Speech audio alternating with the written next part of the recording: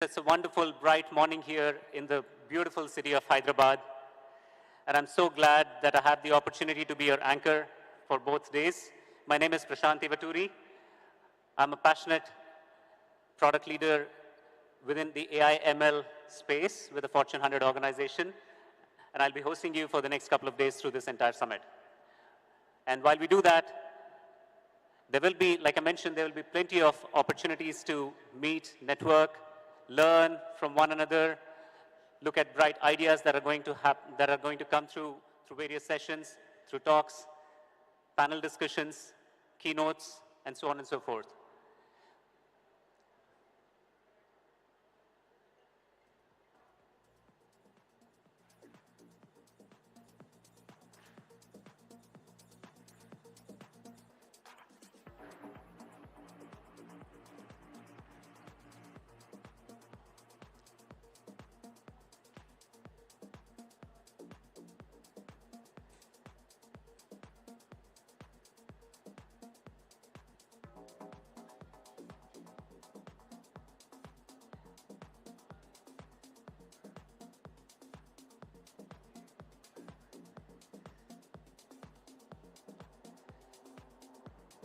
People at the back, request you to take your seats.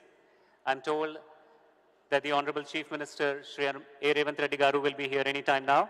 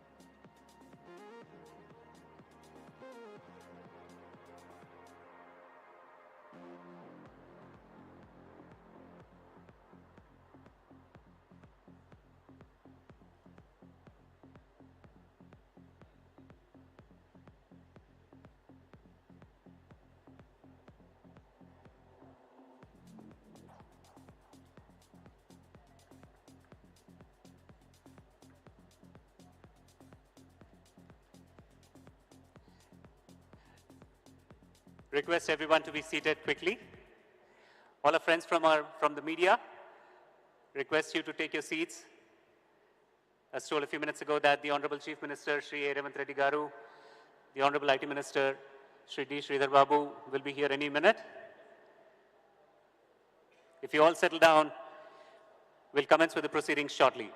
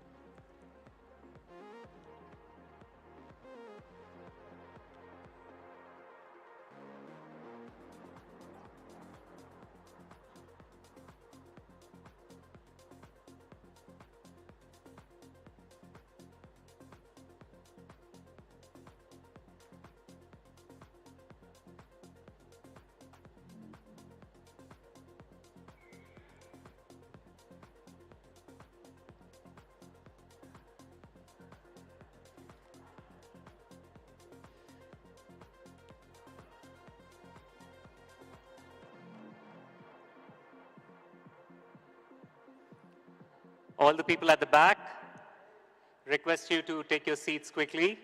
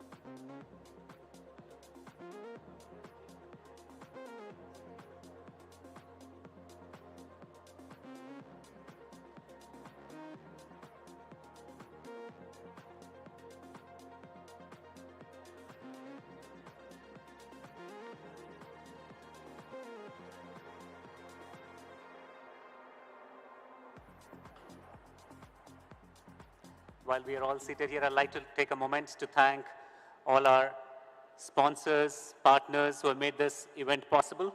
I'll start off with the title sponsors: World Trade Center, Shamshabad, Evernorth Health Services, both of whom are the title sponsors. Our technology partners, NVIDIA, Iota, Google, Microsoft, and Meta.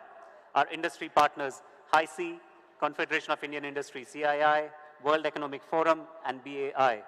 Our knowledge partners, NASSCOM. Our global partners, the British High Commission, New Delhi, the Consulate General de France, the Consulate of Netherlands, and our Consulate of Australia. Our innovation partners, Ola and Krithrim, and social partners, GAZE, social innovation partners, public health impact through AI, Vadhwani AI, and last but not the least, research partners, the Dialogue.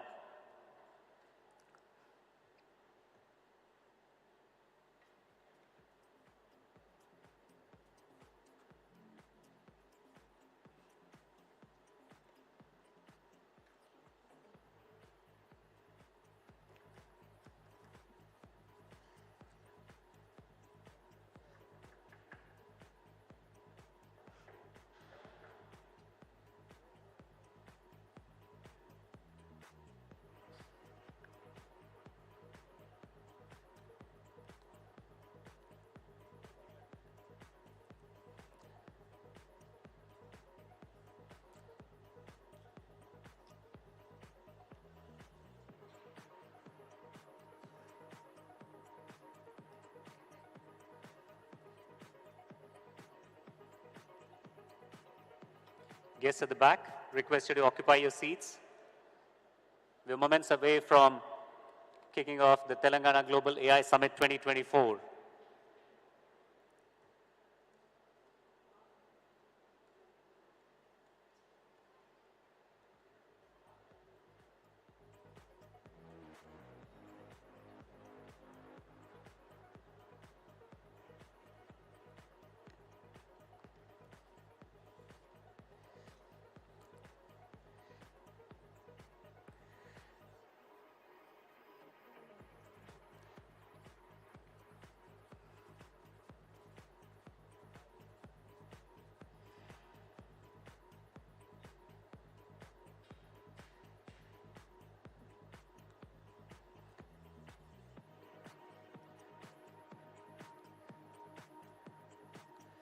The Telangana Global AI Summit, hosted by Department of Information Technology, Electronics and Communications, Government of Telangana, with the theme of making AI work for everyone, will focus on AI development that empowers citizens and drives positive social change. Emphasizing global collaboration and inclusivity, the summit envisions a future where AI benefits all and embodies innovation, collaboration, and responsible development. We deeply appreciate your interest and look forward to your participation through these 2 days.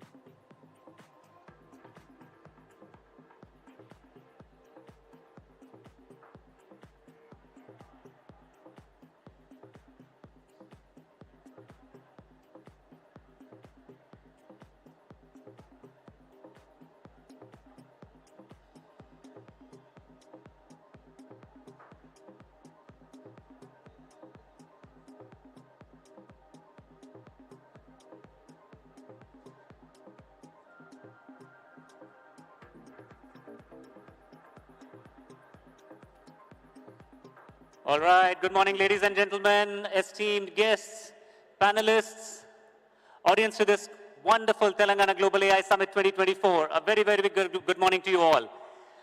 People at the back, please be seated. I'm told that the Honorable Chief Minister, Shri A. Revanth Reddy Garu, Honorable IT Minister, Shri D. Sridhar Babu Garu, accompanied by other senior leaders, will be here in a couple of minutes. So let's get ready to kick off the Telangana Global AI Summit 2024. Yes,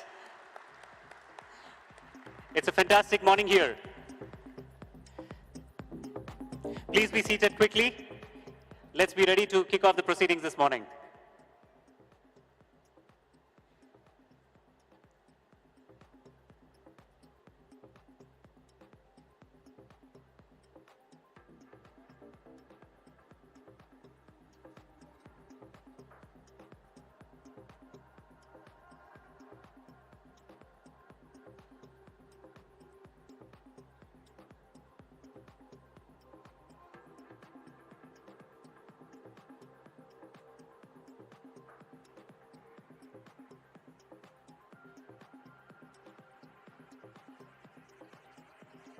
మరికొద్ది క్షణాల్లో గౌరవనీయులైన ముఖ్యమంత్రి గారు శ్రీ ఏ రేవంత్ రెడ్డి గారు ఇక్కడికి విచ్చేస్తున్నారు. అందరూ వచ్చి లోపల కూర్చోవాలని మనం చేసుకుంటున్నాము.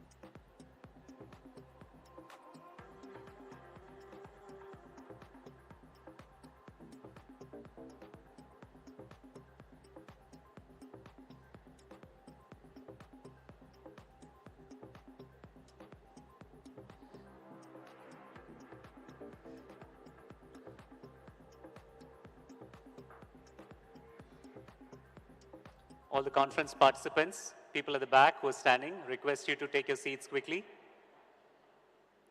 We're just minutes away from commencing the Telangana Global AI Summit 2024.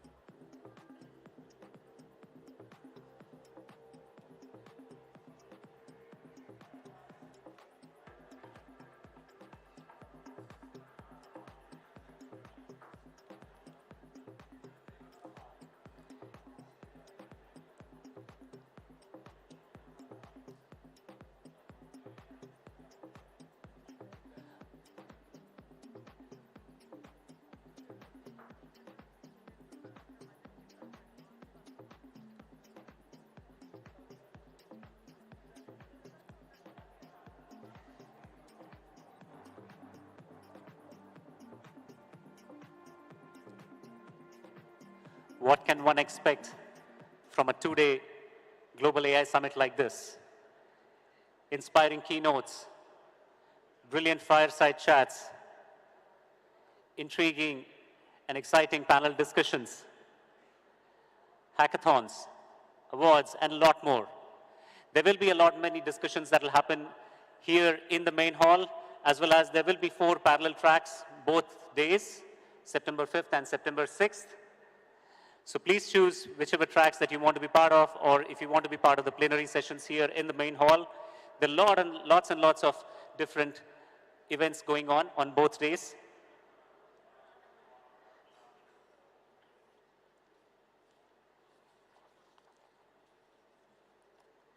Like I mentioned earlier, there are 4 parallel track conference rooms behind the main hall.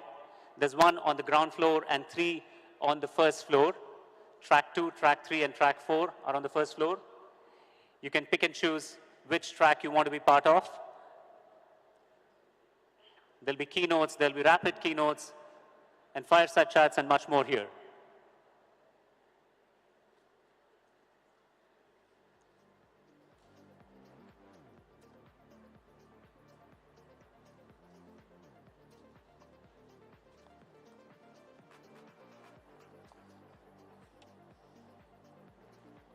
Just as a gentle reminder, today's parallel tracks consist of topics on AI and agri-tech in the Australia-India relationship, which will be track 1 from 2:20 to 3:05. Track 1 from 3:20 to 4:20 will be on Netherlands co-creating AI technologies with India. A hackathon, which will be track 2, that'll go on from 2:20 to 3:50. There'll be a masterclass on Llama 3.1, which will be track 3 from 2:20 to 4:20. And track 4 will have a panel 1, AI for India 2030, which will go on from 3 o'clock to 3:45. So plenty to choose from on day 1, and there's more parallel tracks. There are more parallel tracks on day 2 as well.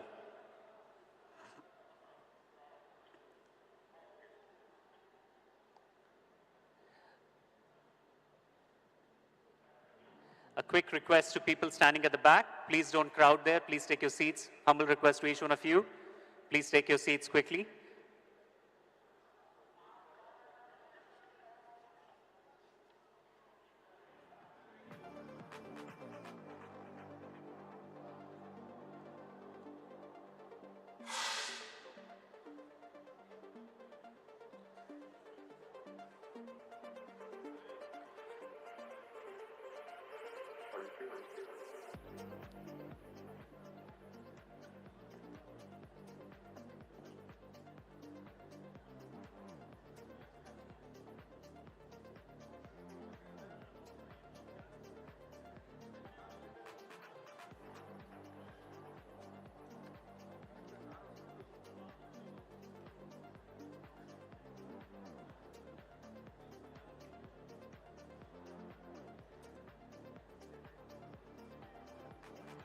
All right, ladies and gentlemen, the moment that we were all waiting for is here. The Telangana Global AI Summit 2024 is commencing shortly. And as I can see, the Honorable Chief Minister, along with the Honorable IT Minister, they are making their way into the main hall.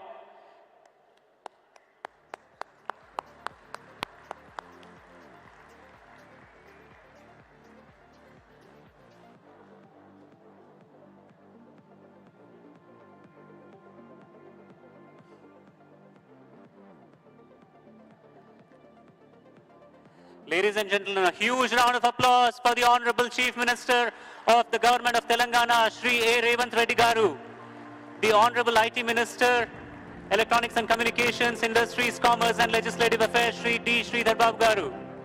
They made their way into the main hall here this morning.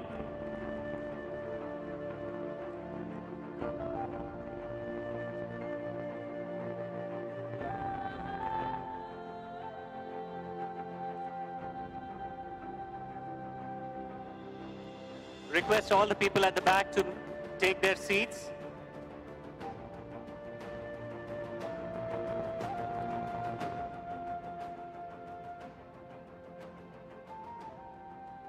అందరూ దయచేసి కూర్చోవాలని మనం చేసుకుంటున్నాము.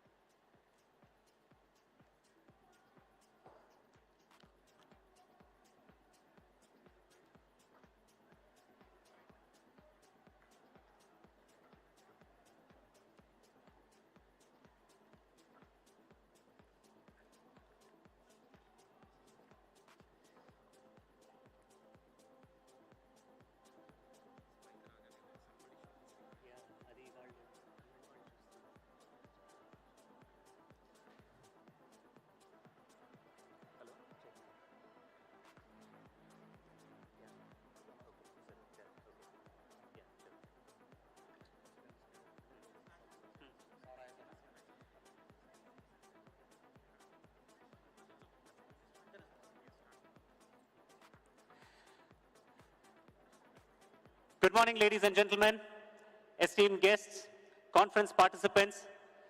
Welcome to the beautiful city and home to what will later on become part of the AI footprint here. We're all gathered here for the Telangana Global AI Summit 2024, the premier gathering of minds and innovators from around the world in the realm of artificial intelligence. I request our Honorable Chief Minister, Sir, Shri A. Revanth Reddy Garu, Honorable IT Minister, Shri D. Sridhar Babu Garu, Minister for Industries and Commerce, Legislative Affairs as well, to come onto the dais, please, sir.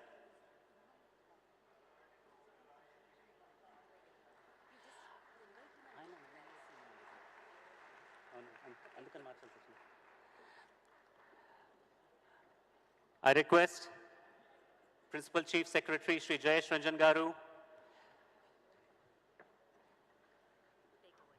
to take over the proceedings here, sir.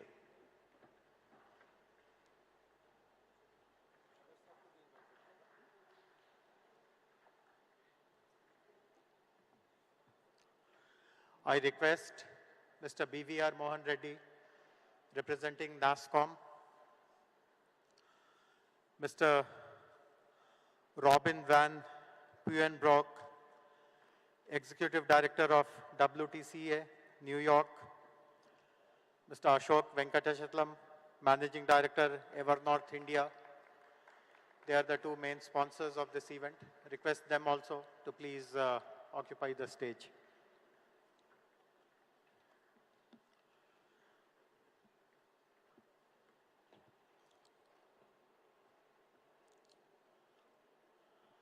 Honorable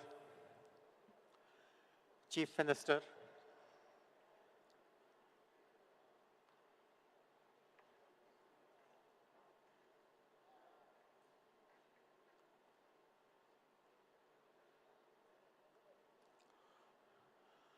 Honorable Chief Minister, Mr. A. Revanth Reddy, Honorable Minister for IT, Mr. D. Sridhar Babu, dignitaries on the dais, invitees and guests. It is a matter of great honor to welcome all of you on behalf of Telangana government for this first of its kind Global AI Summit that a state government is organizing. First of all, I would like to normally thanks are told towards the end of the ceremony, but I would like to begin by thanking everyone who has made this event possible.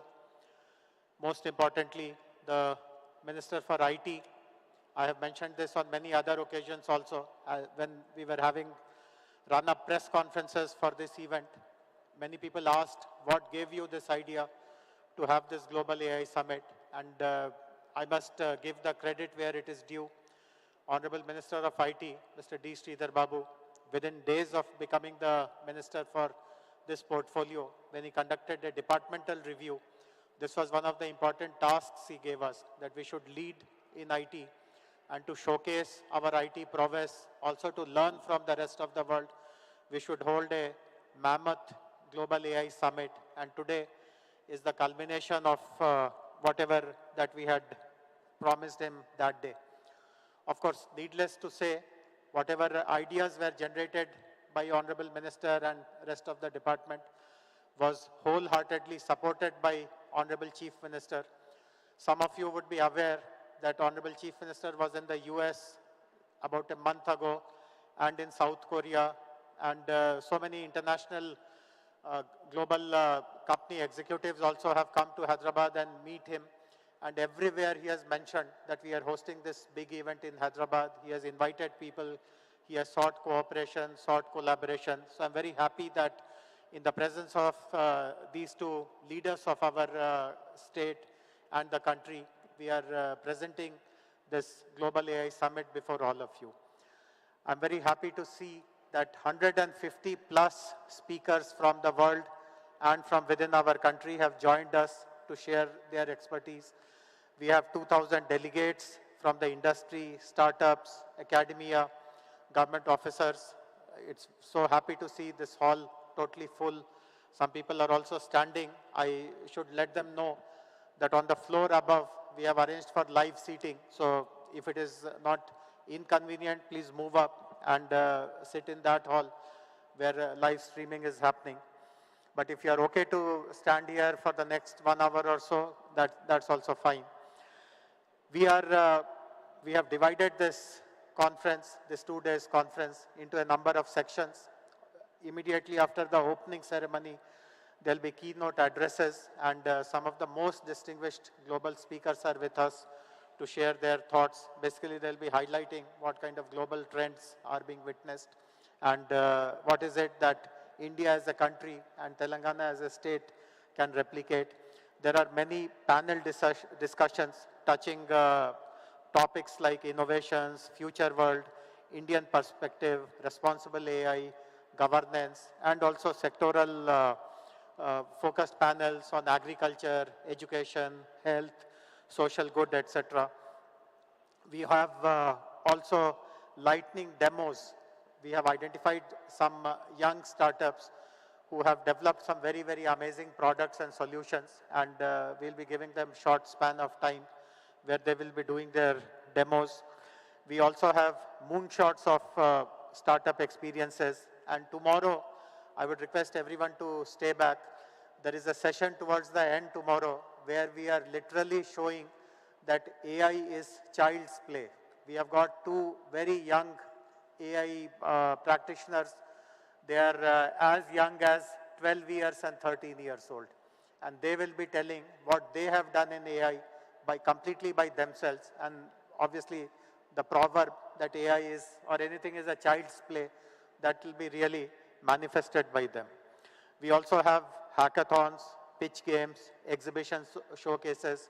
To the left of this main plenary hall, whenever you get time, please visit the exhibition area where more than 100 stalls have been displayed.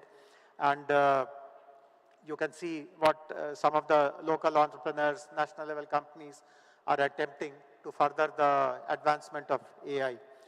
We have also organized master classes by some of the leading tech firms like Google and Meta, so that some of the models and some of the algorithm developments which these companies are doing in-house.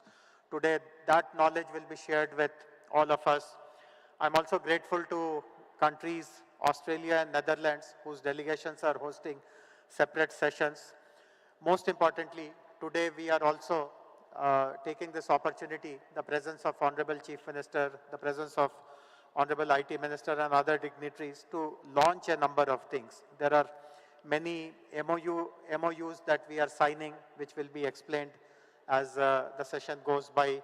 We are also launching something very, very ambitious, a dream of Honorable Chief Minister and Honorable Minister, which is the AI City.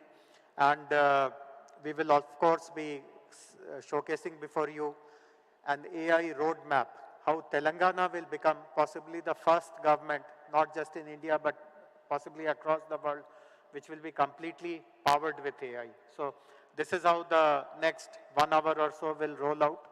With this, I have the pleasure now in inviting NASSCOM representative, Sri BVR Mohan Reddy Garu, who was the past chairman of NASSCOM. NASSCOM has been a very valued partner of the Telangana government, not just in putting together this particular conference, this 2-day summit, but for the last many years in creating Telangana Artificial Intelligence Mission, in creating an innovation program called RevUp, getting compute credits for our startups with CDAC, and guiding us in general on so many other important directions. So I would now request Sri BVR Mohan Reddy Garu to deliver his address.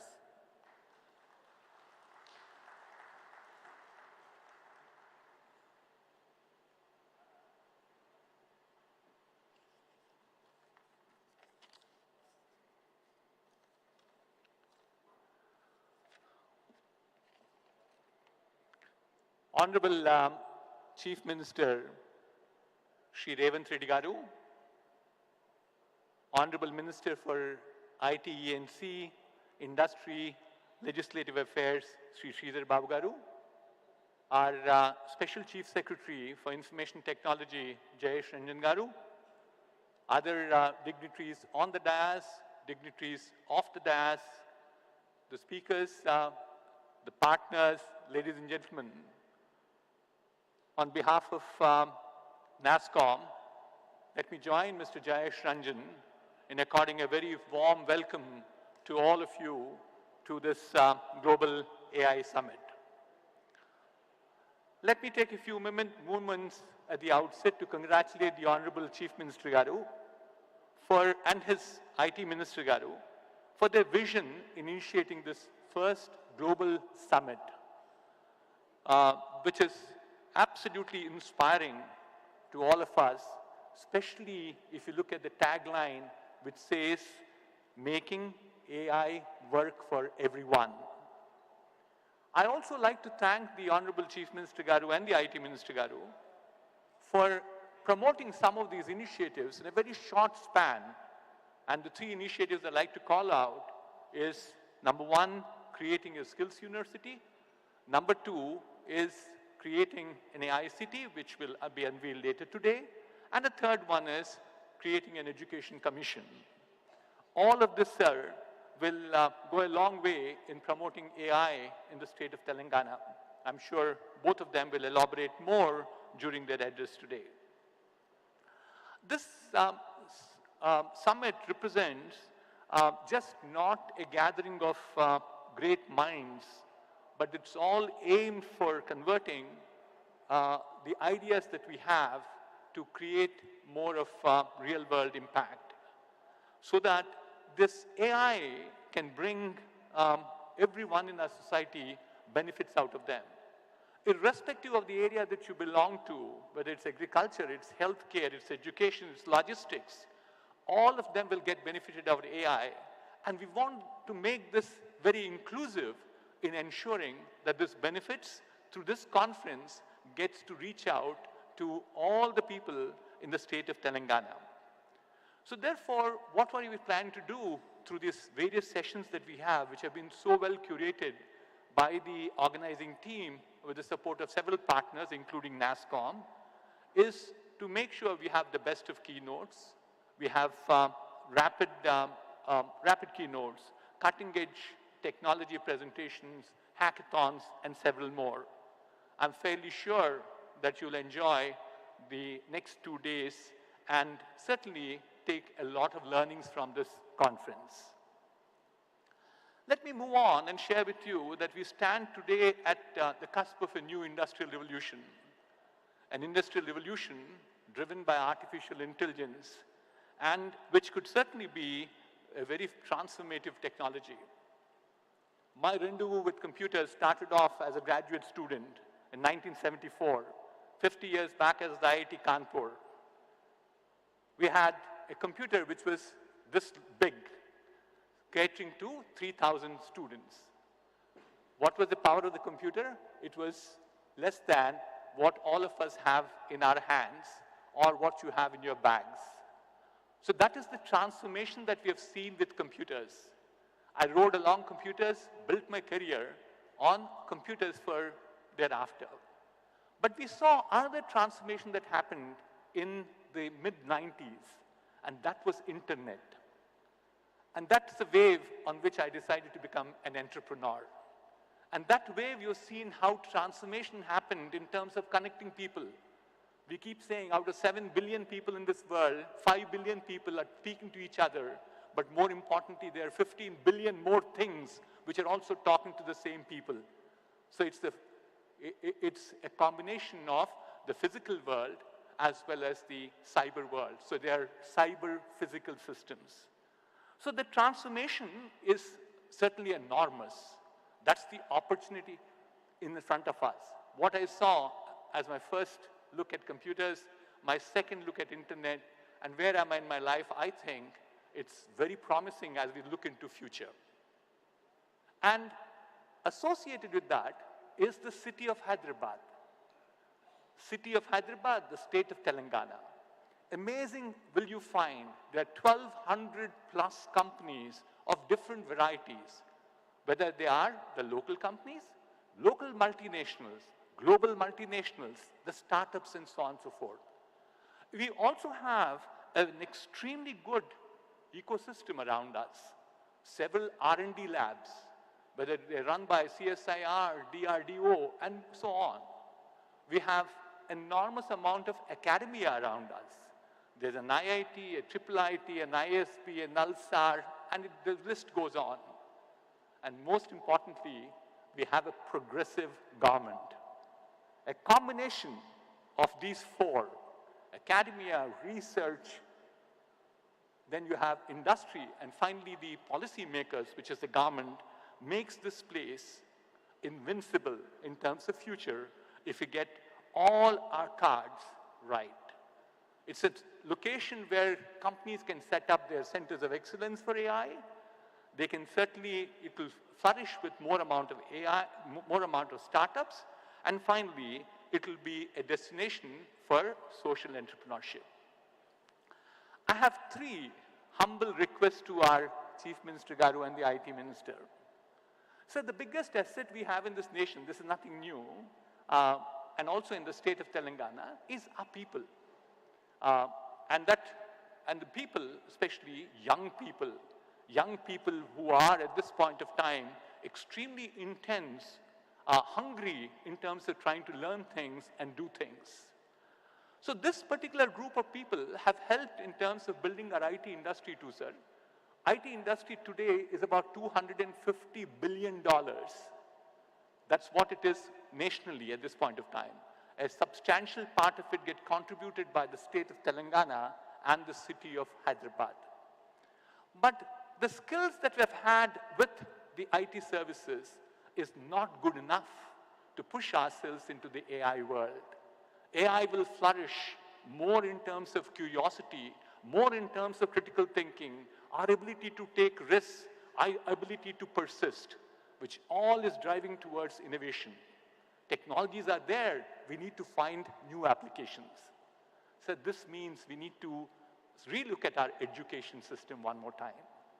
Not only the education system and the higher education, I keep saying that, if we probably address the issues at higher education, we are solving a problem which is now and here.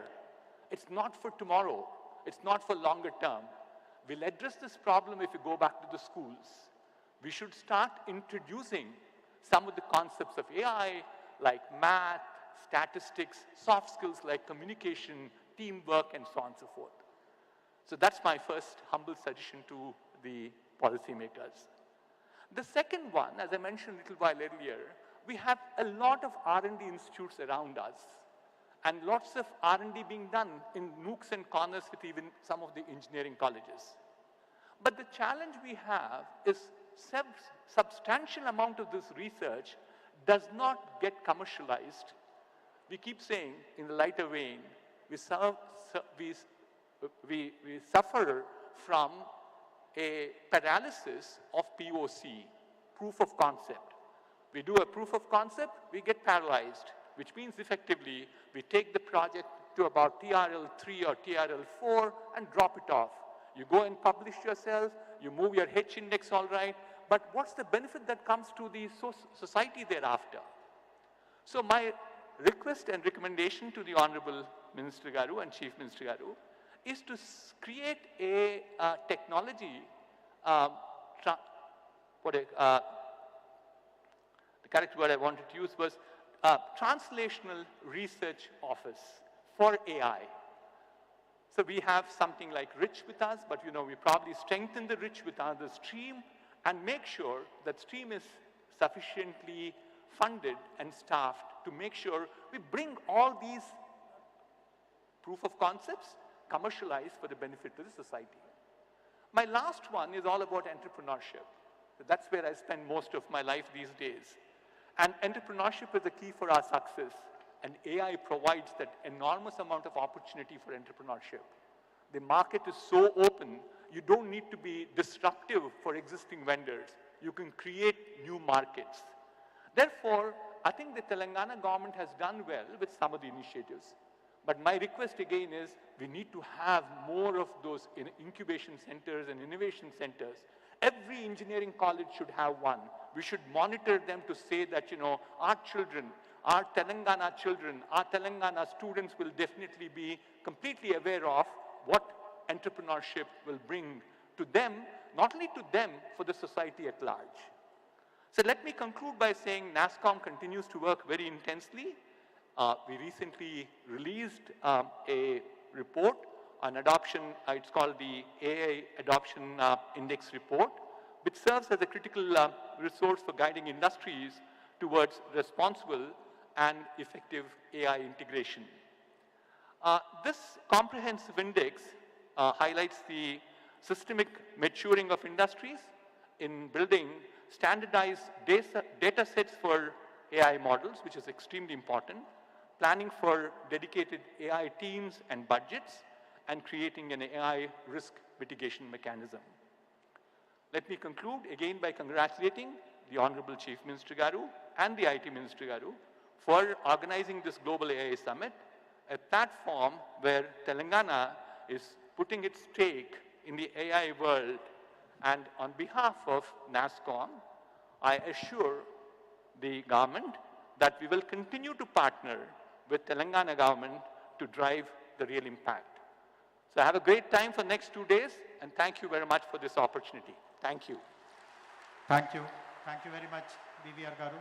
And I acknowledge the presence of senior NASSCOM leadership in the audience, Devyani Ghosh, Sangeeta Gupta, Mr. Shrikant Srinivasan, and so many other industry leaders. Before we move on, I would like to invite 4 more dignitaries to join us on the stage. Mr. Vincent Lee, the head of Foxconn in India. Mr. Abhishek Singh, Additional Secretary, MeitY.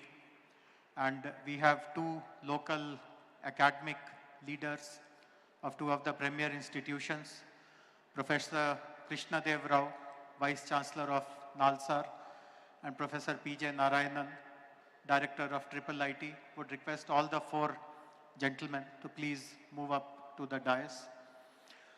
As I mentioned, today we are making use of the presence of all the dignitaries. Please come up, please come up. Mr. Vin, please come up.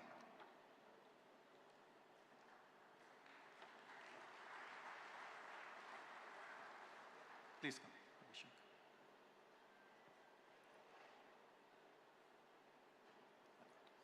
Thank you. Please sit.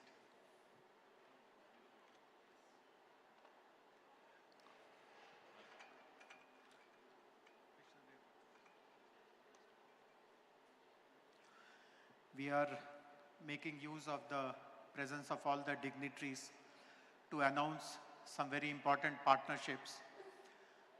Frankly speaking, there are so many partnership proposals that we are signing up today that if I follow the correct sequence and order and protocol, that itself will take more than 1 hour, which shows the kind of interest the whole concept of AI city, AI roadmap, AI vision has generated. So in the interest of time, what we have done is that the MOUs which are focused on a particular subject or a particular topic, we have grouped them together, and you will see the way I announce.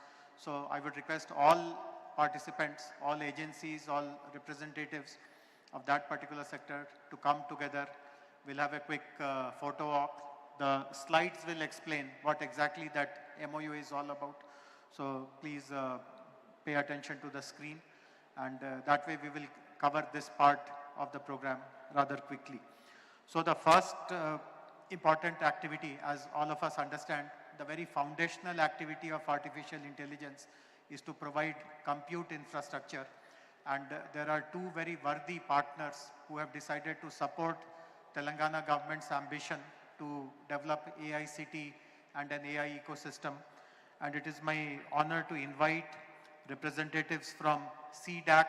CDAC is a Government of India agency, Center for Development of Advanced Computing, and YOTA, Mr. Sunil Gupta, and his colleagues to please come up on the dais and greet Honorable Chief Minister, Honorable Minister, receive their blessing. Sir, both these companies will be providing compute infrastructure. Sir, you met YOTA, Mr. Sunil Gupta. He is committing 25,000 GPUs in our AICT, the largest such facility anywhere in the country. CDAC will be providing 20 petaflops in our AICT. Request Lakshmi Garu to please introduce CDAC members. Request Mr. Sunil Gupta to introduce YOTA representatives.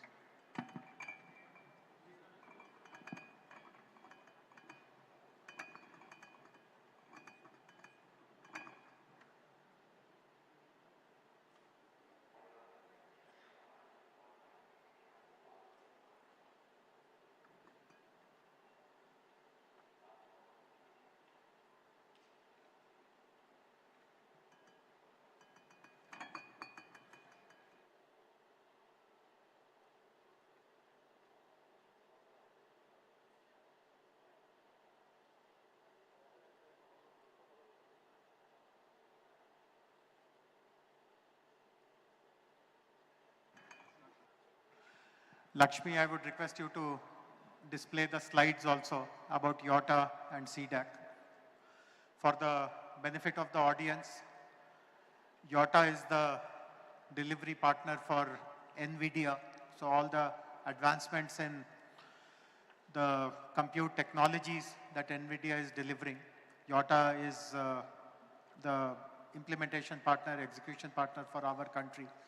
And as I said, 25,000 capacity GPUs is being committed, which will come up in the AICT. I also recognize the presence of Mr. Vishal Dhupar, head of NVIDIA India. Thank you, Vishalji, for coming here. The second set of partnerships relate to Center of Excellences. This is again something which Honorable IT Minister was very particular, that AICT is not just buildings and concrete and land.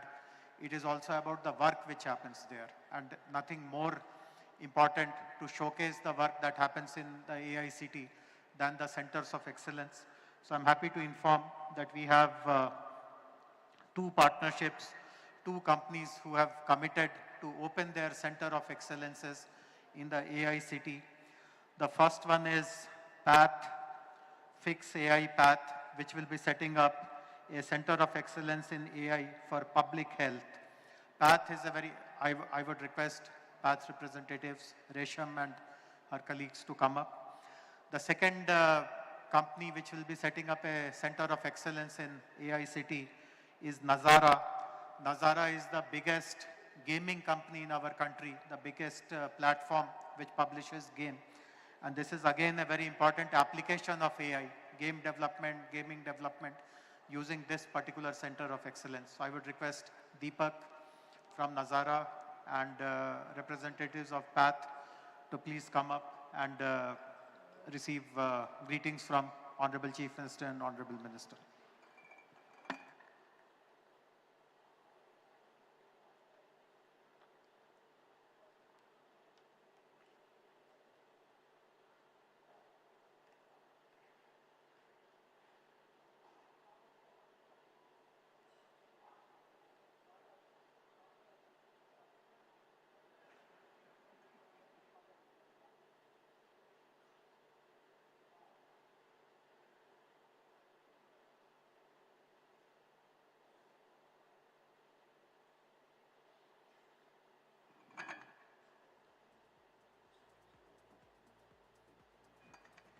Thank you very much. team Path and also Nazara, Deepak from Nazara.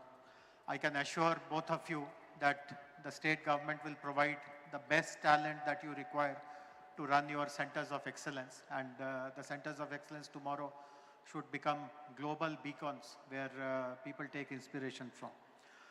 Talking about skilling, we also have 4 very important partnerships related to skilling. And within the government, we consider this as the most important responsibility for all of us. When we are inviting the world to come to Hyderabad, it is our responsibility that skills are made available to them. Honorable Chief Minister, as many of you would know, has already announced a world-class Young India Skills University, and the skill sets requirement in the domain of AI also will be a part of our skilling university. I'm happy to inform you, sir, that 4 companies have come forward to support skilling programs in our skill university.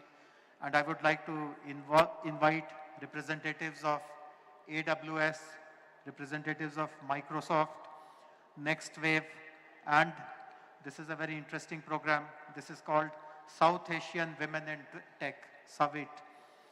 Each of these will partner with Telangana government, more particularly the Skills University of Telangana, to provide AI-related skilling. AWS, for example, will deliver Gen AI, machine learning, and cloud computing courses.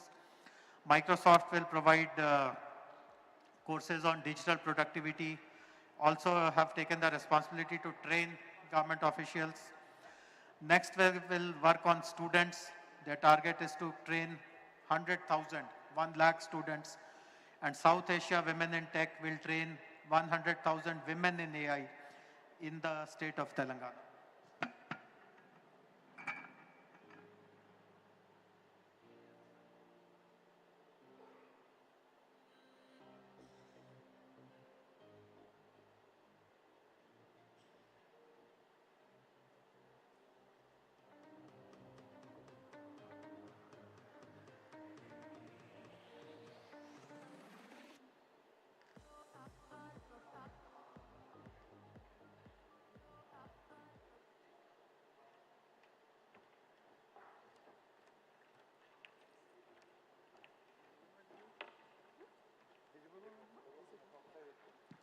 Hello. Honorable Chief Minister was very particular when he had given us the task to establish Skill University that no course should be run in the Skills University without private sector involvement. He wanted private sector to adopt all the schools, all the courses of the Skill University, and I'm very proud to share that 4 of the leading companies and institutions, AWS, Microsoft, NextWave, and SAVIT, the South Asian Women in Tech, have joined hands with Telangana government to deliver all these very important AI-related courses in our Skill University. With all these skilling partners, the first batch of courses will be starting somewhere in December or January. So I see lots of young people in the audience. Please keep an eye on these announcements, and whichever skill course you feel is relevant for you, please enroll as early as you can. We have the next set of partnership announcements, which again is something very critical. Many of you would have participated in such summits elsewhere also.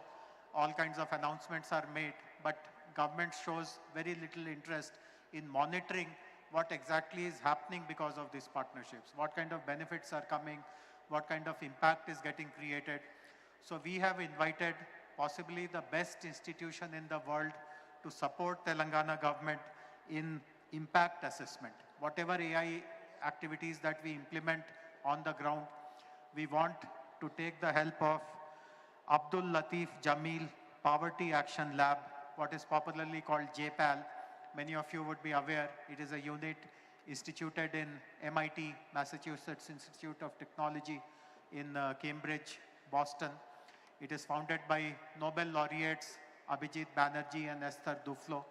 And they have come forward to our request for setting up a monitoring unit for all our AI initiatives. And I request Iqbal Singh Dhariwal, Aditi Nabde to greet the dignitaries.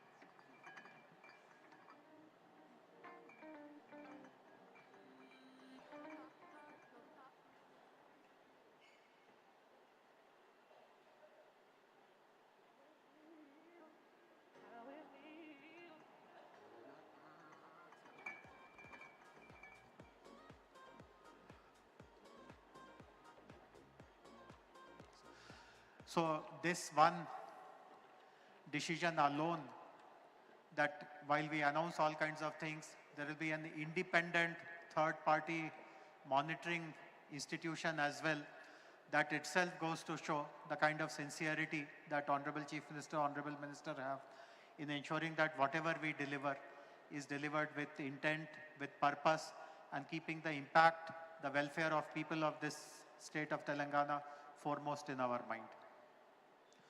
I now have the proud privilege to invite the architect of today's summit, the 2 days Global AI Summit, Honorable Minister for IT, Industries and Legislative Affairs, Mr. D. Sridhar Babu Garu, to deliver his address.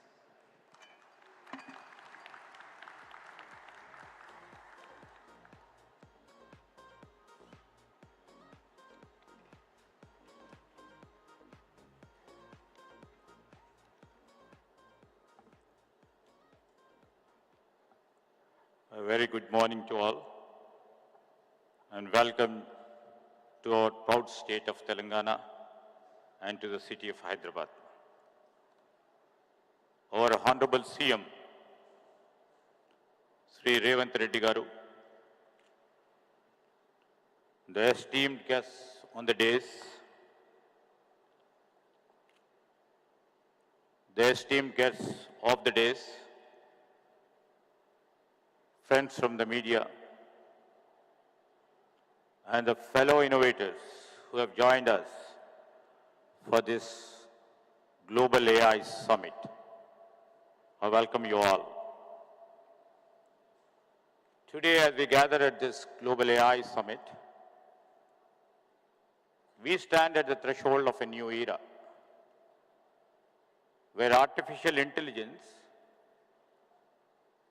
will redefine the way we live, work, and also we dream. Our state of Telangana, with its unwavering commitment to technology and innovation, is not just participating in this revolution.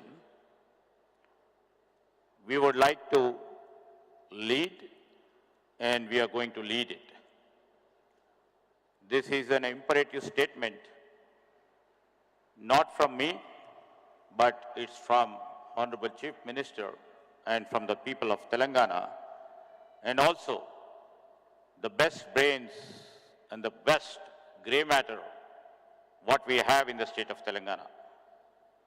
As everybody knows and everybody has seen, Telangana has always been a land of vision and progress. From our early days as a state, we have set ambitious goals and achieved them with determination and the clarity of purpose. As our state stands as a beacon of growth, with an 11.3% year-on-year economic growth rate and the projected gross state domestic product, GSDP of US dollars of 176 billion. With highest per capita income in the country at 4,160 US dollars, Telangana commitment to the prosperity of every citizen is evident. Our vision is to elevate Telangana into a $1 trillion economy in the near future, as the dream and the vision set by our Honorable Chief Minister. In this context, our journey into AI is not just a natural progression. We would like to take a bold leap into the future. According to the NASSCOM, as told by Mohan Reddy Garu, this NASSCOM 2024 AI Adoption Index 2.0, India's AI market is on the steep upward trajectory, expected to grow at a rate of 25 to 35% compound annual growth rate over the next 3 to 4 years.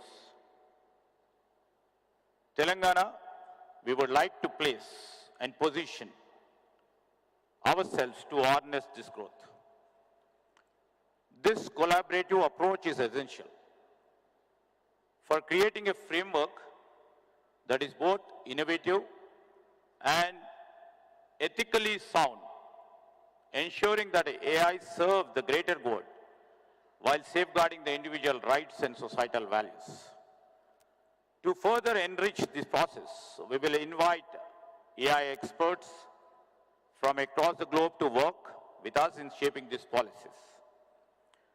This will be complemented by engaging a broader global community, academia, industry, and the public to crowdsource the ideas and also the solutions. This approach of us will allow us to stay at the forefront of AI advancements as we continue to update our policies based on the insights and development from in and around the world. We will also implement the stringent regulations to prevent the misuse of the AI technologies, such as deepfakes and AI-driven misinformation, thereby protecting individuals, institutions, and democratic processes. We would like, in this manner, we would like to take the help of, the premier institutions of law. The VC over here, Mr. Krishna Devaraya is here, and we would like to sensitize ourselves in framing and regulating the policy framework from around the globe. Additionally, we will democratize data access by making anonymous government data widely available, fueling AI innovation while ensuring stringent data privacy and security measures. Infrastructure alone, however, as said by our special CS Jayesh, is not sufficient to drive the innovation we aspire to achieve. This is why we are forging partnership with leading universities and the corporations to ensure that the AI research in Telangana is deep and broad, fostering an environment where ideas can flourish and transformed into real-world solutions. We would like to support AI-driven workforce transformation. We would like to promote AI literacy and public engagement. We shall ensure accountability in AI deployment. We will combat AI-driven misinformation. We shall leverage AI for sustainable development. We have taken the Japan's example of balancing innovation with ethical AI. We would like to also see, not only Hyderabad, our Chief Minister, Mr. Revant Reddy, and our government vision is to see that we make all our 33 districts in Telangana as growth engines, which shall be contributing to our overarching goal of becoming a $1 trillion economy in the near future and $3 trillion economy in the next decade. This is not just a vision, not a dream. It is a plan backed by strategic investments, robust infrastructure, and unyielding focus on innovation. This is more than our goal. It is our collective destiny, a future where every citizen benefits from advancements we pioneer and where Telangana stands as a global beacon of progress and innovation.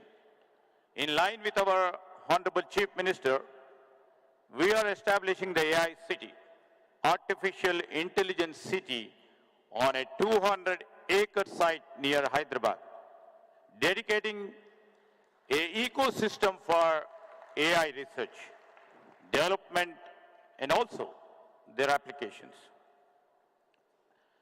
This is an ambitious project, I do agree, but we are committed and we will place Telangana at the heart of the global AI innovation, solidifying our state as a technological powerhouse.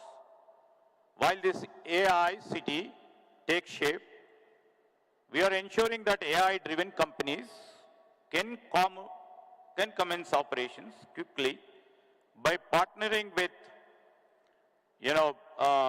WTC, the World Trade Center, Shemshabad, offering 2 lakh square feet of world-class office as an interim measure, Evernorth.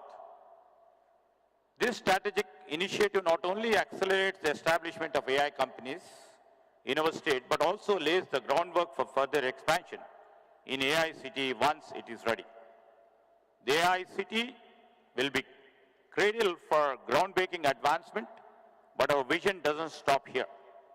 AI City will host the premier R&D institutions, the best and the oncoming AI product companies.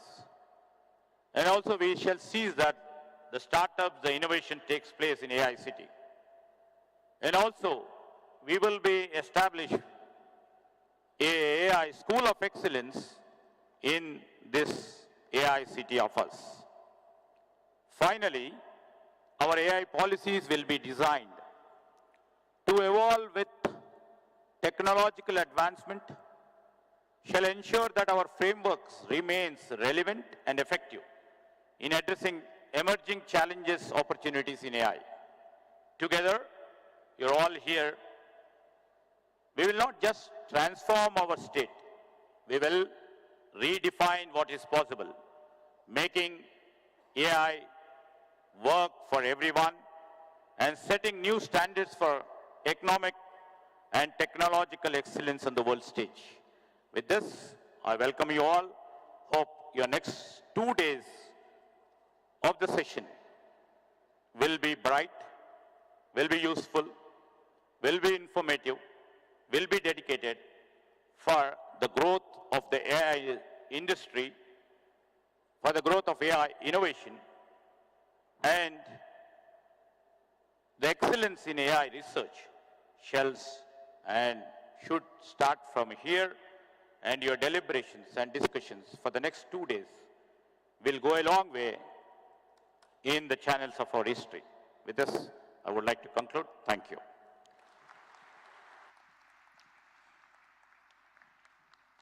Thank you. Thank you very much, Honorable Minister, for your very enlightening remarks. All of you heard Honorable Minister mention this, that the state will strive to become AI-powered state, AI-powered Telangana. I'm happy to inform you that over the last 2 months or so, we have done lots of exercises to prepare a roadmap on exactly how the state will become an AI-powered state.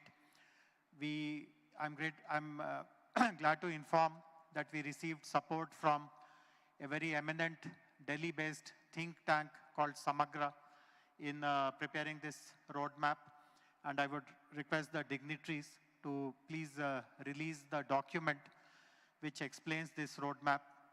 I would also like to inform members of the audience that immediately after the unveiling of this publication, the website of our IT department, it.telangana.gov.in, will have copies of this, so you can download it. There will also be QR codes through which you can download this publication. This will make it very clear to you what the state government commits to do over the next 3-4 years to really become an AI-powered state.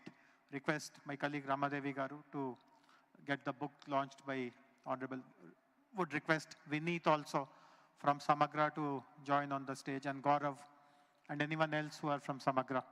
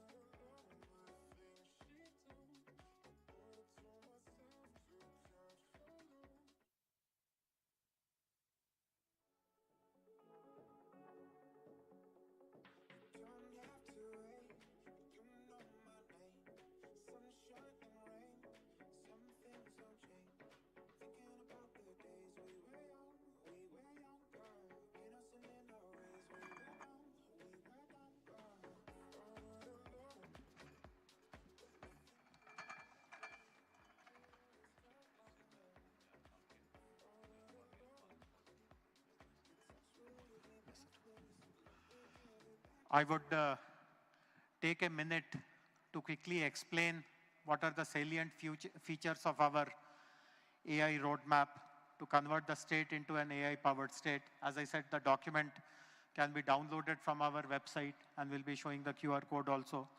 But there are 6 important points. The first one is that by 2027, we will be striving to deliver AI-driven services to 1 crore plus people, which will be in the sectors like agriculture, health, education, mobility, etc. In all the government departments, we will be appointing AI nodal officers who will ensure that whatever delivery has to take place vis-a-vis their department, that path is made very, very smooth. In fact, this is something which even the national government is struggling with in how do you ensure that AI is adopted in all ministries. The third important thing will be that we will set up an open data exchange platform for access and exchange of high quality data sets for building AI assets. This will be called TG DEX. We will also be introducing AI curriculum in all the government schools to ensure that all the students of our state are AI literate and AI equipped. We will be starting a campaign called AI for All, as our minister also announced in his speech, which will be started to educate and empower all the citizens in AI and also integrate AI tools in daily life. And the most important announcement, of course, glimpses of it has already been shared, that we will be launching an AI city, a center for the future, which possibly will be the last item of this inaugural ceremony. There is one additional point also, which is there in our roadmap. As all of us know, AI has become extremely language dependent. All the algorithms, all the models, all the data sets that are currently being used are in English language.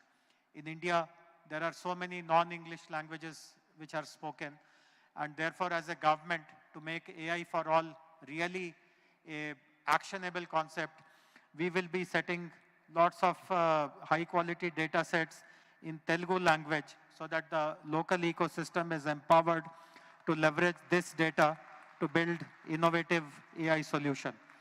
Which brings us to the next set of MOUs. And one of the important MOUs in the next set actually relates to the usage of local language models. I would like to invite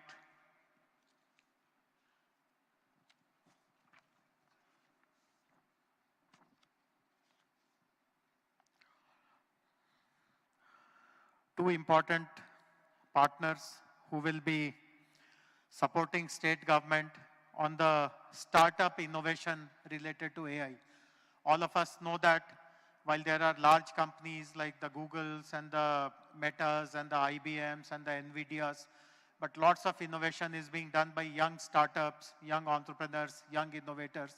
And as a state, we are committed to provide all facilities which they require to really scale up their solutions and come up with solutions and products which are really relevant for the society, for the people, for the government, which have the potential to create a very wide social impact.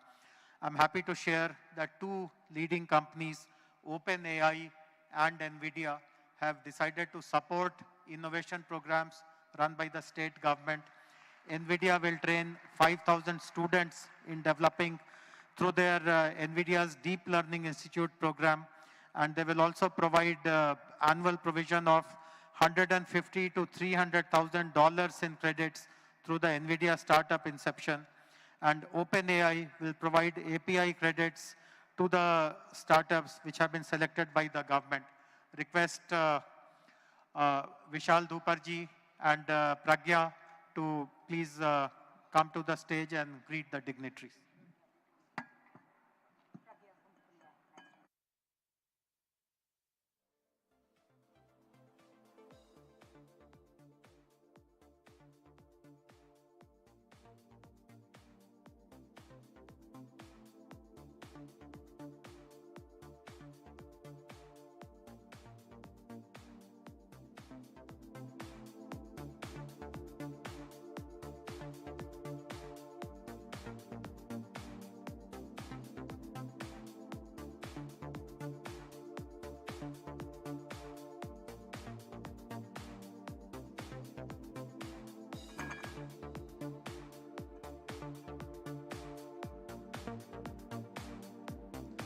Thank you very much. Partnership with OpenAI and NVIDIA gives a true stamp of excellence on whatever we are planning to do now. We mentioned about partnerships where we will be giving prominence to local language. And again, two important institutions have come forward to partner us. One of them is a Government of India METI initiative called Bhashini, which will collaborate with Telangana government to ensure that their language translation API is integrated into various official platforms and services across the state. And the next company which is signing up today with Telangana government is Meta, which will deploy their open source Gen AI technology like Llama, again focused on the native language. Request representatives from Bhashini, Mr. Amitabh Nag, and Meta, Mr. Sunil Abraham, to please come on the stage.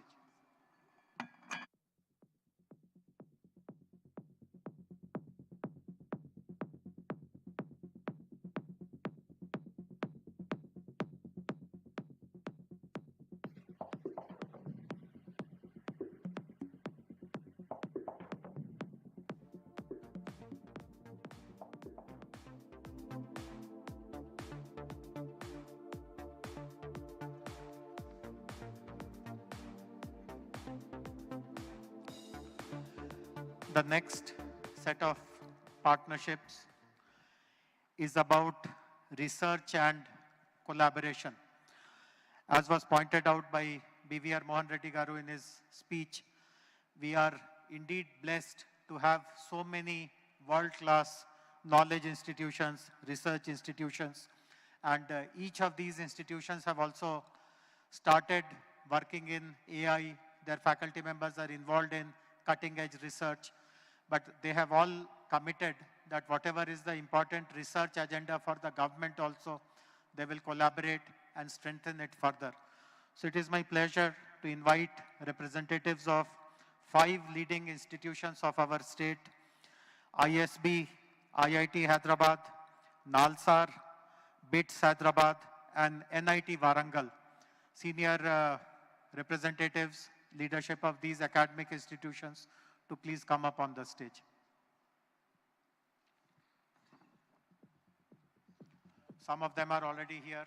The NALSAR Vice Chancellor, Triple IT Director.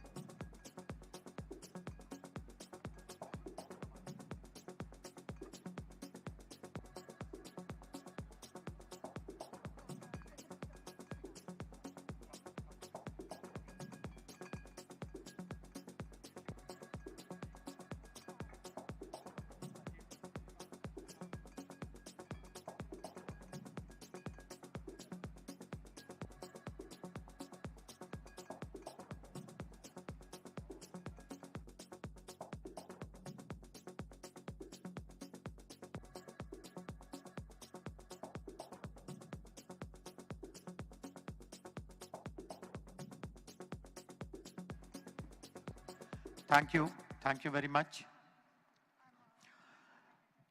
While we are formally signing partnership MOUs with all the local institutions, we also have the presence of senior leadership from one of the most renowned global institution, an American university which is considered gold standard for all aspiring engineering students from India, which is the Georgia Institute of Technology. So Georgia Tech is represented here. We could not formalize the MOU, but they have also agreed in principle to support Telangana government in all its research and innovation activities.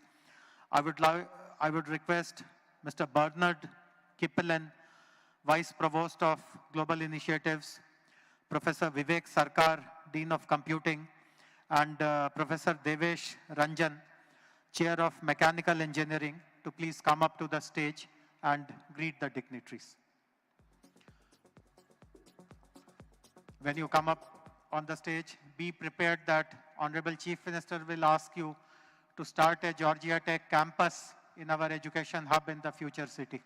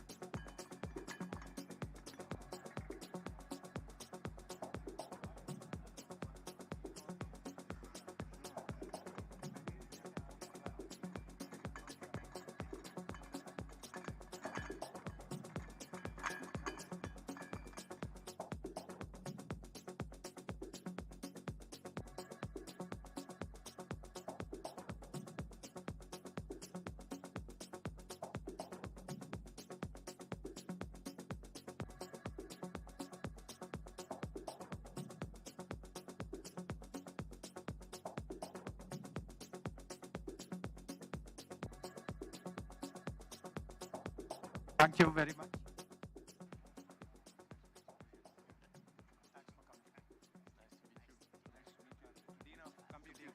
I'm really enjoying the conference and look forward to more. Thank you. We'll catch up on the sidelines. Thank you very much.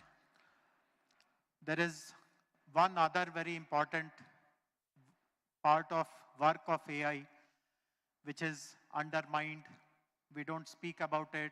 We surely don't acknowledge the role of that particular aspect of work in particularly these kind of global conferences. But our attitude, our stance towards this is very, very different. All of us who work in AI know the importance of data organizing, data annotation, data cleansing. These are considered to be low-end work. It does not require PhD kind of skills. No student of Georgia Tech will do these kind of things. But these are also very, very important. Unless data is available in a way which is ready to be run through machine learning, through algorithm development, nothing of what we see in AI will really stand. Our government has realized the value of this aspect of AI-related work also.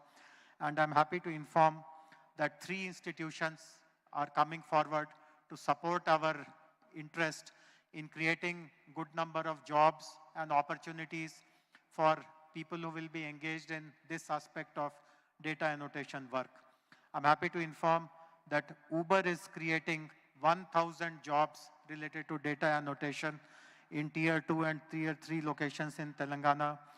JNTU is starting an Earn While You Learn program, which is a paid internship program for students, which will help them develop data sets while they are studying.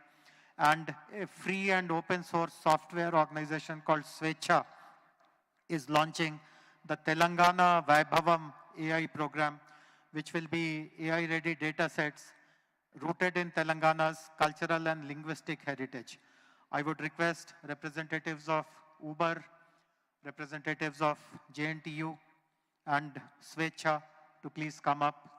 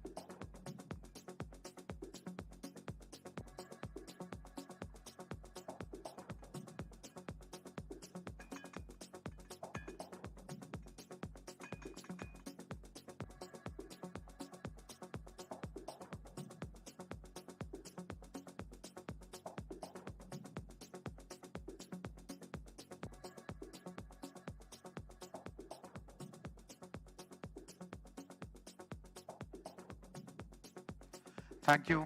Thank you very much.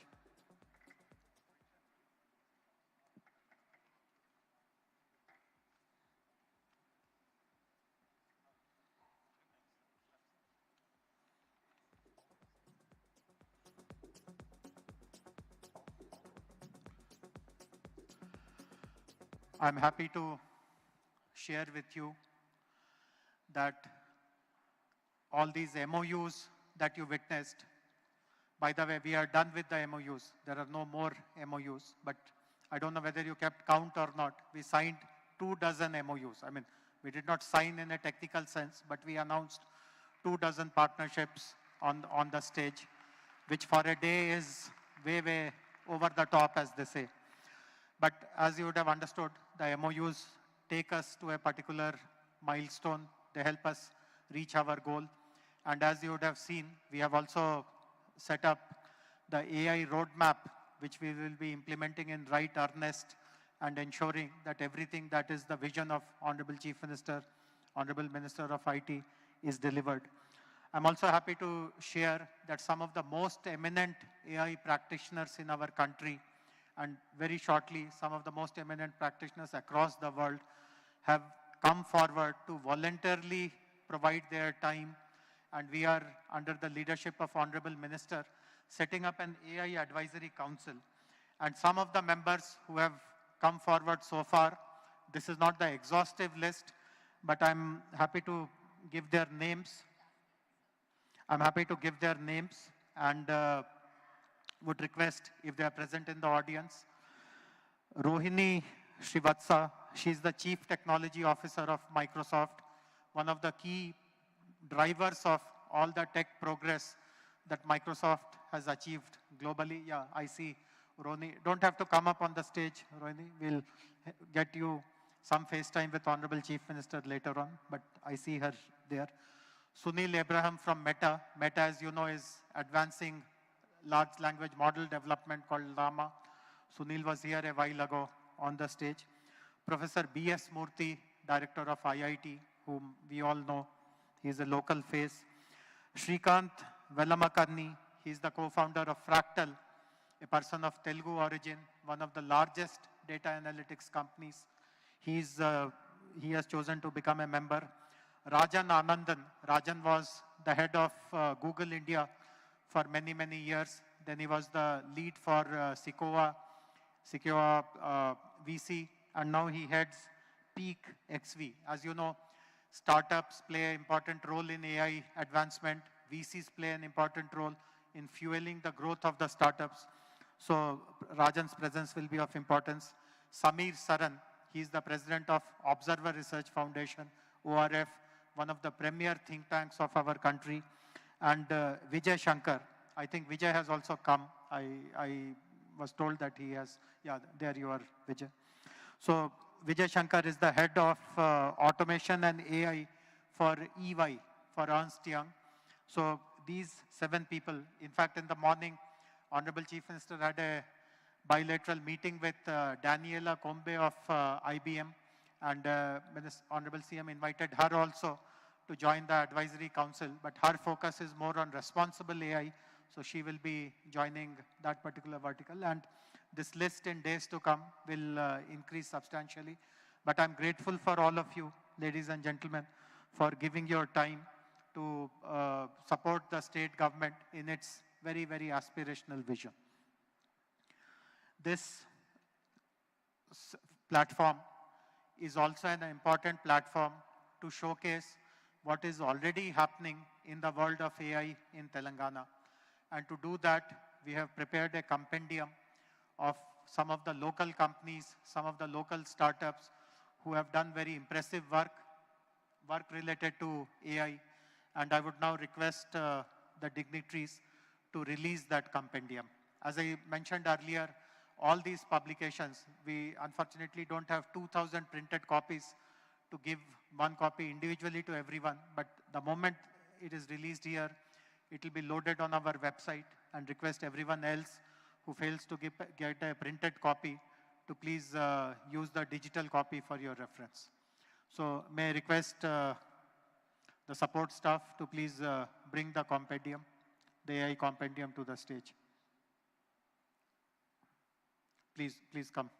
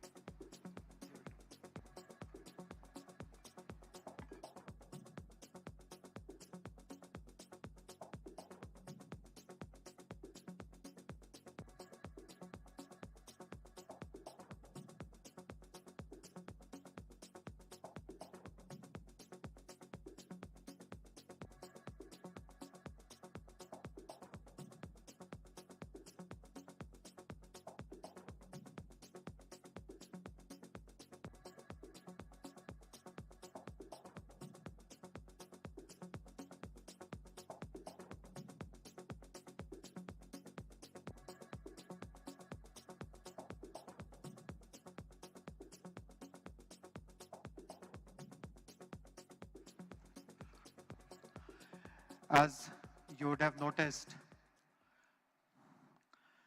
there are two important sponsors for this AI Summit whose representatives are here on the dais, Evernorth and WTC, World Trade Center. I would request, on this occasion, WTC has also brought out a publication which highlights Hyderabad and Telangana's future, Hyderabad's and Telangana's vision for the future. So I would request Mr. Raul and other members of the WTC team, Mr. Varprasad and others, to come and gift a copy of their publication to the dignitaries on the dais. KPMG had assisted in development of this book. Would request KPMG representatives also to please come and hand over copies of the book to the dignitaries.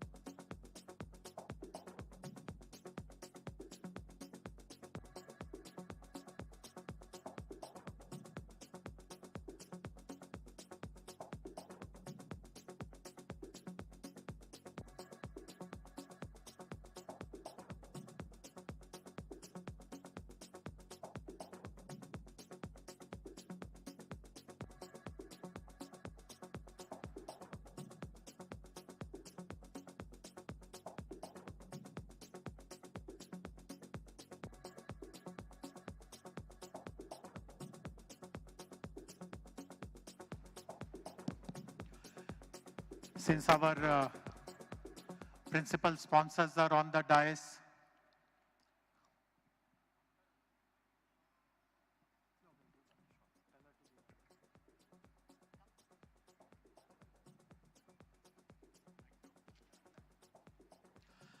the sponsors are on the dais, I would request Honorable Chief Minister and Honorable IT Minister to also felicitate them by presenting a state shawl.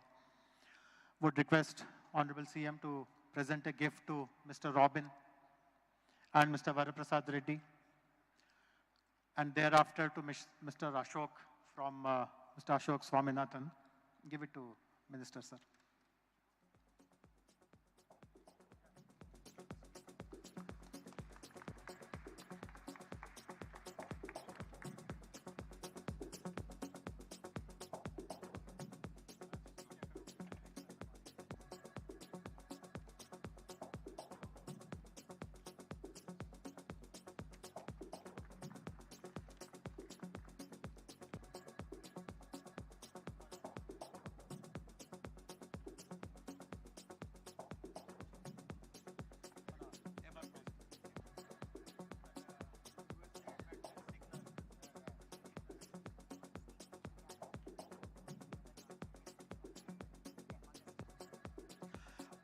Please also call Mr. Kishore Yadav and Mr.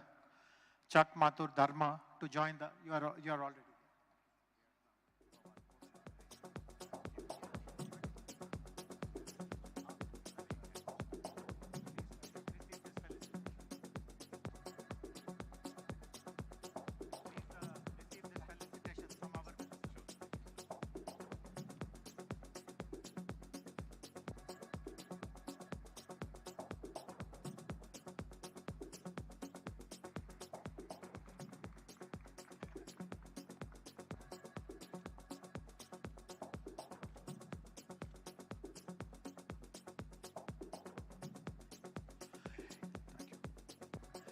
It is now my privilege to invite Honorable Chief Minister, Mr. A. Revant Reddy, to kindly deliver his address.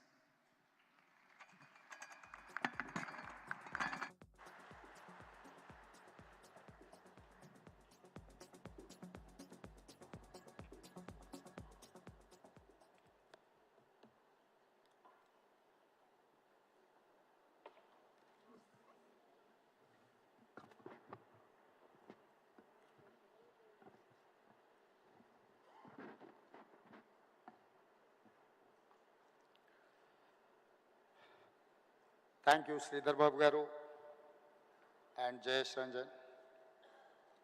Today is Teachers Day.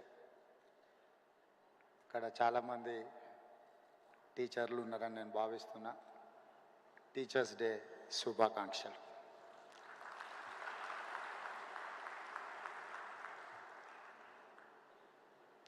Honored guests, esteemed colleagues,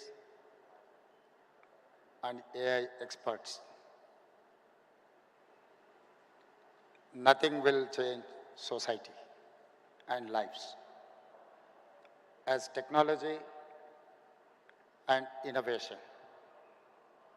When first railway train and engine were invented, it changed the world.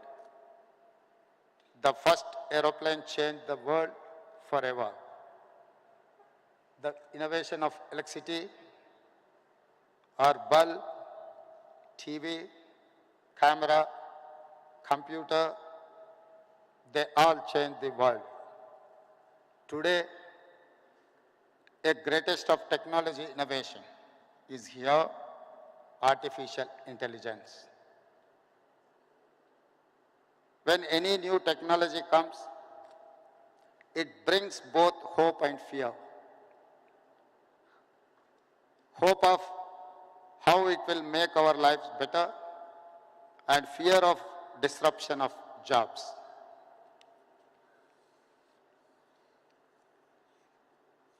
If we think of India's future, no city is as perfectly ready for a revolution as Hyderabad. In our city, we not only embrace future, but we also create it. Our commitment to artificial intelligence is not now. We have already taken big steps for AI. We want to lay a strong foundation for our future. Telangana AI Mission or TAIM in partnership with NASSCOM will help us implement AI framework in Telangana. We will continue to bring government and industry experts together to drive innovation. The AI Summit today in Hyderabad is our declaration. We are ready for AI. We will create AI's future and set standards. I welcome all of you to the city of the future. Let us all come together and script a great new future. Thank you.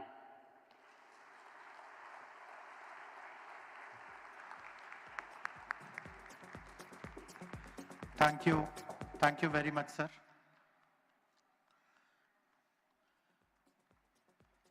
We are very, very grateful and indebted to you for your support to us, which has enabled us to achieve so much in such a short period of time. The last component of this inaugural ceremony is the launch of HICC. The launch will happen in a different way. It will not happen by the dignitaries from the stage. The dignitaries will all be moving there. I would request some seats to be left for Honorable CM and Honorable IT Minister. Maybe Vishnu and Ajit, you can give up your seats for Honorable CM and Honorable IT Minister. Sir, I would request all of you to go down. You will press a button which will launch the HICC, and then there will be a short visual presentation to explain what this HICC is about. And post that, the formal stage ceremony of the inaugural will conclude. Honorable CM and the dignitaries will move to the exhibition area to look at some of the exhibitions. But the remaining program, I know that we are behind schedule. We'll have to make up for it. But the remaining program will continue with the keynote speeches of our invitees. Peter Diamandis first, then Daniela Combe and others. So before I get off the stage, I would like to thank the team which worked really hard to make this summit a grand success. the team from my own department, the ET wing, Ms. Rama Devi, Ms. Lakshmi, Mr. Anant, Mr. Praneet, and all their other colleagues, and also team from NASSCOM, Praveen, and rest of them. And we will now have the finale in the form of launch of the HICC. Thank you all very much.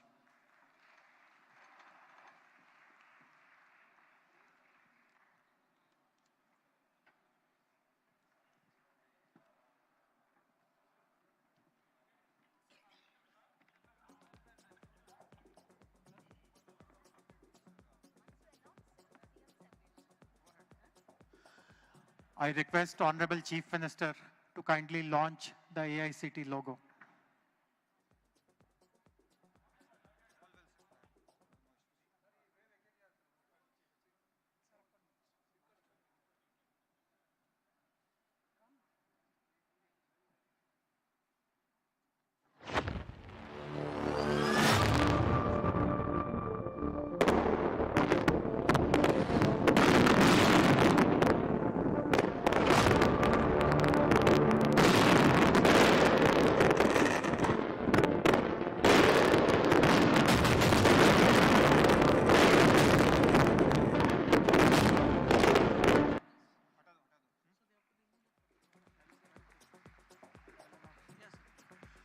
Request the convention hall staff to remove all these tables very quickly. We will have the visual presentation immediately. Kindly remove the tables quickly from the stage.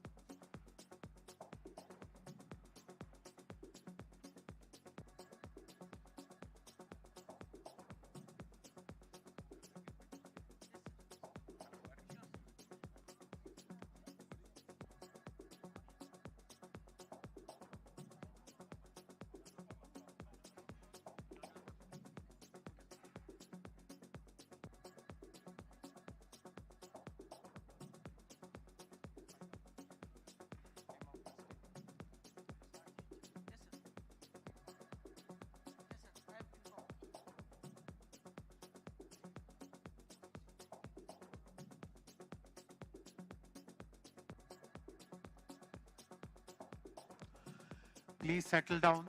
We are starting the visual presentation. Request all the lights of the hall to be switched off. Those of you who are standing at the back, we have made a special arrangement on the first floor where you can actually see the streaming of this entire ceremony live.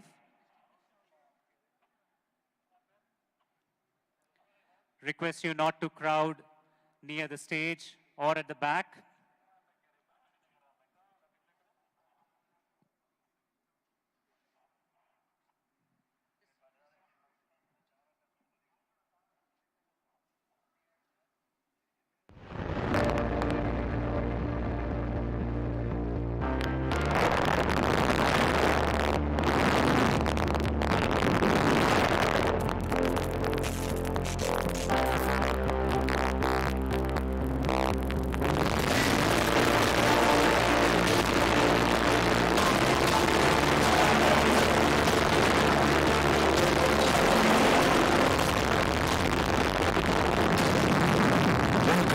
To Telangana, where tradition meets innovation as we spearhead India's AI revolution.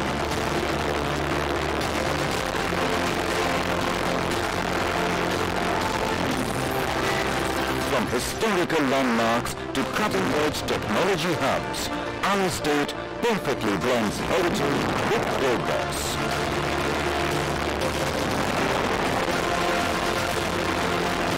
With India's ascent at the global stage, Telangana has emerged as a tech powerhouse. Leveraging our existing IT ecosystem, we aim to transform Hyderabad into a leading global hub for deep tech innovations and products. Our AI landscape has emerged as a major catalyst for growth.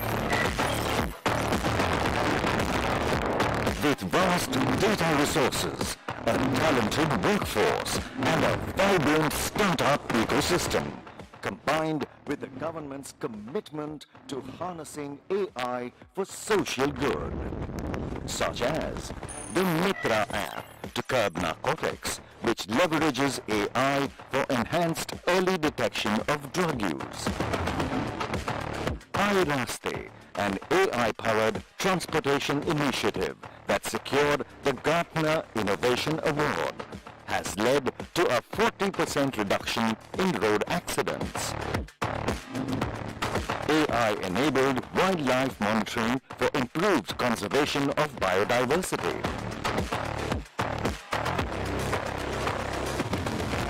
With this, we are thrilled to announce Hyderabad's ambitious project to redefine the global AI landscape.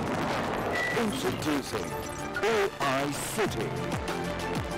Envisioned and brought to life under the visionary leadership of Honorable Chief Minister Shri A. Revant Reddy and Honorable IT Minister Shri D.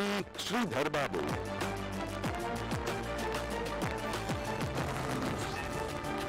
The state-of-the-art city will host the AI Advisory Council, supported by an AI research and collaboration network in leading universities, corporates and startups. Development of AI-ready datasets and models with advanced data platforms and annotation hubs. Creating an AI-skilled population through an AI skill university and experiential center. AI-enhanced ecosystem with access to AI compute clusters and innovation hubs. Let us work together to shape a future where AI empowers citizens, drives economic growth and brings positive change. Telangana, where AI dreams become reality. Hyderabad, the AI capital of India.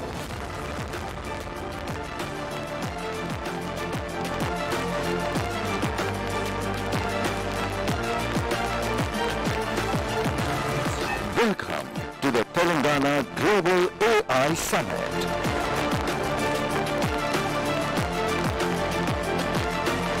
Together, let's build a future where AI works for everyone.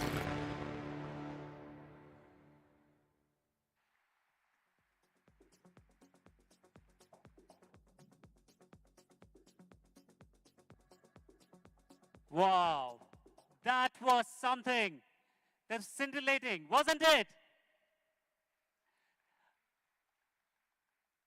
A big round of applause for the entire Department of IT and Electronics and Communications team at Government of Telangana. That was phenomenal. I'm pumped, aren't you guys?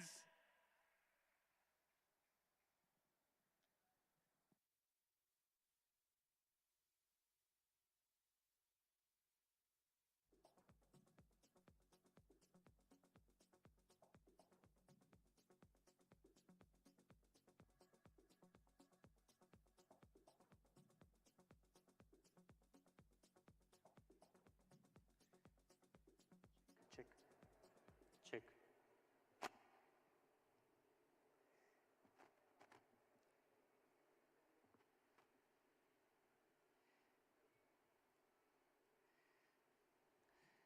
Thank you so much to all our esteemed guests on the dais for such a scintillating inaugural session.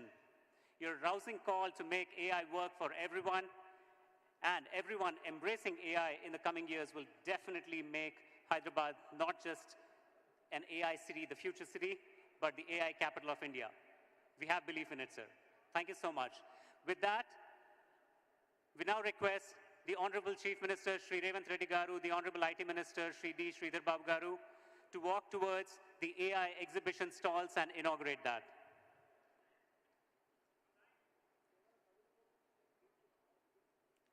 Meanwhile, while all the speakers were talking during the inaugural session, the product leader in me, the AIML product leader in me was really, really very happy when I saw the AI roadmap by the government of Telangana, a clear-cut vision emerged, and all that intent, that thought, the effort that has gone on came to fruition.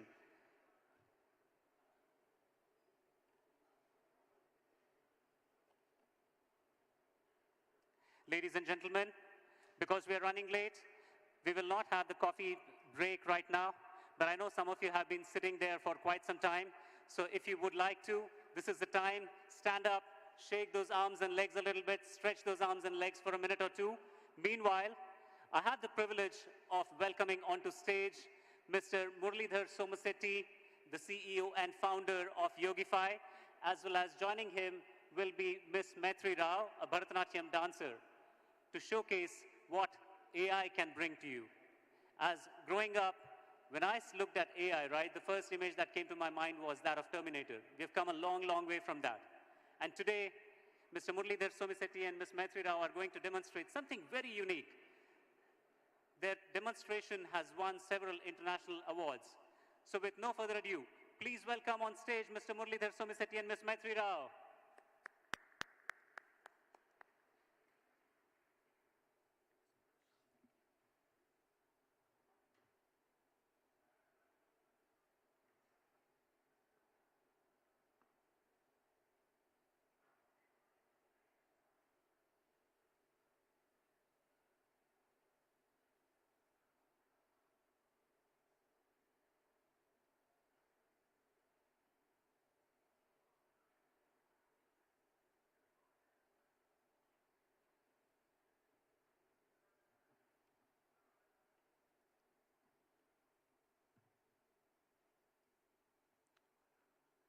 Very good morning, everyone. Can we start the slide deck and we'll start giving the quick presentation and give Yogify live demo.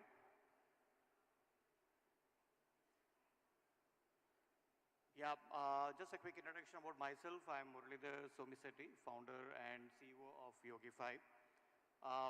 So, yoga and AI, what happens if you unify the ancient wisdom with modern technology and artificial intelligence? You can impact the wellness, not just for yourself, for the community as well.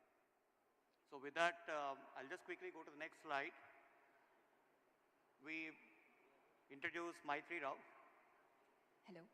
I'm Maitri Rao, a Bharatanatyam dancer and a yoga practitioner, and I teach yoga. I'm the founder of Shivan School of Arts. Yoga has been that medicine every day morning which has kept me going. It has helped me build awareness about body, helped me be flexible and dance more better. So yoga has been the medicine which has kept me going throughout. Thank you, Maitri. It's a pleasure to have you on the stage for the live demo. So moving on to the next slide, just a quick background on how I got into yoga. So this is my personal transformation. I had Sorry to be interrupting you, Mr. Murli, but people at the back, it'll be really, really nice if you can take the seats, please. I'm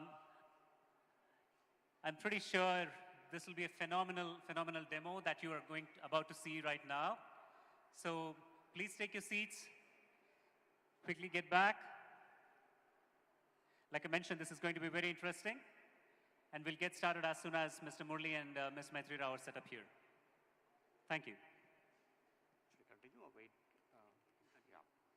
So the personal transformation, I had a chronic neck and back pain issues a decade ago. Thanks to yoga, I could recover without having to go through surgery path. And that personal transformation led me to believe in yoga and also practice yoga. If you can move to the next slide. So this personal transformation has led me to become a yoga trainer. And eventually, when I was taking online classes, I had observed some challenges in delivering online classes. And that's when the idea of smart yoga mat and came up. And I felt it is a great innovation to help an advanced community and get more people onto yoga on a day-to-day lifestyle. So from personal transformation to community transformation, Yogify was born. Moving to the next slide, what is Yogify? So can move to the next slide. So we are trying to upgrade to Yoga 2.0. I mean, we know yoga has been there for 5,000 plus years. And now we are trying to see how we can leapfrog yoga practice in day-to-day lifestyle. So let me explain what is Yogify. Move to the next slide. So most of the people think, is it a yoga app? Or is it a yoga mat? Or is it an online yoga class? If you can just keep moving to the next, keep pressing the animation, please. So is it a device? Is it an app? Or is it online class? Can you move to the next slide? Yeah. So it's all of the above. And we try to amalgamate and unify all three into one device, that is Yogify Smart Mat. It's a revolutionary yoga mat with an interactive interface for people to practice at home, anywhere, anytime. So quickly going to the next slide. So Yogify has one, this is the app interface. As you can see, when somebody is practicing yoga, they get real-time feedback on their posture, alignment, balance. And it also gives and tracks progress on a day-to-day basis. And not just that, you can actually connect with your yoga trainer even from the remote person, and they can support you. Moving to the next slide. So we won a crowning turning point with the CS Innovation Award, and that actually created a lot of visibility for Yogify. We are the first Indian startup to win CS Award. Moving to the next slide. And few more recognitions from across the globe, with the Forbes, Vogue, Yoga Journal, Disney. And that actually motivated us to take this product from India to the world. Without further ado, I think we'll just play an AV of Yogify and then move to the demo. Can we run the AV of Yogify video?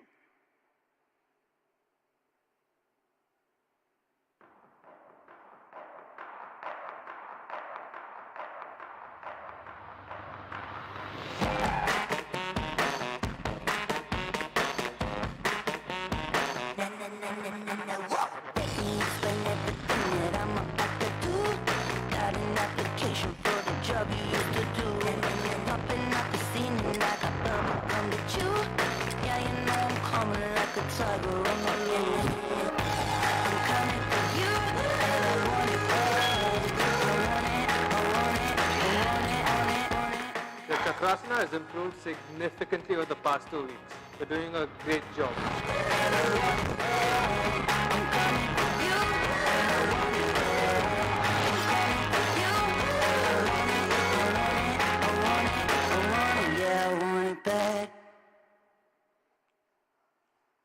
Thank you so much. So we will quickly show the live demo as well. So for this, I would request Maitri to step on the smart yoga mat. If if you can zoom into on the mat where she's practicing. And this is a smartphone. The app is on smartphone, iOS, Android, on smart TVs like Samsung. We'll just quickly show the demo. Can we zoom into the app screen, please?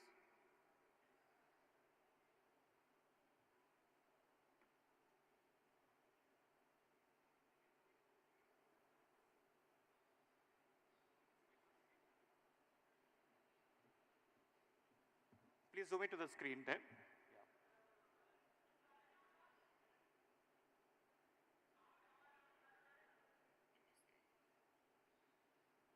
Welcome to Yogify. I'm here to guide you on a unique journey of yoga, a path of Can we zoom into the app screen? created just for you. Let's get Or started. to my, where I'm speaking? Take a deep breath in. Hey, we cannot zoom in onto the mobile app there. Yeah. Would you be able to zoom in onto the mobile app that Mr. Muralidhar is showcasing there?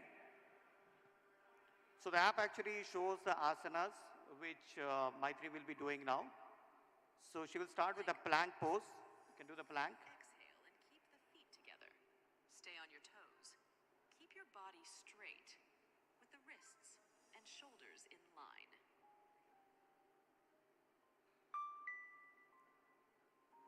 Ensure your palms are shoulder width apart with your feet together on Feet the mat. together. Yeah. Bring your toes together. Stay there. And she gets a green because she got the correct posture now. Continue to work. So essentially it's giving the real-time feedback of the mat with the app. And this is the, you can do the 8 limbs. Move the knees, chest and chin down, keeping the elbows close to your body and hips up.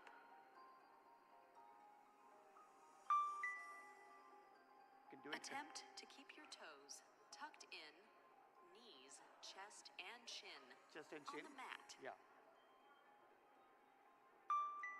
And until she gets it right, she gets her a couple of retries. To keep your toes, knees, chest and chin on the mat. And she gets a green. So it waits for the person to come out of the posture. So it's very useful for beginners to get to learn the right way.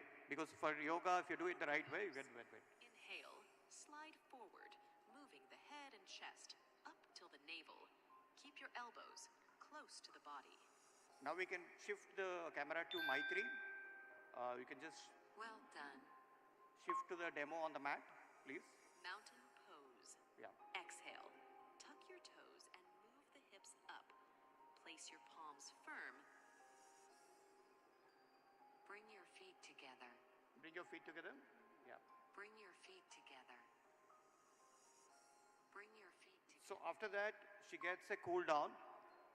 You can relax now. And she gets a meditation, mindfulness. Again, zoom back to myself. Guided meditation. You can zoom into phone on my screen. Sit in any comfortable cross-legged Can you please switch to my AV? Your back straight.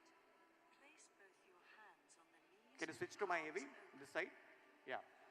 So it gives a badge at the end of the session to motivate people and gamify this whole learning process. And you get the chakra badge. It also gives a report on how you have done on your practice. Like this, you can see the screen. And it gives a report on how the asanas went and how the flexibility and balance has been. So I'll quickly show the report. So you can see the report like this. And you can share with your friends, you can share with the yoga teacher and see how you can improve your practice. And you can participate in the leaderboard. So this is a quick demo of Yogify live. So thanks for your attention and really appreciate it. And thanks to Telangana AI Mission and the government for the opportunity.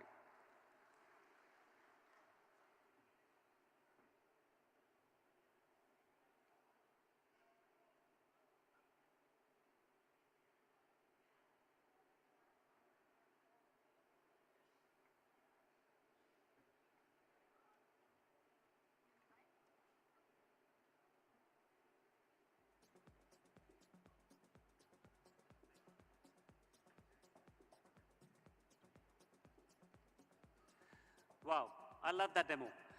In fact, a few years ago, I was contemplating whether to buy a smartwatch or not. And guess what? Today, a lot of us, including myself, we've gotten so used to wearing a smartwatch, capturing a lot of the signals, trying to understand our bodies so much better. With something like the smart yoga mat, which Mr. Muralidhar just showed, I know a lot of us can actually focus on the health benefits that these kinds of inventions and innovations can bring to all of us. Well, thank you so much, Mr. Muralidhar, and thank you so much, Ms. Maitri. Look forward to seeing you more such inventions from both of you. All right. The National Association of Software and Service Companies, or NASSCOM, as we all know it, is an Indian non-governmental trade association and advocacy group that primarily serves the Indian technology industry. It has played a pivotal role in privacy advocacy, promotion of the IT sector, global vision of the Indian IT sector, and much, much more. We are pleased to have Ms. Devyani Ghosh amongst us here today, who's also, incidentally, the first woman at the helm of NASSCOM's 3-decade history. Ladies and gentlemen, please give a big round of applause and welcome Ms. Devyani Ghosh onto the stage for a rapid keynote here today. Ms. Ghosh, please. Ms. Ghosh firmly believes in the power of technology to enhance lives and livelihoods, leveraging it for societal good. I present to you Ms. Ghosh. Over to you, ma'am. Good afternoon. Respected Minister, Jayesh Ranjan, and all dignitaries, good afternoon. And this is the first time I've heard of a rapid keynote, so I'm going to try and do as much justice to it as I can. I was asked to talk about India at 2047. What I want to share with you is a vision that resonates very deeply with me, a vision that is of India as a frontier tech nation. A nation where AI and other frontier technologies are at the core of our development journey, where AI is not just seen as an engine of growth, but a powerful enabler of transformation and inclusive growth. And most importantly, where India offers the world a blueprint for building inclusive AI globally. Our approach should not be just about economic advancement, but growth that leaves no one behind. You may wonder, why is this so important? Why is this something that we have to do? We all know that AI is a game-changing general-purpose technology. I'm sure speaker after speaker has talked about it. According to a study by PwC, AI could contribute to 15.7 trillion incremental to the global economy by 2030, more than the current output of China and India combined. But there is one very concerning detail that does not get talked about as much, and that is that of that 15.7 trillion that will be generated by AI, more than 70% is going to go to two countries, US and China. This concentration of value amplifies the urgency for a much more inclusive development model that other nations can aspire to. A model where technology is not just a catalyst of growth, but a driver for equitable progress. And no country is better positioned than India to offer this model to the world. So while AI will transform the world, let India be the country to show how it can be done to benefit every single country by fostering collaboration, innovation that includes diverse perspectives. We can work towards a future where technology serves as a bridge rather than a barrier, promoting social equity and environmental sustainability. This is the vision for India at 2047 that I hold very dear, a frontier tech nation, one that champions technology for inclusion, human centricity, environment sustainability, and resilience, one that sets the stage for AI to become Viksit Bharat, a developed nation that will play the role of not just shaping the future of AI, but also the future of humanity itself. We have a lot of work to do ahead of us. We have to significantly up the game in R&D, applied tech, talent, digital infrastructure, and supply chain resilience. Will it be challenging? Absolutely. Will it be impossible? Absolutely not. If we unite our collective will, there's nothing that we cannot achieve. I will wrap up by saying that I firmly believe the time is right for India. It's not just for us to be bold in our aspirations, but we have to stay grounded in our core values of compassion and ethics. These two elements together form the magic recipe for a frontier tech nation, one that leads the development of human-centric technologies and offers hope to every single country and not just a few. Thank you very much.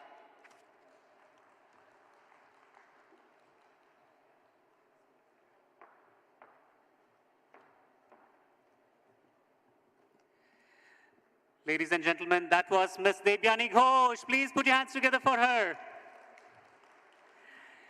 Ma'am, we could see how passionate you are about a Viksit Bharat, a Viksit India by 2047 through your thoughts, through your vision. Pretty exemplary. You've been at the helm of NASSCOM for the last 6 years. That itself is so inspirational for so many women and so many other youngsters over here. Thank you so much. All right. Ladies and gentlemen, we've got something more exciting coming up through the entire day, so please don't go anywhere. If you need to take a break, please do. But we've got plenty of exciting topics coming up, several other talks, keynotes, parallel track sessions coming up in the afternoon as well. The next keynote is going to be by a renowned international pioneer in the field of innovation, incentive competitions, and commercial space. In 2014, he was named one of the world's 50 greatest leaders by the Fortune magazine.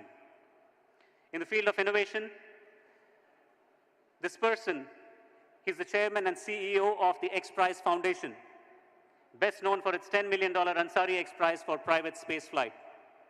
Ladies and gentlemen, I present to you Mr. Peter Diamandis on stage, please. Please welcome Peter Diamandis. Thank you. Good afternoon, everybody. It is a pleasure to be here in the AI state of Telangana. There's a big choice that this nation has to make, and that choice is one of embracing AI in its fullest or letting it go by. The decisions that will decide that happen in the next 3 to 5 years. It's not the decisions of your children or their children, it's the leadership of today. I can think of no other nation on the planet than India that needs AI more. No other nation that can thrive from AI more.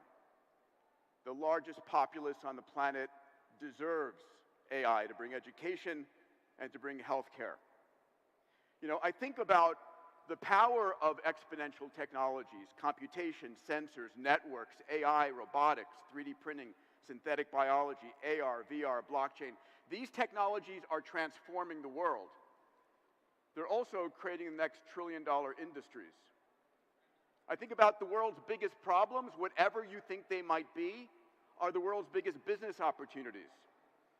What I teach at Singularity University and Abundance 360 and the X Prize, you want to become a billionaire, help a billion people. There's no place on the planet than India and Telangana and Hyderabad that could embody that more. At the end of the day, yes, thank you. At the end of the day, if you think about what creates AI success, it really comes down to a few things. It's, do you have the talent? Does India have the talent? Yes or no? Yes, it has the talent. Does India have the data? Does it have the data? Yes, it has the data. The last thing you need is the compute. And these are the decisions that you're going to have to make. Are you going to invest the capital you need? Are you going to create the entrepreneurs you need to embody the data that's required? You see, on top of this incredible platform of AI comes everything. Comes health, comes education, comes prosperity. You know, $1 trillion economy, absolutely. But how do you get the average income of everybody here from 4,000 to 50,000? How do you uplift every man, woman, and child in India and on the planet? It's not going to come from the old ways we've done this. The old ways we've uplifted society is not going to give you the scale at the speed that you need. It's only going to come from the use of these technologies. You know, I spend my life in two areas. I spend my life half in AI and half in healthcare. At the end of the day, our health is our wealth. What would people pay for an extra 20 or 30 or 40 healthy years of life? AI and healthcare are the two biggest industries on the planet. One of my mentors, my partner at Singularity University, and by the way, we are creating Singularity University here in India in partnership with Machani Group. I'm very proud of that. Ray Kurzweil, who's considered the smartest thinker on the planet in the field of AI, has the greatest predictions, a success rate of 86% on his predictions. Ray predicts that by 2030, we're going to be entering a period of what we call longevity escape velocity. What does that mean? Today, all of you here today, for every year that you are alive, science and technology is extending your life by about a third of a year. There's going to be a point in time where that for every year that you are alive, science is extending your life for more than a year. That concept is called longevity escape velocity. What would you think about having the aesthetics, the cognition, the mobility, the energy at 120 that you had at 50 or 60? Is that a life that you'd like? Yes or no? I would. These are the breakthroughs that AI will deliver us. At the end of the day, there is no more powerful technology. There is nothing greater that we can invest in. You know, Sundar from Google, who's been a friend for many years, said, AI is more important to society than electricity or fire. And it is. We've seen India as a nation growing at exponential speeds. I was blown away by the presentation this morning. I have some slides. I'm going to share a few of them with you. I'll go through them quickly. I want to point out that we are living on a planet today where our ancestors would consider us as gods. Flying into space, humanoid robotics, quantum computing. We take for granted the extraordinary world that we are living in. All of these technologies are converging to create a world far different than any of us can even imagine in our wildest dreams. We're about to see the rise of digital supercomputing. So AI is 83 years old today. It started in 1956. So if it started that 68 years ago, why is it happening now? Why is AI materializing on the planet today? There are 5 reasons. The first is computational growth. And again, if India, if Hyderabad, if Telangana wants to lead, it must make a commitment to the compute. Fundamentally, not tomorrow, today. Number 2, it's the amount of data, and India has the data. Number 3, it is the algorithms that are becoming faster and faster and cheaper and cheaper. And the talent to build those algorithms are here. Number 4, it's capital. And this is where the industry leaders in India and the government must commit the capital in order to enable this future, without any question. And finally, we have literally the amount of capital coming in is expanding. This is 2024, 3 companies are investing $152 billion. The 5th reason here is talent. And this is where India shines above almost anybody else on the planet. This exponential growth in talent is what the world needs more than anything else. I mentioned what Sundar said. For me, the way I explain the future, there are going to be 2 kinds of companies and 2 kinds of countries by the year 2030. Those that are fully embracing AI and those that are out of business. There is no choice. It is that black and white. So, how big is the AI marketplace? This is the US global market. This is the technology sector. Let's compare it to the industrial sector. Let's compare it to the financial sector. And let's compare, just as an example, NVIDIA against, the financial services sector on its own. It is massive. Take a look at the economic impact. The steam engine compared to the impact of AI. Look at these waves of technology. Technology comes in growing and combining waves of power. On the far right, we have AI. If you compare AI against the internet, as of today, we see a 3x greater. If you thought the internet was huge, you ain't seen nothing yet. Let's talk about how powerful it will become. Here we see Ray Kurzweil's prediction: by 2029, AI will be more powerful, more capable than the human being. He's held this for 30 years. Elon's projection is that AI will be more vastly smarter than humans by 2025.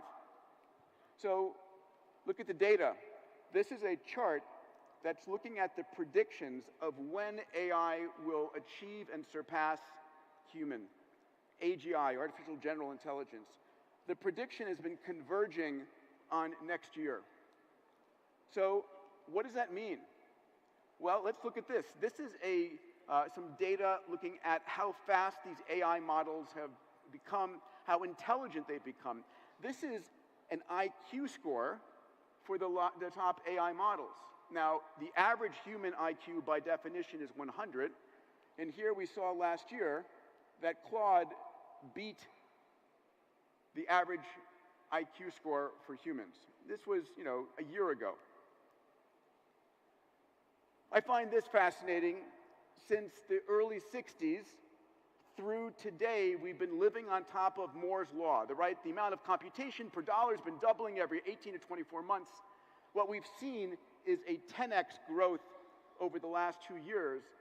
And as Elon has said, we are entering a period of a 100x growth per year. The speed is not something that our linear brains are able to truly fathom. I find this interesting. And please take this in, the most powerful technology in the world is free. Think about this. Generative AI is effectively free on Llama and so many platforms. If you asked me 10 years ago, AI can do this, how much will it cost for a person to access it? I would have never imagined it would be free. And here's what we're seeing.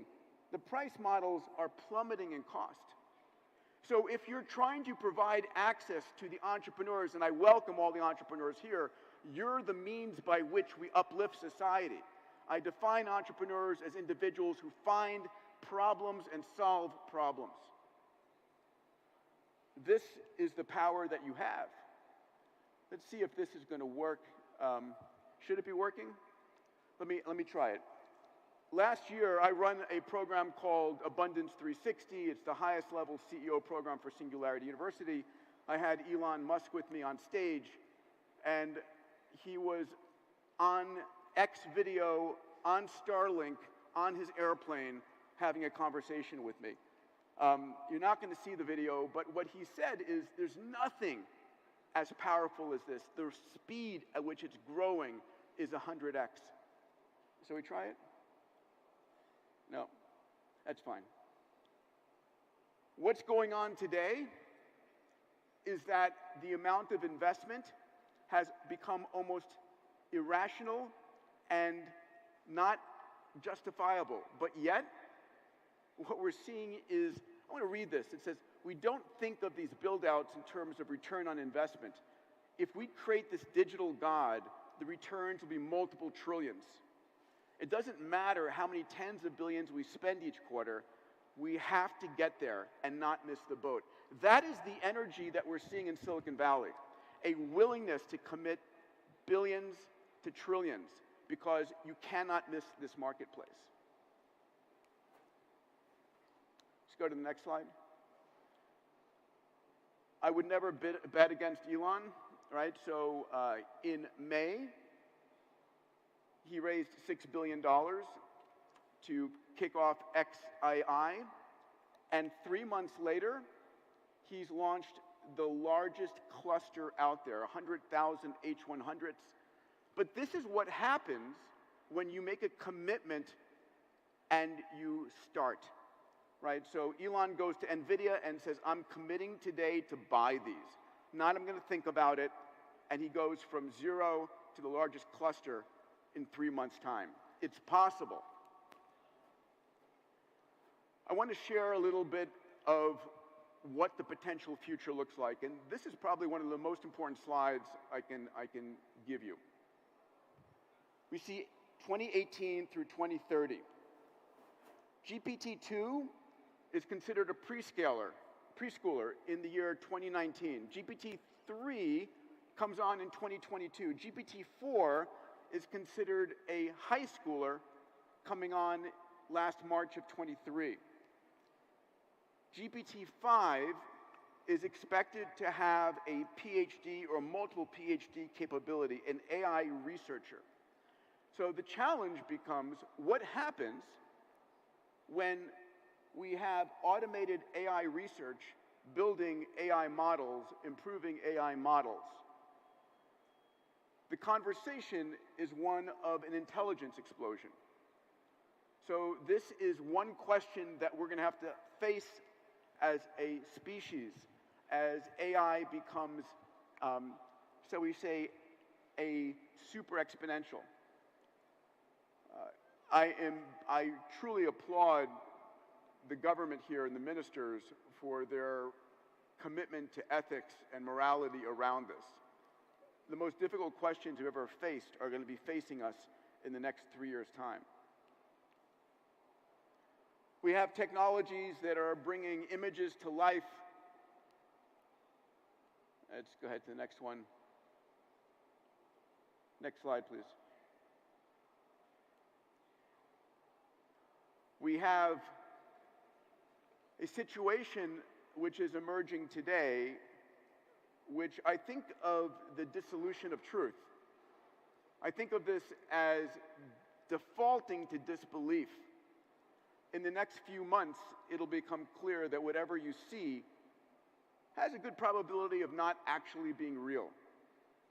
How is that going to change our lives? I have two 13-year-old boys. I think about the world they're going to be living in when they're not sure that seeing is believing anymore. And in fact, they're not going to believe anything that they see on the internet. Next, please. Next slide, please. You can't think of AI by itself. It's now AI and robots. Vinod Khosla, a friend and investor, predicts 1 billion humanoid robots by the year 2040. Elon's predicted 10 billion. There are over 30 incredible AI-driven robotic companies. Robots, humanoid robots, are the physical embodiment of AI. You have one of them here in India, Machani Group with Ria. You've got Optimus and Figure. And these robots are going to be entering the marketplace. The challenging thing is the prediction is that the price point of these robots will be $20,000 US, which means you have a GPT-5 level intelligence in the form of a robot for $100 a month. We're going to have issues with jobs and labor. We have to think about it not just in terms of AI, but humanoid robots as well. Next slide, please. Another robot here is Figure and Figure 2. And these robots are iterating in capability faster than ever before. Again, the prediction here from Optimus at Tesla and Figure is 10 billion units by 2040. I asked a friend of mine, what is it going to feel like when you see humanoid robots walking around every place? And he said, probably normal. I think we adopt very quickly. This Star Wars universe is not an if, it's here, it's coming.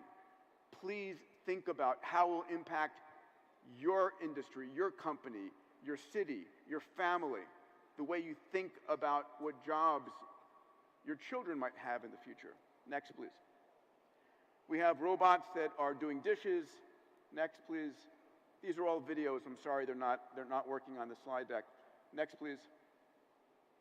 We have robots that are going around and cleaning restrooms. Next, please. Next one, please. One of the other areas that's very interesting we need to be thinking about is that we are about to connect the human brain with the cloud. Our brains, 100 billion neurons, 100 trillion synaptic connections, they are neural nets, right? When you talk about training a neural net, a large language model, that's what we're doing all the time. We're training our brains, our large language models, by what we read, who we speak to, the conversations we have, the news that we watch. I'm as careful what I let into my mind as what I let into my body when I eat. Be careful about what you let into your mind, how you're training your own neural net. Your mindset is the most important asset that you have. Ray Kurzweil predicts high bandwidth brain-computer interface. In other words, being able to connect your neocortex to the cloud at megabit connection speeds, to think and Google, to be able to see through the eyes of a humanoid robot, to understand the feelings and thoughts of another human being.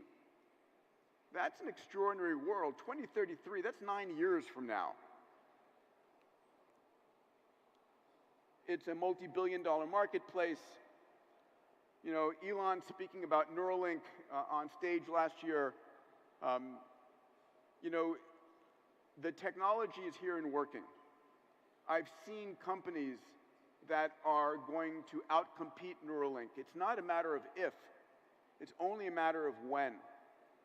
And again, the challenge is that all of this is crazy. But the day before something is truly a breakthrough, it's a crazy idea, right? If it wasn't a crazy idea the day before, it would not be a breakthrough. It would be an expected incremental improvement. And so one of the challenges we have as investors, as entrepreneurs, as government leaders, is where do we invest in crazy ideas?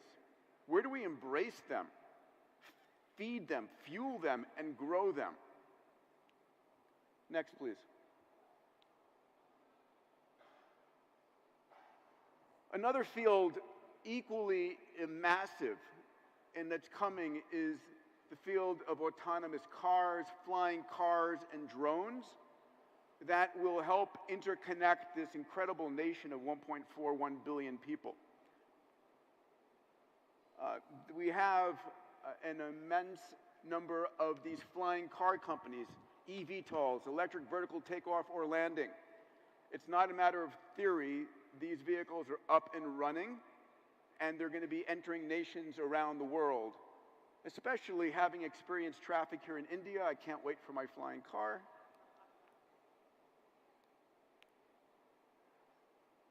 Another side of the equation is, of course, robotaxis.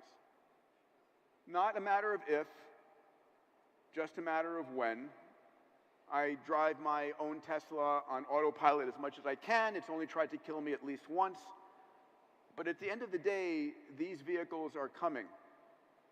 And very soon thereafter, they'll be safer than any human driver, right? We just saw last year, Tesla replaced 300,000 lines of C++ with its large language model.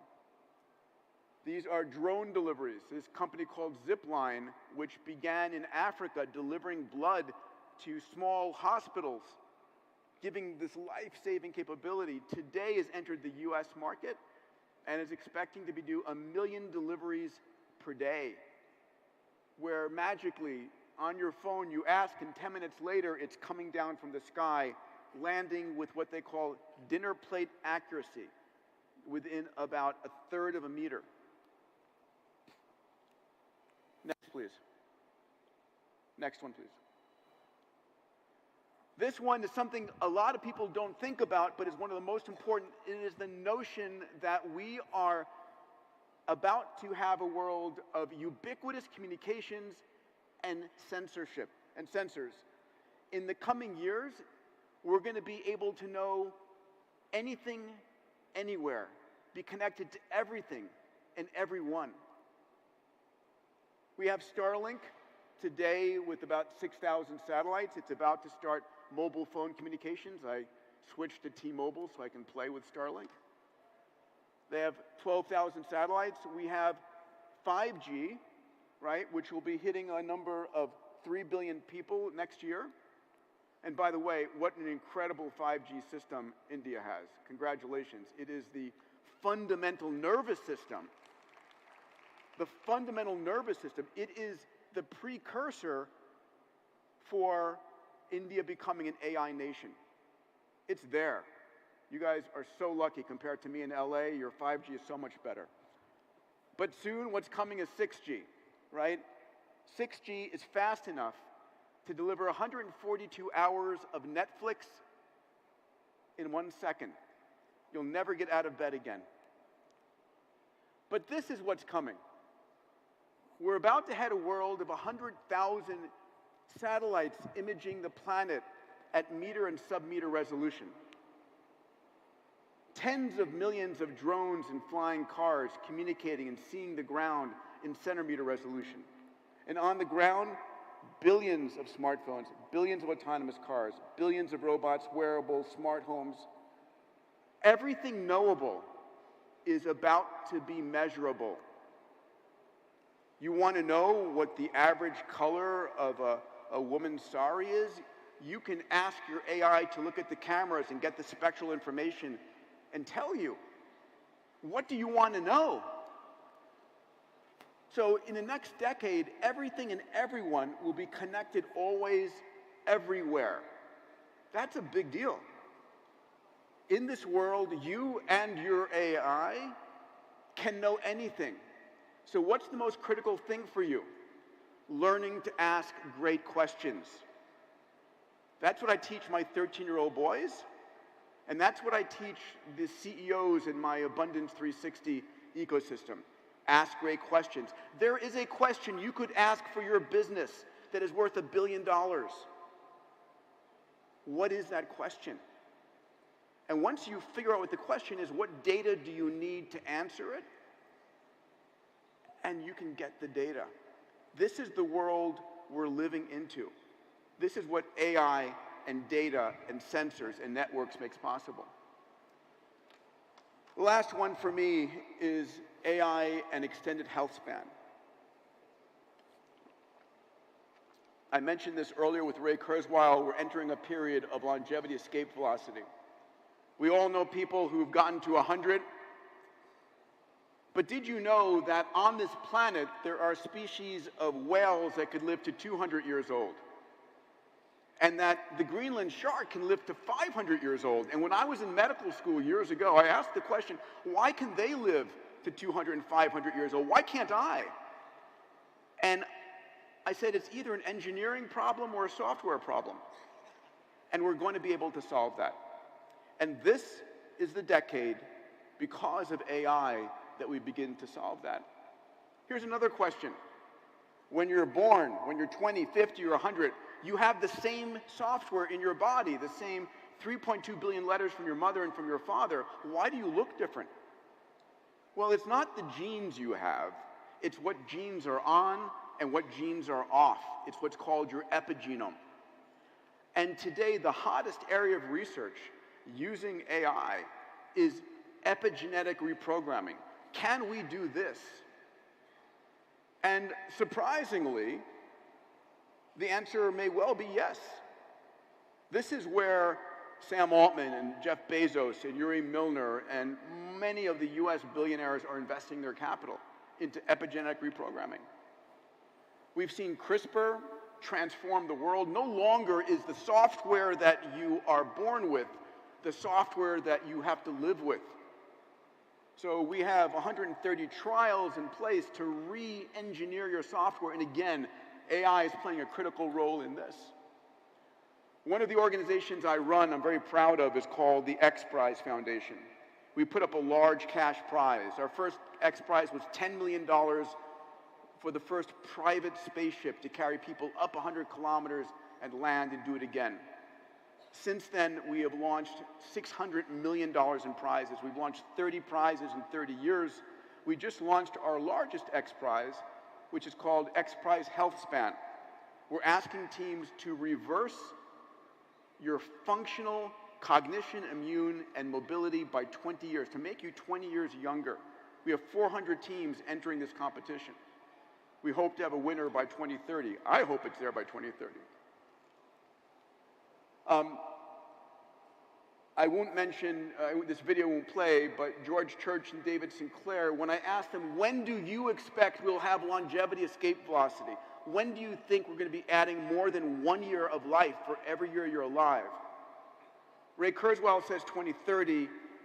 George Church and David Sinclair are both at Harvard Medical School, say 2035. Here's your job. Do not die from something stupid before 2035. You with me on that? Next slide, please.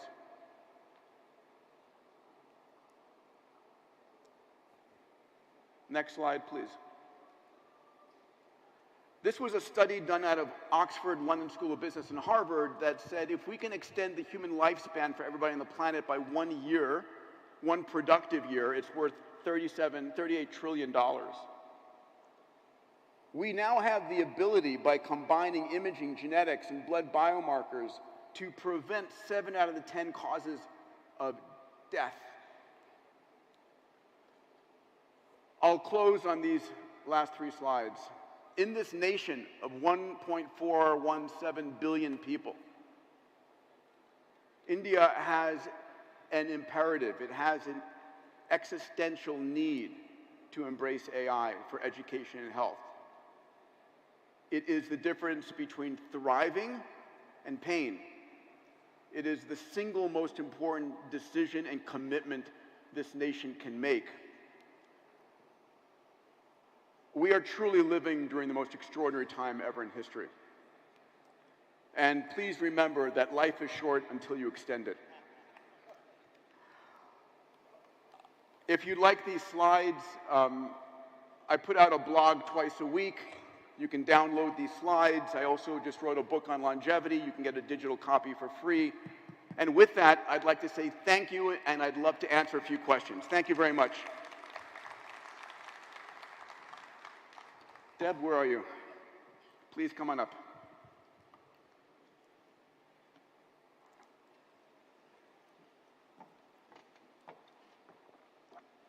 That was fascinating.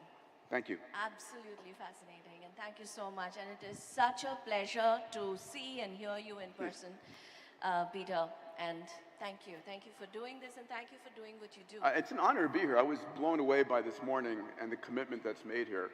I think it's fundamental, and I wish other nations were hopefully following your footsteps. Well, India is on an AI journey, and Telangana was actually the first state to say that they would become the AI state, not just for India, but for the world. And I think it's inspiring to be here and have this conversation. Minister, congratulations for all that you've done. I hope that you inspire many others. So Peter, I'm gonna start with something you said, because it is so important to the times we live in. It's almost as if we are living 2 parallel truths. One, AI is truly a tremendously powerful transformative engine of growth, right? It's going to drive changes that we can't even imagine, and you talked about so many of these. And on the second hand is what you called out so beautifully as the disillusionment of truth. Yes. How do you reconcile with it, and what's your advice to governments? Because sometimes the worry, the concern can often hold back progress. So what is your advice to governments? For a very different world. Our brains evolved hundreds of thousands of years ago for a world that was local and linear. Nothing affected us that was not within a day's walk. Nothing changed millennium to millennium. But the world is changing at a much faster rate. The only tool we have, the challenges we're going to have, is AI. You're not going to be able to solve these problems in conferences or in any linear mechanism. It's going to be the use of AI as the tool for helping us navigate this. We are, and listen, this goes to a much more extensive point of view. We're transforming our species. You know, is there anybody here who does not have their cell phone with them? Anybody? Right? So, no, I haven't. It's been years since I've asked that question. This is part of our mind. It's part of our brain. We are merging with technology, and we're about to merge a lot faster. So will it be blockchain that helps us understand the origination, authenticity of data? Will it be, watermarks? Will it be AI systems? It's not going to be hoping, and it's not going to be anything we've used historically. I said this before, the world's biggest problems are the world's biggest business opportunities. And so this is one of the biggest problems we have. In fact, one of my goals right now is to launch an X Prize in this area. I would like an X Prize that basically says, when you see something, is it true? Is it disinformation? Or is it opinion, right? I want to be able to characterize information in that way. And the only mechanism that's going to give us that kind of capability is going to be AI systems. There is a truth and there is a falsehood. It is knowable. Let's begin with that. I mean, this is such an important topic, and I do hope you launch that X Prize. I hope so too. I do hope that as India, we'll have a role to play there. But the other thing I wanted to quickly get your thoughts on, you talk about a mindset to embrace abundance. Yes. And to embrace exponential thinking. And I think this is so important for a nation. We are a very old nation, but we are also very young. Our median age is in the 30s, early 30s. I'm jealous about that. For a nation like India, we have to embrace the mindset of exponential thinking to do the kind of big things we want to do, right? How do we build that? How do we inculcate this thinking into our schools and education systems in each one of us? That's such an important question. If I were to ask you a question, if you think of the greatest leaders in the world, Mahatma Gandhi, maybe Ratan Tata, Elon Musk, Jeff Bezos, whoever you want, and you asked yourself the question, what made them great leaders? Was it the money they had? Was it the friends they had? Was it the technology they had? Or was it the mindset they had? Mindset, right? You could take away everything from them, but if they kept their mindset, they would rebuild their success. And so if mindset is the most important thing you have as a leader and as an entrepreneur, the next question is, what mindset do you have? And where did you get that mindset? And what mindset do you need for the decade ahead? All right, my next book will come out in 25. It's called Mindset Mastery. Oh, wow. So I think mindset is the single most important thing. We are constantly shaping our mindset. Our brains are neural nets. How do you train a neural net? We've learned from Google and everybody, you show it video after video of cat after cat, and it learns what a cat is, right? So we are shaping our mindset all the time. If you're watching, with all due respect to the news media, if you're watching the Crisis News Network, that's my name for CNN, if you're watching them over and over and over again, you're training your mind to be in a state of crisis. So what are you letting into your mind? You mentioned two mindsets. I think they're very important. An exponential mindset, and this is what we teach at Singularity and Abundance, is that every one of us today has the ability to impact the lives of 1 billion people positively. I call it 10 to the 9th plus thinking. If you understand that you could create something, especially in this nation, and impact the lives of 1 billion people, that's awe-inspiring. That's an exponential mindset. I was talking with Ray Kurzweil, and we said, listen, in the next decade, what year are we in? 2024 to 2034, we're going to see as much progress in the next 10 years as we have seen in the last century. Yeah. It's speeding up. Yeah. The abundance mindset is a realization that there's nothing truly scarce. Yeah. Right? We used to kill whales to get whale oil, and we used to ravage mountainsides to get coal. But we live on a planet now that is bathed in 8,000 times more energy from the sun as we consume as a species. The energy isn't scarce, it's just not in a usable form yet. And that's what photovoltaics and perovskites and all these technologies, they take what's there and they make it usable. And the single most important asset India has that will become usable and uplift the nation is the intelligence of your youth. Amen. Amen. One quick question. If you could design an X Prize challenge just for India, thinking about India, what would it be? So I think there's two. It is health and it is education. There's nothing more important. Every mother wants to know that her children have the ability to live a healthy life and to have an education. And that's what AI brings at scale, massively, especially on top of the 5G network you have. So for me, it would be running a massive education X Prize where anyone with a mobile phone has access not to good education, to the best education, right? One of the things that was true is, Google gave access to data to the poorest child and to the son of Larry Page and Sergey Brin equally. It wasn't a little bit better, a little bit worse, it was identical. And so imagine a world where 5G and AI provided the best education equally to the poorest child and the wealthiest child on the planet. That is not only possible, that's necessary, and it is coming, and I think India can embrace that and have that. Amen. And imagine a world where India is providing universal access to good education, quality healthcare, clean air, clean water, good food to 1.3+ billion people. That's a $100 trillion economy on its own. Amen. All right. Last question to you. You've often emphasized the transformative potential of AI. You just talked about it today and it was fabulous. What is the role you see India playing in the AI journey? Not what it's currently playing, but what it can play and what it should play.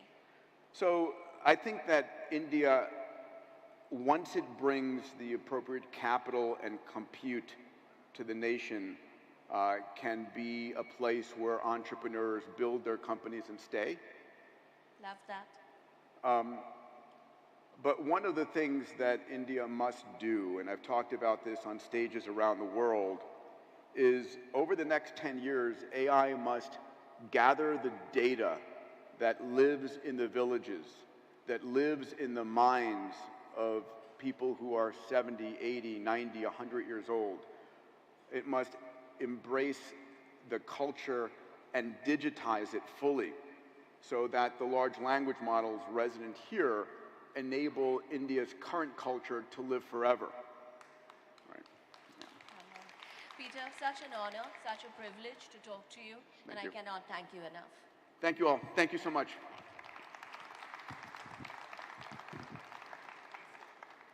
Please stay for just another minute here. Thank you so much, Ms. Ghosh, for that wonderful interview session with Dr. Diamandis. I did deliberately omitted a few of the things about you, Dr. Diamandis, while introducing you. But Dr. Diamandis here is an author, entrepreneur, and he kept everybody captivated with a wonderful presentation. Guys, I think it deserves a big round of applause. Dr. Diamandis, Peter Diamandis. Thank you. We could truly see why you believe in that personal motto of, the best way to predict the future is one to create it yourself. Yes. So thank you so much. And I now request the Honorable IT Minister Shri D. Sridhar Babu Garu to provide a token of appreciation on our behalf to both Dr. Peter Diamandis as well as Ms. Devyani Ghosh. Sir, this way, please. Yes.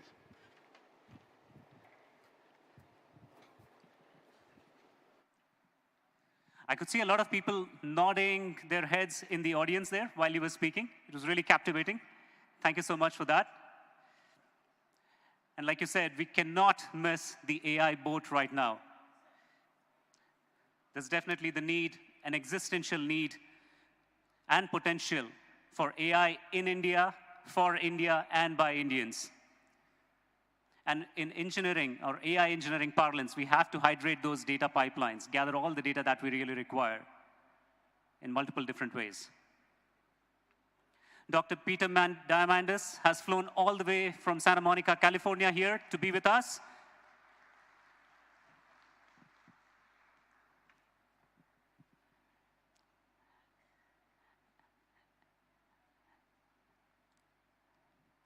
and Ms. Debyani Ghosh, President, NASSCOM. She showed us a glimpse of what AI and a Viksit Bharat will look like in 2047 and the need to accelerate the responsible development and adoption of AI across various sectors. We are really, really honored to have both of them here with us this afternoon. Thank you so very much.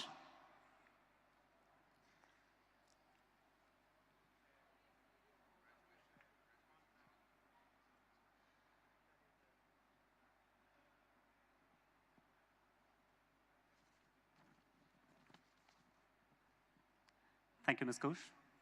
Thank you, Dr. Peter. Thank you, sir. And with that, ladies and gentlemen, if you already did not have enough food for thought, it's time for a lunch break. We will gather back here around 2:10 for all our esteemed speakers, panelists. There's a speakers lounge behind the main hall where you can interact, network with one another. For other registered participants, audiences, food will be served on the second floor, followed by that on the first floor, and then on the ground floor as well. There are plenty of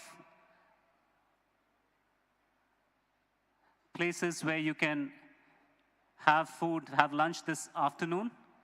And please do come back. There are going to be additional demos, keynote sessions, chats, fireside chats, and panel discussions in the afternoon sessions as well. And like I mentioned earlier this morning, there are going to be parallel tracks being conducted in track 1, track 2, track 3, and track 4 on the ground floor as well as on the first floor. So see you back in about 50 minutes from now at 2:10 p.m.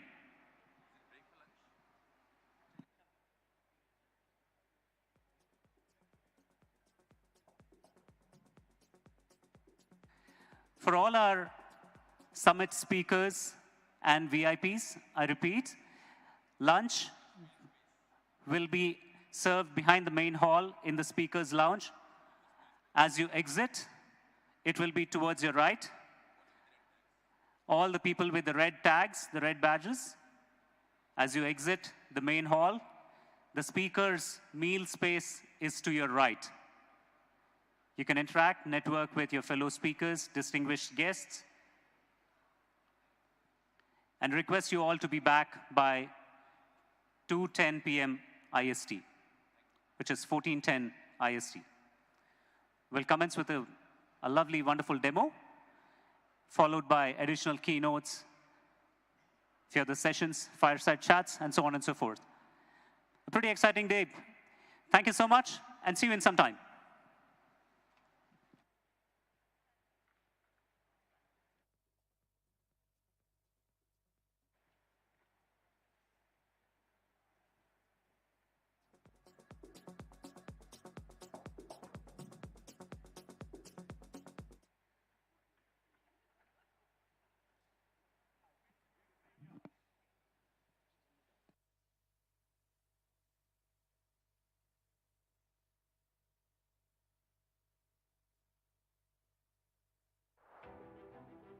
India's economy is soaring, driven by a wave of ambitious entrepreneurs poised to make the country the next economic superpower. Today, the World Trade Centers Association, WTCA, is at the forefront of connecting businesses globally by providing a platform for economic development agencies and global businesses to connect, invest, and thrive. By leveraging WTCA's global network and expertise, businesses can unlock new opportunities and drive innovation. Nestled in the heart of Telangana's rapidly growing Ranga Reddy district, WTC Shamshabad is a self-sustained mini-smart city that embodies the vision to redefine the future of business. It's set to revolutionize the way we work, live, and connect with the world, creating 80,000 to 100,000 direct jobs and 300,000 indirect opportunities, with an expected revenue boost of $5 billion.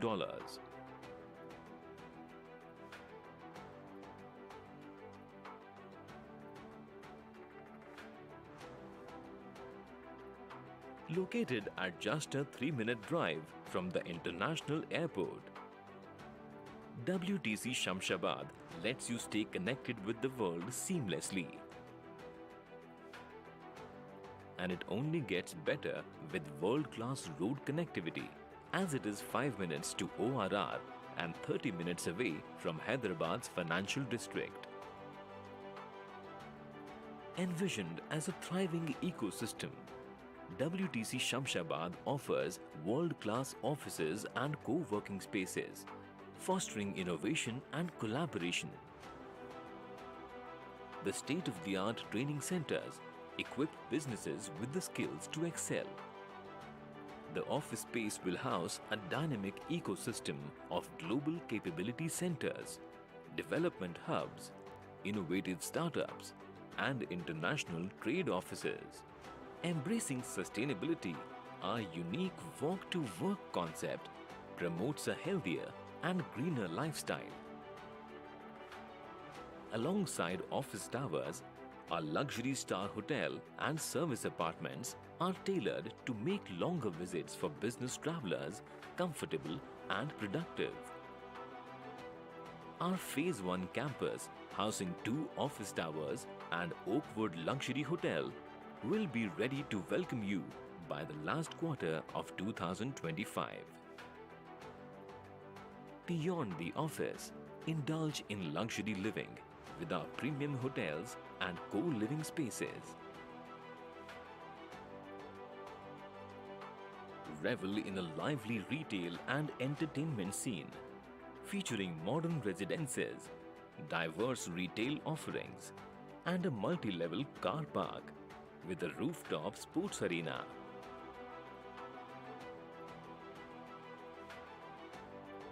With a massive 2 million square feet in Phase 1, expanding to 10 million square feet, housing coffee shops, fine dining, and quick service restaurants, WTC Shamshabad is set to become the world's largest World Trade Center.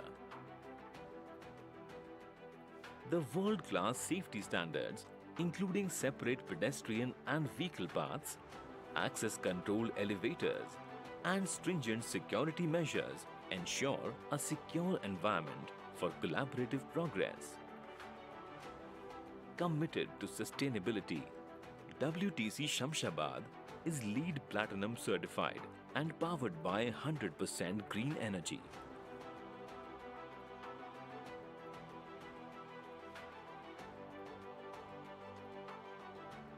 From state-of-the-art office spaces to luxurious WTC employee residences, WTC Shamshabad offers it all.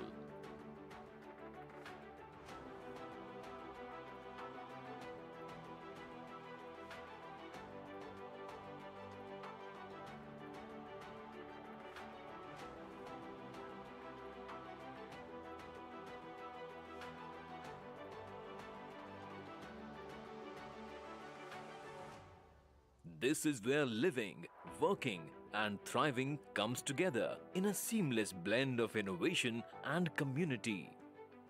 Join us in shaping the future of business at WTC Shamshabad, Telangana's first ever self-sustained mini smart city.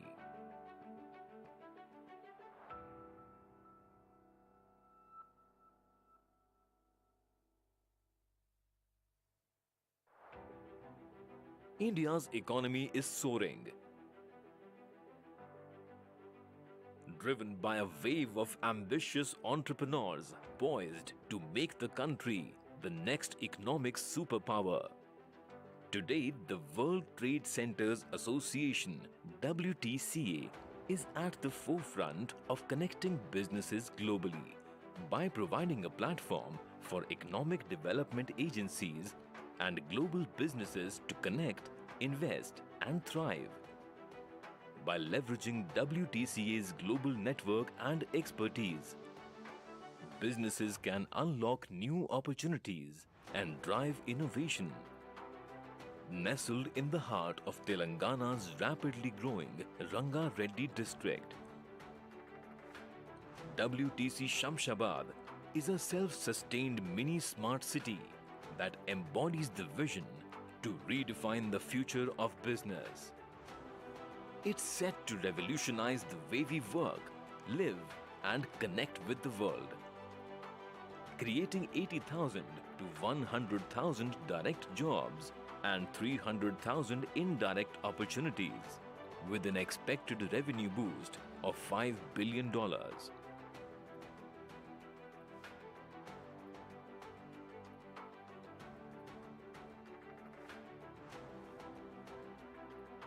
Located at just a 3-minute drive from the international airport, WTC Shamshabad lets you stay connected with the world seamlessly. And it only gets better with world-class road connectivity, as it is 5 minutes to ORR and 30 minutes away from Hyderabad's financial district. Envisioned as a thriving ecosystem, WTC Shamshabad offers world-class offices and co-working spaces, fostering innovation and collaboration.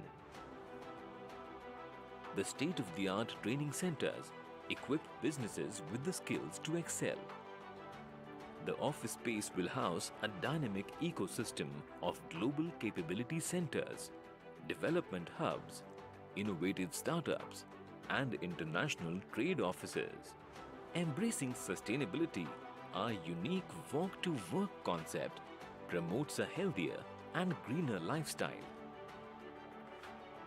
Alongside office towers, our luxury star hotel and service apartments are tailored to make longer visits for business travelers comfortable and productive. Our Phase 1 campus, housing 2 office towers and Oakwood Luxury Hotel, will be ready to welcome you by the last quarter of 2025. Beyond the office, indulge in luxury living with our premium hotels and co-living spaces. Revel in a lively retail and entertainment scene.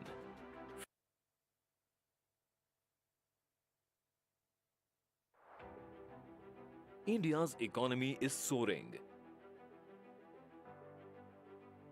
driven by a wave of ambitious entrepreneurs poised to make the country the next economic superpower. Today, the World Trade Centers Association (WTCA) is at the forefront of connecting businesses globally by providing a platform for economic development agencies and global businesses to connect, invest, and thrive. By leveraging WTCA's global network and expertise, businesses can unlock new opportunities and drive innovation. Nestled in the heart of Telangana's rapidly growing Ranga Reddy district, WTC Shamshabad is a self-sustained mini smart city that embodies the vision to redefine the future of business. It's set to revolutionize the way we work, live, and connect with the world, creating 80,000 to 100,000 direct jobs and 300,000 indirect opportunities, with an expected revenue boost of $5 billion.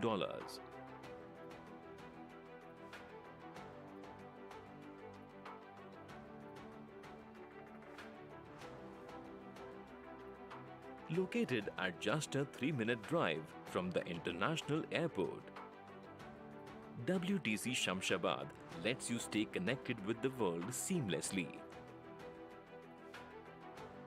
And it only gets better with world-class road connectivity, as it is 5 minutes to ORR and 30 minutes away from Hyderabad's financial district. Envisioned as a thriving ecosystem, WTC Shamshabad offers world-class offices and co-working spaces, fostering innovation and collaboration. The state-of-the-art training centers equip businesses with the skills to excel.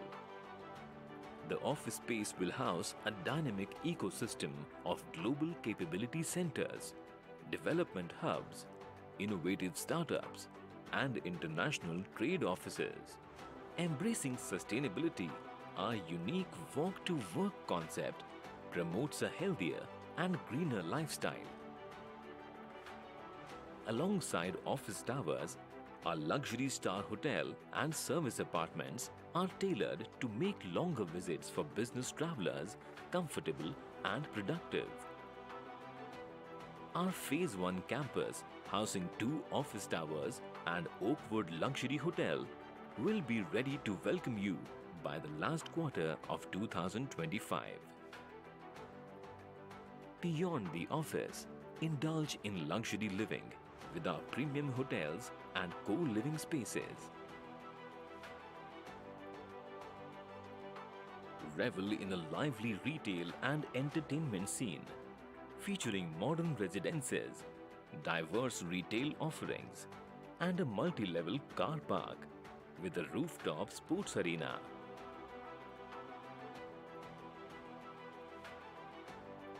With a massive 2 million square feet in Phase 1, expanding to 10 million square feet, housing coffee shops, fine dining, and quick service restaurants, WTC Shamshabad is set to become the world's largest World Trade Center. The world-class safety standards, including separate pedestrian and vehicle paths, access control elevators, and stringent security measures ensure a secure environment for collaborative progress. Committed to sustainability, WTC Shamshabad is LEED Platinum certified and powered by 100% green energy.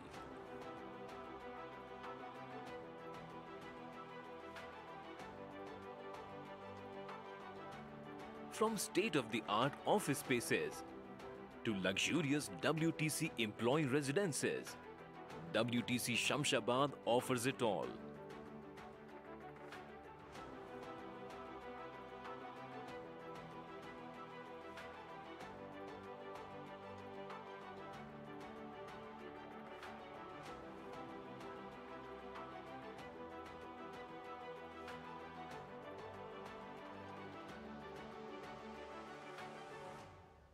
This is where living, working, and thriving comes together in a seamless blend of innovation and community.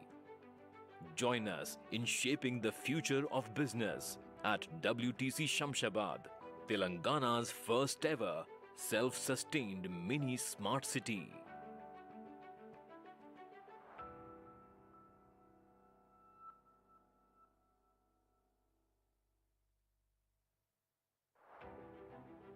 India's economy is soaring,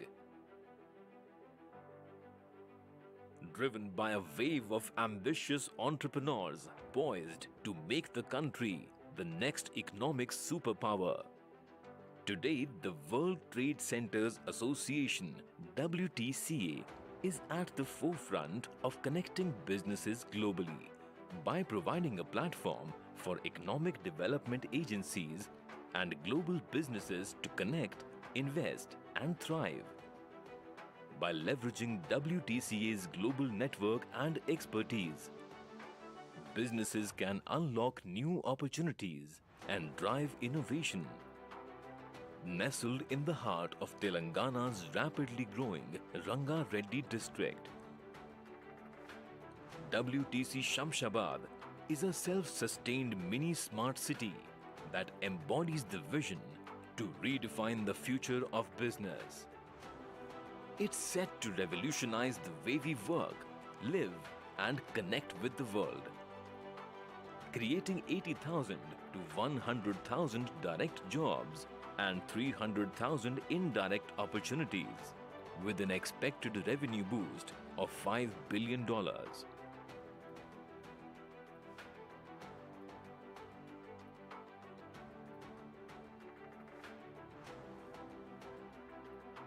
Located at just a 3-minute drive from the international airport, WTC Shamshabad lets you stay connected with the world seamlessly. And it only gets better with world-class road connectivity, as it is 5 minutes to ORR and 30 minutes away from Hyderabad's financial district. Envisioned as a thriving ecosystem, WTC Shamshabad offers world-class offices and co-working spaces, fostering innovation and collaboration. The state-of-the-art training centers equip businesses with the skills to excel. The office space will house a dynamic ecosystem of global capability centers, development hubs, innovative startups, and international trade offices. Embracing sustainability, our unique walk-to-work concept promotes a healthier and greener lifestyle. Alongside office towers, our luxury star hotel and service apartments are tailored to make longer visits for business travelers comfortable and productive. Our Phase 1 campus, housing 2 office towers and Oakwood Luxury Hotel, will be ready to welcome you by the last quarter of 2025. Beyond the office, indulge in luxury living with our premium hotels and co-living spaces. Revel in a lively retail and entertainment scene, featuring modern residences, diverse retail offerings, and a multi-level car park with a rooftop sports arena.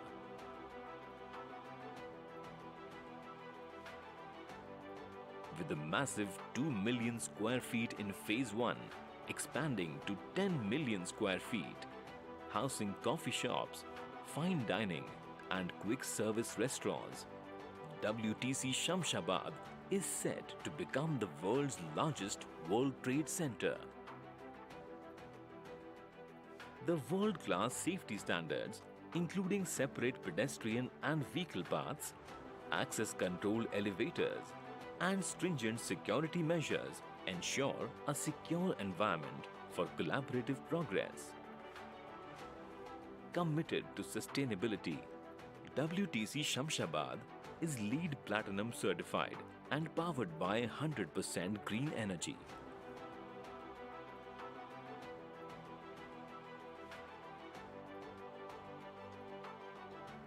From state-of-the-art office spaces to luxurious WTC employee residences, WTC Shamshabad offers it all.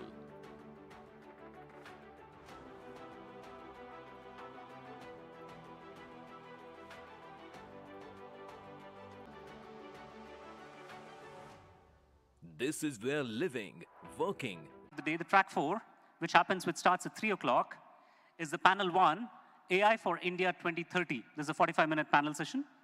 And this is again aimed at the industry audience, startups, government officials. And within this panel discussion, you'll find Mr. Gaurav Jindal, Mr. R. Chandrasekhar, Ms. Ramadevi Lanka, Director of Emerging Technologies, Department of IT, Electronics and Communications, Government of Telangana, Ms. Shalini Kapoor, Ms. Padma Ramanathan, and Dr. Zelalem Tafese.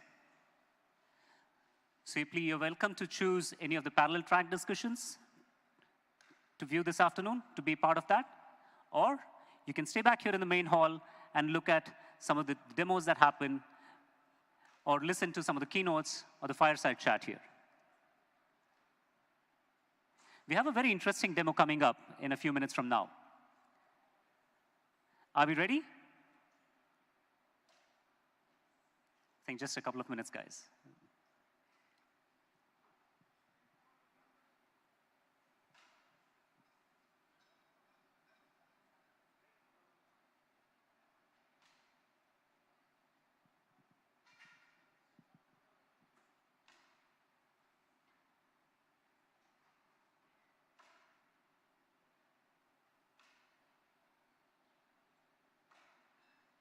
All our dear friends, esteemed guests, I hope you all had lunch.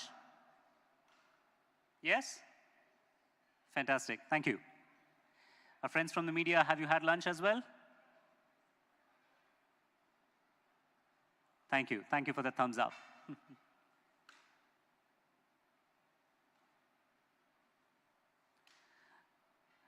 Okay, it's almost 2:20 by my clock. So without further ado, let me invite on stage Mr. Subhashish Saha from Neural Garage for a wonderful short demo. Please join your hands together for Mr. Subhashish Saha. He's the Chief Operating Officer at Neural Garage and the co-founder of it. Subhashish, over to you. Thank you. How are you doing today, Subhashish? I'm doing good. Fantastic. Thank you for the opportunity. Thank you, Government of Telangana and NASSCOM for giving me the opportunity to talk about what we have built. Can I start the presentation?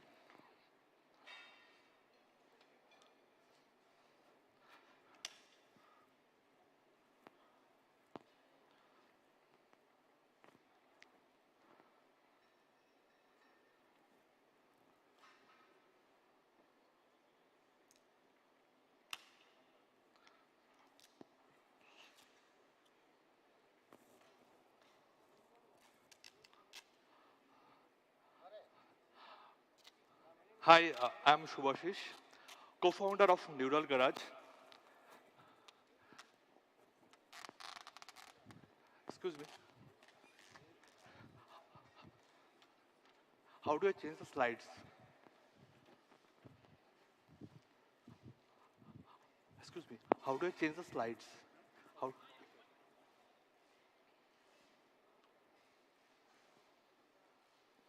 Mr. Saha gets his clicker for the slides. Quick reminder, like I mentioned, the parallel tracks are happening right now. They're starting at about 2:20. There are 4 different parallel tracks. One track, meeting room, is right behind the main hall on the same floor. And there are 3 additional tracks that are on the first floor.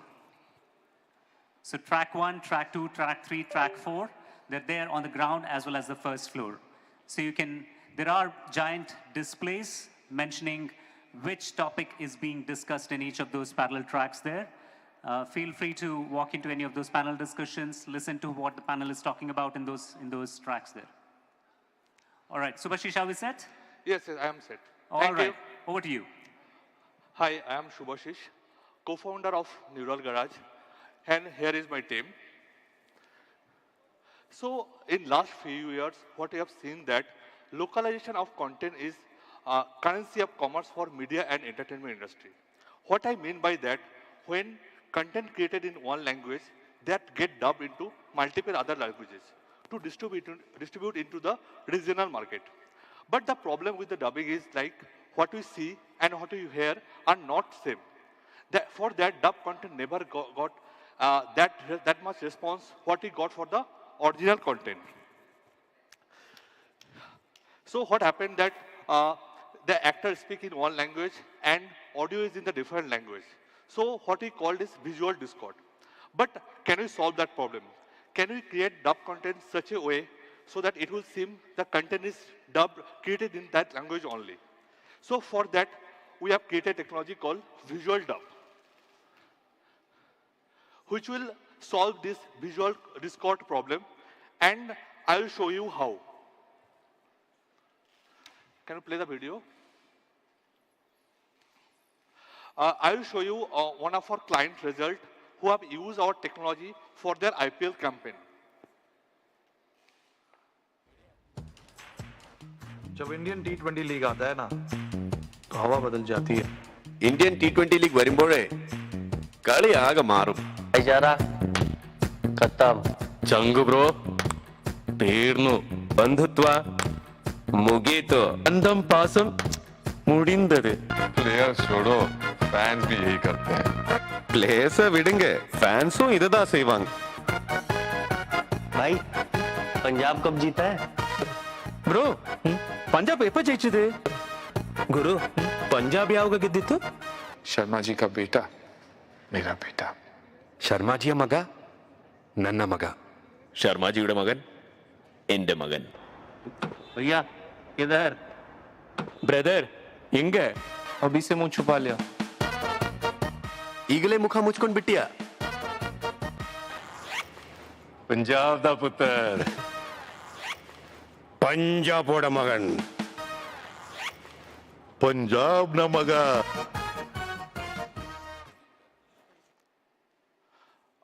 So what we saw here is like the entire ad was created in Hindi. Then they have used our technology to visual up into Tamil, Telugu, Kannada and Malayalam so that it will seem the content is created in that language only. But how this visual dub works? It works very simply. Like you need the original video and dub audio as the input, and it will transform the facial expression of the actor so that it will seem the actor is actually speaking in the dub language. Now, we have created the technology for these industries: advertisements, films, streaming, and broadcast. But how these industries will use and get benefit from the technology? Visual dub will create a seamless content viewing experience for the movie and films. And because of that, they will get better response in the regional market. So, for example, for some movies, we have seen the actor has reshot the same content in multiple languages. For example, for Rocketry, Madhavan shot the same movie twice. One is Hindi and one is Tamil. So, if they would have used our visual dub technology, they would have saved the whole time and the production cost. Visual dub can also be used for dialogue replacement. For example, one brand created ad in December, but that ad will not relevant in August because offer will be different, the festival will be different. But using the visual dub, they can repurpose the same content for different purposes. Now, why these big industries will use our technology? Because we are studio quality. That means you can slap our result any big screen and quality won't change. We are not only doing the lip sync, we are changing all the micro muscle in the face so that it looks natural and realistic. It works on pre-shot content. We does not need to create any avatar for this. And we have trained our algorithm on sounds, not in languages. Any language is a combination of sound. So we are practically language agnostic. So when I say our technology is great, so there should be some proof, right? Can you play this one?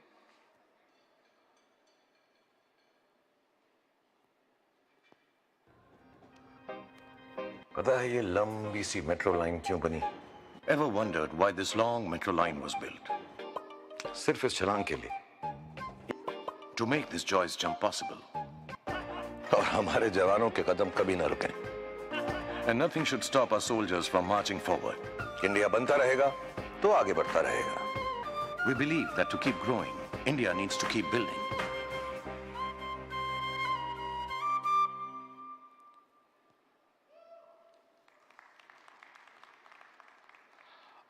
So if you look at the content workflow nowadays, creation, post-production, dubbing, and distribution. Our solution will sit between the dubbing and distribution. It will enhance the IP of the dub content, and it will add value in the distribution. So till now, we are 8 months out in the market. 28 global brands validated us and used our technology for their different purposes. Starting with Amazon, Britannia, Reckitt, Airtel, Dream11, and more. Now, if we talk about what is the target market, is it big enough problem to solve?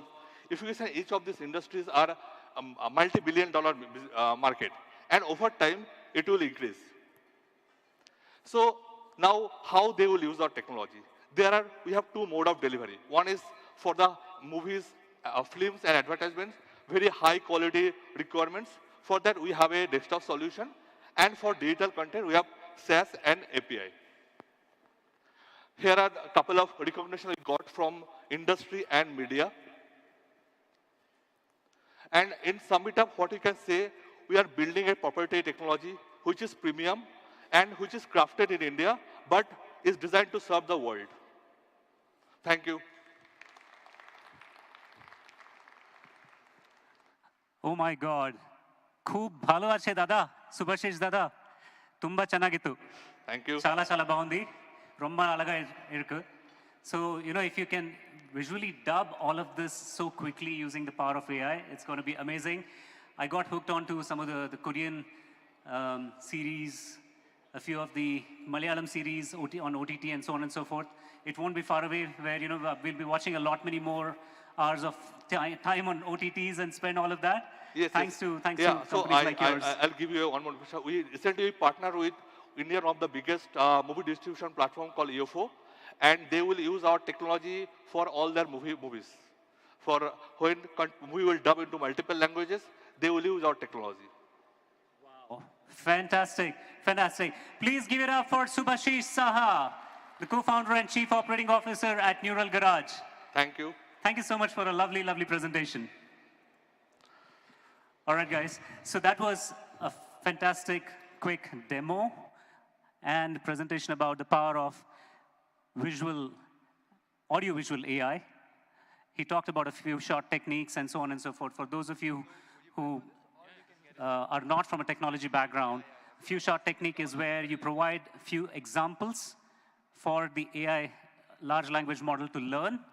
And based on those examples, the large language model is able to understand what's being told. And then it tries to then predict the next one. It tries to generate audiovisual content or any kind of content for that matter based on those few short learning techniques. There is a few other techniques as well. I'm pretty sure some of the researchers, the academicians here will talk more about that in their panel discussions. But if we are ready, then please give it up for our next speaker here, Mr. Pratyush Kumar. He's the co-founder and CEO of Sarvam AI, making generative AI. Okay, maybe the slides take a minute to come, but in the interest of time, I think the first slide, if you can imagine a map of India, and if you were to put colors for different regions of India basis the language that particular region speaks, you can imagine it will be a very colorful map, right? Because in India, every region has its own language, its own script. There are many dialects and so on. So in that sense, India is a hard benchmark for language AI. We have huge variety of languages, very proud languages with their own traditions and so on. But it is also, therefore, a billion-plus sized opportunity. India is a country where we are still going to be a young country for the next 2 decades. We are a country where healthcare, access to legal services, access to even high-quality education is something that GenAI can significantly scale up in terms of quality and reach. And if you can combine that with the language access, then India becomes a billion-plus sized opportunity for GenAI. In fact, my first hypothesis on the slide deck was that India will be the use case capital for GenAI. While the area is getting started over the last 2 years and people are talking about artificial general intelligence, in terms of people actually using it for what they are valuing, the primary use cases today have been at a global level, things like improving the productivity of programming or using co-pilots for specific workflows. But India presents an opportunity where population scale deployment of this technology is possible. And that is because as a country, we are techno-optimist. In fact, there was a survey done of many people about what they feel about ChatGPT, right, across various countries. And most people were actually scared. This will take away jobs and so on. And Indians were the only ones who had a positive sentiment, right? So we are very much a techno-optimist country. We tend to absorb various things that come in even as a culture. And secondly, I think we are going to be someone who is going to build on top of GenAI very, very quickly. What GenAI is really doing is reducing the barrier to build. How many of you were programmers 3 years back, and how many of you can be programmers today? Today, you can actually open an LLM, a proprietary LLM or an open source LLM, and actually program it and do something fairly complex that even 3 years back, an expert programmer would not be able to do. So the ability to become builders of technology, that has really become much larger. And given that India hosts the second largest developer community in the world, I'm sure that many more builders will be showing up who will use this technology. Do we have a challenge with the slides? Okay, finally it's up. Yeah. You can go into slideshow mode, please.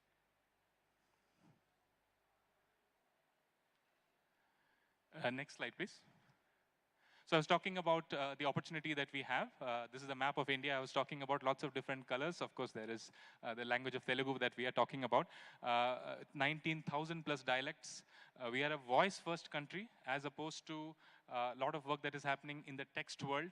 We need to focus on voice, and voice is a harder problem because voice captures the fingerprint of a diverse population as opposed to text, which is normalized.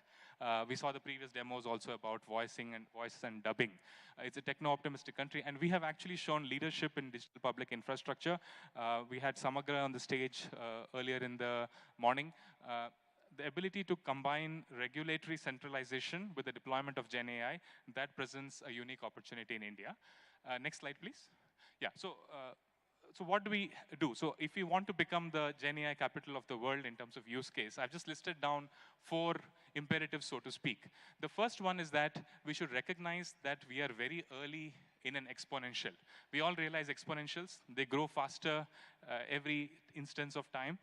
It's very hard for us to even imagine. But at the same time, no matter how crazy good this particular technology is, please recognize that this is only year 2.5 of this technology in the public domain.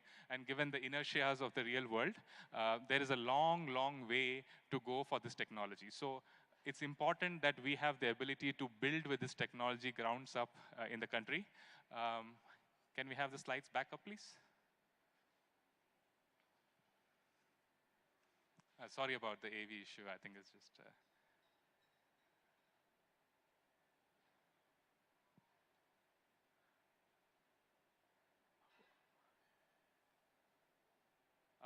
this is a video. That's all right, but we don't hear the audio.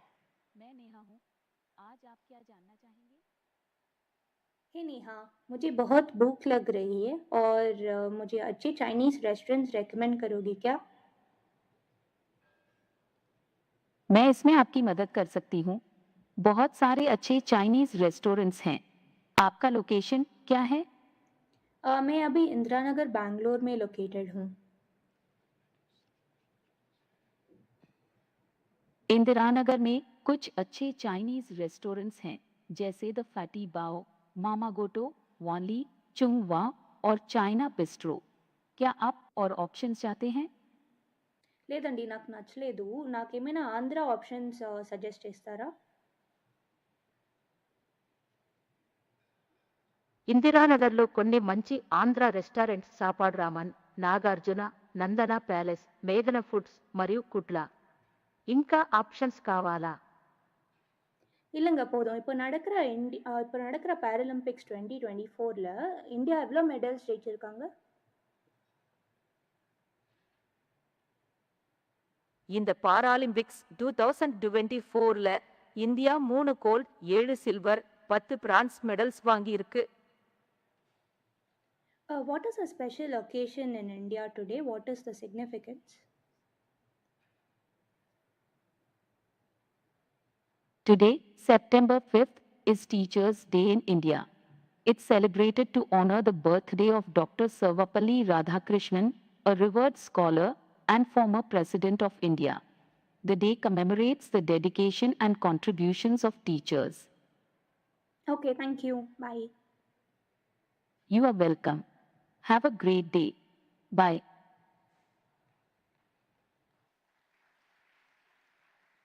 Yeah, so what you saw there, I couldn't build up to it. What I wanted to say beforehand was that because we are early in this exponential, we should have the ability to build grounds up this technology and not be users of platforms that others build because it's foundational in its nature. We should also, at the same time, continue to think about use cases which are unique to India, so that the application layer also we need to think about things. So what you saw now was something that we have been building at Sarvam, which is a voice-to-voice interface. Quick recap of what you saw. She was asking several questions, mixing languages up. The model was able to figure out what language the person is speaking and respond back in that language. It was able to use tools. It was able to hit an internet and come back with a nice answer. In fact, it was also careful in choice of words. For complex words like Paralympics and Teachers' Day, it used the English word and not try and translate it. If you used a translation-based layer, these things would not work out very well. So a native LLM which is able to do this well on Indian languages, which is voice first, is what we demonstrated there. In fact, at Sarvam, we believe that voice-to-voice agents will power a lot of the AI consumption that we will have. Whether you think of productivity, whether we think of access to information, I think this will be an interesting primitive. The other thing that I want to say is India is cost conscious. So we believe that an experience like this, no matter what the use case, can be offered at ₹1 per minute. Right? You can have AI agents that you are able to talk to at ₹1 per minute. And that is what AI is enabling. The GPUs that NVIDIA is building, the data centers that Yota is putting together, they're increasing the value of ₹1 spent on the cloud. It was never so high. A student can actually get a question answered in ₹1 per minute, and that's the value that it provides, right? While what you saw was an audio experience, audio to audio, we also are building a lot of things in the open source. In fact, we have built an audio LLM. An audio LLM is an LLM which takes audio as an input and generates text as an output, as a single model. It doesn't break it up into separate parts and so on. And the advantage of doing that is that it can be much, much faster to respond. It can be sometimes 6 times faster. So we built the first audio LM in the country, which we released as a model called Shuka about 2 months back. It is available on Hugging Face. And I'm very happy to announce that today we are releasing a Telugu version of that called Shuka Telugu, which the team has trained. And I would like to show you a demo of that. Can we go to the next slide or play this video, please? Hey everyone, I will be Next demonstrating slide, the latest Sarvam's voice. Hey everyone, I will be demonstrating the latest Sarvam's voice agent. Let's get started.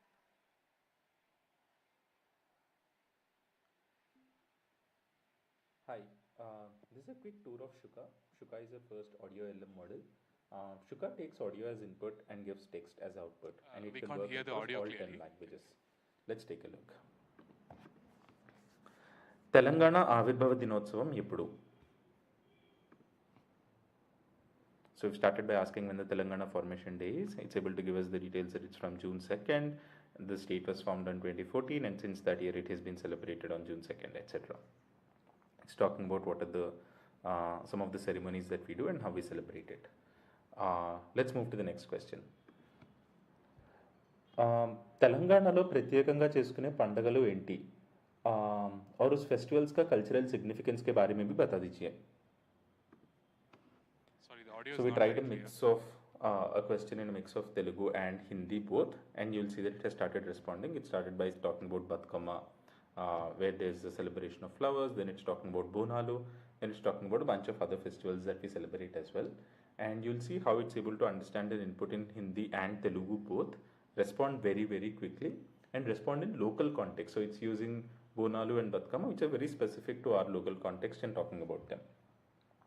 Let's move to another question. Telangana startup ecosystem గురించి చెప్పండి. So now it's starting to talk about Telangana startup ecosystem, what are the kind of supports, T-Hub, T-Works, the kind of funding available, startup incubators and accelerators, how is the government supporting this, etc. So it's able to very quickly able to gather the context of the user, understand what he's saying, and start churning out responses. Let's try the next one in English. Can you tell me more about the Telangana startup policy? So we've started asking it about the Telangana startup policy, and it's talking about what are the key objectives, what are the key features, the tax benefits, subsidies, mentorship, access to funding, what is the eligibility criteria, benefits, etc. So you can see that it's very effective at being able to process any form of audio input, be it across languages, be it code mixed. It's able to understand them, it's able to transcribe what the user is looking for and provide responses. All of this at very fast latency, about 120, 130 milliseconds. That's a quick tour. Thank you so much. Yeah, so this is the Shuka Telugu model. It's an audio LM. It's a single model that takes audio in and generates text at 120 milliseconds latency.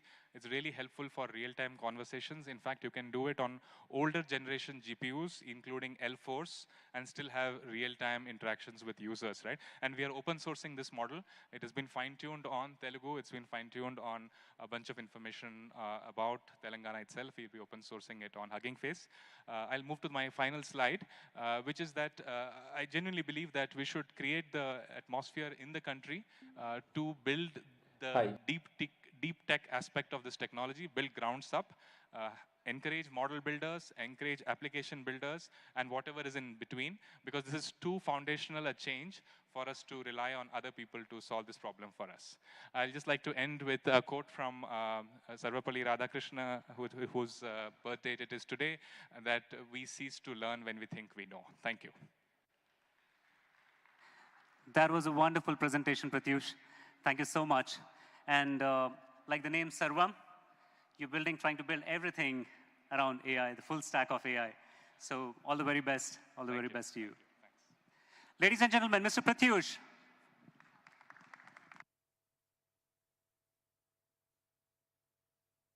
Mr. Pratyush, if you can stay back for a minute, please. We would love to give you a token of our appreciation.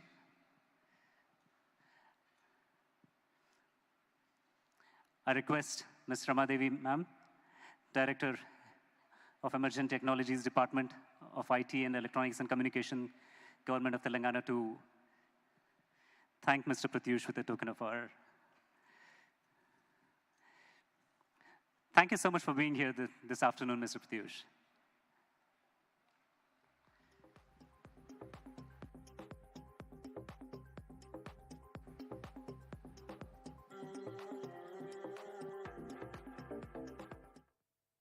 Right. Moving on. I know we are running about 20 minutes behind schedule due to some technical glitches here, but we'll try to catch up. We'll try to catch up as we move along. So the next discussion, it'll be the next one. The next item on the agenda here will be a fireside chat. It's going to be a rapid fireside chat. And to conduct that, I call upon stage the moderator, Mr. Satish Andhra. He is the MD for India Partners, a VC fund. And joining him on stage, the two panelists, Mr. Akrit Vaish, who's the co-founder and CEO of Haptic Advisor, one of the largest conversational AI companies in India, and Mr. Chaitanya Pedi, who's the co-founder of Darwin Box. Please put your hands together for Mr. Akrit Vaish, Chaitanya Pedi, and Mr. Satish. Can we have one more chair for Mr. Satish, please, on stage? We have two chairs here.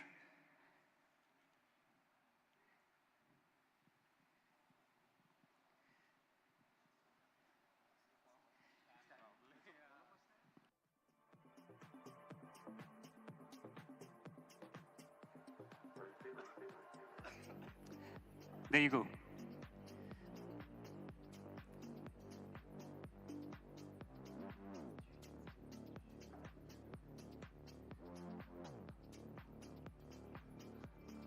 All yours.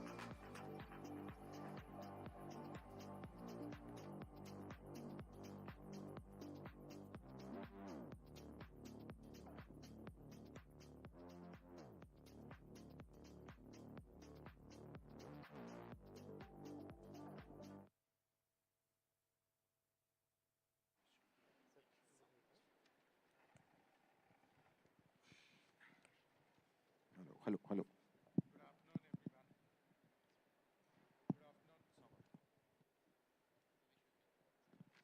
Hello. Yeah, this is better. So good afternoon, everyone. So I have with me the two co-founders who built very successful companies. I know a lot of us are in love with, these tags called unicorns, unicorns, all of those. And someone was telling me Zoonicorn. So that's a new tagline that I heard. But I think more important is how do you really build What does a it mean? business? What does it mean? Zoonicorn is like junior unicorn, it seems. So anyway, I think the most important thing is, are you solving a real problem? And does your customer see the value? And are you able to build a sustainable business? And I think both of these gentlemen have done that. Of course, it's a very, very long journey, so I don't want to declare that they're winners yet. So we're going to, it's only 20 minutes that we have. I'm hoping a lot of you in the crowd are entrepreneurs. Can we just see a raise of hands, how many are entrepreneurs building companies? Okay, maybe 15 to 20%. Sure. So I just want to start, both Chaitanya and Akrit, you may want to spend a minute talking about your companies in terms of Haptic and Darwinbox. Sure. Thanks for having me. Great showcase of AI in India and lovely keynote by Pratyush.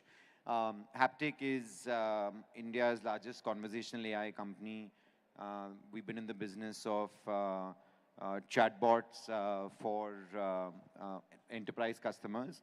In India, we have about 40% market share in the large enterprise segment. So, 1 out of 2 chances almost that if you land upon a chatbot with a large brand, you'll see it powered by Haptic.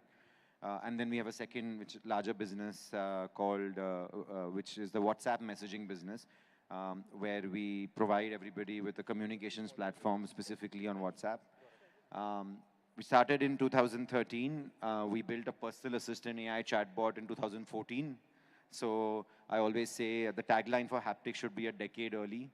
And a few years back, the company was acquired and now operates as part of Geo Platforms. So thanks for having me here, all the organizers. Darwinbox is a end-to-end technology platform for automating people operations. This is something everyone can relate to. If you take employee life cycle from hire to retire, a lot of things happen. So this is one platform that can automate all these things. Primarily built for enterprises, mid and large companies. Probably only company from India working in enterprise HR tech space. Typically, the competition is all the platforms built in West and doing business or probably captured India market before us. So we wanted to change that. So we built the platform with the Asia first or India first focus and started in 2016, early 2016. So been 9 years. So, I run India Partners and very glad and thankful to be part of Darwinbox journey from kind of day one. One of the key things here for you, takeaway is that who do you declare as your competition? I think from day one, Darwin has been talking about Oracle, SAP, and Workday. So for entrepreneurs, a lot of us think about better, faster, cheaper, and talk about some competitors who may be irrelevant. So it's very important for you to think about the larger players and how you're going to obviously win battles against them. So both, Akrit as well as Chaitanya have built their companies which have reached revenues of 500 crores and they'll get to 1,000 crores in the next couple of years. So building a company from a conceptual stage to almost 1,000 crores of revenue is an amazing thing. And I would love to understand what were the scalability challenges. You started out, validated your idea, started acquiring customers, but you got into a great scale. So what was the journey like, if you want to share, your journey? So first is, Satish, obviously product market fit, and then you need to survive. For us, it was a little tricky because we were in a very, very crowded space. But how we differentiated ourselves, we went and we said, see, we are a platform for enterprises, like you rightly said. So we are a replacement for big players like SAP, Oracle, or Workday. A lot of people didn't believe, but whoever believed, gave us business. So once you survive, then obviously 1 to 10 and 10 to 100, different journeys altogether. In both the cases, one underlying common theme is people. So many a times people who are great in 0 to 1 journey, probably they won't scale in 1 to 10 journey or 10 to 100 journey. So as a founder, you need to realize, okay, someone is not scaling, and sometimes, you may need a different level of capability. So end of the day, it all boils down to having the right people at the right time in the company. So I think, I feel that is the number one responsibility of the founder. If you ensure right people are in the right place at the right time, so rest all most likely be taken care. Second is obviously, scaling the processes as well. So at least for us, we have a very good mix of internally grown people as well as people we hire from industry. Many times, someone who had done that, if you get them onboarded, probably your learning curve would be much, much faster. But, process scaling also eventually boils down to people who can help you to put and, build and scale right processes. So it also boils down to people only. So people is the key thing. Thanks, Chaitanya. So if you want to share maybe some of the insights from a scale perspective. Yeah, I mean, couldn't agree with a lot of the points Chaitanya touched on. I think, maybe outside of that, the one thing that I would add is, which is very contextual. I'm guessing a lot of us over here have been seeing in the last few days a lot of action on Twitter or LinkedIn or wherever around this concept of founder mode. I think there's a very famous essay, or rather there was an essay published that has become very famous over this last 1 week. You can Google it and see it if you haven't. And just quickly summarizing, and I'll tell you why I'm referring to that is, founder mode basically talks about that even as your company scales, how it's important to be in the weeds of still minute details while at the same time building a team. So when you ask this question, Satish, basically that has constantly been our struggle as we've scaled and grown, that you establish management teams, you build teams. So, now you're responsible for managing people and you're responsible for management. But at the same time, in the kind of places, in the kind of company, industries we operate, it's so hyper competitive, and also the need or ambition to grow is so much that you have to balance it out with sort of being in this founder mode and still being in the weeds of the most tiny details. In fact, I was asking Chaitanya just while we were walking over here that, his co-founder, Rohit, who's also a friend, I was like, hey, how's Rohit? Where is he? And his answer is he's in Delhi meeting and selling to a customer. Right. So even till now, and same, until I was very actively involved with the business, I was spending maybe 40% of my time doing hardcore field sales. So I think, how do you balance that out as you scale? Being in that founder mode, but still building an organization has been a constant struggle. Yeah, no, I think you're always selling. You're selling to customers, selling to your employees, selling to your family, of course, finding new investors and selling to them. So you're always in a sales mode. I think one of the unique things, Akrit, about Darwin Box is if you put Chaitanya, Jayant, and Rohit in 3 different rooms and ask them a set of questions, you get the same answers. So that means, they can kind of be at 3 different places. So the company moves much faster. But now let's talk about as you scale. I think for folks out there who are entrepreneurs, I think 2, 3 nuggets.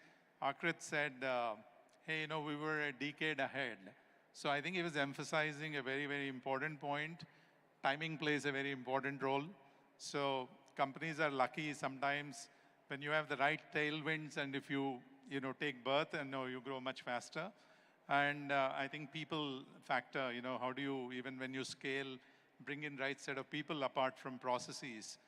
So let's talk about execution versus innovation, right? Again, as you scale, execution is something which is very, very important. You can't miss out on execution because you have customers and you're part of the ecosystem and you're an important component. And innovation is a must. Without innovating, then probably you would be extinct. How did you folks balance, these 2 factors? Yeah, I can go first. So actually, I think in the types of companies that we try to build, innovation is execution. I think that's how at least we think about it. To your point again, right? Like we've been trying to build an AI company starting from 2014. So ground up, we were trying to create a new category, trying to innovate. And each type of company has like its pros and cons or variety of how you do it, right? So, when you were just referring to a great point that you brought up, that when Darwinbox started, or even from the earliest days, they always knew who they wanted to take down. In our case, that wasn't there, right? There was no reference point. There was no chatbot company at that point. In fact, I still remember we used to think about what do we coin this industry? Should it be like conversational interface? Should it be chat? So it was, those days. So in our case, it's constantly just been, yes, of course, sales and all those aspects of execution, but it's constantly just innovating and trying to press the pedal. And like, exactly, right? Like, even after, it was like an ironic moment for us that after 8 years of innovating and pushing the pedal, when you thought that you're now mostly execution mode, LLM show up, right? And then you're again saying, okay, listen, go back, remove everything else that we built and sort of, refresh. So Satish, I mean, this is something, I keep asking myself as well, because I head in a product in tech. See, after 9 years at least, my learning has been very simple.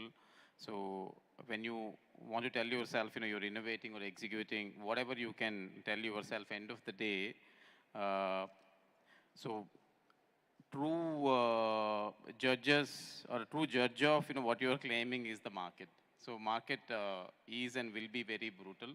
So for us, it is very simple. So for example, a few days back, I met a founder. He said, okay, we built the best platform in our segment, been there for 5 years, but still probably, doing maybe 200K revenue. So with all due respect, so end of the day, if you are innovating and executing, you will get the business. So that is first metric. So growth is everything. So that is the proxy for innovation. And second, what we also very seriously track is, even if somehow, you be a very salesy company or marketing heavy company and sell, so people won't go live or be happy. So at the same time, the balancing metric is, okay, you're selling and you're growing, how many clients are using and how happy they are. So if you track both of them, and whenever something is dipping, so you need to put the right measure. It could be a need for innovation or need for execution. So I think that is what helped us. Yeah, I think the stated value proposition versus implemented value proposition, right? Measuring that on an ongoing basis is very, very critical. The other piece is you can never be complacent because obviously, a rug gets pulled under your feet. Now, of course, with AI and post-COVID, new geopolitical situation, a lot of local markets growth. I mean, from a technology perspective, not talking about e-commerce or D2C or whatever, from a technology perspective, but both of you have built companies that have gone global, right? And has kind of made a dent in those global markets. You want to share, your journey, or for entrepreneurs, how should one go about it? Whether they're entering Southeast Asia or Middle East, it could be Europe, US. What are the do's and don'ts? Yeah, so I mean, this is coming from a place of not expert advice, but rather somebody who's made every mistake in the book when it comes to your question of going global. So all I can tell you is lessons learned from mistakes, because we've done this so many times over and in so many shapes and forms. And some of this, people may agree, not agree, but I have fairly strong views on what to do if you're trying to do some global, right? In my mind, it's basically either you have to pick your battle. Either you say that, look, I'm going to play the large market, almost like this red ocean kind of market, where I'm going to go, and the sort of approach over there is, the reason is, even if I get a drop in the ocean, I'll be a big player, which basically is North America, right? So that, let's say, is one strategy you can pick. My view increasingly over time has become that if that is what you want to do, you should ideally do that on day zero. Because North America, not only the way the customers engage with you, but I've learned to also see the product can take a very different shape or form compared to if you build it for emerging markets. Like there are nuances in the product, integrations, for example, there are types of products require that are very hard to get right if you're a larger company. Now, of course, there are exceptions, and I know obviously Darwinbox is also now looking in North America. You know, of course, when you're very large and you have a lot of capital, maybe you can sort of solve it. But as a startup, mid-stage, even a startup with $10, $15 million of revenue, it's very hard to do it then. Like day zero is when I would suggest. Or then the second bit, which I think both ironic, you know, it's funny, right? How many times do you find two companies sitting on a panel who are both emerging market first software companies, right? So which is the decision that at least the two companies here took, which is, look, there is a smaller overall size of pie, but there is a lot of white space. It's slightly more blue ocean. Nobody's serving these customer needs. It's easier to access from a just geographic proximity standpoint, which is sort of India and surrounding regions. So India, Southeast Asia, GCC, Africa, and you know, it's not geographically proximate, but I think similar behavior we are starting to see even in Latin America. So if you pick sort of this region, the actual TAM is as big as North America, but very different, right? It's not one country, it's almost like 8 or 10 countries. Ticket sizes are lower, so you have to bake that into your cost in terms of how you build a company and how you set up, you know, just people costs. And here, you know, maybe the growth will not be 3x sort of every year, but like I said, it's easier access and different ways to do it. So that's, let's say, the second bit. And if we want to do that, then you can make that decision. Just finishing up, if you pick the first one, which is, look, I want to be North America first as a company, the only way to go do that is to, in my view, just move there, right?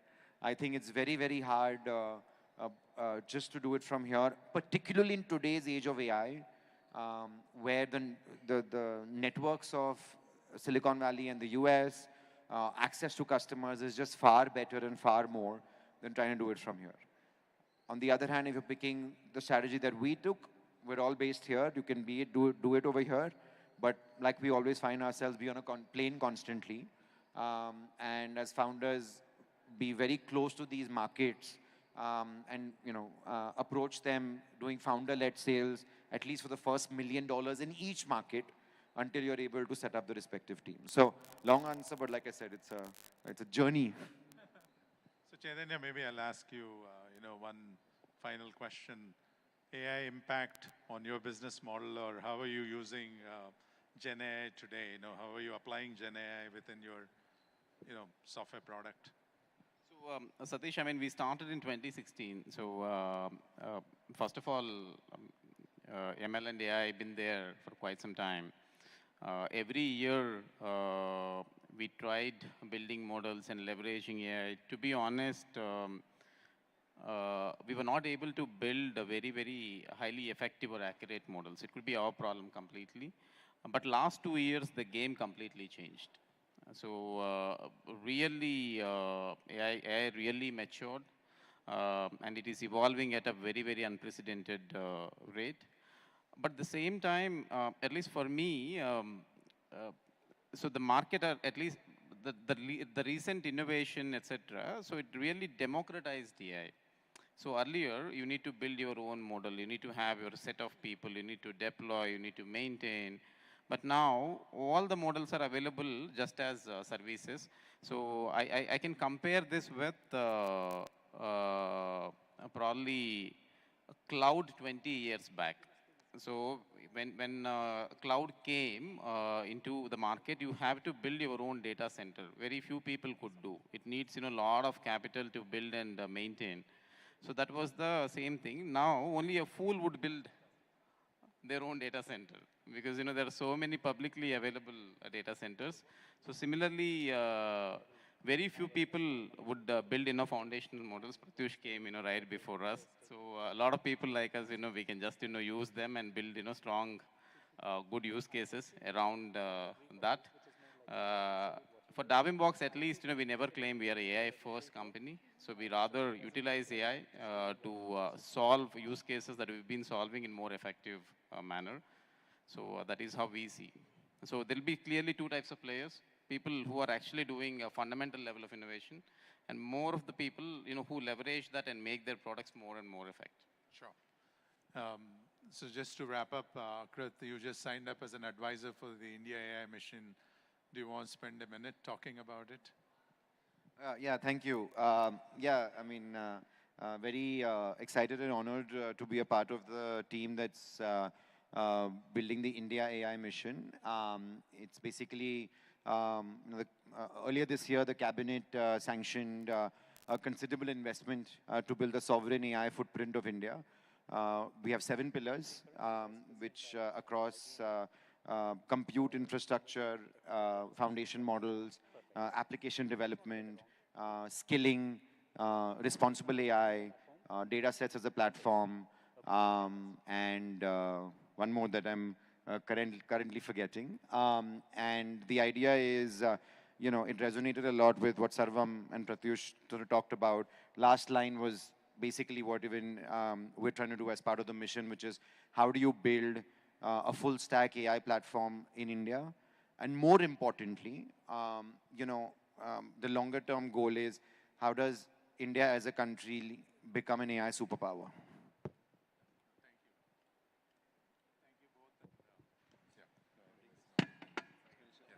No, thank you both, and thanks everyone for the opportunity. And Thank you. Thank you so much. And please, if you could stay back for just a minute, please.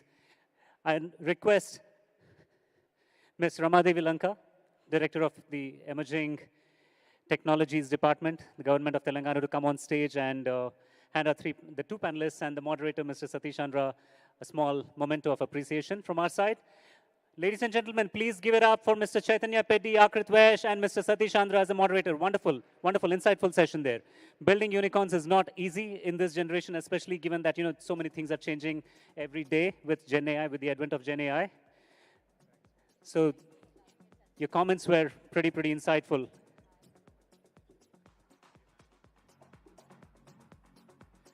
And all the very best to Darwinbox and Haptics.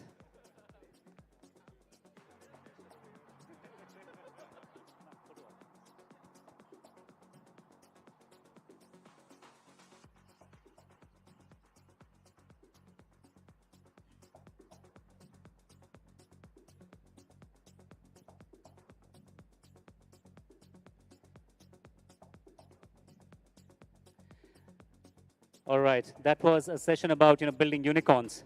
So as much as unicorns are trying to find the right use case, the right value proposition thereof, and try to grow in a competitive world with the advent of Gen AI, there's always a second side to the coin. You always have to be worried about, I'm sure not worried about, but you always have to be cognizant about what kind of regulations are there, what kind of rules you need to adhere to, right? And in such a world, it's really important that somebody tries to guide you around and navigate through all those difficult nuances that you come in in confrontation with, right? So, ladies and gentlemen, without further ado, I would now like to invite our next rapid keynote speaker, Ms. Daniela Kombe, who's the VP of Emerging Technology Advocacy at IBM. Please give her a big round of applause to talk about regulations in the world of AI.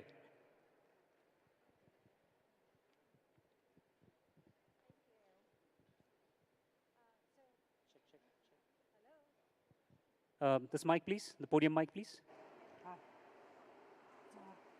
Hello. Good afternoon.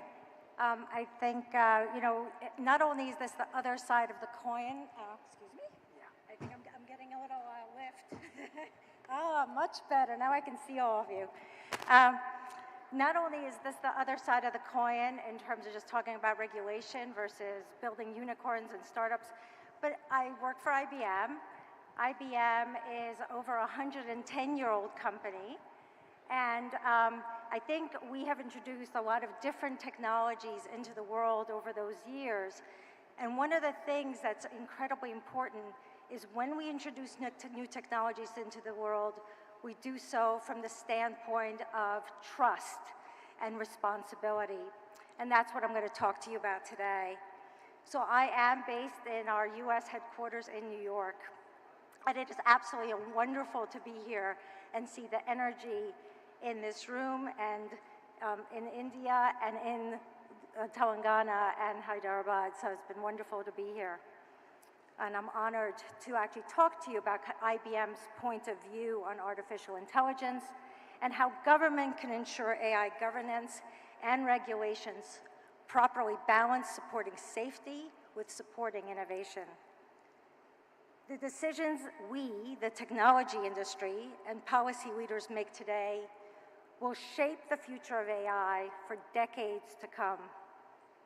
I am proud to be part of this conversation, including with many of you in this room today, as we all work towards a responsible and inclusive AI ecosystem.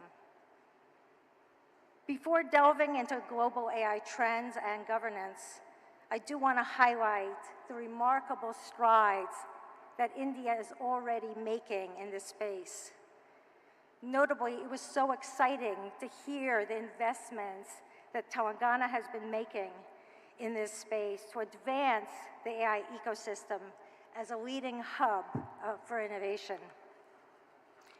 In collaboration with industry, academia, and international partners, the state government has underscored this commitment through so many initiatives, including the Telangana AI mission, launched in collaboration with NASSCOM, which focuses on innovation in key sectors, including healthcare, agriculture, and law enforcement.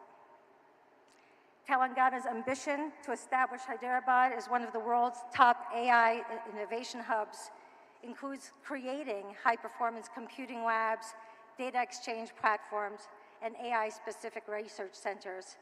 And the AI City project in Hyderabad, announced this morning, was such an incredible example of the opportunity that's ahead. And really, you think about the jobs, opportunities, the great talent that this can attract, and obviously it takes an investment, and we really appreciate that. And I think it cements Telangana as really a global powerhouse in AI, and it's such a great example and really a blueprint, a powerful blueprint for how local governments can spearhead AI development. And of course, on the national level, India is using its unique blend of technological expertise, dynamic talent, and ambitious government initiatives to drive AI development. A recent IDC study indicates that AI spending in India is expected to reach $6 billion in 2027, with more than 150 generative AI startups, such as Krutrim AI, and of course we heard from Sarvam AI as well just before, really leading the charge. Government initiatives like the National AI Strategy and India AI Mission, supported by $1.25 billion in funding, further underscore India's commitment to advancing generative AI. And I think we would all agree that generative AI holds immense promise for India across sectors ranging from agriculture and healthcare to finance and education. However, realizing this potential requires developing robust AI governance practices that ensure AI systems are safe, fair, and transparent. Simply stated, AI governance provides guardrails that steer systems away from risks like bias and privacy infringement while fostering innovation. AI governance is essential to creating a trusted ecosystem where AI tools and systems are developed and deployed ethically. Robust governance frameworks ensure that AI systems align with business objectives, deliver value, and remain trustworthy over time. All of this enables AI adoption. At IBM, we've long advocated for our clients to get serious about AI governance And we've been actively involved in shaping regulations around the world, including the European Union's AI Act. The EU AI Act is a significant step forward for AI governance because it takes a risk-based approach, and it prioritizes different rules for different use cases, and then offers clear guidance on the end uses of high-risk activities.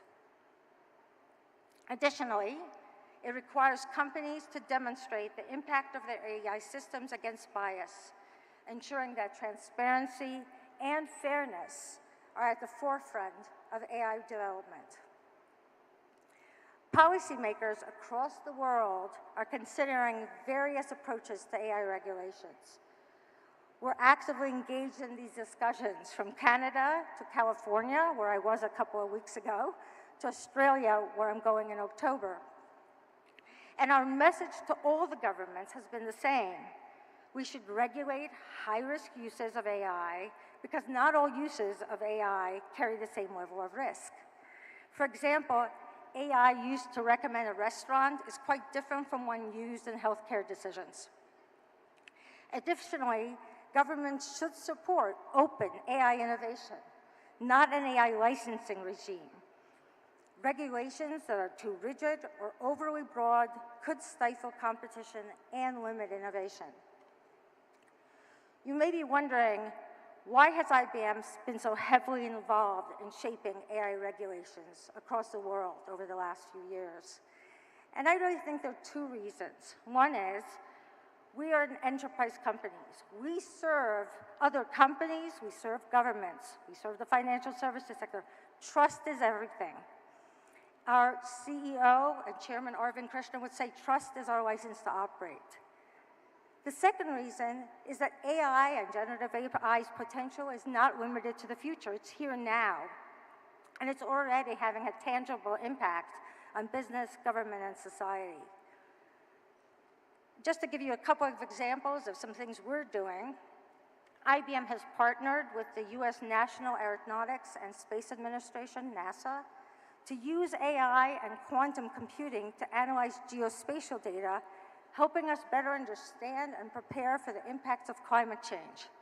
And in Africa, we've partnered with the African Risk Capacity to improve climate risk modeling and predictions using AI, helping governments better prepare for extreme weather events. And of course, we're working on real-time fraud predictions in the financial services sector and speeding up things like veterans' claims processing with our US Department of Veterans Affairs. Still, as noted, AI has its limitations, and we've already seen some of these scenarios play out. AI systems can suffer from hallucinations, performance issues, and other shortcomings, leading to biased or inaccurate results. Addressing these concerns requires governments to adopt effective approaches to AI governance, and for industry to take a thoughtful approach to AI development and deployment. It's incumbent upon enterprises to ensure that their AI systems are well-trained, with trusted data, well-maintained and adjusted for drift, and continuously monitored by humans for societal issues such as bias. IBM also firmly believes that open innovation is key to ensuring that everyone can harness the transformative power of AI. Open ecosystems lower the barrier to entry for AI development, allowing small and large firms alike to compete on a level playing field.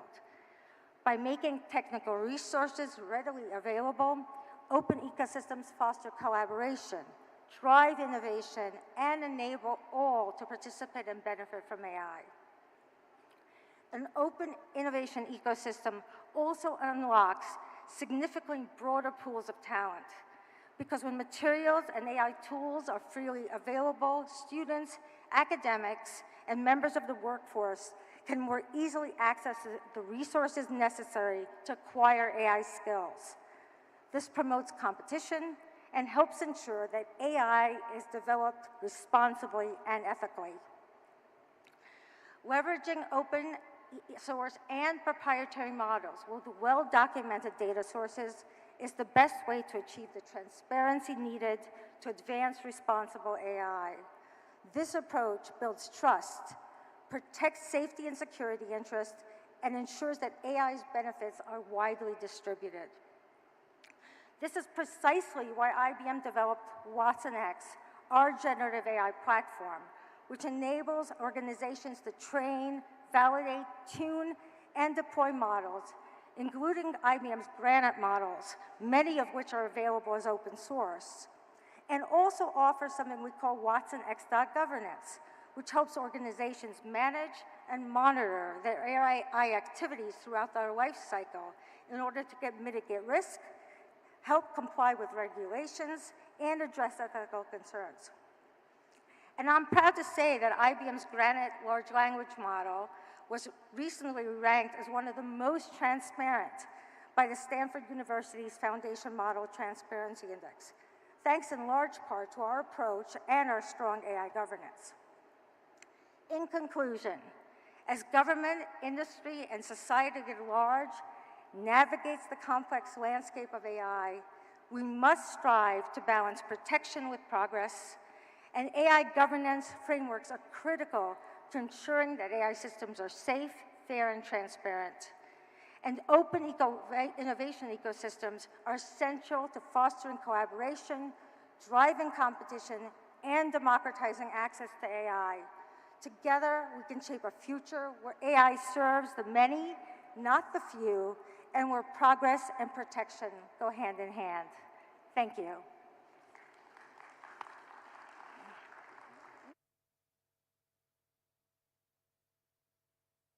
Check. Thank you so much, Ms. Daniela Kombi. I'd like to request Ms. Ramadevi Lanka to come on stage once again, please, to thank you and present you with a memento as a token of our appreciation, please. And Ms. Kombi, one of the things that you talked about caught my attention. The lower barriers of entry to AI and Gen AI, that's a very, very dangerous thing to have today in today's world, yeah. And words like hallucination, drift, and bias in the models, those are going to play a key part in how the practitioners are going to take it forward with a lot of responsibility on their shoulders, right? So thank you so much for that insightful talk, Ms. Kombi. Ladies and gentlemen, a big round of applause for Ms. Daniela Kombi. She's been a great advocate for following the law and enforcing that, as is evident from her role at IBM. She has donned several hats at IBM in her long stint there. Thank you so much. We're a pleasure to have you here today.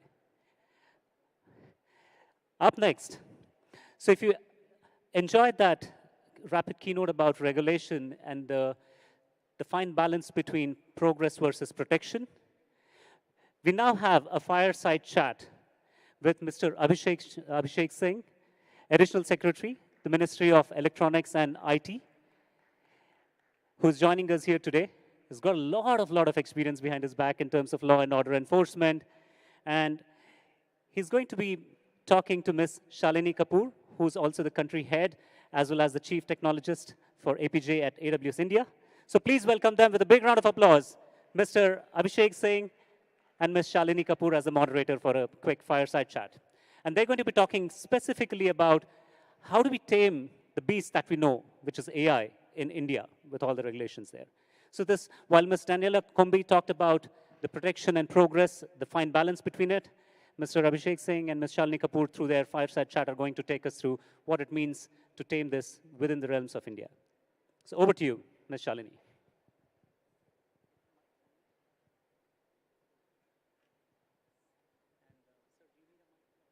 Yes, you would need a mic.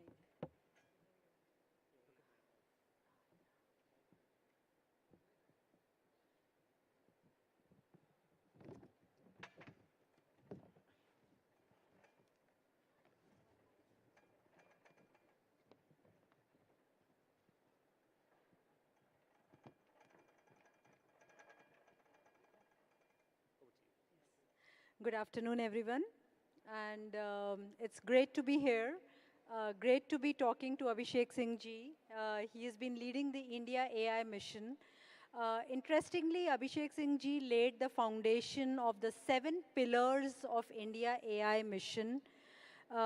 He's not only envisaged it, thought about it, he's also implementing it and making it possible in the industry. It's not very easy to think ahead, for AI for several years and think that what will India need? What are the basic building blocks of an AI mission which can serve the country for decades? So I know Abhishek Singh ji has a very hard task at his hand, but he also has a very sharp mind to think about what can not work well, what can work, how to give the impetus in the industry, how should let the ecosystem work on its own. And I have seen, several of the policies which he has laid as being part of DIC, as well as, you would have seen, I got an award just last week, which has been interesting new building blocks which have been created. India is a multi-million or multi-trillion digital economy.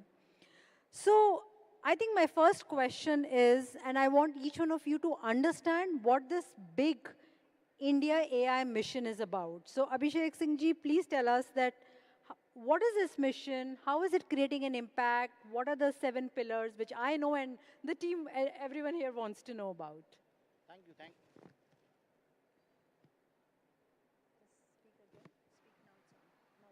Thank you. Thank you, Shalini, for giving such a good background and introduction for the India AI mission. But first and foremost, I would like to say that it's not that India AI mission has been conceptualized by one person. India AI mission is a culmination of a lot of effort that Ministry of Electronics and IT took, and in consultation with industry, with researchers, with startups, and the whole AI community. So as some of you would be aware of, government had constituted working groups. Almost 6 working groups were constituted last year, which worked extensively. They did extensive consultations, and based on that, they highlighted what are the key gaps in our AI story. Of course, we have been regarded, India has been regarded as the tech garage of the world. We have traditionally had the leadership in the IT sector. But in order to ensure that we retain the same advantage in the AI sector, the intent was to identify what all needs to be done, what all needs to be done by the government, what all needs to be done by the government to create an enabling ecosystem for AI to thrive. So based on those consultations and deliberations, the 7 pillars of India AI mission were identified. Many of you would be aware of the 7 key pillars, but just to recap, the first and key challenge that was identified across the ecosystem was non-availability of AI compute. So towards that objective, there's a huge funding which has been earmarked under the AI mission for ensuring availability of AI compute for all the researchers, students, startups, the entire AI community, so that they are able to get the compute at a reasonable subsidized cost. The second key initiative about this whole thing is that to build AI, you need data sets. So very often we do take pride in India that we have digitized a lot, and given our size, we have a huge volume of data that's available. But to make that data AI usable, we need to ensure that they conform to data standards, they need to conform to metadata standards, they should be accessible through APIs, they should be made available for the entire research and the startup community. So India Datasets platform has been conceptualized as a key pillar under the India AI mission to ensure datasets are available. The third initiative under the mission is application development, because ultimately end users, citizens will want to use AI applications, and ChatGPT and generative AI is not the end all of it. How can we use AI to improve access to healthcare? How can we use AI to solve problems which farmers are facing? How can we use AI to transform education, personalized learning plans? Towards that objective, the application development initiative seeks to build 25 AI applications and scale it up across India. The first round of which, of course, has already been launched with 14 problem statements has been given for startups to build on that. Then the fourth component, of course, is skilling. Like we do feel that we have a lot of skilled manpower. We are regarded very high on the Stanford AI Index. But in order to ensure that we retain our advantage skills, We have a program for supporting AI projects, fellowships across undergrad level, grad level, and research level. And also to set up data labs in tier 2, tier 3 cities to train people to become data annotators, to become data analysts, to become data cleansers, so that can create jobs in the hinterland. Then the next initiative is about startups. How do we ensure we are able to support startups in building solutions, so that startups who are working in the field of AI, how do they get support at the pre-seed level, at the seed level, and when they are at the maturity stage. So there is a substantive amount of funding that's available for supporting startups in this space. Then one very key challenge that we face is that we hardly have any Indian foundational models. We do have companies like Sarvam and Ola, Krutrim, who have come up with their efforts in building an Indian foundational models. But we do feel that with Indian data sets, with the diversity that we have, we will be supporting our researchers, our AI community to build an Indian foundational model. And last but not the least, there is a whole initiative with regard to building safe and trusted AI. The seventh pillar addresses that concern, like how do we build tools to ensure development of responsible AI, to development of AI solutions which conform to the ethical guidelines, to ensure that we are able to support innovative solutions and also have guardrails to prevent any misuse or abuse of AI. So these are broadly the 7 key pillars of India AI mission that we are working on. Okay. Thank you so much. That was helpful. So there was a study done by an Australian Strategic Policy Institute. It's a critical technology tracker. What they did was they have actually ranked India just behind US and China in AI advancements and the usage of AI in business processes. So for example, US has been able to absorb and infuse Gen AI into business processes, and they take it from POC to pilot to production in like 24% they have been able to complete the whole cycle. India, of course, ambitions are very high. Our ambitions are very high. So what do you think that India, what are the gaps so that we are number one and we are leapfrogging in not just adopting, but actually implementing and making usage possible in the business processes which are there across the industries? See, like, first and foremost, I would like to just say that maybe the Australian study has said something, but we do realize that when it comes to building AI-based products and AI-based solutions, we are much behind US and China. While we do have our advantages in AI skilling, having a large skilled workforce in AI, we do have advantage of having a vibrant startup ecosystem. But when it comes to basics like investments in research, number of papers cited by which have citations about research being done in Indian academic institutions, we are much way behind US and China. Similarly, when it comes to access to compute, we are way behind, because till some time back, the largest AI compute infrastructure that India had was the Eravat built by CDAC, which had what, around 656 GPUs. When every other company, whether it's OpenAI, whether it's Meta, they all are having access to 25,000 GPUs, or the frontier AI computer of US, 31,000 GPUs. So we are an order of magnitude behind when it comes to providing access to compute infrastructure and also supporting research in the field of AI. So we need to address that, and we do have ambitions based on the talent that we have and based on the startup ecosystem that we have. But especially with the coming of the India AI mission, we are seeking to address the key gaps that are there. The 10,000 GPU RFP which was floated, and now we have companies like Yota presented an MOU this morning about setting up a compute infrastructure. In our RFP, request for empowerment that we had multiple companies coming up with promises of building compute infrastructure. So I do feel that though on some components we might be behind China and the US, but given our core strength in talented, skilled manpower and the policy orientation of government towards supporting AI research, in the next 3 to 5 years, we would be able to compete with the best in the world. Okay, great. I think you also mentioned during your the 7 pillars about the data sets. And data is going to be, I mean, we all know data is the key to AI, because you have to power the LLMs, you have to power the use cases, the various sectors. So do you think that it will be sector-specific data, and what are the very key things which we are doing today and also what we should be doing, right? I mean, there is a lot of things that we need to do to clean the data, like in healthcare or in education or in skills. The data is all there. It's all, we people are the data, but then how do you clean the data? How do you make it available so that actual, and it's also available to startups for them to work. So how do you think people will get access to them also? So, can you just paint the picture for us on the data sets? See, like data sets is core. Like if you have to think of AI, we need to think talent, compute, and data sets to build AI algorithms and all. So data sets becomes a very, very critical piece of the whole challenge. So when we look at building any AI application in any sector, we realize that we just don't have data that is AI usable. We might just have lots of data sets. Like for example, Open Data Portal of Government of India has got 500,000 data sets. But how many of it is actually usable for the AI ecosystem? Very few.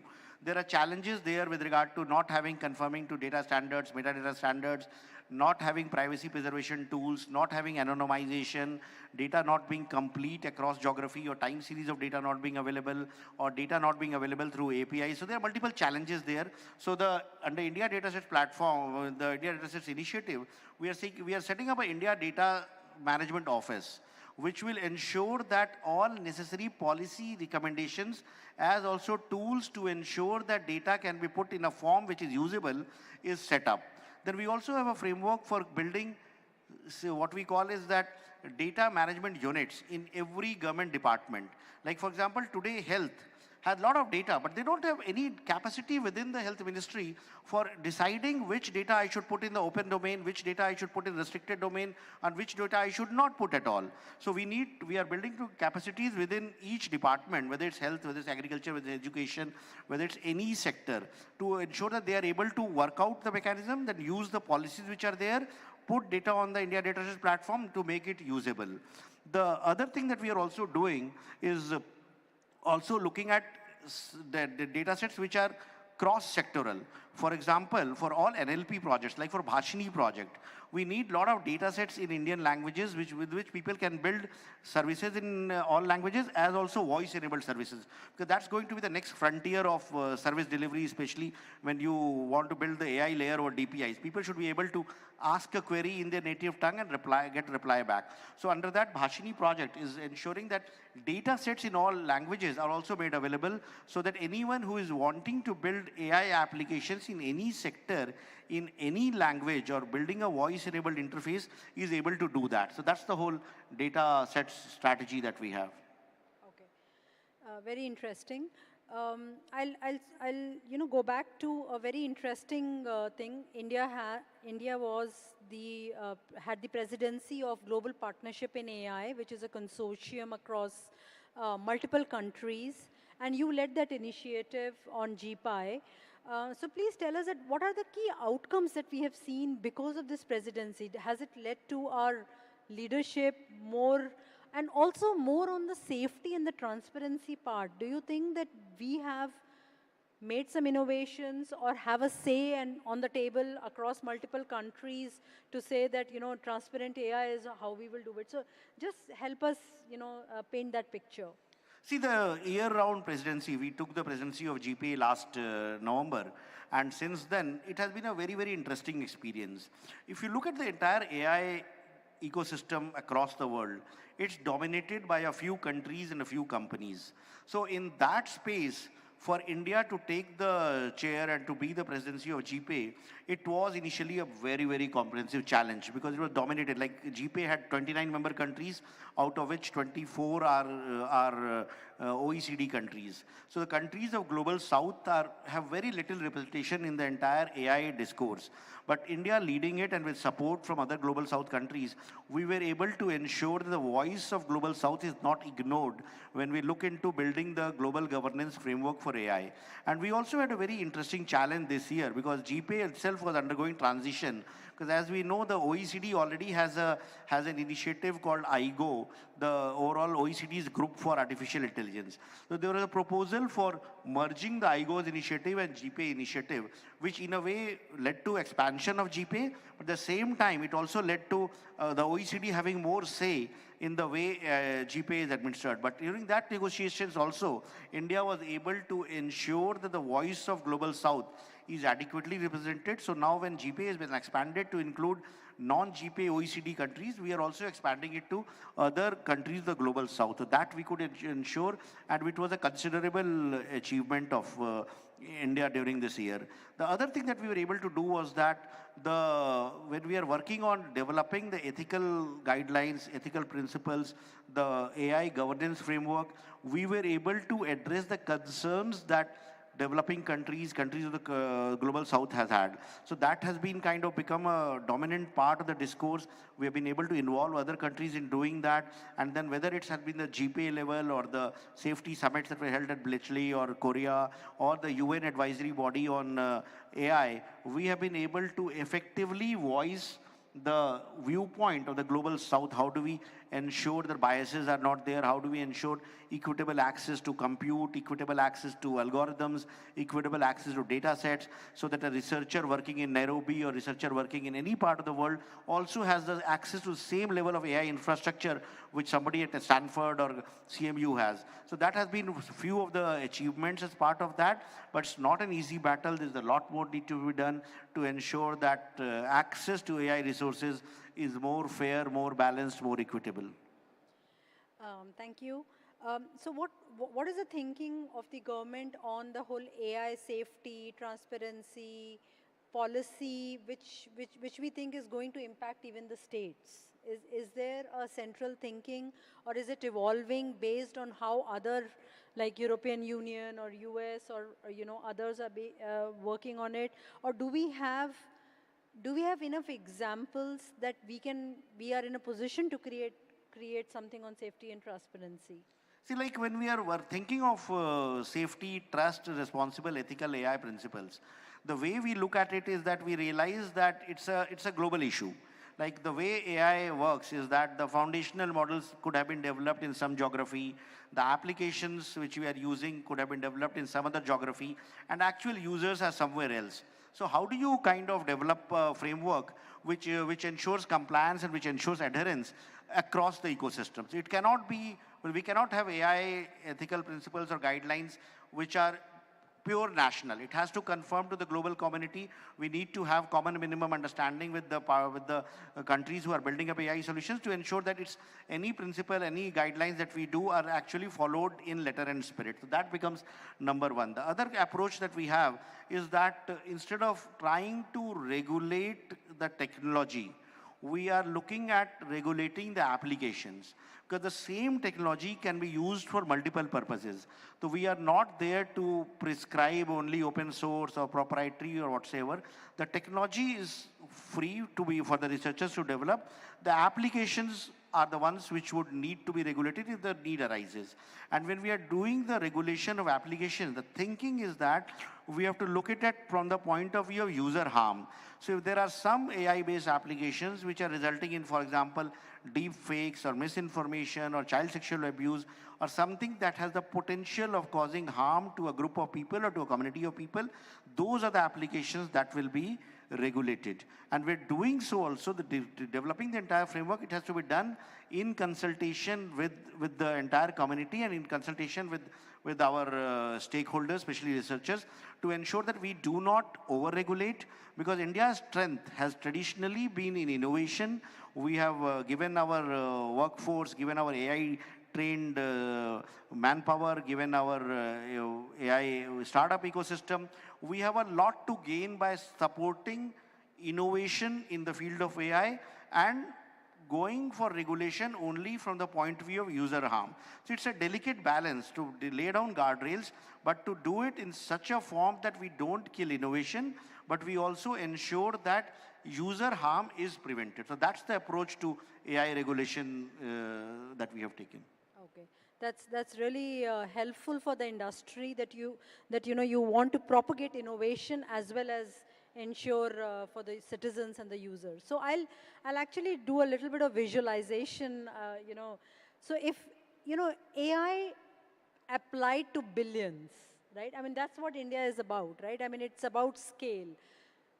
if you have to pick a use case, what use case would you pick which can impact the billion population, that billion plus population that we have? I mean, or you can pick two also if you want, but where do you think is the scale which can really help the citizens, and it can be global in nature as well? See, like very often, in fact, I have said this earlier also, but what I always feel is that we are a huge country. Very often we take pride that 900 million people in India are connected to the internet, they are connecting, accessing online services, they are benefiting from the internet economy. But when we say that, we also realize that 500 million people are not. They are not connected, and they are like still not being able to leverage the advantage that technology offers to them. And for these 500 million people to get connected, maybe we will require voice-based internet. They would be able to, they are not like, for example, if I tell a farmer that agriculture advice or what price of commodity is being sold in the nearest market is available on an e-Naam portal or something, how many farmers will be able to actually go to a portal or navigate the CAPTCHA or download an app and do that? They will not be able to. But if I say that, yes, there is an app on which you just go and say that bajre ki कीमत पास की मंडी में कितनी है, and if he's able to get a voice-based response in his mother tongue, that will be empowerment. And today's AI technologies make it possible to do that. We just saw the demo of Sarvam in which he was showing how voice-enabled services can be offered. And extending this logic, we have also tried on the Umang app a few services, that if a voice-based input and voice-based output is there, somebody with a 2,000 rupee Asha phone can actually call a toll-free number and give a query in voice with regard to if a child is suffering from dysentery or if a child is suffering from some minor disease, what medicine to give in the mother tongue. And then if he gets back the response back on voice, that will be true empowerment. So there can be multiple applications of AI using is to diagnose tuberculosis or breast cancer, or augmenting the access to healthcare, or helping farmers decide what to do, what not to do, when to harvest the crop, or what crop they should sow, or helping in educational services, or doing in urban governance, law and order. Multiple AI applications, manufacturing, logistics, multiple are there. But I feel that if we have to truly take the benefit of this technology in a diverse country of India where people speak multiple languages and multiple dialects, if we can offer services to people, information and services on voice, on demand, through a low-cost phone, that would be the true empowerment of people across. Awesome. That sounds so good. I know we have discussed a lot about the possibilities of AI and what great things can happen. What do you think are the challenges which will maybe hamper reaching this vision?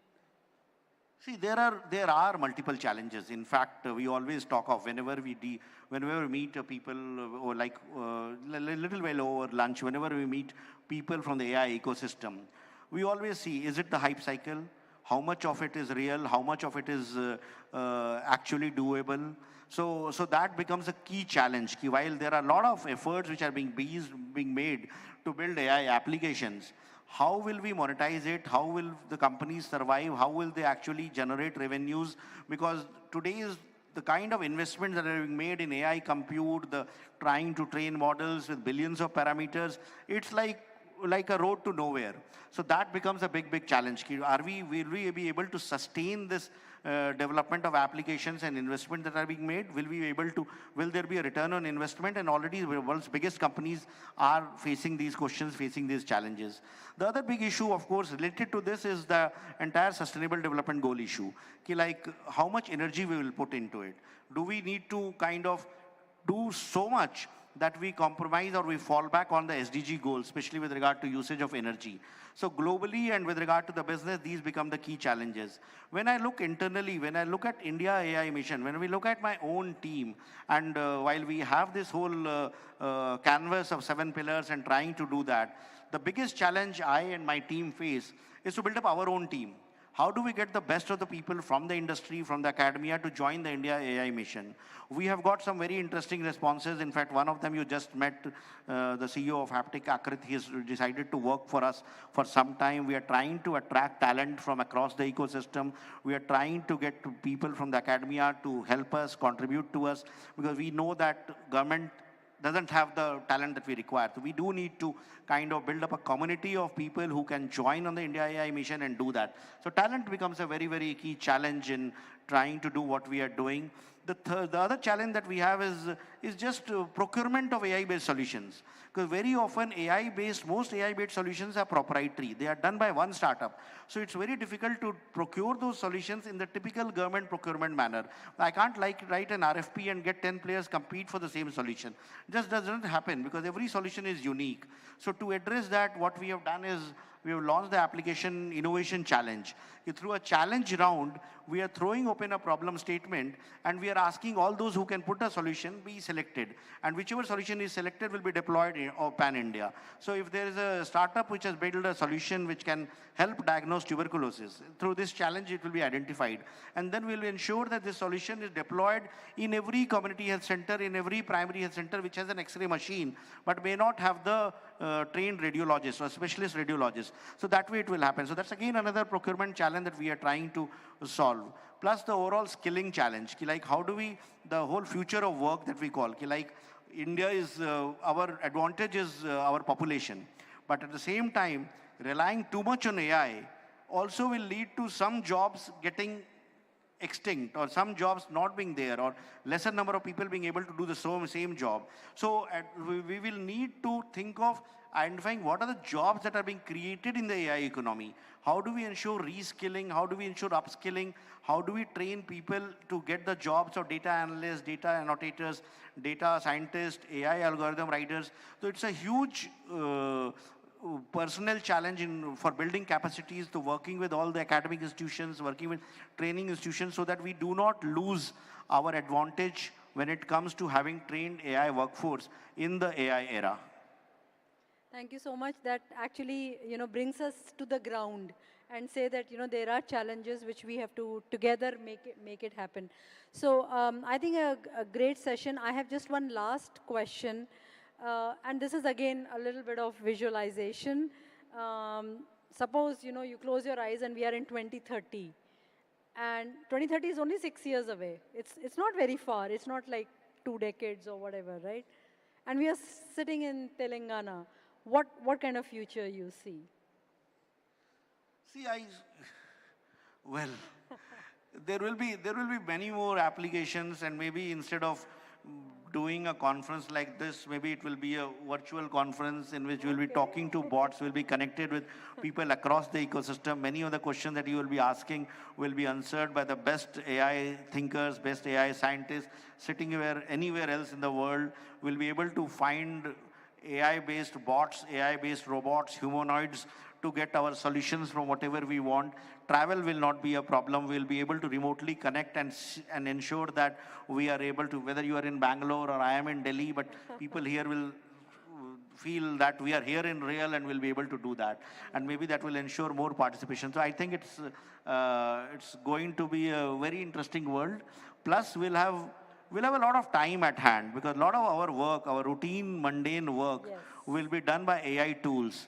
So we'll have to think of how do we become more creative, how do we do a next order of thinking so that we'll be able to identify things to do which the AI bots cannot. And that would require real evolution of human mind and we as a society. Yes, absolutely. Thank you so much. I think people would still love the personal touch of Abhishek ji and Shalini here on the stage.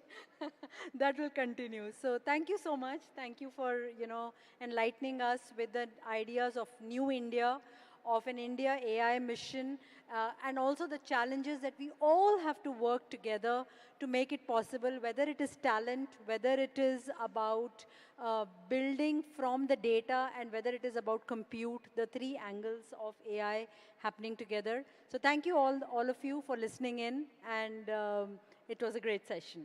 Thank you, Shalini. Very insightful session. I must also, before I conclude, like to convey my thanks and gratitude to the Telangana government, Jayesh Ranjan sir, Ramadevi Lanka, and the entire state government machinery. Fabulous conference. The summit has been like so engaging and so insightful. So many learnings on the stage, on the presentations, the talks, plus the meeting people all across. So thanks a lot for being such a wonderful host and event organizers. Thank you. Yes, Truly grateful. Yes, No, absolutely. thank you both of you. In fact, we love that interaction so much.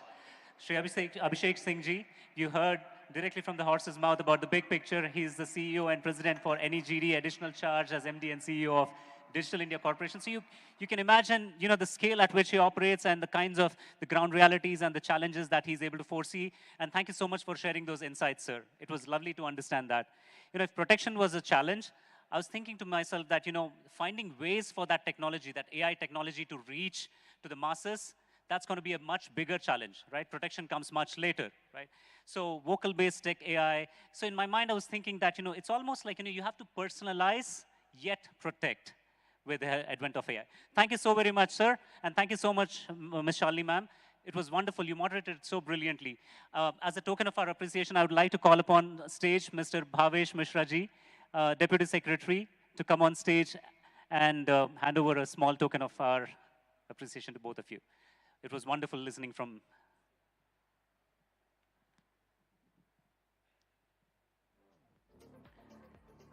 Thank you so much, sir.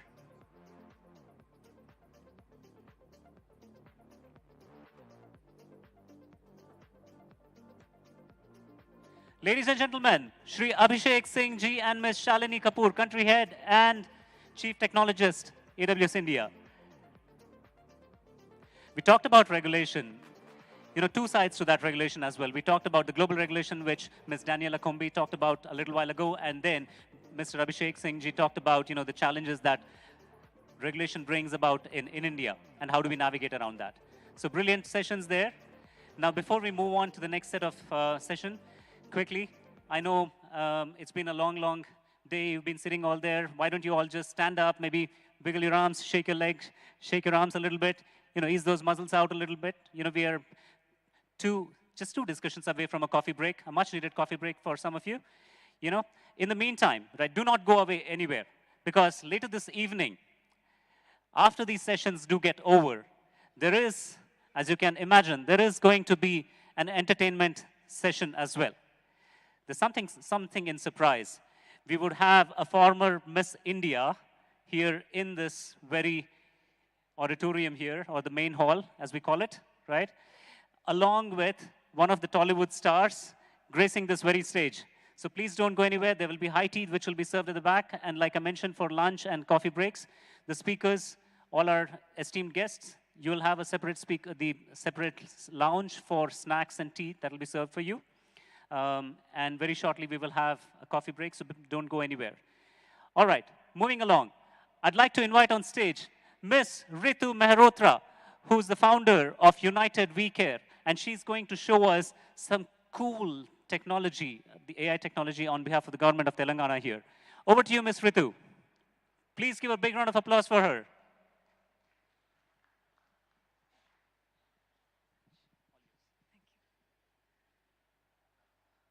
Hi, everyone. It's an honor to be here today. And I'm just going to wait for my presentation to get started. We are United We Care. Our mission is to break down barriers, empowering everyone to navigate their mental health with dignity, resilience, and compassion. Please. Can we please pause that? I'm so sorry. I'd like to invite Ms. Rama ma'am to come onto stage to say a few words, please. Yeah.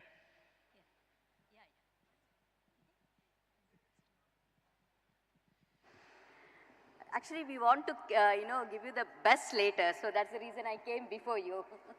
Yeah. Good afternoon, everyone. I'm really glad, all of you could actually take time to be part of this event today. It means much more for us, to see all of you here attending this session. So, when I was listening to Abhishek Singh ji, I felt very happy because whatever the government of India is talking about, about the India AI mission, we are already working on certain elements of, elements that comprises of the India AI mission. In fact, the action happens at the states, This is where the rubber meets the road. This is where the implementation happens. This is where the action happens. So that's what I would like to show you, what we have been doing, in AI, our journey so far in AI. So, yeah, next slide, can I have? Or Next slide, please, or can I have that? Sorry. Yeah, as I said, these are the different elements that we are currently working on. Our state is the first one to set up an AI accelerator. Again, we partnered this with NASSCOM. Again, as a government, all of us know government alone cannot, work in this particular area. So we partner with industry, with academia, with startups, in this ecosystem. So for our Telangana AI mission, we partnered with NASSCOM, and they are helping us execute, the different pillars of AI. So this rev-up has been a success. If you just get time, just go around the stalls that you can see a couple of startups that actually availed services from our rev-up program, and they have actually, led to their growth immensely. So that's one.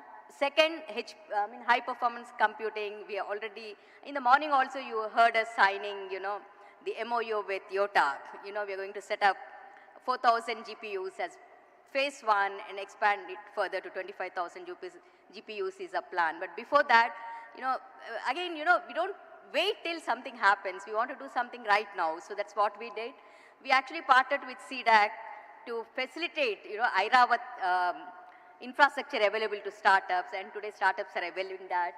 So I'll come to the AI for social good later, which is very close to our hearts. The other one, Abhishek Singh ji also mentioned about it, while Shalini also said this, data is the key. All of us know who are present here. And that's another initiative that we are working on. We have this data exchange platform where we are making available the data related to agriculture to the entire ecosystem. It's not just the government data alone, but even it's open for the researchers, for the private sector, universities, whoever wants to share data, they can make it available on this platform. And today, we actually released the roadmap implementation of AI-powered Telangana. In that, we said, we are coming out with a data exchange platform where this is just for agriculture. We are going to extend it for every sector, healthcare, transportation, at least the core sectors. Initially, we would be looking at a couple of departments, say 10 departments, or you may call it sectors, and then make data available for those sectors. So the other one, responsible AI committee, while we have been aware of this, but initially we did not actually, work on this pillar much because we wanted to really first understand what AI is, how that animal works, get an understanding, and then move to actually sort of address the risks. So we have constituted an AI responsible committee, that's what we call, comprising of members from the industry to help us come out with a framework, that helps startups to actually give certain guardrails, to assess themselves where they are in that responsibility matrix. So that's an area that we are working on. And of course, skilling is an important area, and for our government, we are actually setting up a skilling university itself, and AI is one of the core area in that. And we have been working on this, skilling programs for quite some time now. It's going to accelerate further.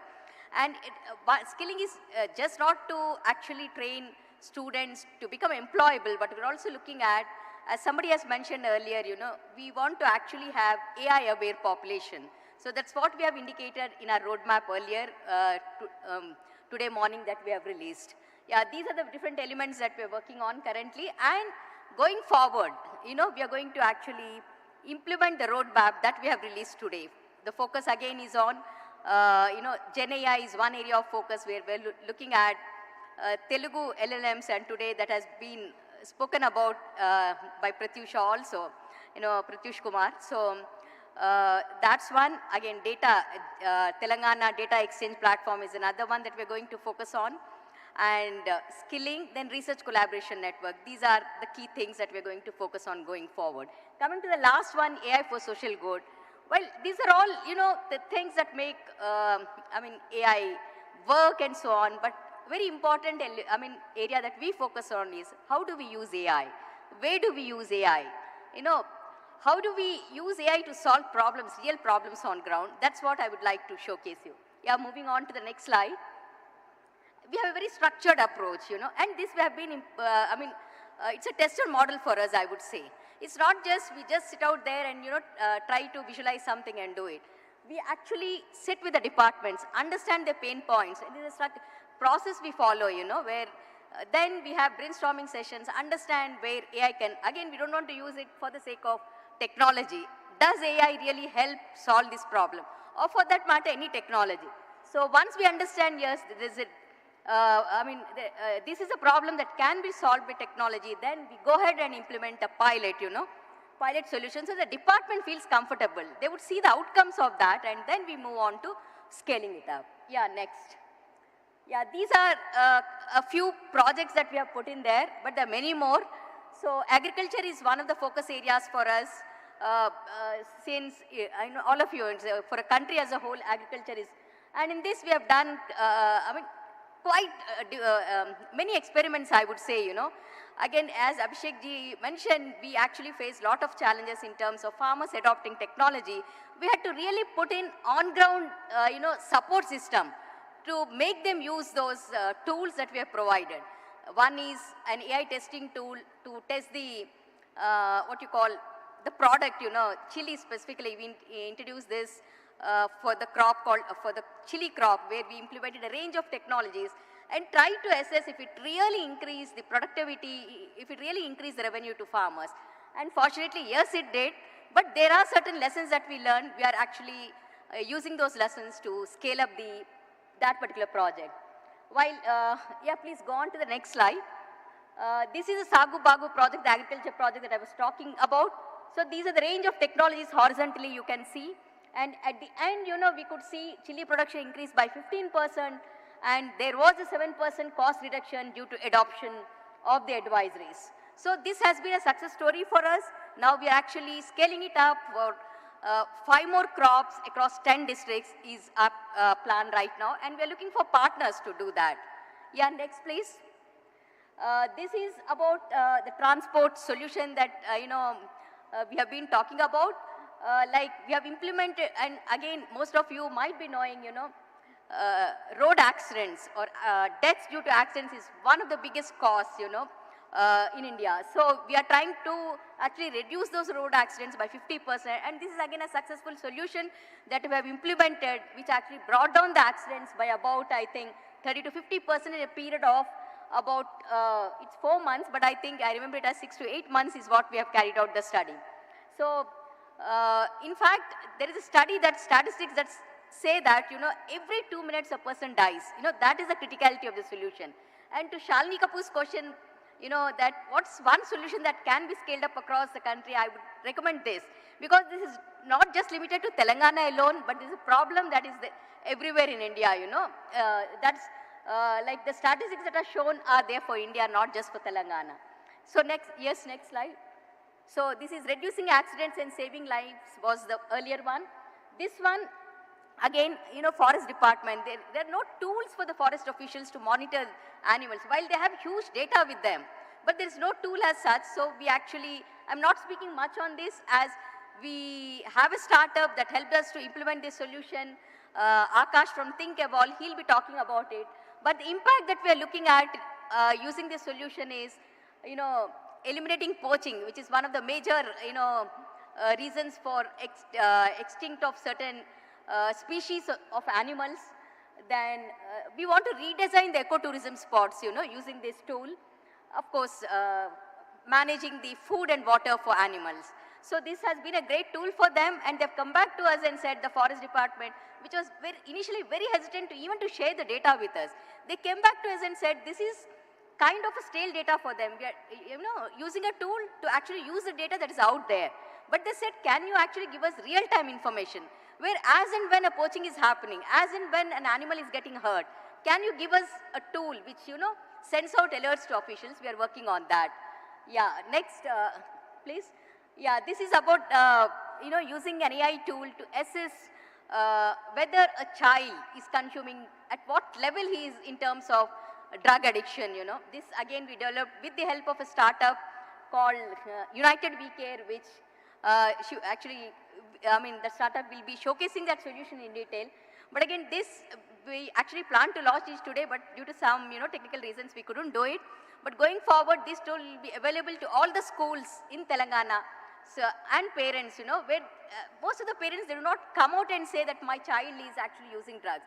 So they need a tool, something where, they can actually operate it at a personal level, at an individual level, where they just need to assess whether the child is going through some, this kind of problem. So this is a tool that gives the power to them. So I request startups, to showcase these two solutions in detail a bit. So this is what I wanted to actually present to you.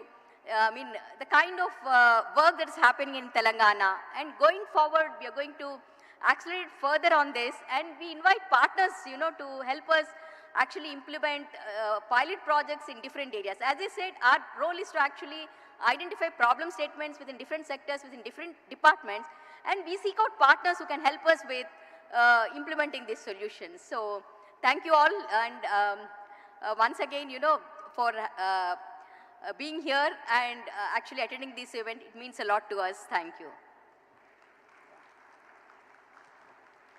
Thank you so much, Rama ma'am. I'm so sorry earlier it was, while life doesn't give second chances, there's always a second innings in cricket, right? Something similar. Let me do a quick round of reintroduction of Ms. Ritu Mehrotra, the founder and CEO of United We Care. Please welcome Ritu on stage with a huge round of applause, guys. So like Ms. Rama ma'am talked about, there's a greater good, there's a social good that AI can serve. Ms. Ritu here We is are going to demonstrate United about We that. Care. Our mission is to break down barriers, empowering everyone to navigate.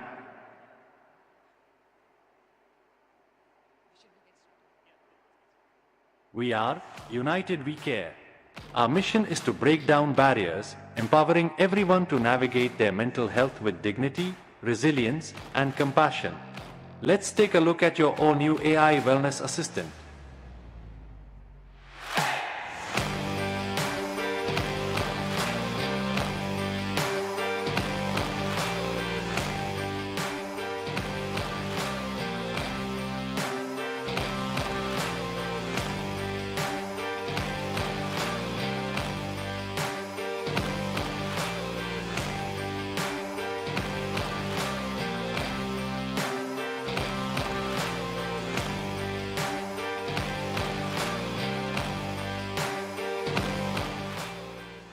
Why we need Mitra. According to the WHO report, in 2023, an early onset of substance use has been found to be associated with higher risks of developing dependence and other problems during adult life, and the reported that people of younger ages were found to be disproportionately affected by substance use compared with people of older ages. The prevalence of substance use is a significant concern, especially amongst teenagers. Challenges of parenting increase in teenagers even more, and as parents of teenagers, this concern becomes a cause of worry. This is precisely why Telangana Government, Anti-Narcotics Bureau, TGANB, along with Emerging Technologies ITEC have partnered with United We Care and Adayu Mindfulness, a Fortis Group company to develop Mitra. Scan a QR code to start a WhatsApp conversation with your AI wellness assistant, Mitra. Tap on Talk to Mitra button and start the conversation. Select your preferred language and answer all the questions truthfully for the best results in the assessment. This assessment can help raise your awareness about substance use among teenagers. It is important to remember that early identification is essential for timely interventions. Thanks, Rama ma'am, for such an amazing introduction. And honestly, I have goosebumps today. Just the kind of impact that we were able to create along with the state of Telangana, and just going out there with the number of schools that you just saw in the presentation is just something that we were still dreaming about. Our mission is to equalize mental health. Mental health is a very complex topic. A lot of stigma that is attached around it. If you go to the next slide, please. Every 40 seconds, someone, somewhere, is going to commit a suicide.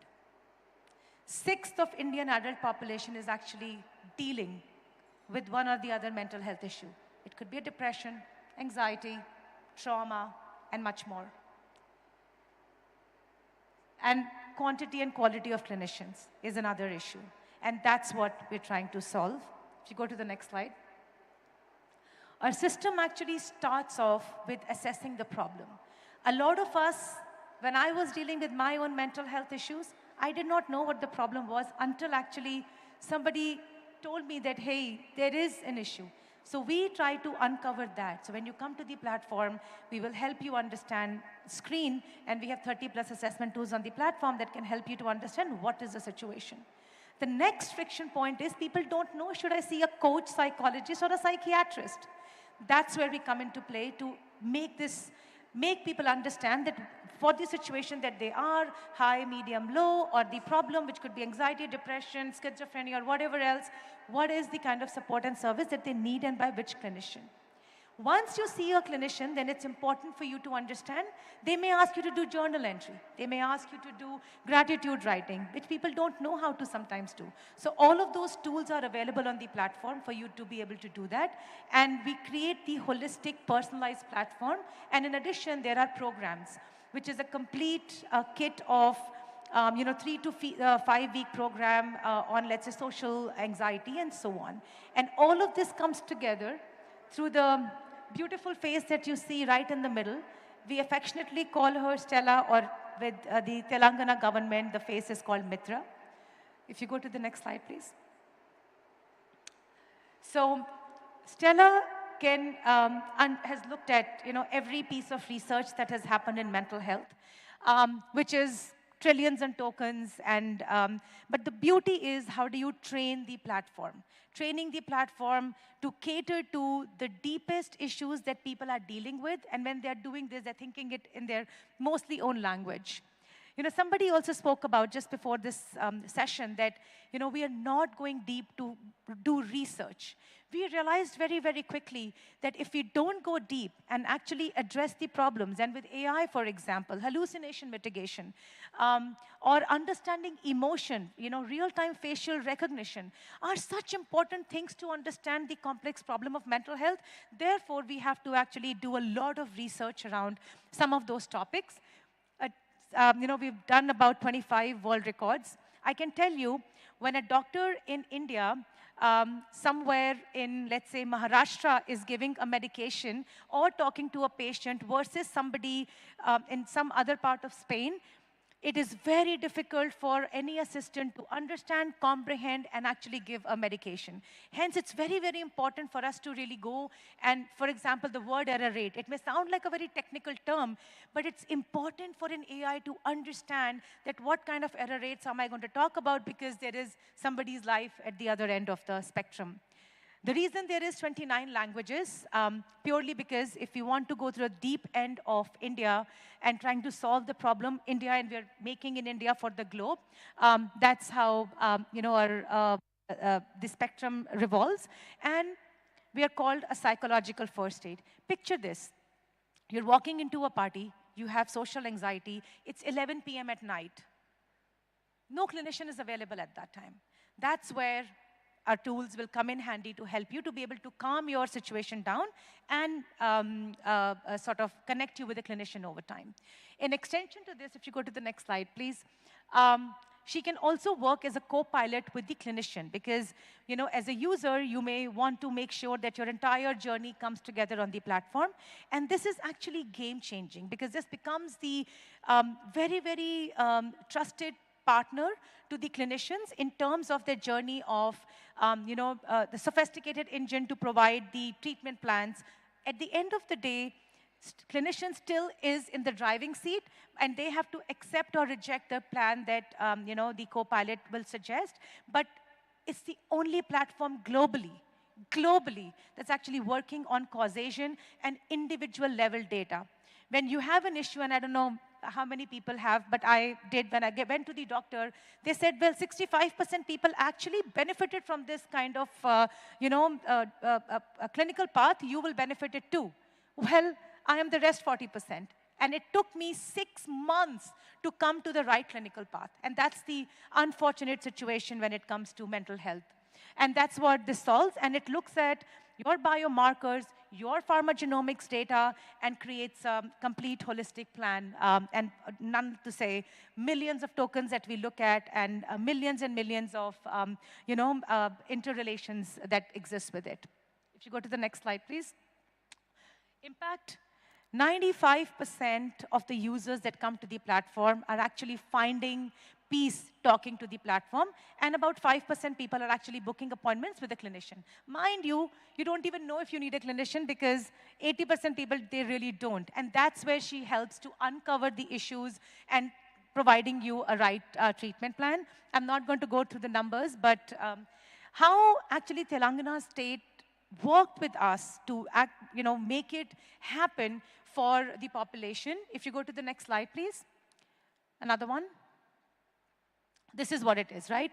So we launched Mitra, which is the genesis of our underlying technology. And it is AI-enabled drug and alcohol education repository for parents of teenagers. Look at the scale here. There were about 6+ million students and 40,000 schools that are actually benefiting from this repository of tool. And it's available on WhatsApp, and it's available on omni-channel. So, a chat, WhatsApp, or the app where you could go to. And the results are super measurable, right? So you can actually see by looking at the platform that what the results look like. And yeah, the data is up here. And that's, I think there's just one more slide, if you can see. And yeah, we're trying to create a digital wallet as in, working hand to hand with the government. And that's all. Thank you very much.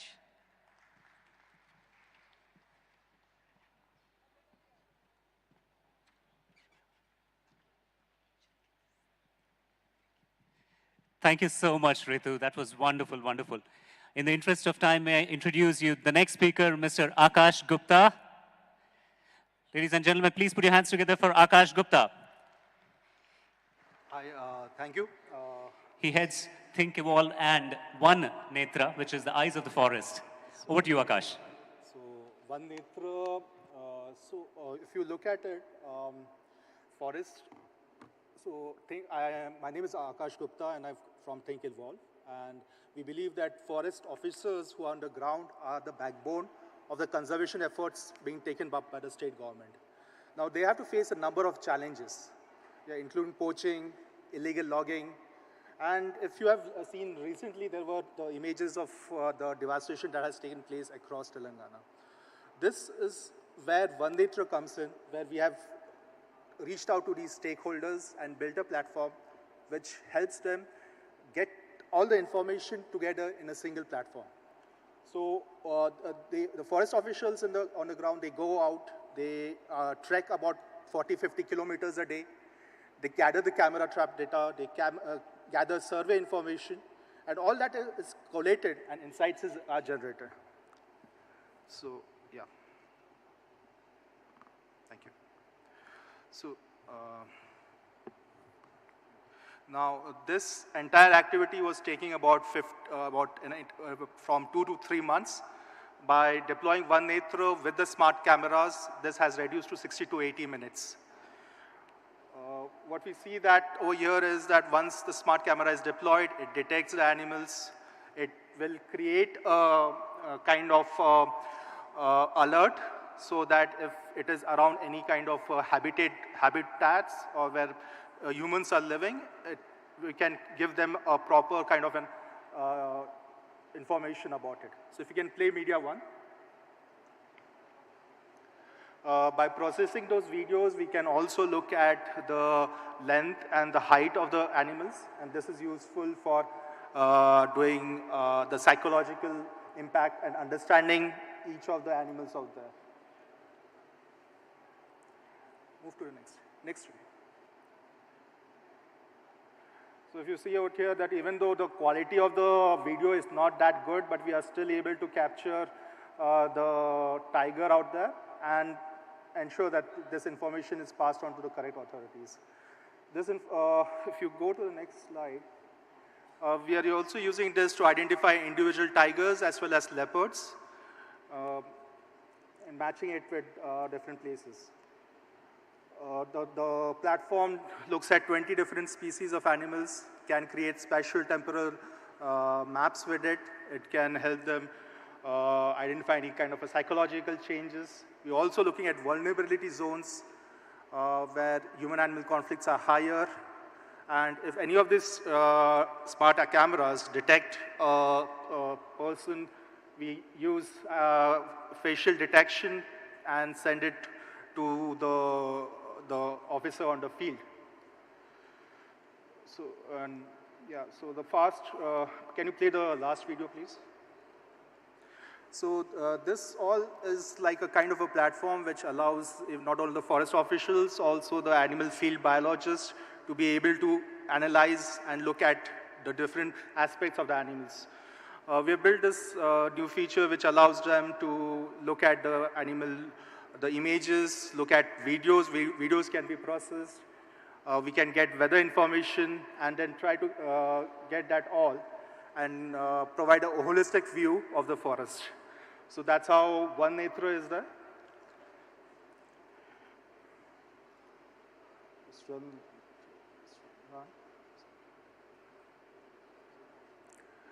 And Amrabad is one of the most beautiful places out there. If I had a video of Amrabad, which was jungles of Amrabad, which I wanted to showcase out here, but because of the less time interval, I cannot show it. But it's a very beautiful place. Some amount of devastation because of this thing has taken place, but I highly suggest going down there, looking at it and enjoying the beauty out there. Yeah. Thank you. Thanks. Thank you so much, Akash. Please, if you can stay back, and if I can request Ms. Ritu also to come back on stage for 1 quick minute. I request Shri Jayesh Ranjan Garu to come on stage, please, to give Mr. Akash Gupta and Ms. Ritu Mehrotra a token of our appreciation. Small memento to both of them, please. They've been doing wonderfully well as part of the Social Good initiative. Please, sir, this way. Thank you so much, sir.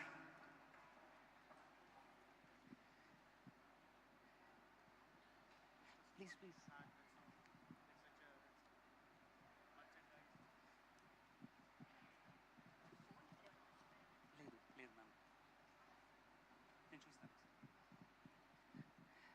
So while the pictures are being taken, in the interest of time, let me quickly move on to the next section before we break for a little bit of coffee.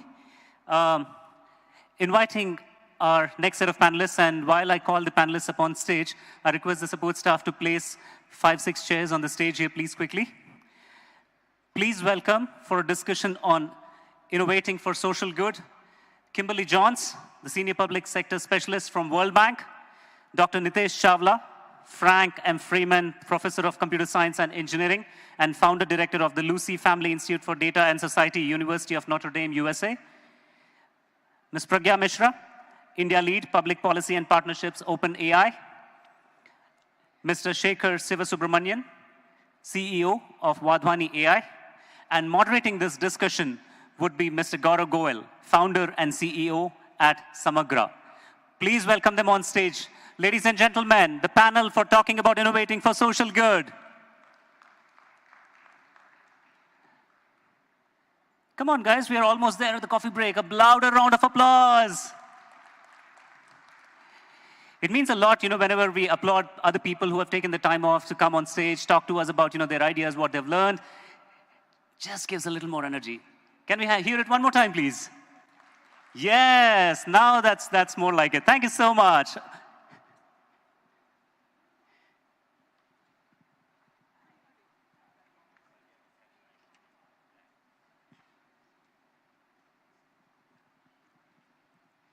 And can we have some mics on the stage, please?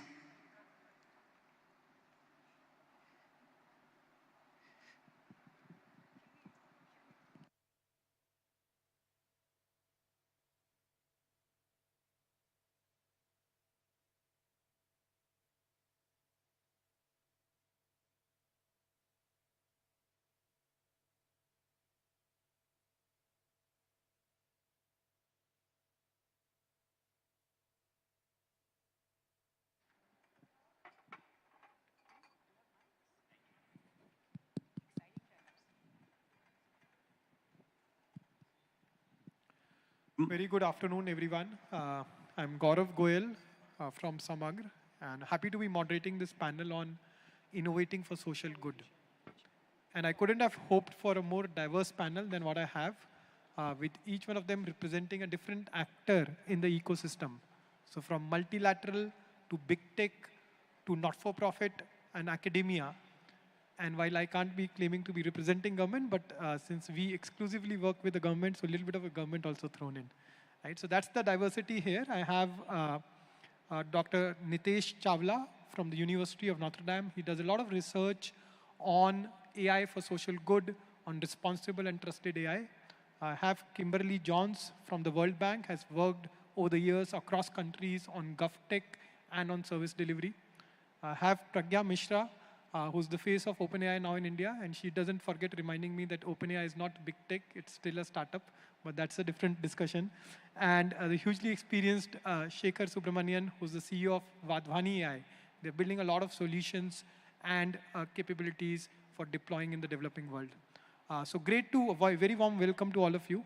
And I have the unenviable task to get the best and to do justice to your expertise in just 30 minutes. So I'm going to need all of your help and this time when everyone is kind of almost waiting for the tea break. But let's get started. What I want to ask all of you as the first, as a starting point is, what's the one use case or solution in AI for social good that you have come across in this calendar year that really has caught your attention? Right? Something that you kind of feel is very impactful, very interesting. All of you can just share one in 30 seconds to a minute. That'll be good. Hey, thank you again, and thank you for hosting us and moderating, and I've really enjoyed the day of conversations. So my personal example of use case, as we heard about earlier, we talked about data, talent, compute, was in healthcare, especially in some of the work we are doing in Mexico, Colombia, and other Latin American countries where the luxury of electronic medical records, the data, does not exist. And that, I believe, is the same challenge in India as well. When you don't have that data, how do we imagine building AI solutions for delivering healthcare at scale, whether virtually, remotely, etc.?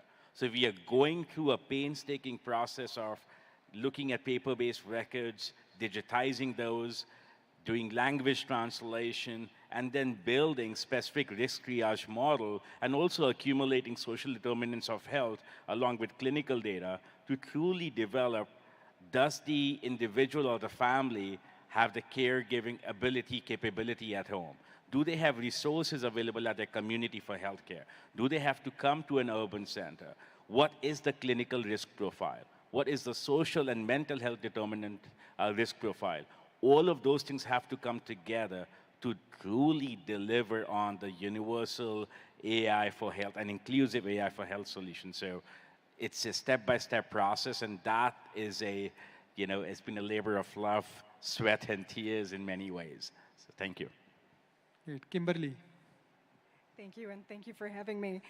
We've heard a lot today about language, and I think that that's one of my favorites as Bashiri, is understanding language from different diverse populations and using that. It's critical for service delivery. We were talking about this earlier, of making sure that you reach those that you're trying to reach. Don't further marginalize those who are already vulnerable.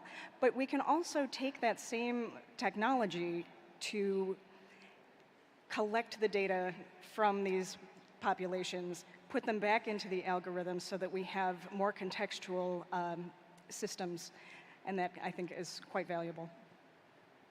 Great. Pragya? So I'm actually going to take the liberty of sharing two. I think the one that really blew my mind was around accessibility, where we have this custom GPT called Be My Eyes. And it just unlocks tremendous amount of experiences for people who have constantly felt marginalized in society just because they have physical challenges. And so, just how AI is providing breakthroughs in regular life, and how people now who felt that they couldn't contribute economically or couldn't be socially also fitting in or integrated into normal society, now have the ability to do that just with ChatGPT and with OpenAI and general Gen AI products more broadly. So I think that really changed my perspective on, the value that a technology like this can bring. And I think secondly, something that's really close to my heart is, a nonprofit here called iSTEM, which is really helping young girls to move along in their skilling journey and, helping them in understanding also which path to choose professionally. And all of that is done based on ChatGPT models with, built over WhatsApp. But just the fact that now you have the ability to have someone who can counsel you objectively is again something which I feel is much needed, especially for a country like ours, which is very young, and our demographic needs to be used to our advantage. Shekhar, your favorite? I think it's a combination of, we solve multiple problems, so each one of them, whether you take a 5-second video of a baby and assess its weight, you try and determine whether when a person coughs, if they have TB, you try and look at millions of articles pan-India across 15 languages and try and assess, like a needle in a haystack problem, does a person have, try and identify disease prevalence in India. So there's a multiple set of problems which are very interesting. For me, the real fun is after that. It's in the abstraction of these problems to several common problems that we will face in society. So these are instances, examples, but there's going to be a pattern that will emerge once you solve, because AI can only do 4 or 5 things, and it can do it multimodally as well. It'll look at images, sound, text, data. And then how do you build constructs that happen after that? That's the next wave of AI that I'm most excited about as we implement this pan-India. Yeah. No, thanks for sharing your kind of favorite use cases or solutions. One of the dimensions of AI for social good right now is that we see a lot of solutions which are at a POC stage or a pilot stage, right? And there's been a proliferation of that in the last 18 months especially. But very far and few you come across use cases which are really, or solutions which are operating at scale, let's say 1 million+ users and so on. And Shekhar, I'll ask you this question, that at Vadhani AI, you've been doing building a lot of these solutions. What's that journey from POC and pilot to scale? And what are the challenges in that journey, specifically in AI for social good? Thank you. So so let me start off by saying, last year we had more than 1 crore people in India use our AI solutions. This year it's going to be 10 crore. And so we're going to see a significant rise. We are working on 25 solutions, 9 of which are in full-scale deployment. I cannot overemphasize the de-emphasizing of AI in solving AI. Don't get distracted by AI. Look at the problem. First of all, determine whether it's an AI problem at all or not. Secondly, as technical professionals, often we carry our past experience. It almost becomes a burden in terms of new problems that we see. Be embedded in the market. Listen carefully, unbiased to what the problem is. Make sure that the analysis of the problem and its precise understanding is the center stage. Make sure that you understand the deployment. We call it deployment first. So when you start an AI problem, think how it's going to be deployed. Don't think about the problem. Think about it. If I want to solve for silicosis, which are the 4 states or 3 states, Gujarat, Rajasthan, Madhya Pradesh? Do I know how to scale it so that every potential patient in those areas will take advantage of the solution? You have to think beyond AI. AI is merely I'm not trivializing it, it's one part of the solution. What often happens is, if you get consumed in that, you will miss the forest for the trees. Another piece that I can say is that it's extremely important right from the get-go to think multilingually and then to think of the user community. Work in social good. Your user is not urban. They do not understand drop-downs and radio buttons. They don't want feature-rich solutions. Chances are many of these people are holding a smartphone for the first time in their life. They expect prescriptive solutions. That means what is the next step should be told to them. The design paradigm for AI, for social good, is significantly different than what will happen for the urban literate community. If you don't understand these things, you will face massive roadblocks when you go for deployment, and things fall by the pilot. So conceptualizing the problem upfront with clarity and then applying AI to as relevant is the key to success. I can't agree more. I can just say that based on our own experience, we have this thing called the Gov.ai mission through which we are trying to drive at-scale use cases of AI in governance. And the learnings that we have had in the last 18 months are exactly what you're saying. Focus on the problem, backwards from what is required, think deployment and scale from the beginning. Yes, AI is an enabler to kind of make that happen. No, I'm kind of tempted to kind of continue on this track, but let me kind of ask you something else. Right? There's the other dimension when you build solutions, which is whether you actually build solutions or you build tech capabilities or tech tools, AI tools, right, which will power these solutions. So how do you think about it at Vadhwani AI? So you can put a two-dimensional matrix. On the one side, you can have applications. On the other side, you can have the core building block components that you need to research on. So you've got the generative AI, that is one part. And then you've got your traditional AI, which is analyzing images, using some of the generative AI techniques, analyzing sounds. Some of these can be difficult. Analyzing structured data. We have a problem where when a patient comes in for TB, for the first time treatment, you need to assess an estimate on a score of say 0 to 100 whether the person will adhere to medicines. Because if they don't, then they spread TB and they become very expensive potential patients to get the TB solved because they become multi-drug resistant and so on. It's a classic tabular problem. Now you need to build that capability to work with multiple sets of tabular data and extract as much information. So these are the building block tools. So you can consider that as one of the axes. Now, the other axis is the potential problems. As you see new problems, you will see application of techniques within those problems. And the more you become capable in looking at multiple sets of AI problems, it becomes easy. See, I have 40 years of experience in software. I know software. The same technique has been used in all software development around the world. Reuse. The ability to abstract, reuse, look for patterns. Build the tools, apply it in various places. So the techniques, they tend to be invariant over a period of time. The application is the richness. All the excitement, the complexity, the ambiguity, the materiality, the deployment, the challenges are on that space. Where most people find it difficult is do this, but not make that axis shift. And that's the key. And some of the problems, as you discover, will result in newer dimensions here. You'll realize, oh, I need to do some intense sound processing with signal processing. So that happens. Mutually, they are dependent, but the application tends to be the more important layer, at least for us. Yes, we're focusing on the application, the solution, and for that, if newer capabilities need to be built, then that kind of becomes another stream. Great. Let me shift gears a little bit and come to you, Kimberly. You have this vantage point looking at different countries and how they are looking at AI for social good. What's the narrative that you are hearing in India? And how is it, if it is different from what you see in the West or other parts of the world? It's an excellent question.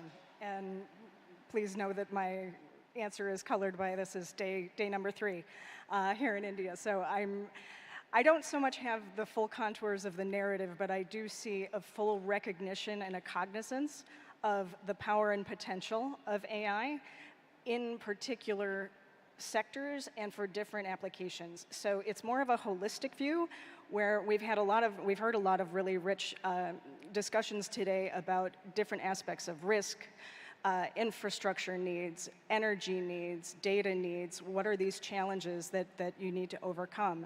So having a holistic view of this and understanding those challenges, it really puts Telangana in particular in a much different position to rapidly scale and innovate.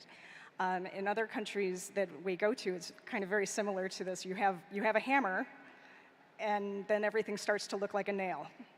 And when we start these conversations about artificial intelligence and even newer disruptive technologies, a lot of times the question starts with, what do you want to use it for?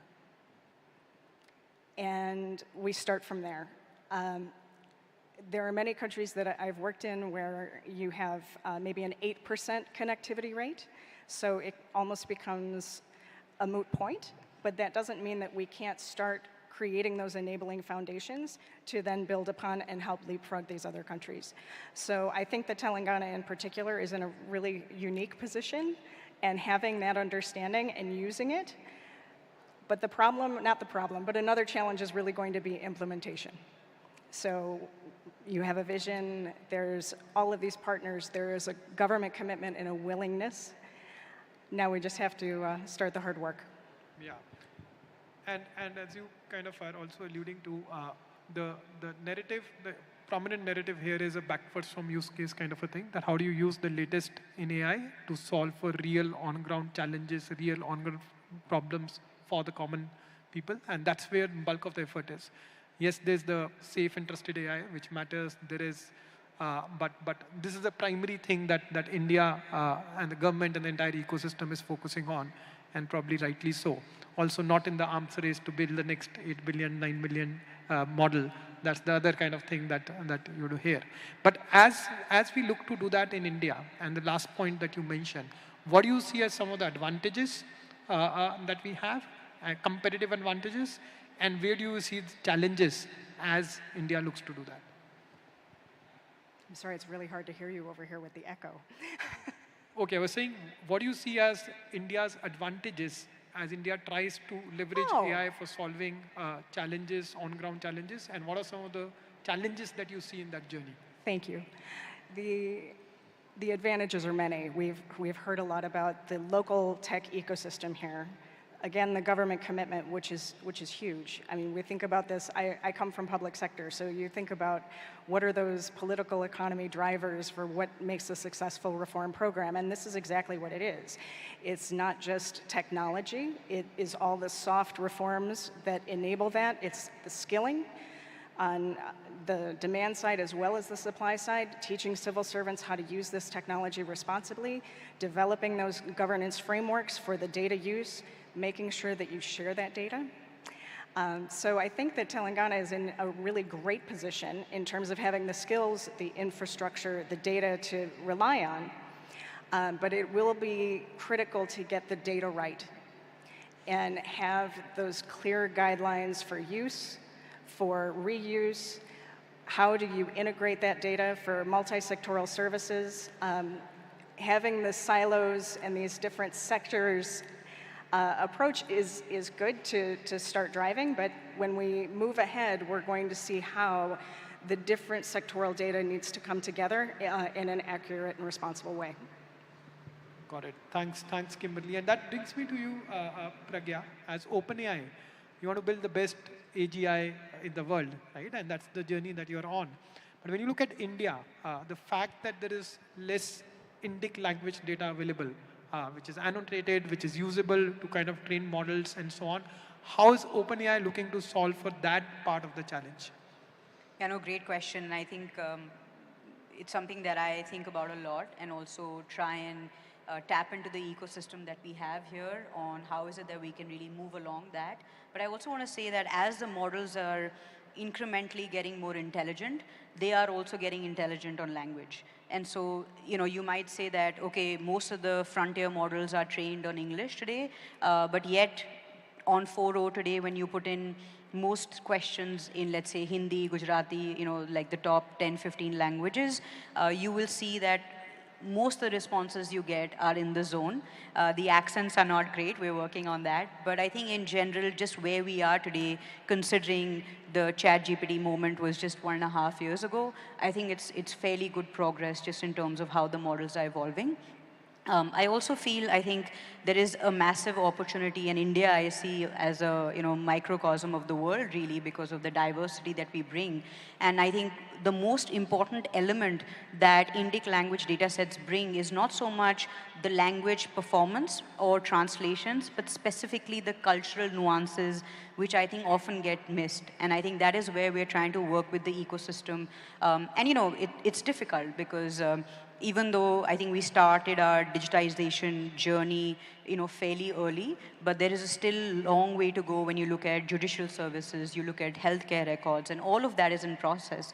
And no better than you and Shekhar to know about that, because you work on the ground to know what it takes to really bring that journey. But I think we are willing to make that commitment and investment in that journey of digitization, because our models have become fairly smart in doing that. So today you can take a picture of a handwritten note, and it does a fairly good job of converting it into OCR. And so then from there, it makes it much easier to make it part of pre-training data. And so just, also engaging with the ecosystem, with the government, and with, libraries and archives and all of those institutions which have this deep knowledge about our culture and heritage, and then really working with them to say how we can digitize it, put it into our models, and then post that actually make all of those data sets open. Because, we are very committed to making sure that as AI and as we move towards AGI, it's about benefiting all of humanity. And therefore, if we want that to happen, we have to allow for a lot of these data sets to be open and allow others to train on those data sets. And so that's really been our approach on that piece. But I think, India plays a very, very critical role in that journey. And, the MOU that we announced today, along with Telangana, and, I would like to congratulate JSG and, Ramaji, who is sitting here on an incredible conference that they've been able to put together and get everyone together here to really talk about the opportunities, but also the challenges. I think we're going to be working with research on linguistic specific cases with expertise that is in Telangana, really to move along this challenge that you mentioned and come with a solution altogether. And I think even organizations like you and Vadvani have a critical role to play in that. No, that's helpful, Pragya, to know how you're looking at it. And one question that often comes to my mind, a trick question, is how important at OpenAI in the scheme of things is India? How do you look at India? Because if it is, then all the investment that needs to go behind, or all the effort that needs to go behind the local language data sets, the context that you're talking about, the culture, all of that will kind of follow. But where do you kind of place it in the scheme of things? And what are some specific things, initiatives in the pipeline that are there to kind of really focus on India-specific data? I think I would say, like I've been also mentioning earlier, that for us, we see this as a very collaborative approach. I don't think, one frontier model company like an OpenAI, while we have different use cases, which is, of course, we have ChatGPT, we have DALL-E, we will hopefully, also look at Sora, and, we have all these tools in the AI world, but I think the core really is that we want to work with the ecosystem and do a better job of collaborating with nonprofits, with government, with also other solution providers. It could even be like Sarvam and others who are also looking at developing sovereign AI models. But where is the opportunity for us to work in a collaborative way? And I think that's really been the approach. And also, yes, I know often people smile when I say this, that yes, we are only a 1.5-year-old product company, and it really is true. And so therefore we're also learning, and while our models are moving along, and we have been at the frontier of moving this technology forward, and therefore there's a lot of excitement and a lot of hope. And we take that very seriously, and we also take that very responsibly. And therefore, a lot of our models, as we release them, there's an iterative way that we release them. And so safety is a big part of that. And I think a lot of the feedback that we've been getting in this iterative models have been coming from India, whether that's around translations or whether that's around cost. And we've taken that feedback very seriously. And so we really want to build, for India, with India, and also make sure we take a lot of those solutions to the world. Because like I said, a lot of the complex problems that we have in India, and they're very unique, we're able to replicate a lot of that in other countries around India, whether that's in Africa or also neighboring countries. And we've seen that happen with many of our solutions. And so really we want to be able to focus with the ecosystem and with the second largest developer community to really come up with, ingenious products which we can then take to, or applications that we can then take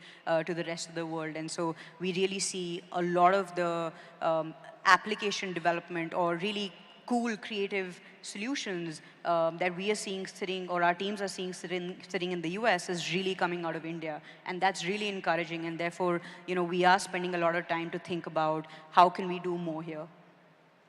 Great. No, I thought you were first skirting my question, but that you didn't do. You kind of answered it very well in the end. So thank you. Coming to you, Nitesh, you do a lot of research on AI for social good, around safe, responsible, trusted AI. What does responsible, trusted AI mean, or what's the manifestation of that in the Indian context?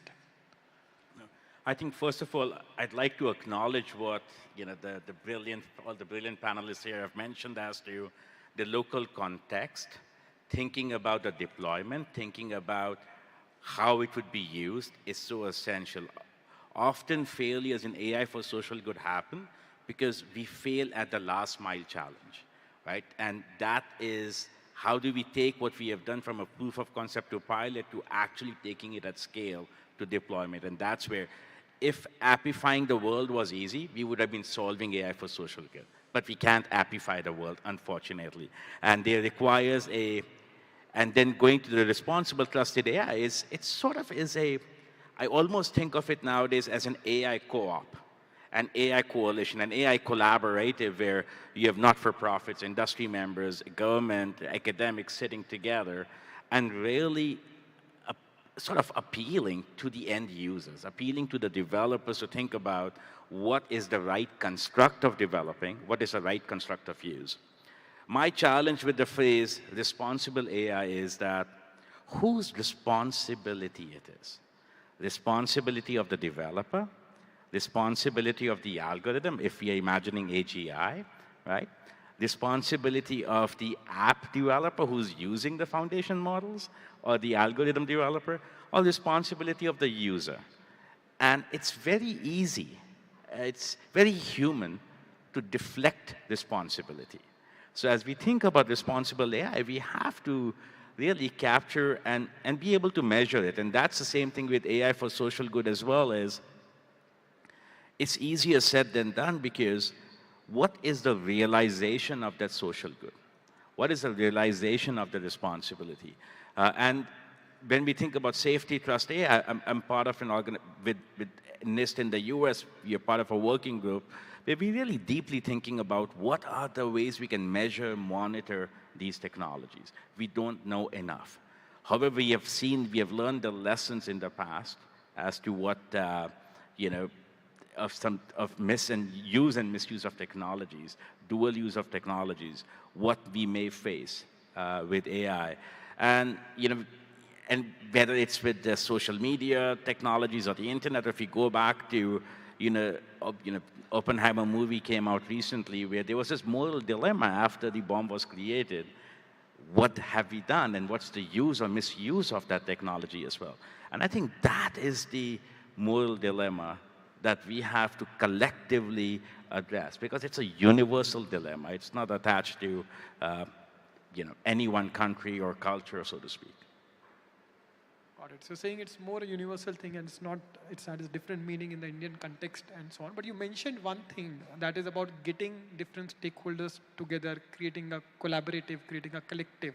How do you really get academia, big tech, startups, multilaterals, government, all of them together? This is one attempt that you're seeing here in Telangana, right? We're trying to kind of, just in the panel here, and generally the attempt we saw in the morning in terms of MOUs and so on. But what is it that you have seen in your experience across the world? What are some of the best practices in that, getting that collaboration going? So I think, so the best, as I said earlier, it requires to really have the inclusive impact of AI, it requires a co-op framework. And academic institutions like Notre Dame, we saw Peter Diem on the slides today. He was talking about tens and hundreds of billions of investment. No, University of Notre Dame has a large endowment, top 10 in the US, but there is no way we can afford that. No university in the US, forget in India, can afford that investment. Governments across the world cannot afford that investment. It's a privileged few that can afford that investment, OpenAI included. But that's the beauty of it. If there are fundamental, foundational scientific pursuits questions that need to be tackled, that's where academic institutions can say, how can we be involved in thinking about algorithms? What my biggest joy comes from is, how can we do more with less? As an academic, we will never have the compute at scale. We will never have the data at scale. So can we develop new way of algorithms that can do more with less? Then how can we partner with corporations to think about what that deployment looks like? How do we partner with not-for-profits organizations who are in the communities and work with them to understand the local context, understand the deployment rail where we are trying to achieve these SDGs that World Bank is interested in, or what Rani AI is interested in, and your organization is interested in, or for-profit companies, to see what that would be. And then the government comes in and says, thank you, academics have developed some fundamental knowledge, discovery. Tech sector has grasped it, embraced it, right? Just what we have seen with transformers and neural networks, what led to it has been the journey. We have seen what not-for-profits can do. Now there is an opportunity for a policy. Now there's an opportunity for a regulation which neither a not-for-profit, nor a private corporation, nor an academic can do, but the government can do. So what we are seeing in Telangana today is that amazing movement, where collectively, if we can create this co-op and journey of beginning to the end, I believe that's the way to go, and it can happen given what has been done here today. Thank you, Dr. Nitesh. We don't have a time for, I think that's pretty much the time that we have. But I want to, before I end, ask one common question to all of you. If you look at AI for social good, what is the single biggest unlock in your mind that can propel India to kind of lead that journey or lead that kind of movement? What's the single biggest unlock for India for AI for social good? If you can keep it short in 10 seconds. Sure. I think just plain doing. Just do. Don't discuss. Just go ahead and do AI in low risk, but just keep doing. You learn when you do. You'll uncover problems. You'll solve it. And that's the only, at least from our perspective, that's the only way. Great. Pragya.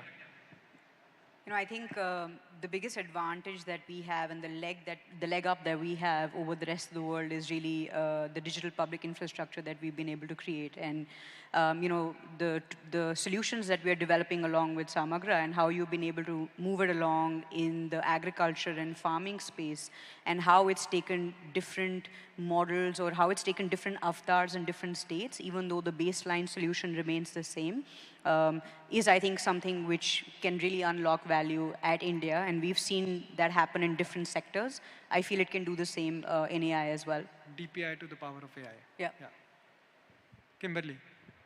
I'm going to repeat what I said, and that's get the data right so that you can innovate and iterate. Because I think this is where you've got to teach the algorithms, and you also have to teach us. So having that right at the get-go, sky's the limit. Nitesh? I agree, just do it. Although Nike may sue us for copyright infringement, but I think just do it with the right priorities. These different vulnerabilities that face India today, which of those vulnerabilities is most ready for a success in the foreseeable future? If we try to spread ourselves to 10, we won't get there.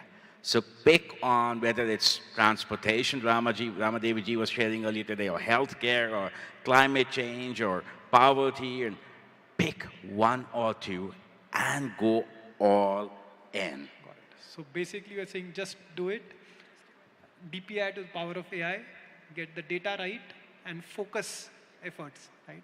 Thank you on that note. Great talking to all of you, and that's it from us for the audience. Thank you. Wow. That felt like a Mozart symphony there, sitting in the crowd. 30 minutes was not sufficient, but Mr. Gaurav, you are a curious person, if I'm not wrong. You had a lot of questions up your sleeve. You asked the right set of questions to all our panelists here. Thank you for a wonderful, wonderful session. Ladies and gentlemen, a big round of applause for our panelists this evening. You know, Kimberly, Dr. Nitesh, Pragya, and Shekharji, wonderful insights. Loved every single one of them. I know there's a huge challenge in front of us with 1.4 billion population, the data sets, the kind of models that we need to train. But I think the one takeaway that I have from Ms. Kimberly was, you know, you can't hit a nail with a hammer every single time. So we'll have to develop different kinds of approaches there. I now call upon Shri Jayesh Ranjan Garu on stage to give away mementos as a token of our appreciation to all the panelists here. And for ladies and gentlemen, please do not go away. I know this 30-minute session is just more of a starter, a teaser. There's going to be an evening gala later this evening. There'll be a fashion show. A former Miss India will walk the ramp along with the Tollywood superstar, so don't go away anywhere. And then there'll also be a high tea outside, so you'll have every opportunity to interact, learn more about their thoughts, their ideas, be it around social good, be it around regulation, be it about talking about startups, unicorns, whatever things you have on your mind about AI, please do interact, network with all our speakers and panelists later this evening. This was more of a, like I said, it's a quick teaser here. We thank them all for being here and sharing their valuable insights. Thank you so much, guys. And let's now break for coffee, a much-needed coffee break. We'll be back here in 15 minutes. I know we are running late for various reasons, but if you guys cooperate, if you all cooperate, we can come back and start the session right after the coffee break at sharp at 5:20 by my watch. That's about a 10 to 12-minute break, a quick break, and then we can come back. Sounds good? All right. See you all back here at 5:20. Thank you so much. This is Prashant Tevaturi, your anchor for the day.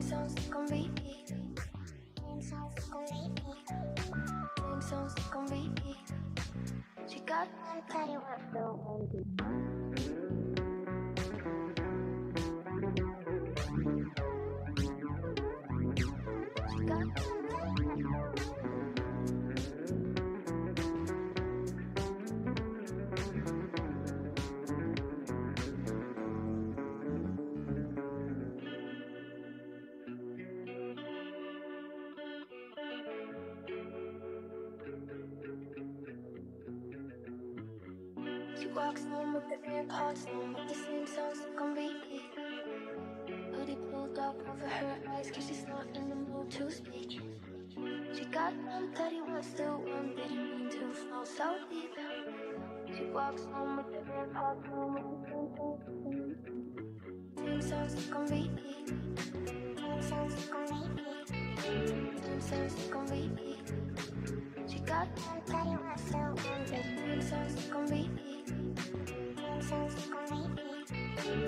songs on repeat.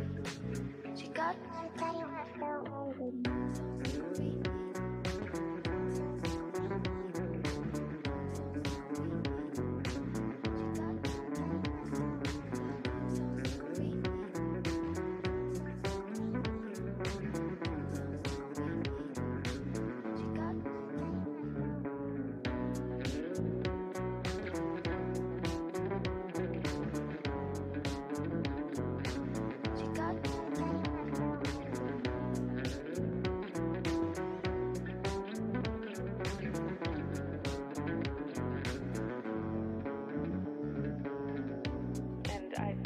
Thought of you, so I thought I'd call you to tell you that you crossed my mind, and I took that as a sign that I should call and say hi. So that's all. Hi. hope you don't think I've lost my mind. I hope you don't think I'm crazy. It his message is getting long, so I should just say bye. But the idea of you listening to this, the thought of you on the other side of the line, I can't hang up. I don't want this to end.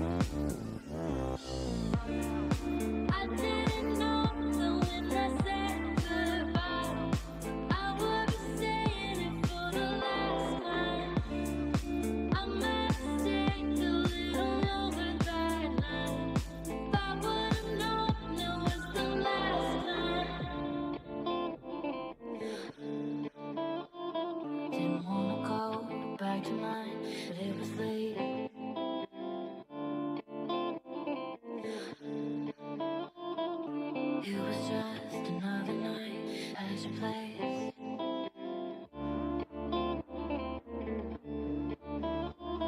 Didn't wanna go back to mine, but it was late.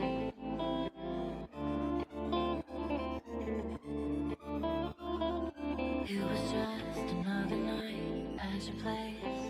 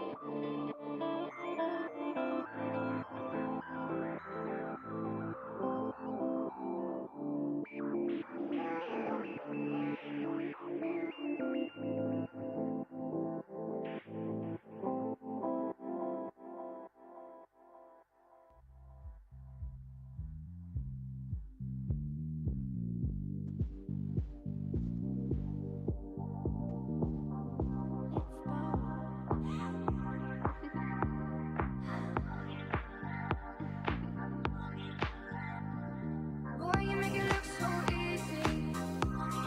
Promise that I'm gonna call you back if sorry, baby girl, but I can't seem at all. Boy, you make it look so simple. Yeah, I know that girl for my whole life. Back in my hotel and I'm alone inside.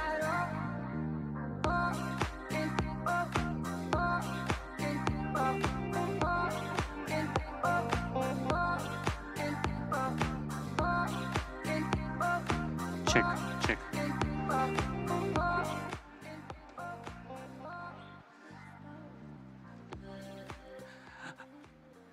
All right, ladies and gentlemen, welcome back. The time, as per my watch, is 5:20.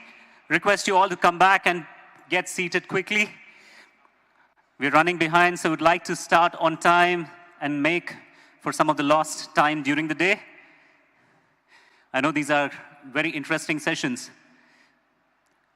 You'll have more opportunity to interact with every single speaker, delegates, after the day's proceedings are complete during the networking gala. Do we have Mr. Trivikram Kumar here?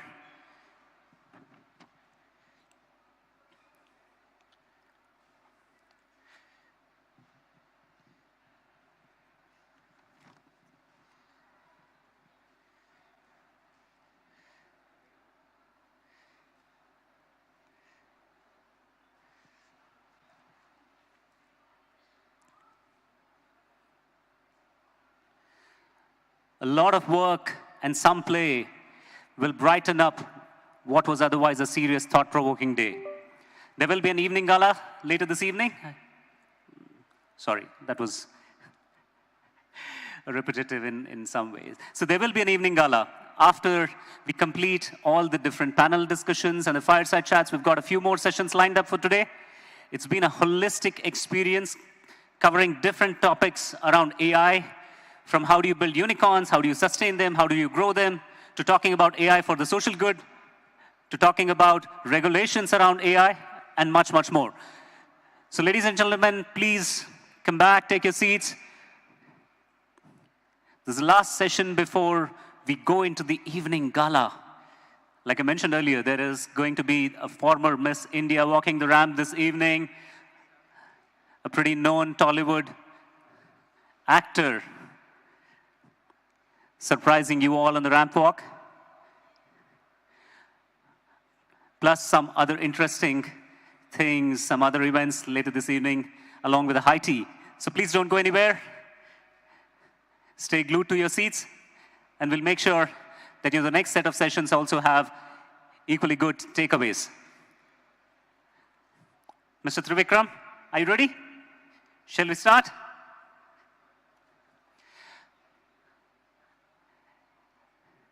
Quick request to all the people at the back.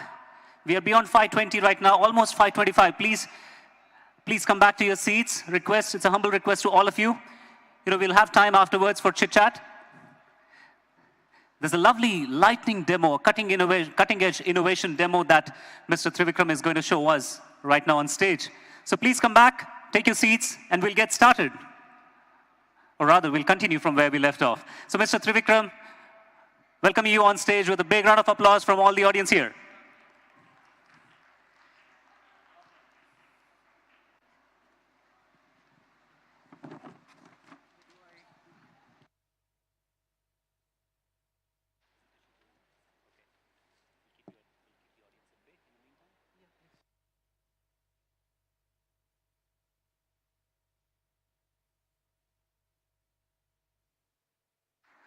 All right. So Mr. Trivikram here is from X Machines. He has a presentation to make.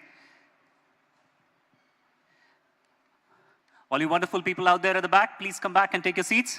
We're getting started with the presentation, the demo on a cutting-edge innovation that X Machines is going to present about. Over to you, Mr. Trivikram. Thank you, sir. Good evening, everybody. My name is Trivikram Kumar. I'm the founder of a robotics company called X Machines. We are based out of Hyderabad. I have a small presentation to take you through as to what we are trying to do here at X Machines. A little bit of background about our company. We started this in 2017. We are based out of ICRISAT facility in Hyderabad.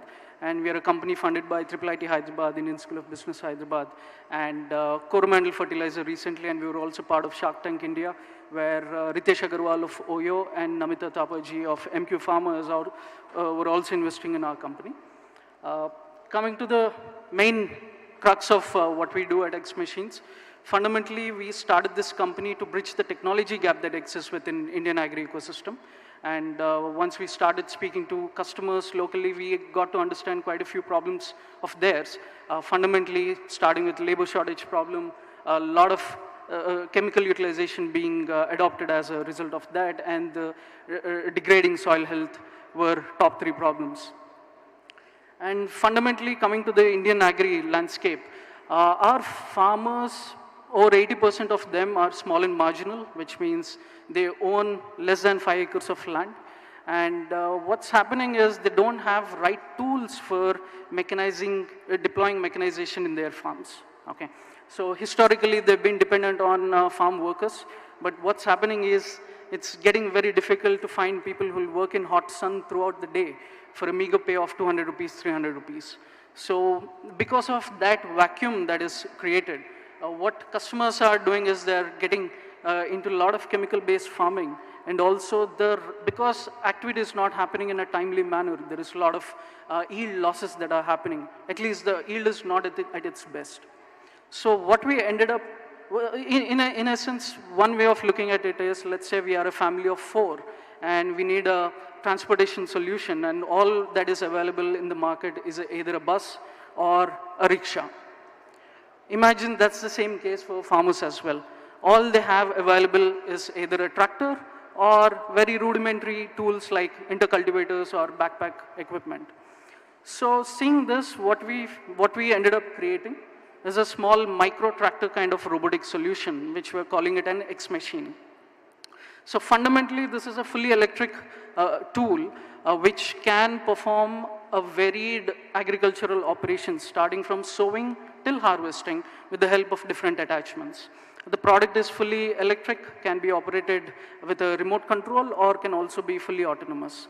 And what you see here is the same platform mounted with different attachments. Starting from the right, you have sapling planters, and then you have weed control tools, some of them AI-based, which I'll take you through.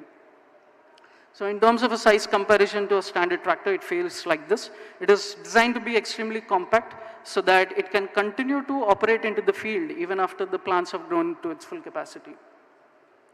I have a small video to play Sir, if you may.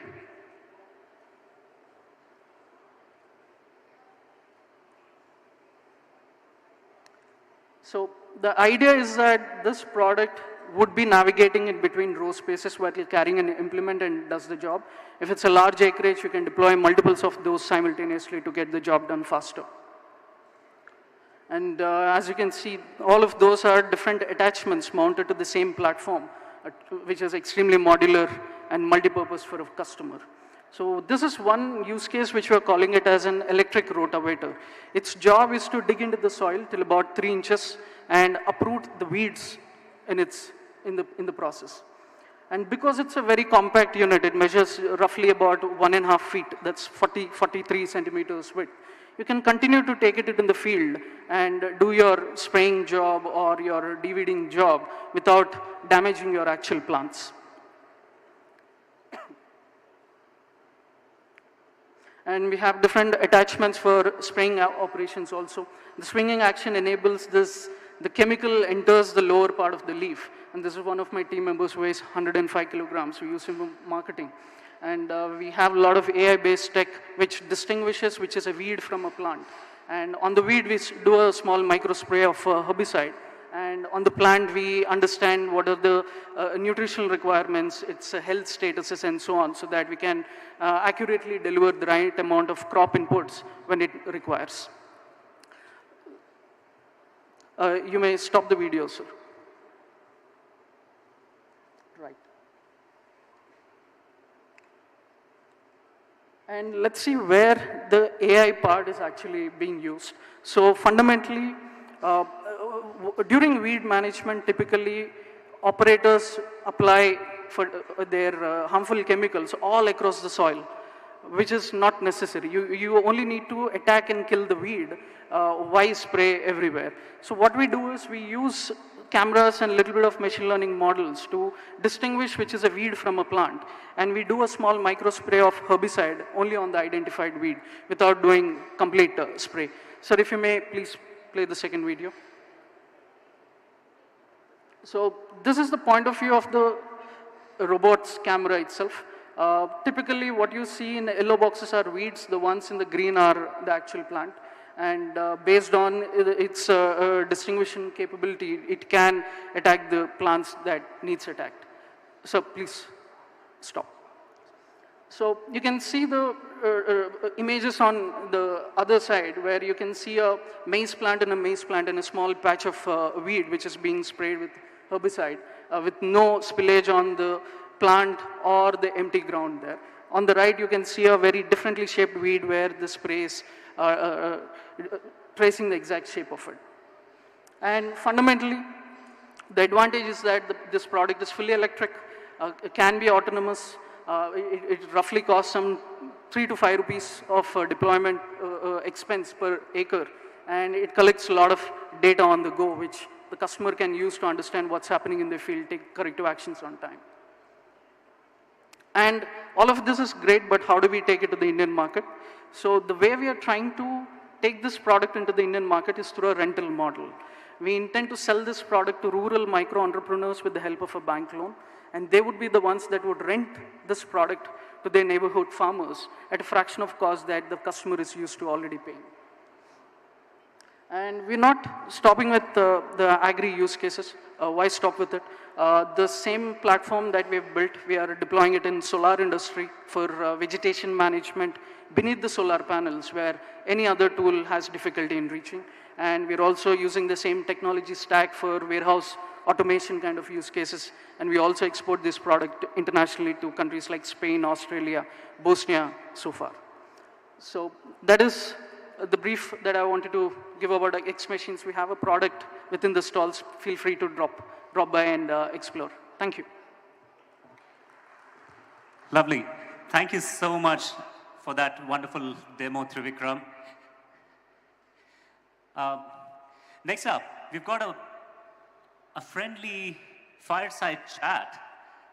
So this is around social good, what AI can do in the space of social good. So please put your hands together for Mr. Javu Ku, coming from the Consultative Group for International Agri Research. Mr. Krishna Kumar, who's the co-founder and CEO for CropIn, a firm that was established in 2010 and running so strong in the agri-AI business. And the moderator today will be Mr. Ankit Bose, who heads the AI at NASSCOM. Please welcome them with a big round of applause. And we need 3 mics on stage here, please, and 1 additional chair. Pretty warm welcome to all of you.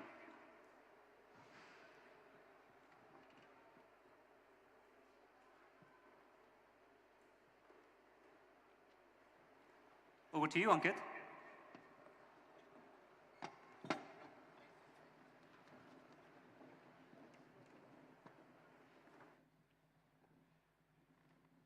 Hello. So, thank you for the session. Right again, AI and agri goes hand in hand. Right, I think we have seen a lot of implementations across the globe and a lot of impact. AI sector for agri is growing at a 20% rate. Right, we know there are around 2 billion plus current market cap. And I think to 2028, it will be 20 billion, right? So it's growing very phenomenally well, right? We have the experts from industry here, and we'll see the real insights, what they are seeing on ground, right? So let me start with Krishna, right? Krishna, you coming from CropIn, and you have done so many, good implementations of AI for agri. We are just talking about a phenomenal use case, right? Could you help us with some of the use case you have seen of AI for agri? Sure. No, thanks. So let me give you some of the examples how different stakeholders are using AI. And in center, there's a grower, right, always. So I'll start with the government. We are doing a lot of work with India government, Sri Lanka, Kenya.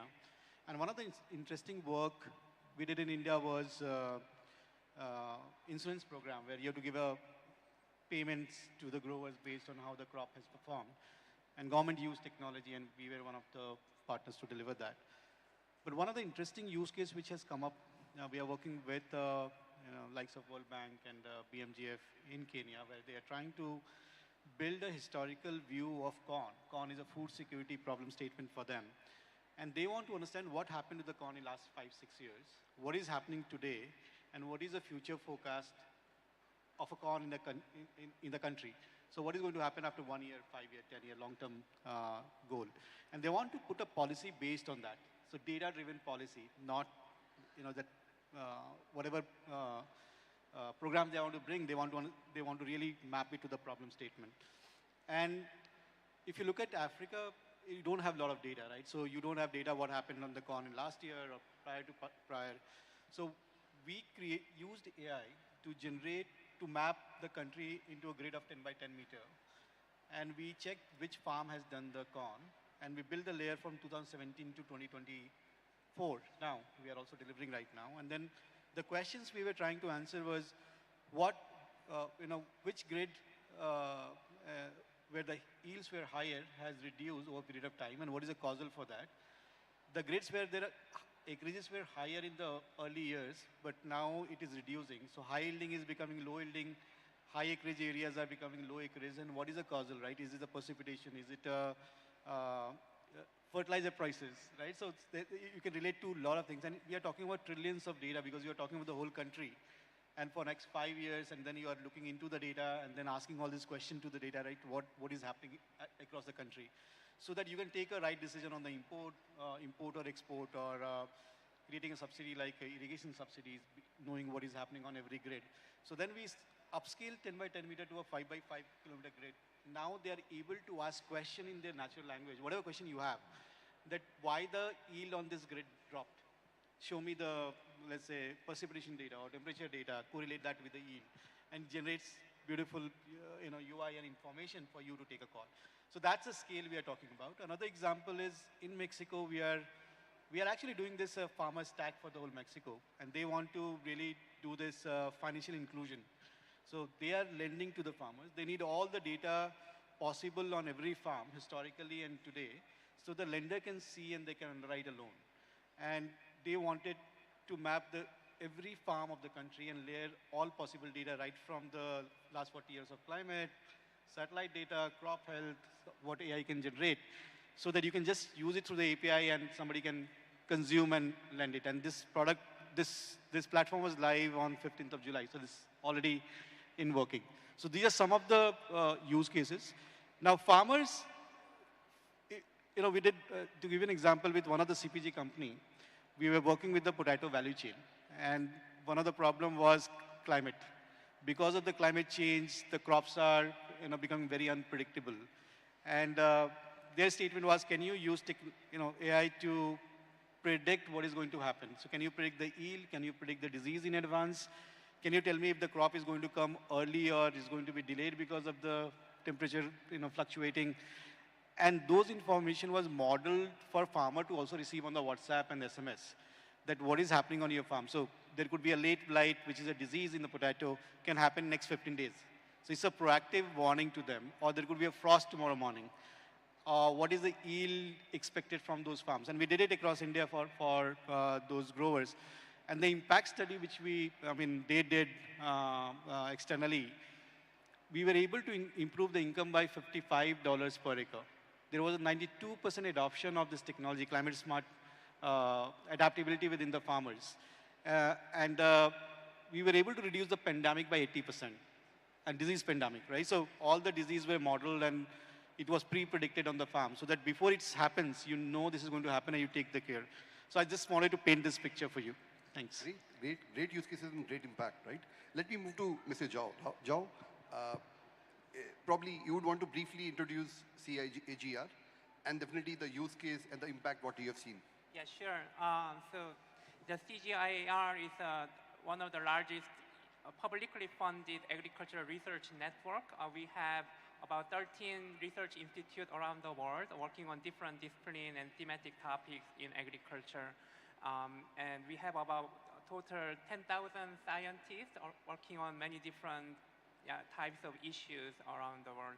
And we are also covering about 100 countries. And we have many of the research stations around the world looking at different breedings and different types of policy and innovation, etc. We are not necessarily strong on AI, but necessarily developing AI models, etc. But we are actively using AI and machine learning solutions. We've been also partnering with CropIn for various use cases as well. I wanted to introduce quickly 3 use cases, especially for the breeding programs. So one of the most labor-intensive and time-consuming tasks is something called phenotyping. When you have different lines of new crop varieties, you have to actually plant them in the field under different conditions and continuously measure throughout the growing season how tall they are growing, how many leaves they are producing, how much yield they are generating. It's a lot of data collection work. We are now actively using AI, robotics, and I just saw X-Machine demonstration, and we are also using something similar kind of bot, terrestrial bot, to collect the data automatically so that we don't have to hire too many laborers in the field continuously measuring the data. So we are also working a lot on extension kind of applications using, for example, LLMs to translate very complex scientific findings and research output into plain languages that farmers can understand and act on it. We are also using lots of computer vision algorithms to detect the plant disease and pest and disease problems early on so that farmers can correctly apply the measures to manage the risk. But also additionally, because we are agriculture R&D organization, we do also lots of evaluation on what impact this kind of technology make on the people's farmers' livelihood and how they perceive the benefit of such technology. We recently conducted our own Turing test on LLMs, and we summarized research papers using LLM and gave policy analysts in all the developing countries, including India, whether they like AI-generated abstract or human-generated abstract. And the twist of the methodology in the research was that we actually introduced deceptive treatment. So we actually lied about which one is written by human, which one is written by AI, so that we wanted to test the perception of human. And very interestingly, research finding suggested that people still trust and like human-written summaries better than AI-generated one. That's the consistent finding even when we actually lied which one was generated by AI or human. So I think there are still a little bit of gap we need to fill if we are on the track to incorporate AI in the field. And we're also testing a lot of hallucination issues and what is the root cause of that and how we can address them in the LLM space. So yeah, those are kind of key use case areas that we are generating and developing. Thank you, thank you. Krishnan, let me come back to you, right? What we have seen, again, AI for enterprises is much organized, and agri is a very unorganized sector, and there are a lot of challenges, data being one. I know Telangana government has worked on, a data set for agri, right? They have been working. But again, in your experience, how do you see, and what do you see the challenges emerging when you implement AI in agri use cases? Yeah. So one is, consistent data which you need to train your models, right? So there are few ways you can do that. You can give thousands of input to a model and expect certain outcome, right? So you give hundreds of thousands of input and you get some output, right? So the model is learning something, so you train it, then you infer on something. But if you look at the global south and global north, the farming practices are different. Global north has a lot of mechanization and sensors and can generate thousands of data sets, maybe 250,000 data sets every day. But if you come to Africa, Southeast Asia, and India, you don't see mechanization to that extent. You don't see sensors to that extent. So then what are the inputs you are going to choose? And consistent inputs so that you can scale the solution. Because not every farm is going to give you a consistent input to your model. So that's one of the constraints you have to build, and then you can't compromise on the accuracy of it, right? So how do you do those selections are very, very important. And you find this, consistent gap with different organizations when you work, right? So then what we say is, okay, these are the 5 to 10 parameters we definitely need to scale our solution. If you look at the complexity in agriculture, so every crop and every variety is different at the same location. You change the location, there is another complexity, right? So the way potato is grown in Orissa versus Gujarat versus Canada versus US is very different. The traits are very, very different. Some crop can come in 120 days, some can come in 150 days. How do you make this model learn? And that's where you call it as a knowledge graph. So you have to build a knowledge graph. So at Cropin, we have been working for last 14 years now. We operate in 103 countries. We are managing around 500 crops, 10,000 varieties of those crops. And it has taken a long to build this knowledge graphs, right? So 103 countries coming from all the continents and different varieties of potato, different varieties of those crops, right? And there are 500 crops.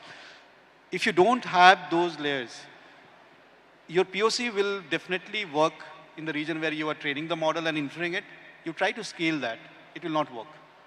Because you are not able to transfer those, because your model has not seen those variations, right? So I think it's a very, very complex. It's not a question of, can I detect the fraud in banking system? That's much easier problem to solve, right, with the AI. In agriculture, there's thousands of variables are playing every hour, every minute, and that can damage the crop, and you have to capture that, and the model has to predict based on those scenarios. So it becomes very, very difficult, and then you have to really put all the safety nets so that it doesn't predict something which impacts the livelihood of the farmer as well. Yeah, so consistency and the seasonality of data, right? I think that these are two big things. Yeah, right? Yeah. Coming to you, Mr. Zhao, what are the challenges you have seen? Yeah, so along the same lines, the governance of data, especially in AI, the use of AI and developing AI solutions in partnership with our partners have been a challenge, and we haven't really found a good solution. We generate lots of data, not only in breeding, but also research on agronomy and policies and all sorts of the research work. We generate lots of data, but sometimes not all the data we generate are owned by us. We are mandated to make all the data we are generating as a global public good because we are publicly funded, but our partners are not necessarily in such business model. And when you have mixed IP of different data set you want to use in training of AI models, for example, our partners are really having difficulty of understanding what's really in it for them. Nobody wants to lose the IP of the data they are generating. And once your data is becoming part of a foundation model, where do they go and how they can track and how they can monetize, for example, for commercial partners in the data being the AI, the landscape, and that's been really challenging to figure out and developing a convincing data governance model that everyone feels comfortable working together. Great. So let me ask the next question to you, Mr. Zhao. We have seen the use case, we have seen the challenges, right? Now, when we implement AI for agri, again, I will consider it in a social sector category, right? What are the ethics, what are the responsible element do you feel should be, taken care? Yeah, absolutely. This responsible AI, actually, we had an internal debate a few months ago. What does that even mean, responsible AI? I think there was a similar discussion in earlier panel today. AI cannot be responsible. It's essentially the responsibility of researchers in our side, our case, who use and who develop and who want to apply this methodology. So that kind of accountability is critical in our the area. And yeah, it's really challenging. So in our discussion internally, it's easier to find what are the unethical use of AI, and kind of we generated a lot of list of potential cases where AI can be misused and might cause some unintended consequences for smallholder farmers. And yeah, we are trying to avoid that by managing the risk. But yeah, this is something we are still trying to understand better.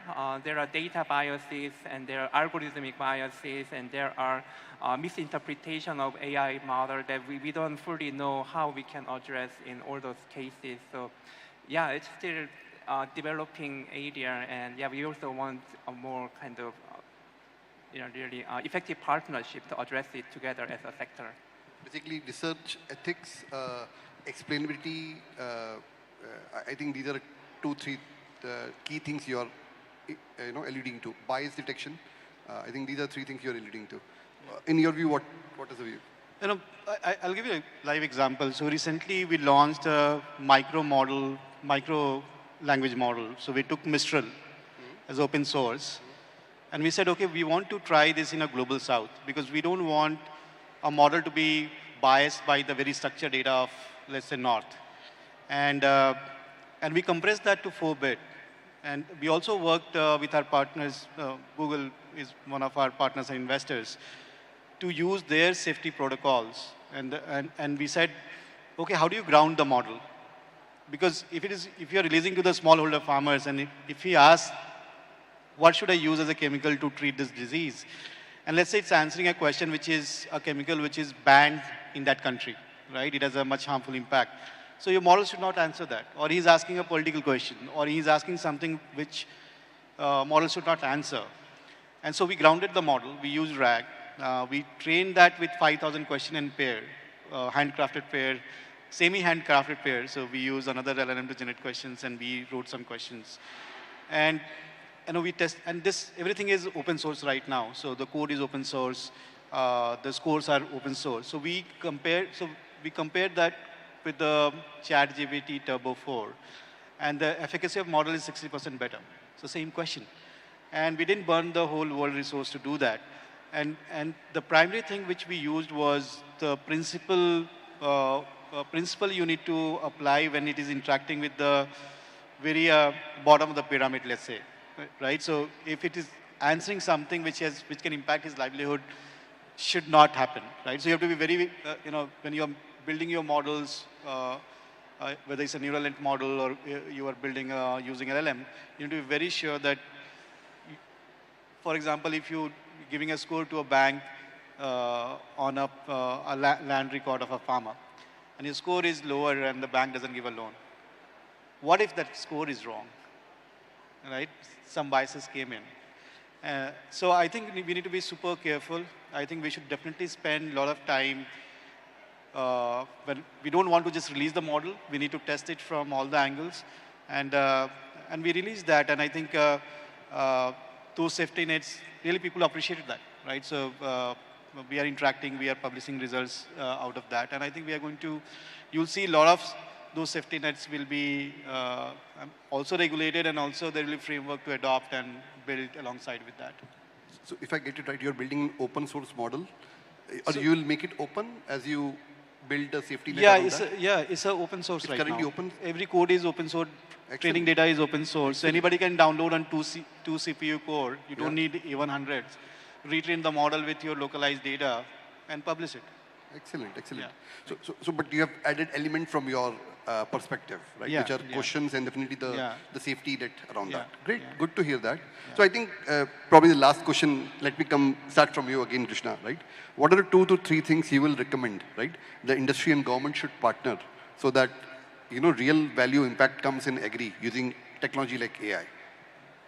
No, I think that this partner is very, very important. I don't think only enterprises or development agencies or government can really succeed in helping the growers. I think this partnership is very, very important. I like the idea of DPI, right? Digital Public Infrastructure.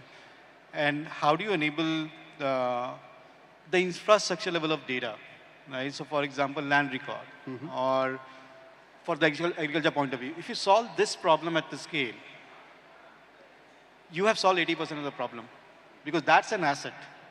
And everybody is interested in that asset, whether it's a food security, building resilient food ecosystem, a bank is interested to lend, insurance companies are looking at it, CPG wants to procure from there. But that asset, but that data is not available, not only in India, but many of the countries, right? And if you make that effort to put it there, I think that you have won the 80% of the battle. And rest, the partners can enable multiple solutions on top of it, right? Like building an internet highway, and you can see so many solutions we have seen in the last 30, 40 years has popped up. And this is what it will enable that. So we have been discussing this for the last 5, 6 years with the government, and there is an intention to do it, but it's a massive scale, and it will take its own time. But I think that is the first thing I'm requesting that government should solve in India, and we should have hands on. DP and specifically data, right, which can be leveraged.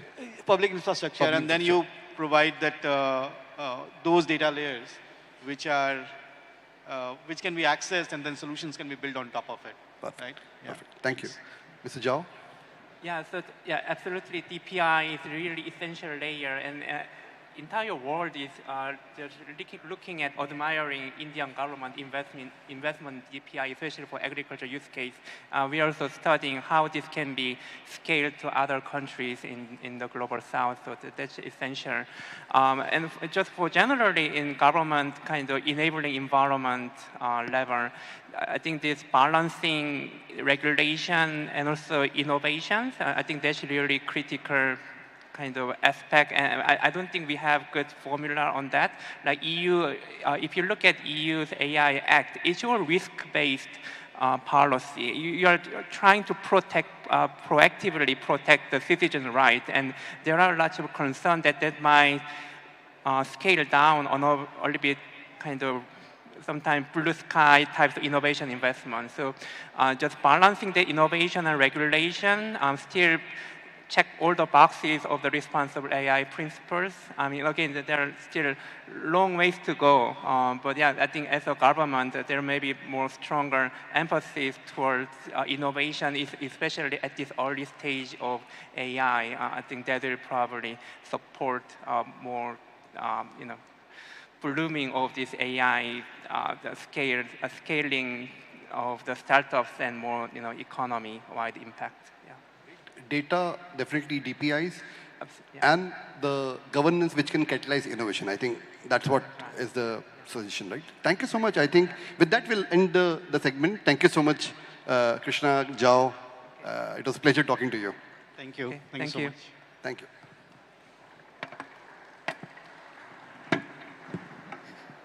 Wonderful, wonderful. Thank you so, so much, Mr. Ankit, Mr. Javuku, and Mr. Krishna Kumar, sorry. I've been rattling off so many names all through the day. But thank you so much. And let me please quickly call upon stage Mr. Praveen Mukapati, head of Telangana AI Mission, to give away mementos as a token of our appreciation to the three panelists who have arrived here. Thank you so much for moderating such a wonderful session. A big round of applause, ladies and gentlemen.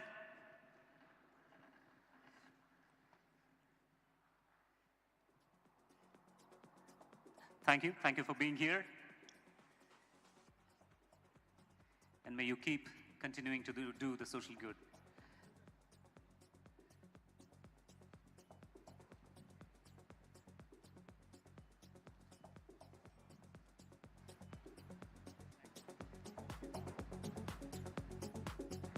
Thank you so much. All right. Right. What's an event if no one believes in the vision that you have put together? And supporting this grand vision in a big way, we are forever grateful to our title sponsors, the World Trade Center Hyderabad, as well as Evernorth Health Services. So ladies and gentlemen, without further ado, please welcome on stage our title sponsors from Evernorth Health Services for a quick fireside chat. Put your hands together for Mr. Chuck Mettur Dharma. And to moderate that discussion, I call upon stage Mr. Yadukishore Nandikola. Mr. Chuck has over 2 decades of experience of engineering and scaling AI application in robotics and, oh my God, I'm losing track of different kinds of words here because he's done a whole lot of innovation over those years. And Mr. Yadukishore Nandikola is leading the HR department for Evernorth India. So grateful for all the support that you have extended towards making this grand vision such a big success. So thank you so very much from everybody out here and on behalf of the Department of IT, Electronics and Communications, the Government of Telangana. Wonderful to have you here, sir. All right, over to you.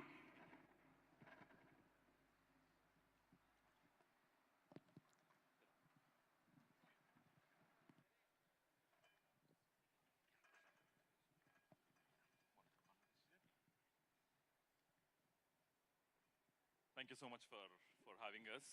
Good evening, everyone. I know it's been a long day, but I want to start off with an interesting conversation. Chuck has traveled all the way from the US to be here, for this summit. Chuck, as we begin this conversation, we're talking about AI. We keep hearing different versions and types of AI. Just to do a common grounding of our audience, in your own words, can you tell us the definition of AI? Thanks, Yadu. That's a great question, but before I answer that, I want to thank all of you for being here today. It's been a great day to mingle with all of you and great to know you. The journey to make AI work for everyone, right? It's a commendable journey, and we all need to do it together. So thanks again for being here, and looking forward to a great next day too. So first off, when you talk about AI overall, AI is an umbrella term for all the things that we do to make computers smarter. If you think about machine learning is a type of AI where the computers teach themselves to get smarter. Think of them as simple applications like traffic light applications, looking at data to predict the next best action and so forth. Now, deep learning is a type of AI which uses artificial neural networks. It's heavy-duty AI, and where the computer starts thinking like a human brain. The best example of deep learning is Google Photos, right? Like the photo tagging, grouping, and so forth. Now, generative AI, which is what all the hoopla is about, right, is a way where computer shows its creative side. It's a way where we generate data in response to multiple modes. The computers show the creative side. Now, when it comes to generative AI itself, right, the foundation of the generative AI is the transformers and the large language models, right, built on transformers. You got different types of large language models. The first thing is your foundational large language models like the GPT-4 series from OpenAI, Gemini from Google, and so forth. You can take models like Llama from Meta and fine-tune them for your domains, or you can take the transformers and build custom models, right, for your domain from scratch. So there's different ways to go about AI. So hopefully that gives I know it's an AI conference, but I thought I'll get a very basic grounding for everybody. Thank you for setting the context and the stage. Right? We're talking about AI now, and we're talking about AI at Evernorth Health Services. Can you talk about how we have been leveraging AI historically at Evernorth? At Evernorth, we have a deep history of using AI to benefit our stakeholders. First, it starts with data. We make sure we save the data and we curate it in a way that makes the data very useful. We comply to all the state and federal regulations and also client-specific regulations. What we've done traditionally is we've used this data to we've analyzed this data, we've gained the insights, and we predict the next best outcomes. We use data for better health outcomes. We also use it to empower our customers, clients, and employer groups. One good example that comes to my mind is we've used a lot of our data, the claims data, to understand pre-diabetic people, right? And then we've used that for insulin outreach. So we know who to reach out to when so that we can improve adherence to the insulin programs. So those are the ways we've used AI in the past. Thank you. We're talking about healthcare. What are some potential applications of Gen AI in the healthcare space? Again, maintaining a balance of opportunities versus risks. And which are the areas where, according to you, we are seeing some quick wins? Yeah, that's a great question. That's a great question. So we look at the applications of AI across 3 dimensions. The first dimension is we try to make things cheaper, better, and faster across the board. Think of this as using AI to automate repetitive tasks and assist the humans on the administrative side. So the humans are the center of everything that we do, right? The human, the doctor, our agent, our employee, our software engineer, right? They are the pilots. And we use AI to automate the administrative tasks around them so that the humans can then focus on tasks involving empathy, higher order activities, and they can be much more productive and they can feel, and their satisfaction in the job increases. So that's the first dimension. The second dimension is how do we expand the current value propositions and also create new business models? An example here is we look at all the data that we have and we predict the next best actions or the next best outcomes. What's the most impactful action that we can take, right, so that we can get the best outcome, right? That's how we expand the current value propositions. The third, and really the most exciting part with generative AI is creating whole new business models and creating whole new value propositions. With generative AI, we now have the ability to analyze large volumes of data. So what we are looking at is creating digital twins of entire large organizations, and we can do large-scale simulations. So think of the impact of that, right? Before we make a decision, before we offer a new product, if you have the ability to understand a whole organization or a whole set of customers across both the static and kinetic data, you can simulate it, you can see what would happen, and then that gives you a big competitive advantage in the marketplace and also makes the products that we offer that much more efficient. So 3 different dimensions. That's how we look across. Now, a few good examples I can think of, Yadu, if you want, right, are 3 things that come to my mind. First is provider burnout reduction. If you think about the United States especially, right, there is significant burden on the healthcare space. When I say providers, that's the doctors, nurses, anybody offering healthcare. So what we're doing is we have a flagship virtual care platform called MD Live. This MD Live, this is where you can call a virtual call or you can go online, right, and talk to a virtual primary care physician or a virtual urgent care physician. In the past, what these people had to do was, what these doctors had to do was they would talk to the patient for 3 or 4 minutes, and then they had to spend 10 minutes summarizing the call. right, they call them SOAP notes, right? SOAP note summarizations. What we do now, we use AI to listen to the calls and summarize those SOAP notes and the key highlights from the call. And then the doctor has to look at it before approving. So what's happened for us, and the doctors really love it. The doctors love the solution because now the doctors can spend 10 minutes talking to the patient and maybe 30 seconds to 60 seconds looking at those notes, reviewing them and hitting the submit button, right? So that's one. The second area where we're using AI is in elevating our service experience. We have thousands of agents at Evernorth who are answering calls from millions of our customers, right, about their healthcare questions.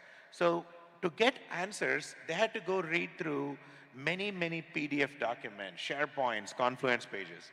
What we are doing is we're using AI to go into these disparate sources of data, curate all those answers, right? So if you called the Evernorth service desk saying, hey, am I covered for malaria shots, right? The agent would just type it on the screen, and then they would get the best answer and also the source of data right next to them, saying this comes from this PDF document or policy document number 2. So they can answer you, keeping the customer at the center. So elevating customer experience is number 2. And the third, and this is very close to my heart, is improving patient safety. So when the patients are talking to our doctors, we want to make sure that the doctors are providing them evidence-based medicine or evidence-based suggestions, right? The evidence-based suggestions and treatments. So for that, we are now using AI to listen to many of the calls, and AI is checking the calls across 16 different parameters or 15 different questions, right? And now it validates if the doctors covered all of those. An example is when you call in, our policies, right, the US policies and also our Evernorth policies mandate that you have to check the patient's medication list, right? And the doctor has to verbally say, do you still use crocin? Like all of those things, right? We make sure AI checks across. So really, right, three use cases, patient safety, provider administrative burnout, and elevating the service experience. But the big thing I want everybody to keep in mind is we keep the human as the pilot, the humans at the center, and the human in the loop is a big safeguard. So the AI provides the answer, but the human can choose to decline the answer if the AI is wrong, right? And the human can actually validate. We make sure the human always has easy ways to validate the answer. Thank you for that, those insights, right? I mean, double-clicking on the risks part of it, right? We keep hearing about, hallucination, bias, intellectual property risks. What are some, mitigation strategies for, for these inherent risks, and what sort of governance needs to be built, for overcoming these risks? Yeah, another great question. So at Evernorth, the risks of AI are not new to us. So we've been using AI for more than a decade now. So we're building on years of experience, an experience of our employees across legal, privacy, security, government affairs, and so forth. So when generative AI came about, so what we did was we looked back. So we looked back at our experience in how we built the traditional AI models, the predictive models, right? And we governed them using enterprise model governance. So we built on them, number one. Second, what we did was we created 38 guardrails deriving mainly from institutions like the NIST, which is a US organization, right? It's called the National Institute of Standards and Technology. We derived those and we implemented those standards as part of our platform. And we've taken a multidisciplinary approach. What we've done is we've launched an AI Center of Enablement, which has representation across many disciplines of the company: legal, privacy, security, technology, and so forth. We meet every week to curate every use case, right? And we test every use case across 38 guardrails before we approve the use case. So that's the first step, right, from a process standpoint. Second, the AI COE built what's called the AI Gateway, into which these 38 guardrails are built in systemically. And what we do is the resources that are required, right? Think of them as the models, right? Be it Mistral, Mixtral, OpenAI's models, or so forth. We curate them and keep them behind the AI gateway. So anybody who needs access to AI across the enterprise has to go through the AI gateway. And to go through the AI gateway, they have to have a valid use case, which has already been curated, right? So that's how we check it. So if you see it, we built on years of our history, to summarize, right? Like we built on years of history on how we had approached predictive models. We've created 38 guardrails, and we check it from a use case standpoint, make sure the use case is valid. We also implemented those guardrails systemically, so they're not just process guardrails. So from both process and technology. And most importantly, we insist on human in the loop, right? That's the ultimate fail-safe for everything. And we insist that the human checks every output of the AI. Thank you. I don't know how we're doing on the time, but I have a bonus question for you. You're one of the key sponsors for, setting up the Hyderabad Innovation Hub of Evernorth Health Services here in Hyderabad, India. As the key sponsor for the AI and Gen AI COE, what's your talent strategy for this center? As the head of our HR, I think you should be answering that question. No, I'll answer that on a serious note, right? One thing I'd say is I've been blown away by the extraordinary talent in Hyderabad. There's great talent, right? So we come across very talented individuals day in and day out. So that's been awesome. So far, we've had quite a few people, and we're very pleased with the quality there. Now, the kinds of folks that we look for are people who can, even before thinking about AI, people who can understand a problem, clearly define the problem, right? Clearly do the problem definition after thorough analysis. That's step one. Understanding the problem, step one. Individuals who can do that. Second, the folks who can understand all the solutions out there and map the solution to the problem. And third, people are willing to take the solution and see it all the way through implementation. Because if you think about it, like this is a novel technology, generative AI especially. We're learning a lot. AI hallucinates. Some of our leaders say generative AI is like having an intern, right? The AI makes mistakes. Sometimes it gives you 9 good answers and 1 wrong answer. So the kinds of talented people that we're getting in, they're people who are able to analyze problems, they're logical, they can, once they define the problem, they're able to understand the entire solution set and bring in solutions, even the solutions that we don't know about, right? They need to bring us out-of-the-box solutions and see them all the way through so that we can implement these solutions in a safe and responsible manner, right? Somebody earlier in a panel was talking about whose responsibility it is, right? I'd say responsibility for safe and responsible AI is all of ours because this technology is so powerful and it's almost magical in many ways, but we have to implement it in such a safe and responsible manner, and that's the kind of talent we're looking for. Great, thank you. So we'll enable your vision and enable the talent strategy to become live here. Hashtag we are hiring. Yeah. Right? That's what I'll say. Thank you so much. I think that's our time. Thank you for hearing us out.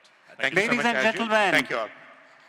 Mr. Chuck Metur Dharma and Mr. Yadu Kishore Nandikolla. A big round of applause for both of them. We have executive presence from Evernorth Health Services here amongst us. So grateful for all the support, like I said. Thank you so very much for that insightful session, sir. And I now request Ms. Ramadevi Garu to come on stage and thank both Mr. Chuck as well as Mr. Yadu Kishore Garu with the token of our appreciation. Ma'am, please.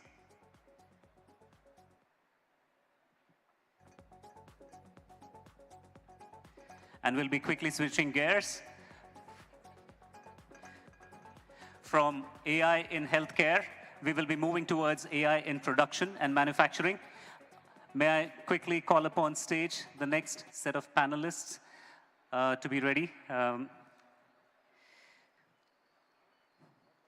Talking about the future of production, AI's influence on manufacturing ecosystems. Please. Panelists in waiting. Apologies for that. Thank you so very much, sir. Yeah, the next set of panelists, and can we have a couple of chairs on the stage, please, and 2 additional mics quickly? I'd like to call upon stage Ms. Lalita Indrakanti, CEO, Jaguar Land Rover Technology and Business Services India, with over 3 decades of various kinds of experiences under her belt, from consulting to advisory to setting up GCCs and much more. Mr. Gaurav Kataria, Vice President Digital Manufacturing at ITC, and Mr. Navendu Agarwal, Group CIO at Ola. And moderating this session, Mr. Sanjeev Deshpande, who's the EVP and India Head at NTT Data Systems. Please give them a big round of applause, guys. Thank you. And may I quickly remind you, tomorrow's session starts at 9:30 a.m. We'll have the Honorable IT Minister, Shri D. Sridhar Babu Garu, make the welcome remarks. So please don't go anywhere. I know it's been a fascinating day of intriguing discussions, panel discussions, fireside chats, talks, and so on and so forth. But tomorrow is going to be even better. So please come back on time, 9:30 will sharp. Welcome to the stage, all of you. Thank you so much for being here.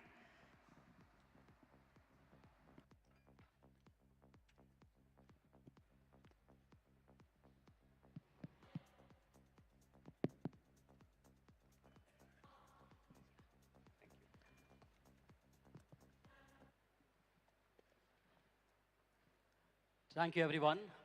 I'm very, very positively surprised that we have such a large audience still at this time of the day. Appreciate you all being here. And we definitely would like to make it worth your while. We'll talk about some very practical implications and applications of AI, especially on our workforce in Hyderabad scene, in Telangana, obviously in the Indian manufacturing scene. To begin with, I will probably just quote a couple of statistics before I start the panel discussion.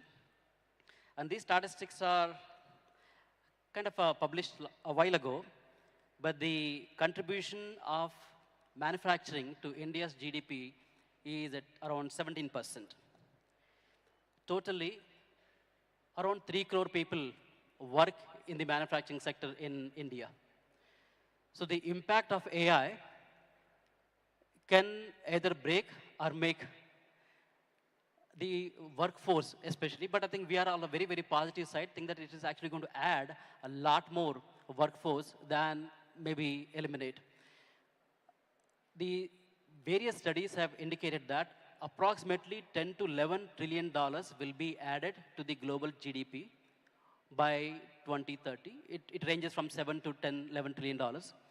Significant portion of that comes from non-IT sector. The applications of Gen AI is probably what's going to create a lot of these jobs. And how AI is exactly affecting the Indian manufacturing sector, and also how it will help shape up the overall Indian economy. With us, we have 3 stalwarts. Very unique panel I have, I must acknowledge. I think it's one of the best panels. Gaurav, a traditional manufacturing powerhouse, ITC. He represents ITC. He comes from ITC, the CIO, CSDO of ITC, CDSO, I mean. Lalita Indrakantiji, she is the CEO of Jaguar Land Rover, known for the design and also the car's robustness. We all used to dream Jaguar one day I should drive, and today I'm here talking to Lalita ji. Fantastic. And Ola, the cloud-native company, the most modern of the probably manufacturing setup probably they could have, because they started quite, I would say, late in the manufacturing, so probably are at a much better position to adopt the technology. So I will start with this very simple question to all of you, is how is AI affecting the manufacturing in your own plants, as well as what you see as overall, how it is affecting the state of Telangana and also India in general. I will start with Lalita ji first. I think even before we started talking big in terms of generative AI, which seems to be the buzzword now, of course, for the last couple of years, I think historically manufacturing has been using some kind of analytics, some kind of AI, especially in the areas of supply chain traceability, risk analysis, quality especially. AI has been playing a significant role in all manufacturing industries in the last many, many years. But of course, with AI coming into the picture, I think it is the accuracy of it has probably gone significantly higher. I think AI is a buzzword, but what it means is about bringing more structure to how you are doing things. At Ola, we have seen that it helps you at each and every element, like in terms of productivity, in terms of your quality, bringing repeatability to product quality, right? So, like I will give you an example in terms of manufacturing processes. When you are doing things, you are doing inspection. So if your volume is very high, you can have a processes, but if you have a human element, there will always be a judgment to it. So what AI and systems bring, it's a decision making is done by the process creator, but you don't need to take those decisions on the line. And that gives you a predictability, that gives you a repeatability, that gives you good quality, right? Similarly, manufacturing is something where you cannot play around, right? So you have to be very consistent what you are doing things. And that with combination of digitization, analytics, and AI, it becomes very powerful thing.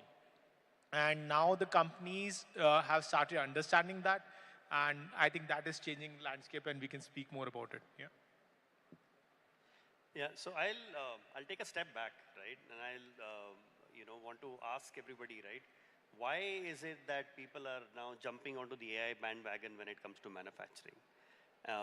With Atmanirbhar Bharat or Startup India and, now the AI mission, and, we are sitting in a great global AI summit, I think the adoption of technology has gone through the roof.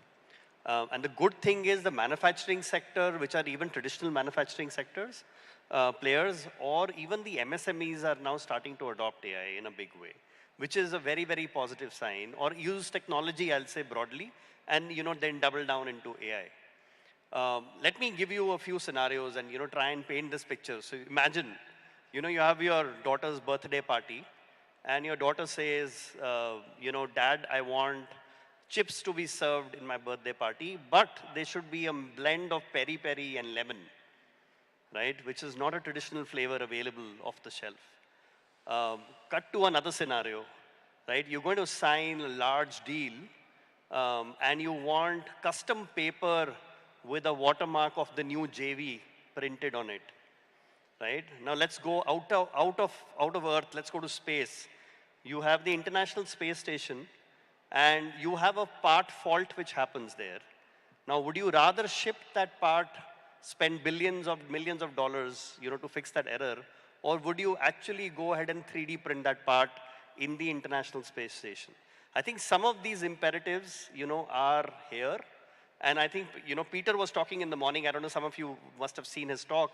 He was talking about 2040, a billion robots, roaming the streets of the world, coexisting with humans. Now, all of this, might seem like large problems to solve, or big, hairy, audacious goals to solve. And none of this is possible without the application of technology, and in some sense, without the application of AI, right? So a lot of organizations are now realizing that these problems are here to stay. Hyper-personalization is here to stay. Premiumization of products will only happen through small batch manufacturing, and it has to be done profitably, which is a big problem today, right? I can't do custom cars, for example, without charging a bomb. It has to happen at scale, and that's where AI is coming in and playing a big role.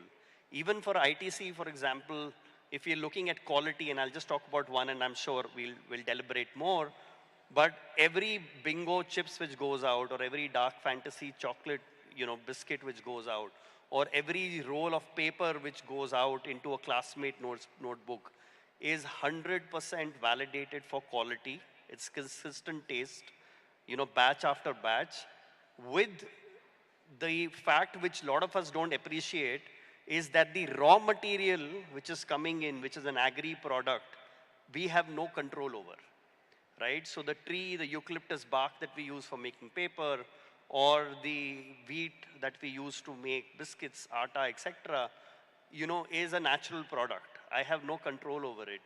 But it's only the use of technology where I can reduce wastage, make sure that I give a consistent product at a competitive price, right? And that's where technology comes in. So I'll stop with that, but we'll talk more. Thanks, Gaurav.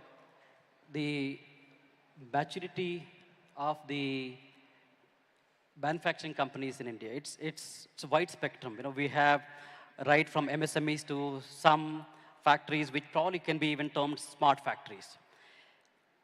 So the maturity, one is digital maturity, and second also their best practices of manufacturing itself. But all of these combined with data strategy is the key for us to be able to take the advantage of the AI technology or the AI technology in general. From that perspective, maybe if you could comment, Navendu, on readiness of the Indian manufacturing companies at this time based on their current data footprint. A lot of companies have ERPs, a lot of companies have many peripheral solutions. There is a lot of data that still exists out of the systems itself. So from that perspective, from where we are currently, for the majority of the sector, and where we need to get to, what would be those top 2-3 things that they must do now? Otherwise, there is a danger that we will be left behind.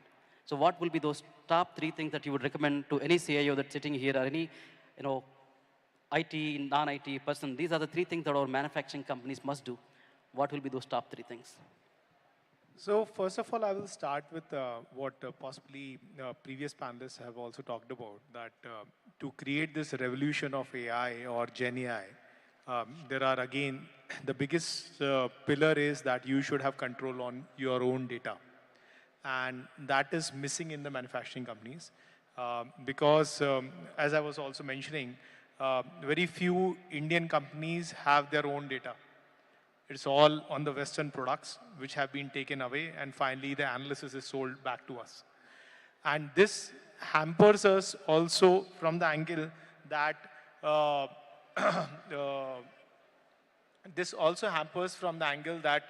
if we have to create any kind of a system, we don't have data. So first of all, companies need to do is they need to get access to their own data. They need to connect all the systems together. I will give you an example that in many companies, when you are growing very fast or you are using a lot of other system integrator, they build different data structures. They build different data systems, and they don't talk to each other. So due to that, whatever you understand in one particular line, you cannot apply to second line. And now, with the help of government, with the help of everyone, we need to bring the data standards. We need to bring data systems which can talk across your own companies and also across your suppliers and vendors. When that starts happening, you will be able to apply it. I will give you one quick example, and then maybe the other panelists do. That at Ola, for our battery life, right? So we track whole battery cycler data in manufacturing processes. And then we also see how the batteries are performing in the field. And then we are able to connect in terms of quality, in terms of how the performance is, and based on that, we can apply it for future development or also to give a quality products when we're having the market. So these kind of couple of examples tell that if you don't have control on your own data, you will not be able to create intelligent systems. So that's the first thing I would like to do. Maybe more can add. Yeah, I think data, I think, is sort of one of the biggest things, right? So for us also, when we started our journey at ITC, or I'll say about 5 years back, in true earnest, around digitization and automation was there, but really using the power of AI and data and AI, the first thing that we understood is that data has to be there. So while the first investment that was done was to set up a data historian in the factory, making sure that every element and every line gets connected back to the data historian, 5-second interval data is available. Because without that, we realize that we can dream of multiple outcomes and use cases, but there is no way to actually implement that. So that was sort of the first investment that we did. And ever since that, we've done hundreds of use cases We've been able to create a 2.4% EBITDA impact, just by harnessing the power of data. And, it's sort of been a journey which is sort of ever growing. That's sort of, you said three, right? I'll stop with two and, probably Lalita can add a third one.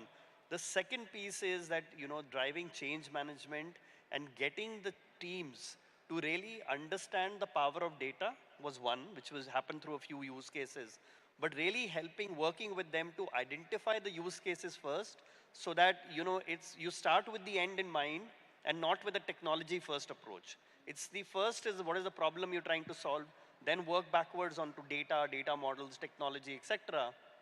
So we've finally been able to get to a point, and it's been a journey, where digital is funding digital, right? So I'm not going back to the board and asking for more money, to fund digital projects. It's digital has sort of become self-sustaining, and that's a happy place to be in.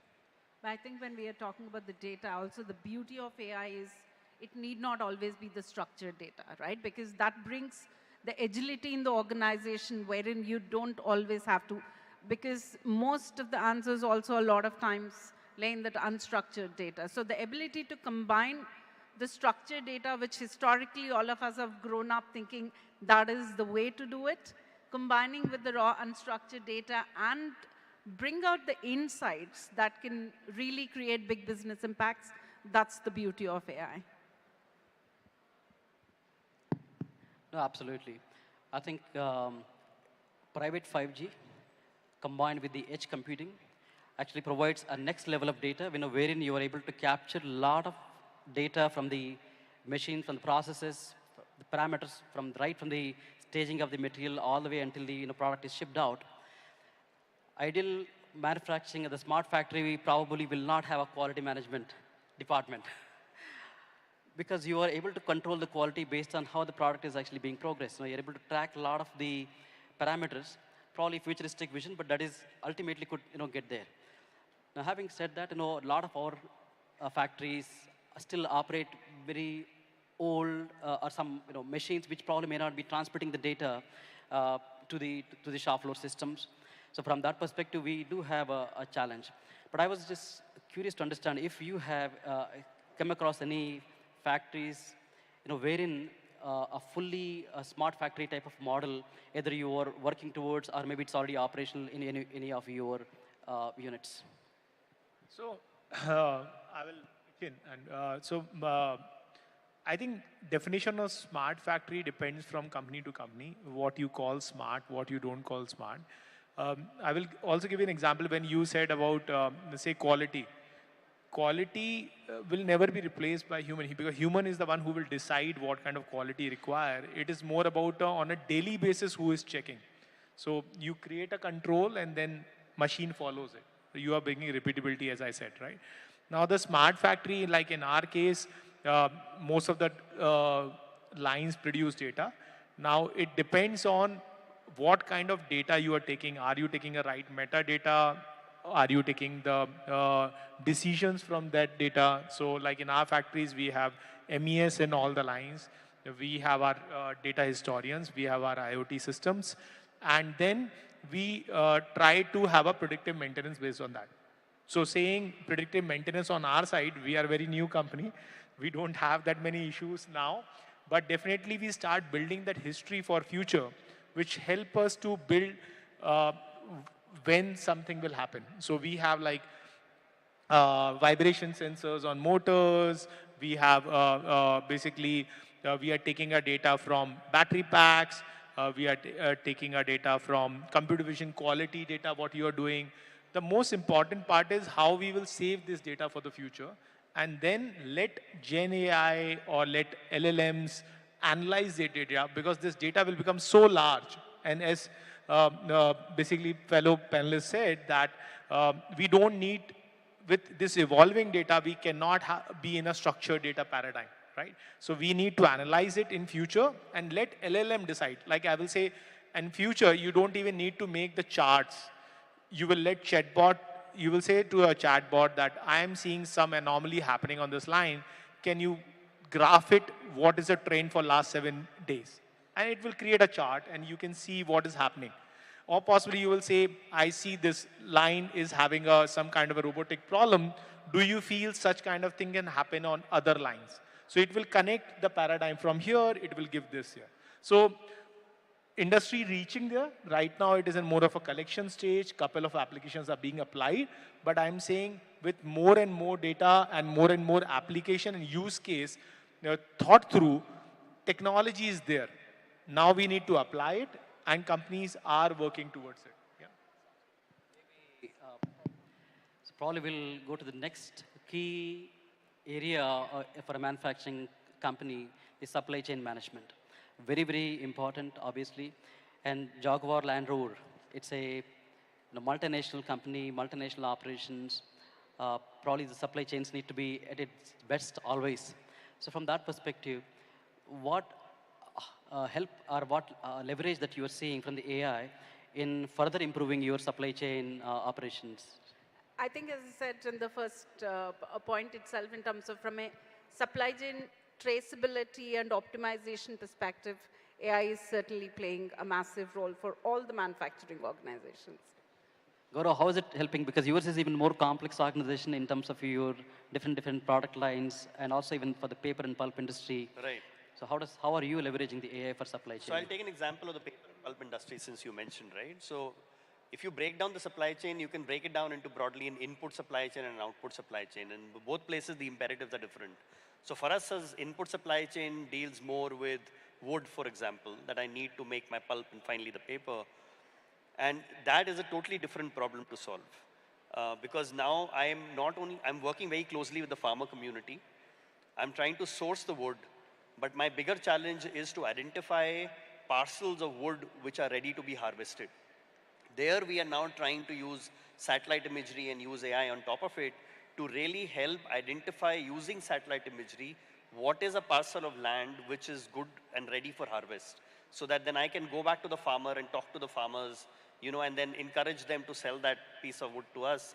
Because from a government regulation perspective, we don't have any contracts with farmers, right? Farmers are free to sell to anyone. The second thing that we do on the input supply chain to sort of make sure that it's resilient is that we do a lot of R&D around clones itself, which makes disease-resistant crops. And then, try and educate the farmers to use package of practices. So there's a lot of data analytics which happens around soil types, because the eucalyptus that I get from, let's say, Karnataka versus Chhattisgarh versus Orissa or in Telangana itself is very different. Because once I sort of cook it to make pulp, there are different amounts of chemicals which go into it. The yields are different. The output is different. Like I said earlier on, it's a raw material. But what my customer needs is a consistent quality of paper, right? So that's on input. So there's a lot of work which we are trying to do there. And, there is still lots more that we need to do. On the output side, like she said, demand planning, forecasting, making sure that my products get to my customer in time. But that data, if I'm actually able to truly harness and analyze, it gives me great insights on what new products to build. Even without asking the customers, I can get to know if I want to move from an MTS, which is made to order, MTO, to an MTS model, which is made to stock. What items to stock so that the supply chains are resilient and downstream revenues are not impacted. In the case my raw material is not available because that's a natural commodity. So there's work happening on both sides. What a fantastic panel to discuss with, and also your insights are so much valuable. I'm pretty sure we will continue to be part of the overall Telangana's AI roadmap and AI vision. And I appreciate your time, Gaurav, Lalita, Navendu. It's a pleasure being here together with you. And thank you everybody for patiently listening to us. And wish you all the best. And it looks like some good performances, probably live performances will come up. But there is one more session, I guess, before that. So thank you for, again, your patience. Thank you. Thanks, everyone. Ladies and gentlemen, Ms. Lalita Indrakanti, Mr. Gaurav Kataria, and Mr. Navendu Agarwal. Please put your hand together for them. And our wonderful moderator, Mr. Sanjeev Deshpande. And I now request Sri Jayesh Ranjan Garu to come on stage to felicitate our panel members here and give them a token of our appreciation. This was just the tip of the iceberg that we heard from them. There are several use cases, several kinds of challenges. In fact, sir, I've been hearing about some of the agentic use cases on the LLMs as well these days, where LLMs can now start predicting the predicting what for across structured and unstructured data as well. So quite a lot of insightful discussions there. So thank you so much for that wonderful session. Sri Jayesh Ranjan Garu. Ladies and gentlemen, we come to the very last session of today. What an exhilarating day one it has been. I know it's been a long day, a lot of thought, a lot of discussions that have happened today. But please be seated, don't go anywhere. Like I mentioned, later this evening, we will have a fashion show, a ramp walk. You'll be able to shake a leg a little bit. There'll be high tea outside. For those of you who are looking for networking opportunities, there'll be plenty of them. So please don't go anywhere. And thank you so much to our esteemed panelists here this evening. And the last panel discussion, this segment is called Moonshots. And Jayesh Garu, please stay back if you can, because you are the moderator for this last session. I request Mr. Sanjay Nekkanti, CEO of Dhruva Space, and Mr. Bharat Dhaka, co-founder, Skyroot Aerospace, to join Sri Jayesh Ranjan Garu on stage for a chat about building moonshots. Now guess what that's about? Let's see. Thank you so much. Welcome on stage. Thank you.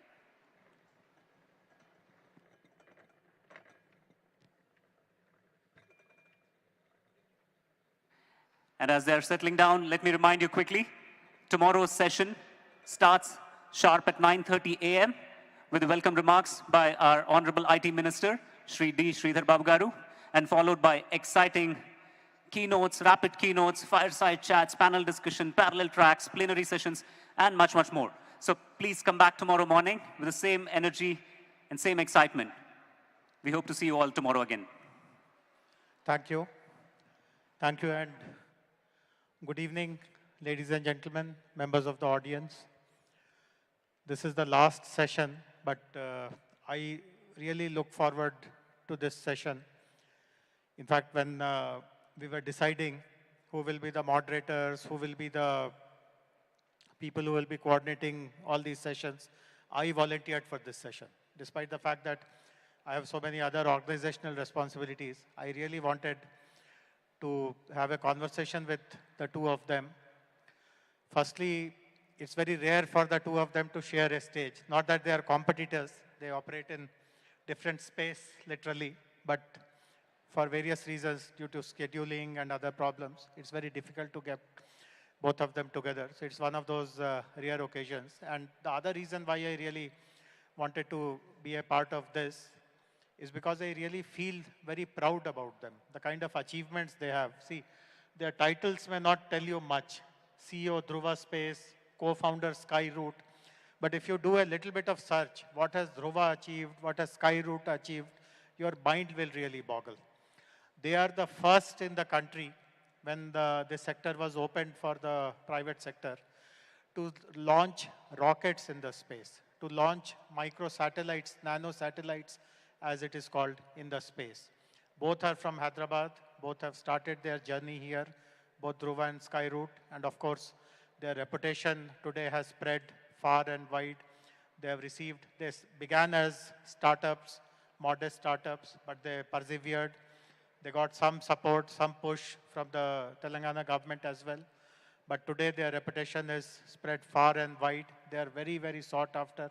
They are the poster boys of the new generation startup world. As you would know, 10 years ago, 15 years ago, startup world started by, of course, not that I'm kind of undermining anyone, but usually copycat kind of products. If someone has done something great in the US, let me try it in India.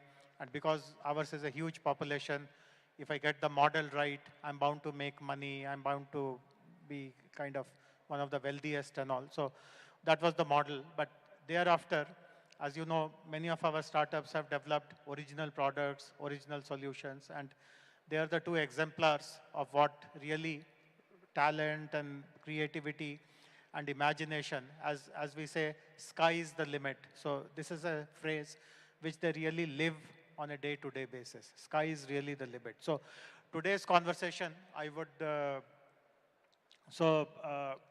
we have not frankly prepared for anything. I don't have any set question.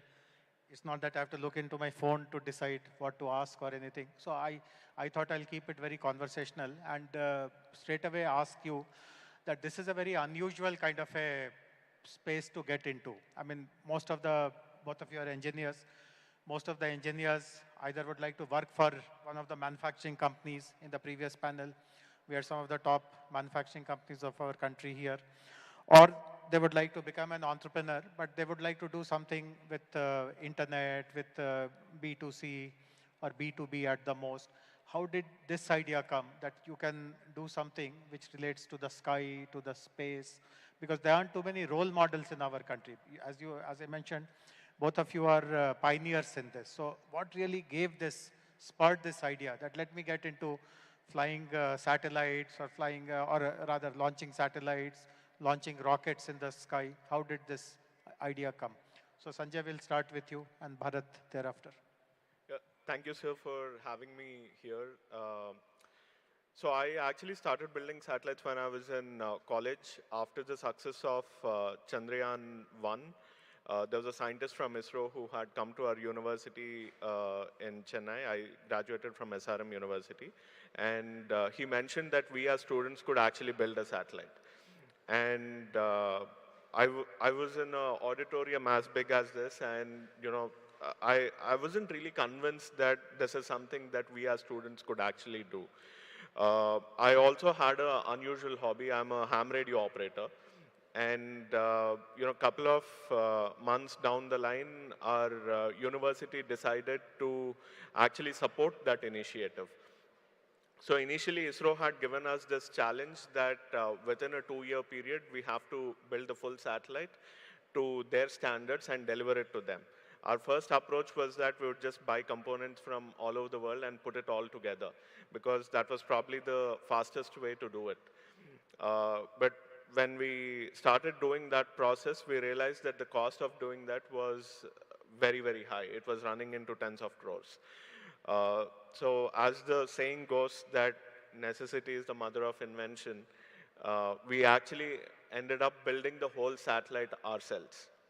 And in this process, I just started asking our mentors that when we as students are building satellites, when as India as a country we have gone to the moon, why is it that there's no single private company that exists in the country? So nobody actually gave a convincing answer to say that, you can't start. And that was actually the prime motivation for us to start thinking about building a space technology company in India. But Bharat, before you answer, I just want to add one more question. And Bharat, then you answer both the questions together.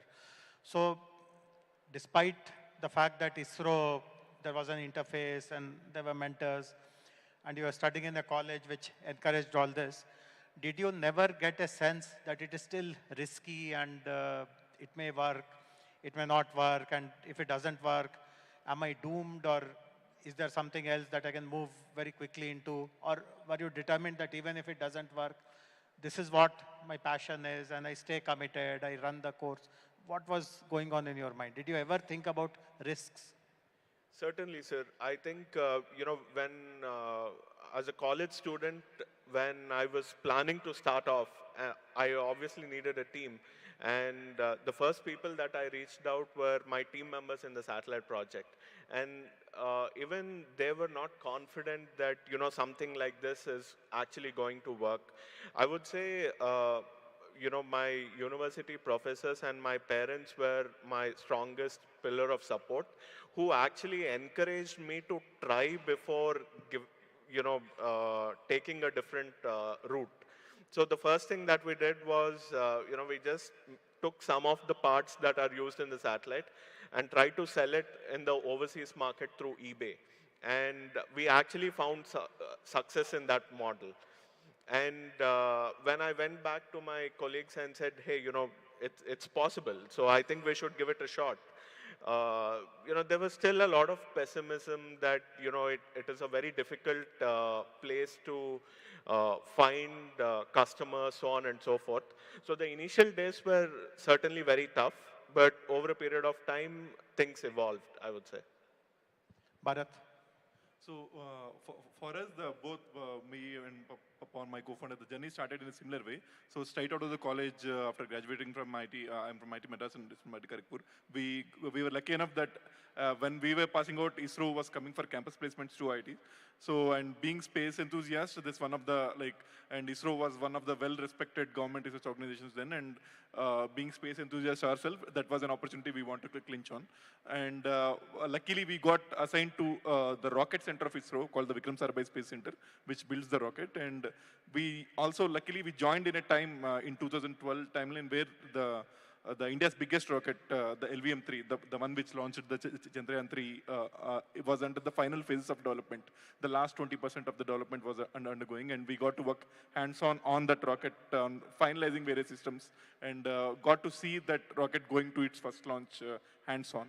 That was a huge learning experience for us because rocket in general is a system of systems, and it involves multifaceted engineering efforts. Like compared to our peers, like being in electrical engineering, if I join any semiconductor company, I'll only be of course, we'll be doing a cutting edge work in that domain, but we'll be restricted to that specific domain. The exposure to other fields of engineering will be very minimal in a corporate MNC opportunities we can explore. And that was like a huge learning experience for us, especially the kind of engineering fields that go into building a rocket, the rigorous review process, the tech review process, and all that was a great learning experience. And parallelly, we were observing what's happening around the world, especially the private industry taking shape, not only in rocket industry, in developing satellites in US and European ecosystem. And India, space sector is one domain where India can rub shoulder with the top 5 nations in the world. And thanks to Vikram Sarabhai, who started this space program in 1960s. And we felt that having such strong government research ecosystem and having such strong vendor ecosystem developed over decades, we felt India, it's an eventuality that private industry coming up in India is an eventuality. Already there's a private industry, but only limited to manufacturing and supply of components. So what we need to bring essentially, what we need to privatize essentially is this design and quality expertise, which was only with ISRO, that needs to be privatized. So, and we wanted to solve that with starting a rocket company, because that was a field of expertise, and we were seeing a private rocket companies launching just into 2017, just 1 year before our launch. And that gave us huge inspiration that if they can do, and India is a country that it's an eventuality, it should happen. And with that conviction, we started in 2018. But as you asked, it was risky because there was no standard policy in India back then. And also, see, even though ISRO is a government institution, but it's a very specialized niche institution.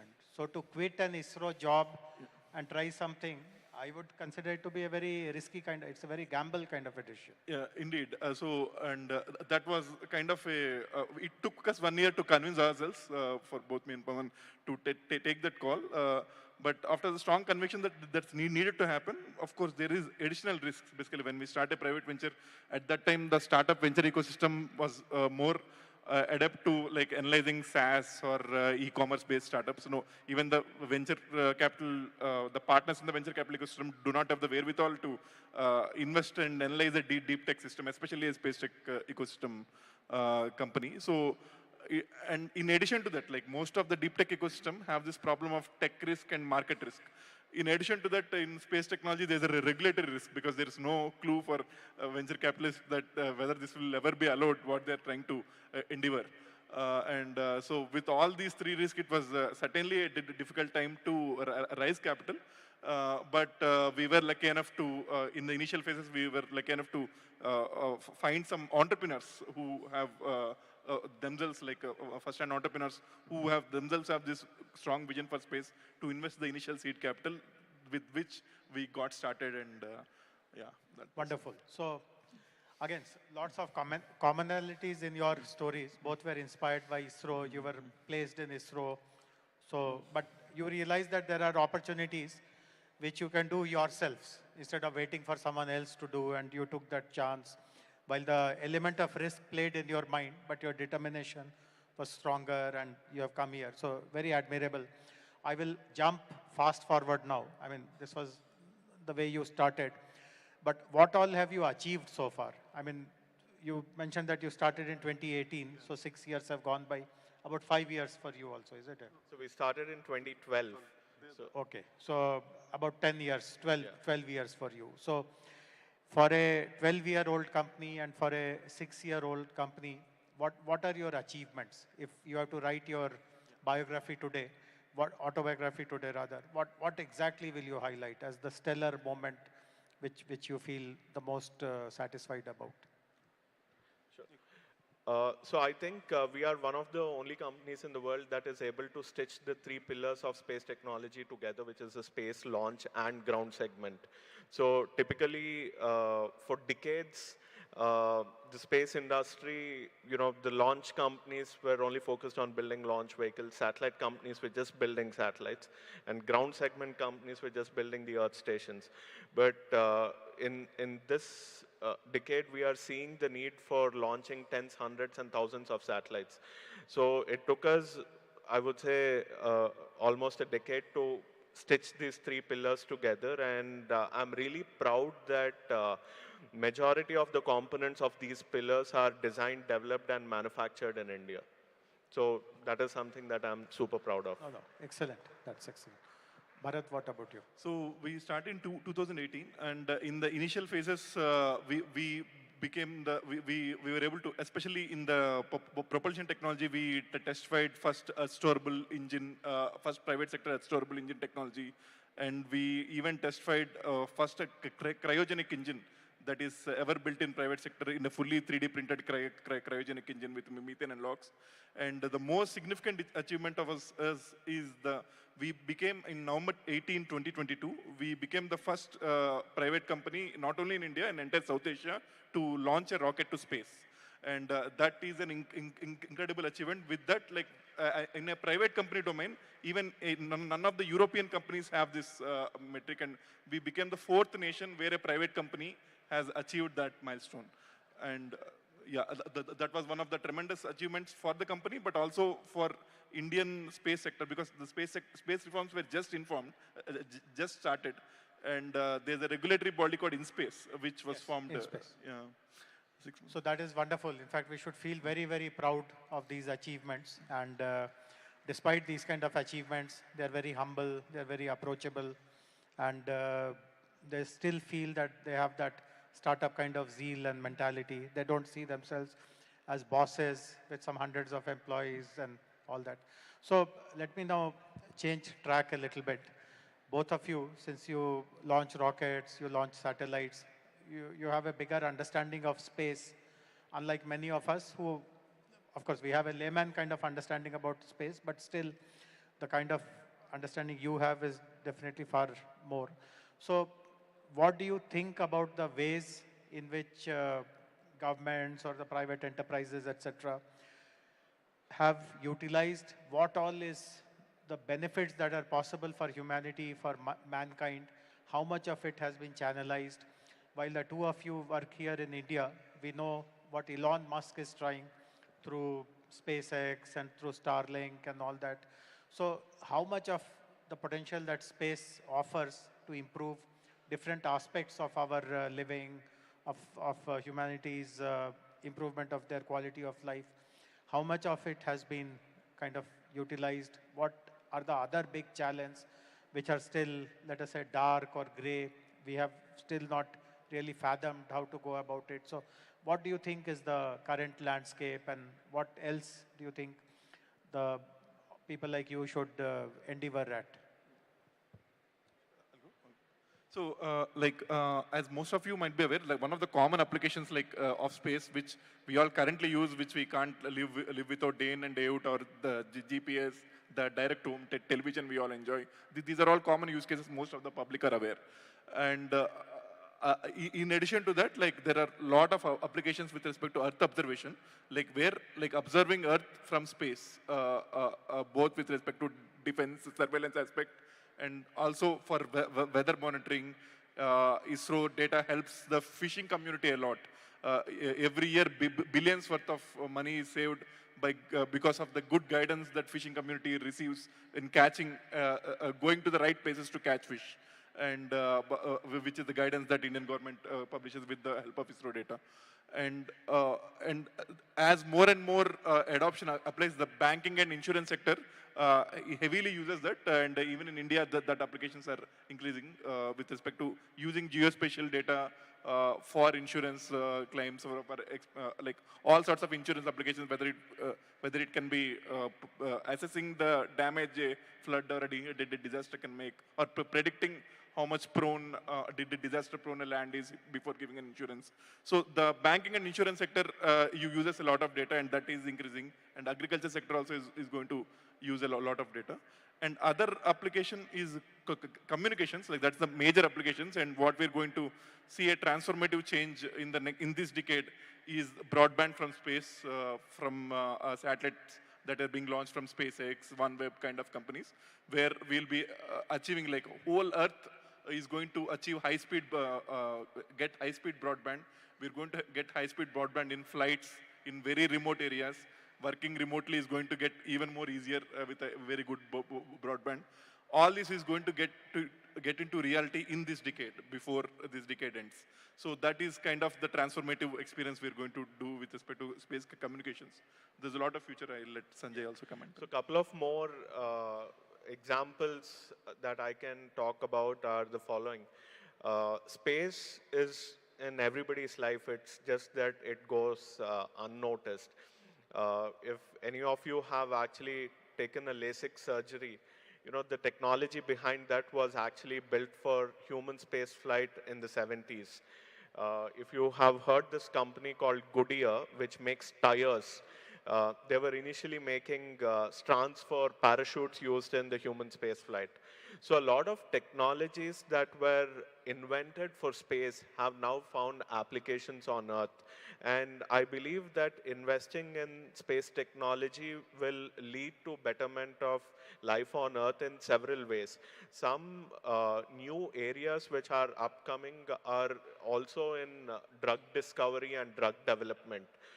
Typically, where it takes about 7 to 10 years to develop a new drug, people are trying to leverage developing these drugs in the microgravity environment in space, and then, you know, shortening that time span.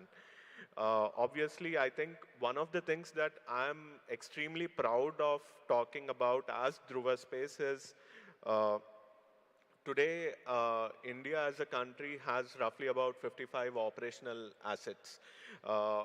But, you know, satellites, yes.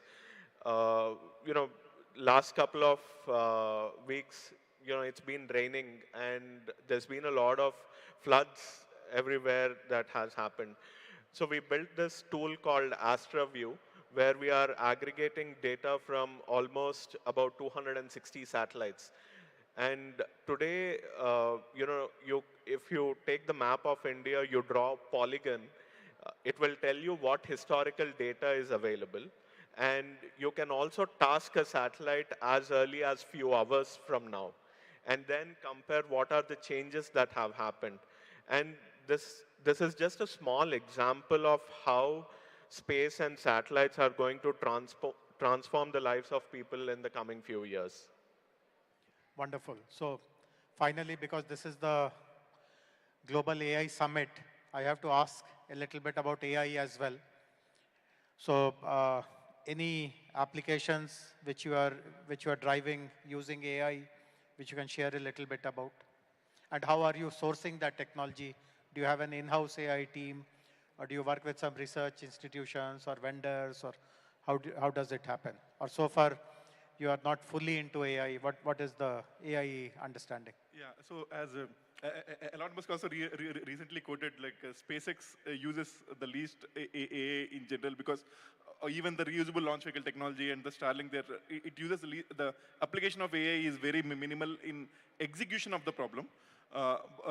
Solving the problem of reusable, because it's all solvable with already developed algorithmic approach of solutions are already developed and solved, both with respect to communication and this thing. But AI, the major impact AI can do with respect to not only space tech, any deep tech engineering process improvement is, of course, what we recently, the recent buzz is all about generative AI using the technology called transformers, where large language models, which essentially just predict the next most sensible word. And with the good training data, it can make sense in any subject. But the key thing, use case for engineering process is there is something called physics-informed neural networks, which are being trained. So where you almost know people in engineering field, there's a lot of time spent on doing structural analysis and CFD analysis for the fluid flow, where the numerical computation is involved, which takes a lot of time, lot of high performance compute in engineering process. That data, like historical data of the results, if it's trained, these physics-informed neural networks will use it as a constraint. The rules of physics are used as a constraint for the outcome.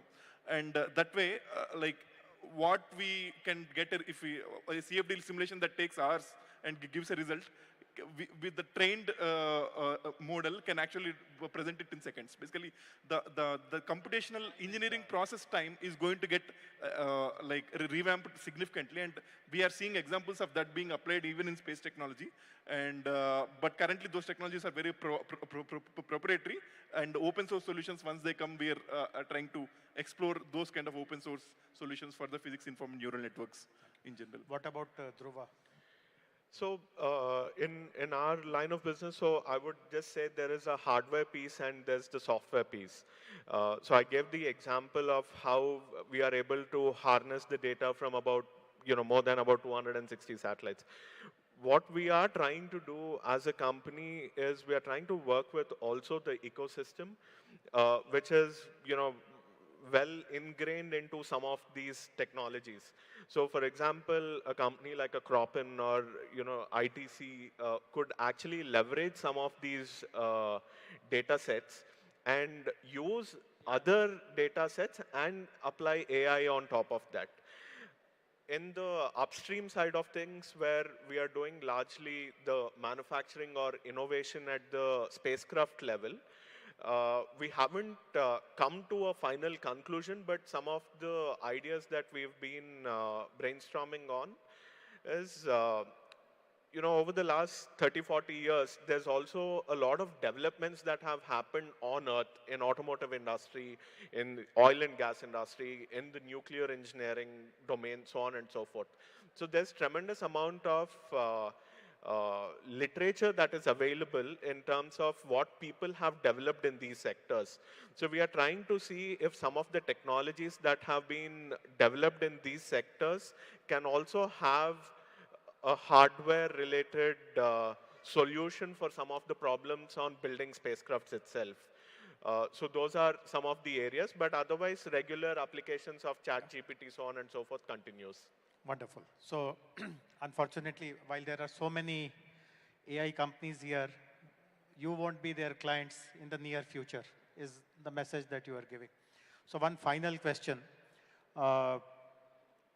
Most of us watch science fiction movies in which it is shown that people live in space, human beings have colonized Mars and Moon, and life exists there, everything is happening the way exactly it happens on Earth.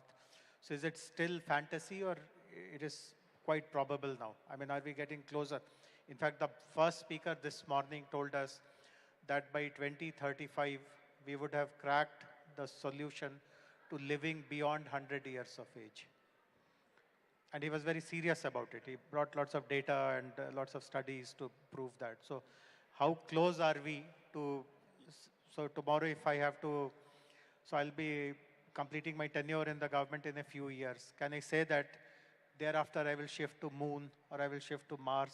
Is it a reality or is it fantasy? Yeah, it will be a reality in this century, but in this decade, visiting space is going to be a reality well within a decade. For space tourism is going to happen very quickly in the late decade and early. It won't be too much affordable like going on a flight, but within a decade it will be at least a pleasure trip for at least the affluent can afford to have space tourism, and it's only going to get economical as. Basically, the cost of space access is going to determine a lot of these applications, how quickly the space tourism things like, as Sanjay mentioned, the pharma industry is doing a lot of industry. But the manufacturing, for it to go to scale, to get to huge machinery to go to space, to take advantage of these microgravity environments, the cost of space access, once it reduces by an order of magnitude due to reusable technologies or whatever, all these applications, like which otherwise won't commercially make sense, suddenly will make sense, and especially things like space tourism, manufacturing in space, and hotels in space if you want to go a longer term as you wish to. All will become a reality, but in this century, it is not going to be far enough. And like our kids who are born in this decade are going to experience all of this in their lifetime, for sure. Yeah, both of us have very young kids, so we are working very hard for making space travel happen in the future for sure. So I agree with Bharat that permanent settlements might be taking a lot more time, but in terms of making space accessible to a lot more people and going to, doing a trip around the Earth, I think it is definitely going to be possible in the next 15, 20 years. Thank you. It was wonderful talking to both of you, Sanjay and Bharat. Thank you very much for this very, very enjoyable and very inspiring session. Both of you are inspirations so much for for lots of young people who are amongst our audience today. Thank you. Thank you very much. Thank you so very much, Sri Jayesh Garu. And thank you so very much, Mr. Sanjay and Mr. Bharat as well. This was phenomenal. You can see the passion, right? You can see the passion in the kind of responses that they were putting together. And you could see that childlike enthusiasm in the kind of questions that Sri Jayesh Garu came up with, asking about what does that sci-fi landscape look like and all of that. So phenomenal, despite all of the duties that he was taking on, trying to run around, figuring out how to set up this grand vision of this event and so on and so forth, along with Ms. Ramadevi Garu. I think this deserves a huge round of applause, guys. This phenomenal, phenomenal kind of a session, right? I know I've said this earlier time and again that 30 minutes or a 20 minutes chat on these kinds of topics are not enough. So plenty more during the gala and high tea that we'll organize. But before we go there, we'll have something to lighten the day. All work and no play makes it a dull day. We'll have some play. So please welcome, put your hands together on stage. Not yet. Please put your hands together for the fashion ramp walk, which is about to begin in a few minutes from now. Thank you, guys. And before we get there, I just want to say, it has been an uplifting and an exhilarating day. There's a lot to learn from academics, from scholars, from researchers, from corporates, from industry specialists, from NGOs, and so on and so forth. There are so many people. I might be even forgetting some names here, so please bear with me for that. But it's been a fantastic, fantastic day. We look forward to seeing you again tomorrow morning at 9:30, right? But please do stay on. Like I said, there's going to be some surprises in waiting right now. We've got a fashion show. And to begin that, I'd like to call upon stage the anchor MC, Miss Shilpa. Please give a big round of applause to Shilpa. And this is your anchor, Prashanthi Vaturi, taking a brief pause.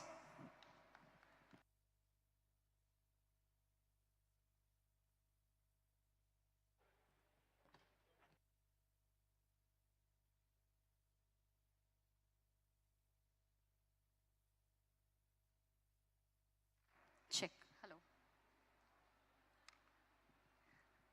Thank you so much, Mr. Prashant. Thank you so much. A very good evening to one and all. I'm Shilpa Chakravarti, your host for this evening. It's so wonderful to see all of you this evening participating in such a wonderful initiative taken by Government of Telangana. And on behalf of Government of Telangana, I welcome delegates from all across the world, delegates from all different states of India, and of course, our invitees from our own state, Telangana, Hyderabad. It is so wonderful to see all of you participating in this Telangana Global AI Summit 2024, happening for the first time here in Telangana, Hyderabad. And it's a privilege to be standing here and speaking before all of you. Before I start the show this evening, from morning I know you guys have been interacting, and it's definitely very insightful. I'm sure you had a productive day. Yes or no? Was it insightful?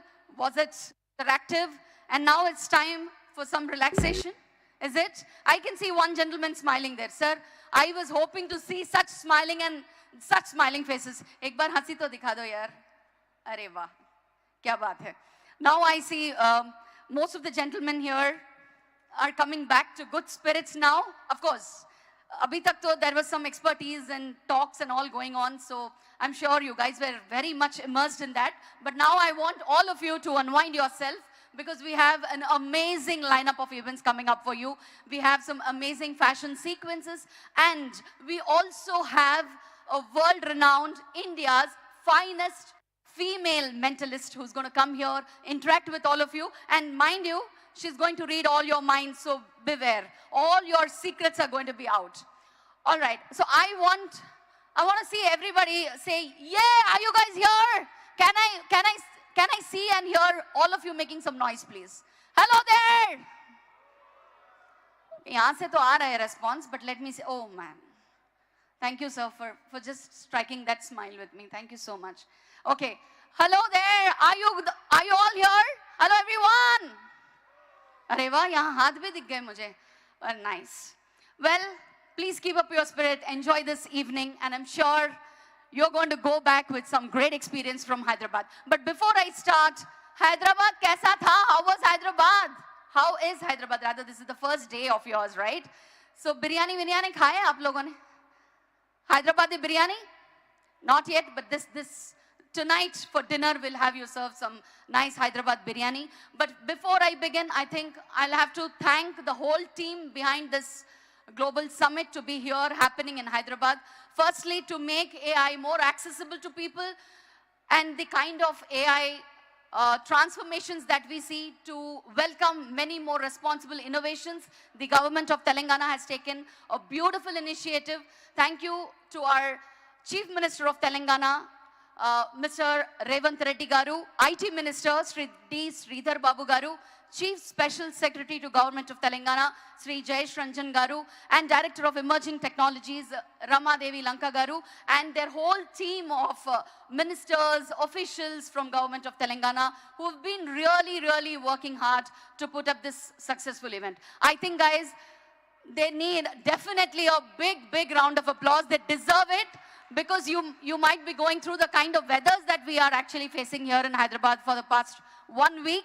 But amidst all the difficulties, successfully, this show was put up here in Hyderabad, Telangana, to celebrate the first ever Telangana Global AI Summit 2024. So once again, welcoming all of you. Firstly, tonight, ladies and gentlemen, we have amazing designers coming up your way. As you all know, Hyderabad is definitely one of the important states when it comes to handloom industries. And today here we are celebrating the hero, our weaver, the artisans of the country. Bringing before you, ladies and gentlemen, the different weaves from across the Telangana state, from our own rich cultural heritage, the Telangana weaves, the ikkat, the pochampalli, the gadwal, the different traditional makes of our fabric. In the first sequence that you're about to witness, we have a combination of designers who are coming up. Mr. Sahit and Mauna, the combo designers who are going to come up on stage with their amazing models. And we also have two very important and very special people as our showstoppers. Many of our Telugu people from the industry, they must be knowing Mr. Anand Devarakonda, brother of Mr. Vijay Devarakonda. Vijay Deverakonda आफत में तो दिख ही गए आप लोगों को, तो आप लोगों को पता ही होगा who is Vijay Devarakonda. So Vijay Devarakonda, maintaining his legacy, his brother also come into Telugu film industry, and he's very well known in choosing the most unconventional scripts in the Telugu film industry. Anand Devarakonda is here as a showstopper for the first sequence for designers Sahit and Mona. And joining this beautiful team is Femina Miss India World 2020, Miss Manasa Varanasi. So ladies and gentlemen, let's begin the first sequence. Designers, Mr. Sahit and Mona. 4 years of experience. They come in Telangana with their brand Hello Designs.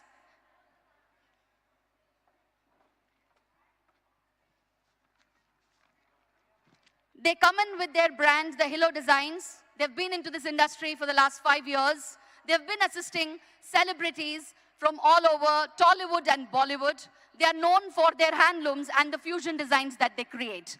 tradition in fusion. This is the theme, bringing up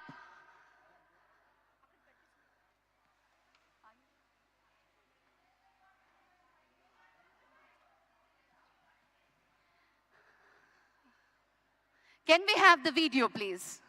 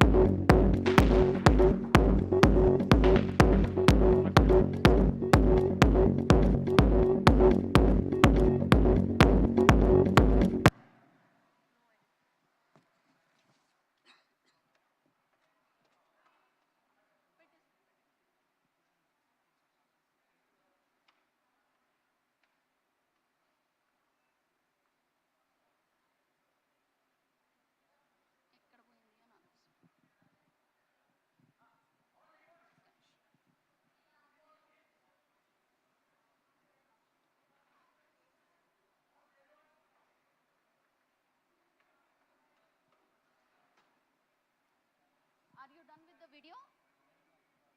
Video is done?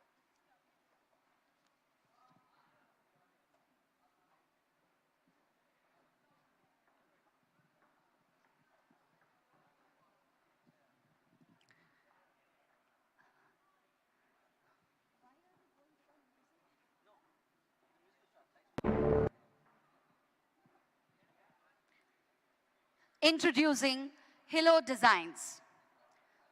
Fashion startup from the heart of Telangana. Rounded by siblings, Sahit and Mauna, from their humble beginnings in the Telangana startup to styling celebrities and creating iconic looks in movies, Hilo Design is on a mission to build a global brand from Hyderabad. Today, we celebrate the artisans. These skilled artisans are the heartbeat of their design, and our mission is to bring this artistry to the world. We thank the Telangana government for promoting handlooms and the upcoming startups. Ladies and gentlemen, Hilo Designs by designers Sahit and Mauna.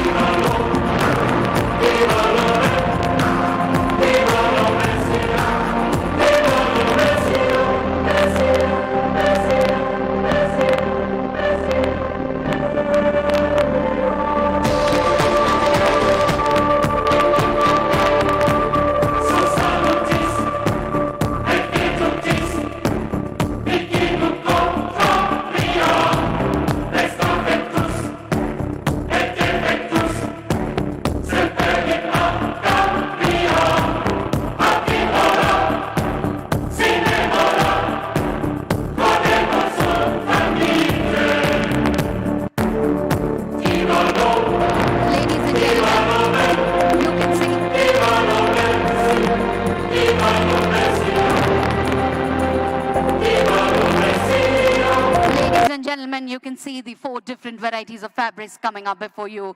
The ikat, the golabama, the gadwal. Amazing fabrics. Styled in the Indo-Western fusion.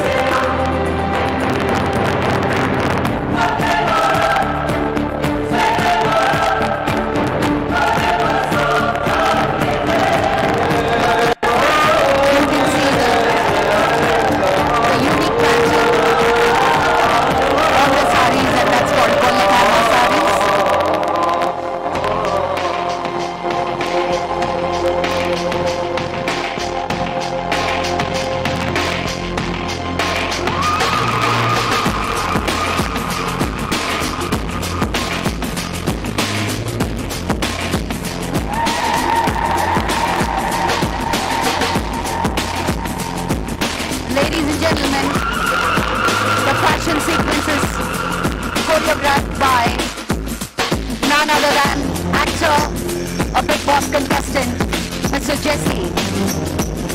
We also proudly introduce the stylist, Mr. Tanvi Tanush Lata Vijay. Makeup by Vinila Srikingi.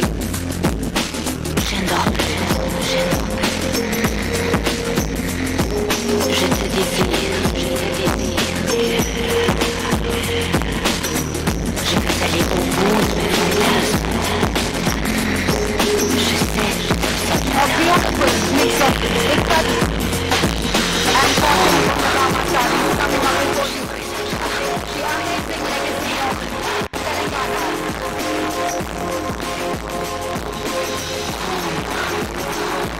Je suis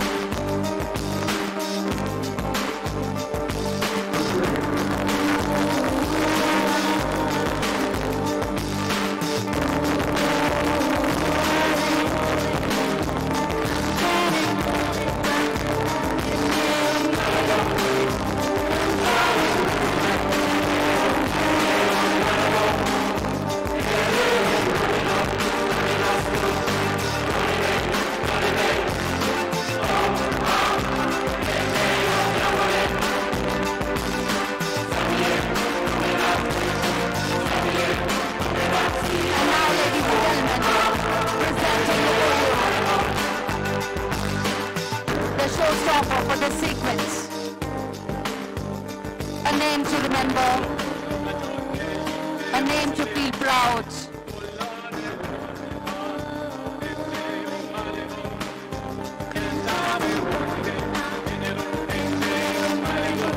Ladies and gentlemen, let me welcome on stage Femina Miss India World 2020, Miss Manasa Varanasi. Joining her on stage is another celebrity from Telugu film industry, Mr. Anand Devarakonda. Let's hear it for Miss Manasa Varanasi. Come on, ladies and gentlemen, let's hear it for her. Thank you, Manasa, for being here.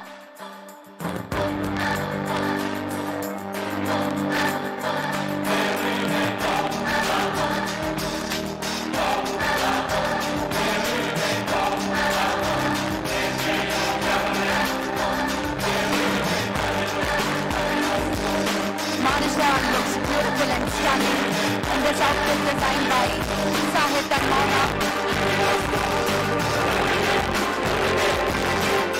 An Indian advocate, a model, and a beauty pageant title holder, Miss Manasa.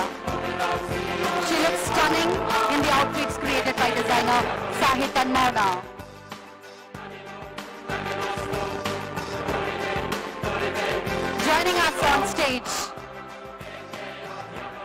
Joining us on stage is none other than a very promising and an established hero from Telugu film industry. Ladies and gentlemen, join your hands together and welcome Anand Devarakonda.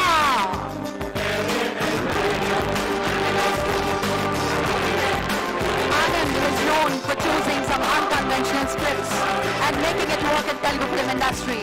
We are proud of his choice of stories. A promising actor, ladies and gentlemen. He is the next superstar of Telugu film industry. With films like Dorasani, with films like Baby, and with films like Gangam Ganesha. He is here to stay, ladies and gentlemen. Put your hands together and let's make some noise for Mr. Anand Devarakonda.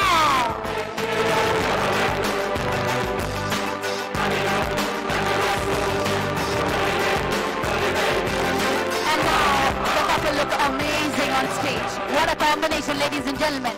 One brings back the crown to Telangana, Hyderabad, being Miss India, and one brings some amazing stories to our house. And that's Anand and Manasa. It's so wonderful to have both of you. Thank you, Anand, for accepting our invite and agreeing in a short notice to walk for the AI Global Summit happening here in Telangana, Hyderabad. Can we have the designers behind this fashion sequence, the combo, the duo, the sibling duo, Mr. Sahil and Naina?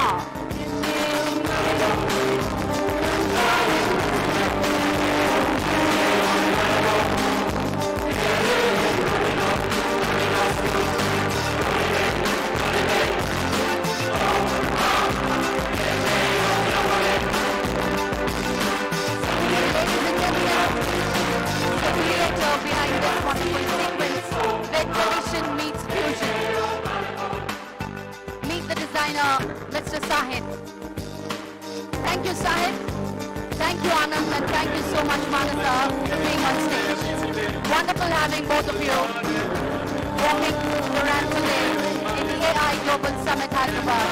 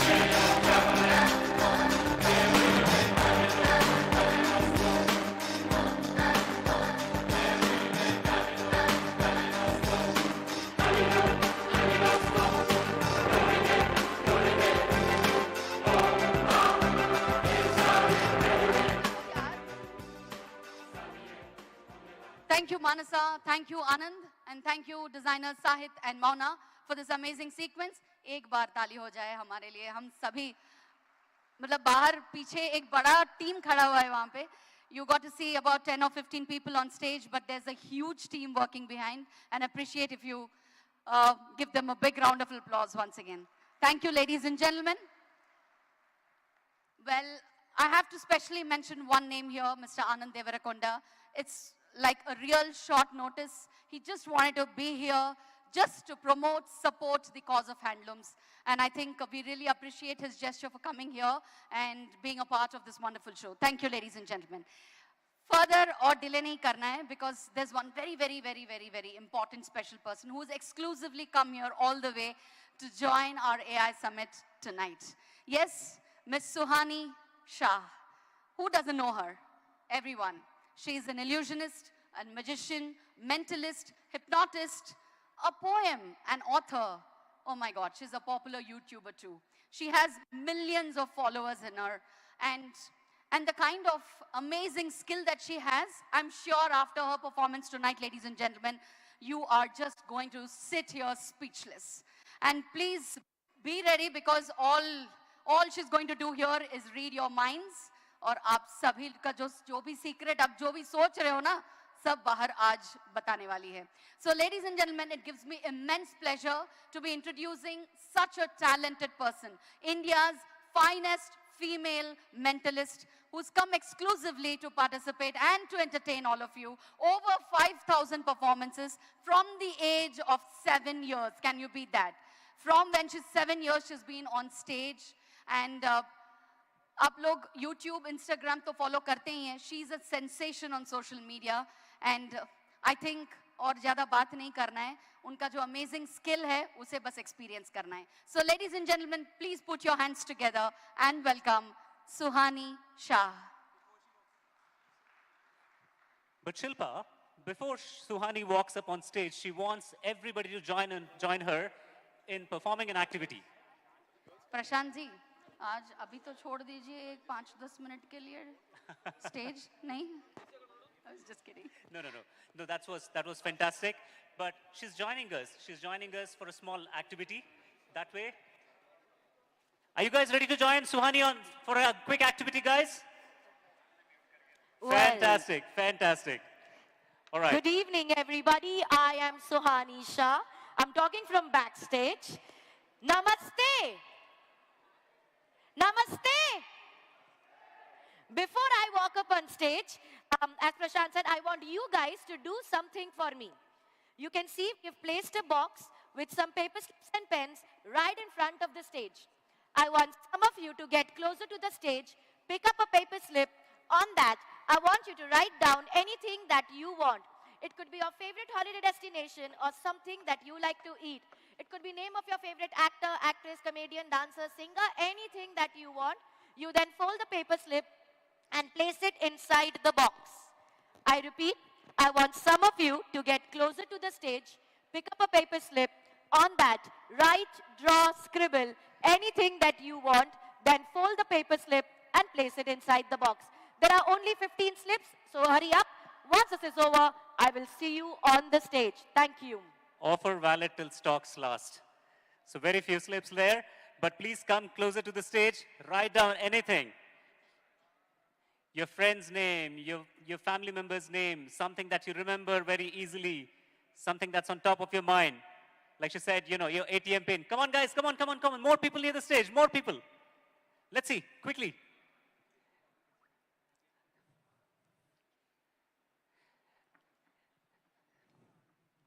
इस activity ने मुझे KBC का fastest finger first याद दिला दिया. Whoever comes first near the stage, they get a chit and they're able to write something on it and scribble something on it and put it in that box. Come on, guys. As of now, the right-hand side is winning. Can we have some more participation from my left-hand side? This side, please. Aja. Come on, guys. This is going to be a fun activity.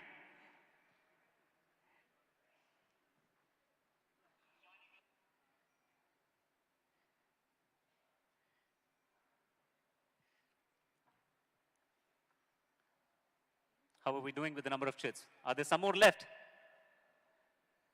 हिचकिचाइए मत. Last few slips. Last few slips there.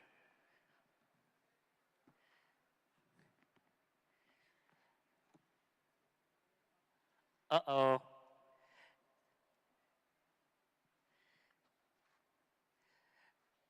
कुछ लोगों को खाली हाथ जाना पड़ रहा है, but don't worry, we'll have more entertainment. All right? Can we have the audio visual, please?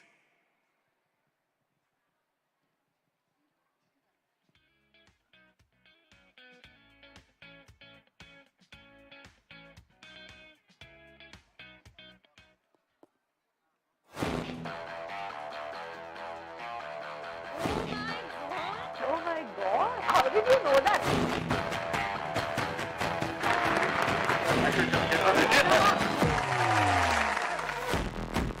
Oh my God!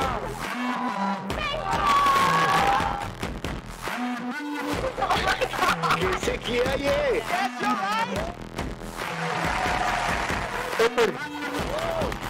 How the heck did you do that? Wait, I see that. She's right. Wow. That was a good one. Damn cool, man. Put your hands together for Suhani Shah. थाम के बैठो आए सुहानी सुहानी जादू की छड़ी घुमाई सुहानी सुहानी दिल की बात ये पढ़ ले भाई सुहानी सुहानी मैजिक मिस्ट्री और कहानी सुहानी सुहानी रहना थोड़ा खबरदार ये जादू करती गजब यार बुझो तो मैं जानू कि ये साइंस है या चमत्कार साइंस है या चमत्कार साइंस है या चमत्कार Good evening, everybody. Namaste. My name is Suhani Shah. Some people call me a magician. Some people call me a mentalist. Some people call me a therapist. Others call me a mind reader, a psychological illusionist, an artist. You are free to call me whatever you want in a good way. Okay? It's good event, okay? Behave. But my basic job is to hack into people's minds. At least give an illusion of doing so. Okay, nobody can read your minds. This is an art form that we perform. Now, thank you for doing this. I'm assuming some of you came over, you wrote down something on a piece of paper, you folded it, you placed it inside the box. Did that happen? Okay, so this is a very interactive performance, okay, guys? Like, it's mentalism. I can't do this without you people. So, I'm going to come into the audience. I'm going to be calling you on stage. So, I want the enthusiasm to be maintained. Now, where's the way to come down? Okay, I'm going to take this box and I'm going to come into the audience. I do not have any slip in my hand. I'm going to open the box. I'm going to come to you guys. You mix them up and you pick up any one slip. Who's going to be my first volunteer? Okay, I'll go one this side and one that side. Where is the... Oh, it's right there. I'm going to try and jump off this, okay? So, okay. Here is the box. Nothing in my hand. I'm going to open the box and come into the... Big, very ambitious here. Yeah. You want to be the first one? So mix them up and pick up any one slip that you want. Keep it with you. Do not show me what's written in there. Who's from this side? Okay, so he's taken pink. You can take any other color. Keep it with you. Do not tell me what's in there. Can we get a mic for the gentleman right here? You can see the slip, yes. Many other slips inside. Sir, did you fill up a slip? No, I'm talking to Jayesh Ranjan, sir. Sir, did you feel? Sir, I want you to, I've been told I should perform something with you. Considering I'm in Telangana, I'm performing here. So, I want you to think of maybe a childhood best friend's name or anybody's name that I wouldn't know of. Reduce the volume, please. That I wouldn't know of, like from the internet, from anywhere I can't know, okay? But you keep it with you, sir. I'll read it. I'll take it from you. I don't want to read it. It's only for you to write it. But I'm going to go back on stage. I'll come to Jayesh, sir, in a while. Now, let's also see what you guys have written. Okay. There are two people in the audience who picked up the paper slips. One right there. Can we provide a mic to sir right there? If you would have picked up this one, it says, how my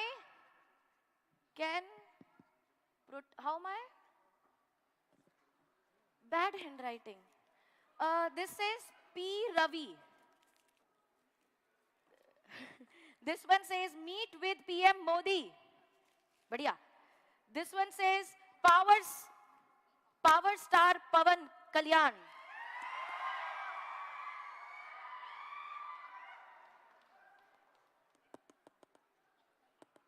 Great. Vivek. Huh? ऐसी चीजें नहीं लिखते. What are you writing, guys? This is a good event. Government are writing like this as if it's a corporate event. Okay, so can I request you? You took up a paper slip. You mixed random choice. What is your name? Can you say on the mic, please? My name is Prem. Prem. Prem, here's what you have to do. Same thing will go to, sir, you have another slip. I'll come to you in a while. You can have a seat then. Whatever's written on the slip, Prem, you will not tell that to me unless and until I ask you to say it on the mic in front of the entire audience.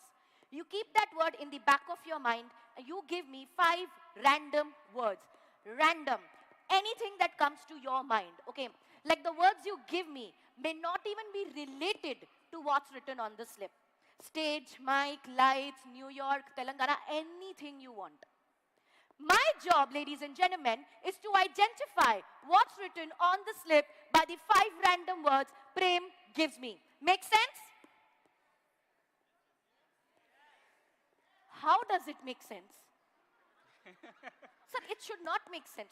You, as if you do this every day or what? Give me 5 words, I read your mind. Prem,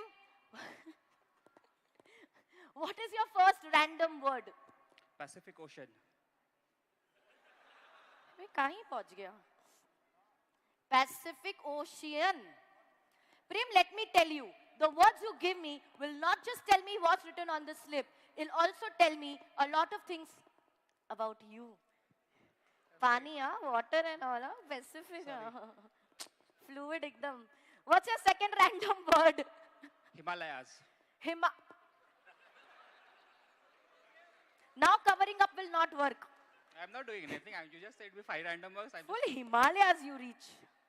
What you will do now? Lakes and caves. Pacific Ocean, Himalayas. What's your third random word? Marathon.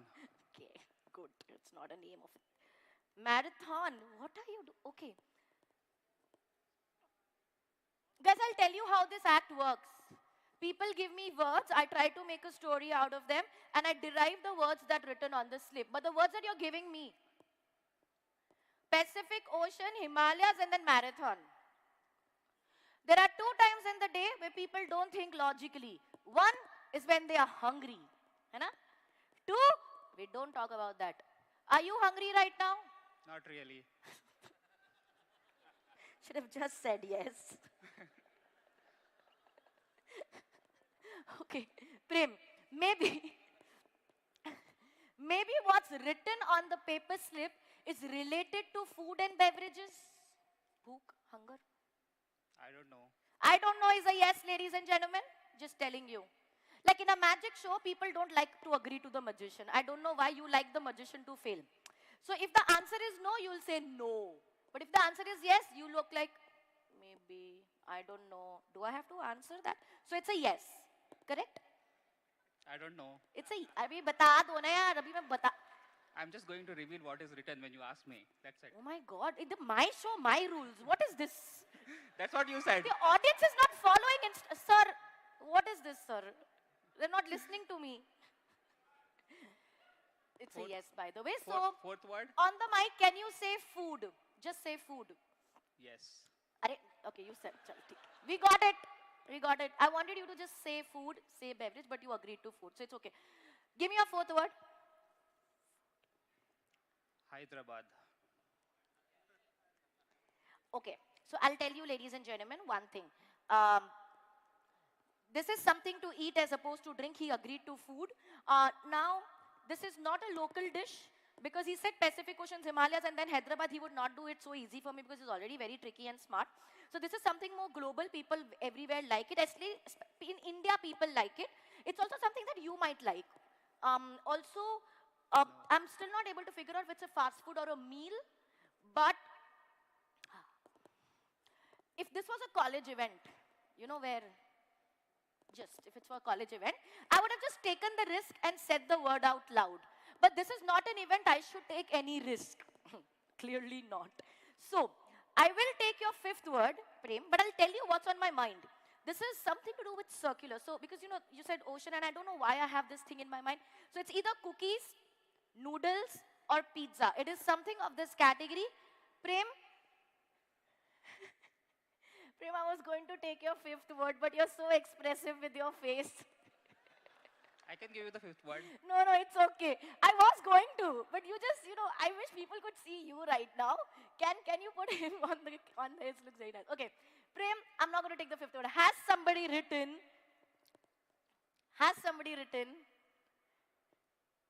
if this is not right, no, Prem is really going to have one good I'll tell time. you the fifth word if that is not right, so you can guess. Has somebody written pizza on the slip? Let me check. You haven't seen? I have seen. He has seen. Yes, correct. It is pizza, ladies and gentlemen. Thank you. You've been amazing, actually. Thank you, Prem. Round of applause for Prem, everybody. And we're going to pass the mic to the gentleman right here. Thank you, Prem. He'll do it. Very kind of you. Thank you. What is your name, sir? Santosh Kumar. Santosh, sir, you know the drill. You know what is to be done. Correct. You give me 5 words, I tell you what's on the slip, easy peasy. But there's a little problem. Everybody over here knows what I'm going to do. And in magic, if people know the result, they reverse engineer everybody will now become a mentalist. So what also, if I can do it once, I can do it again. Big deal. So what do we do now?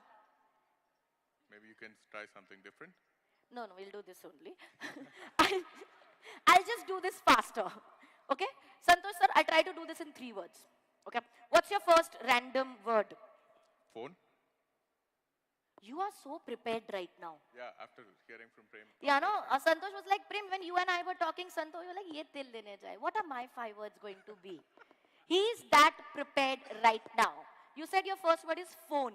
Right. Something you use every day, which is in your hand right now. What's your second random word? Maybe a city, Mumbai? Mumbai? Okay, so I'll tell you something very interesting. If everybody observed, when I was talking to Prem, Prem saw something on a piece of paper. He got influenced by it. Because he liked it, he said the words that he liked. Internalization happened. With Santosh, that did not happen. He saw something on a piece of paper. He is not influenced by that word at all, sir. So what he is doing is he said something that he saw in front of him, which is a phone, or a city that I am coming from, which is Mumbai. Which means there is no influence that took place, which makes me ask you my question. Honestly answer. Have you seen what is on the slip? Absolutely. Okay. Just checking. I have people who will be like, I've not seen only. How will she know what is in my mind? I know my audience pretty well by now. So my second question. You saw something, but you're not influenced by it because phone Mumbai. So, maybe there is no text on the slip. You want me to answer? You have to answer, no. Not really. What is it? Is there text? Not there. Probably we'll figure out once you get to me. Sorry? We'll figure out once you get to it. Oh, God. What you're training people all wrong, huh, Prem? I feel there is no text on the slip. That's what I think. Is that true or not? That's your assumption. That's my assumption. Yes. But that's my job. That's what I do for a living. Yeah.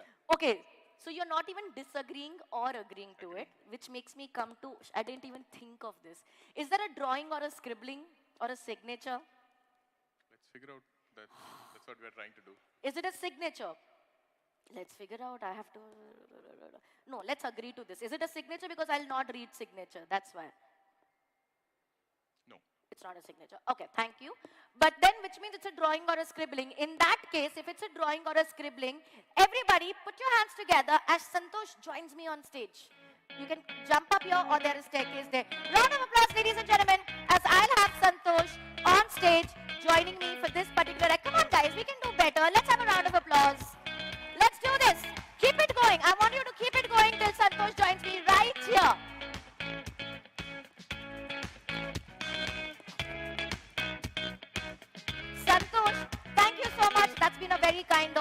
the applause. Santosh, if I ask you to replicate or draw, scribble, whatever it is, the same thing again, can you do that? You will be able to do that, correct? So pick anyone that you want. And I've got anyone that you want. And you can actually drop the mic. Can you just hold this? Okay. And we can stand right here. I want you to start drawing on my count of 3, not right now. For now, you and I are going to stand back to back. So you know I can't see. Okay. Santosh, before you start drawing, I want you to think about that drawing in your mind. Not like this. You close your eyes. Keep your eyes closed.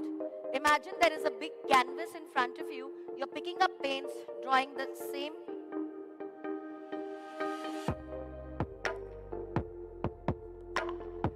Okay, you can open your eyes, start drawing now.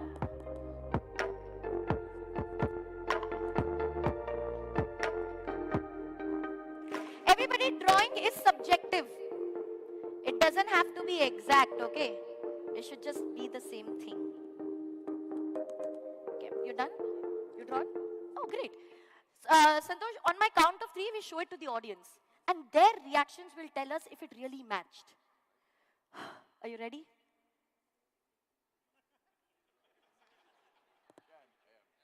Are you guys scaring me and all? Are you ready? Okay, 1, 2, 3, now.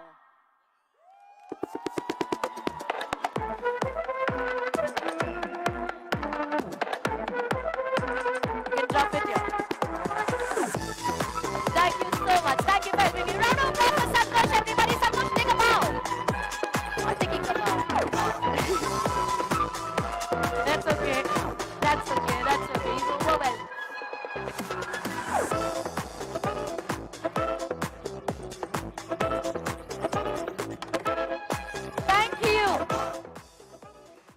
Thank you, ladies and gentlemen.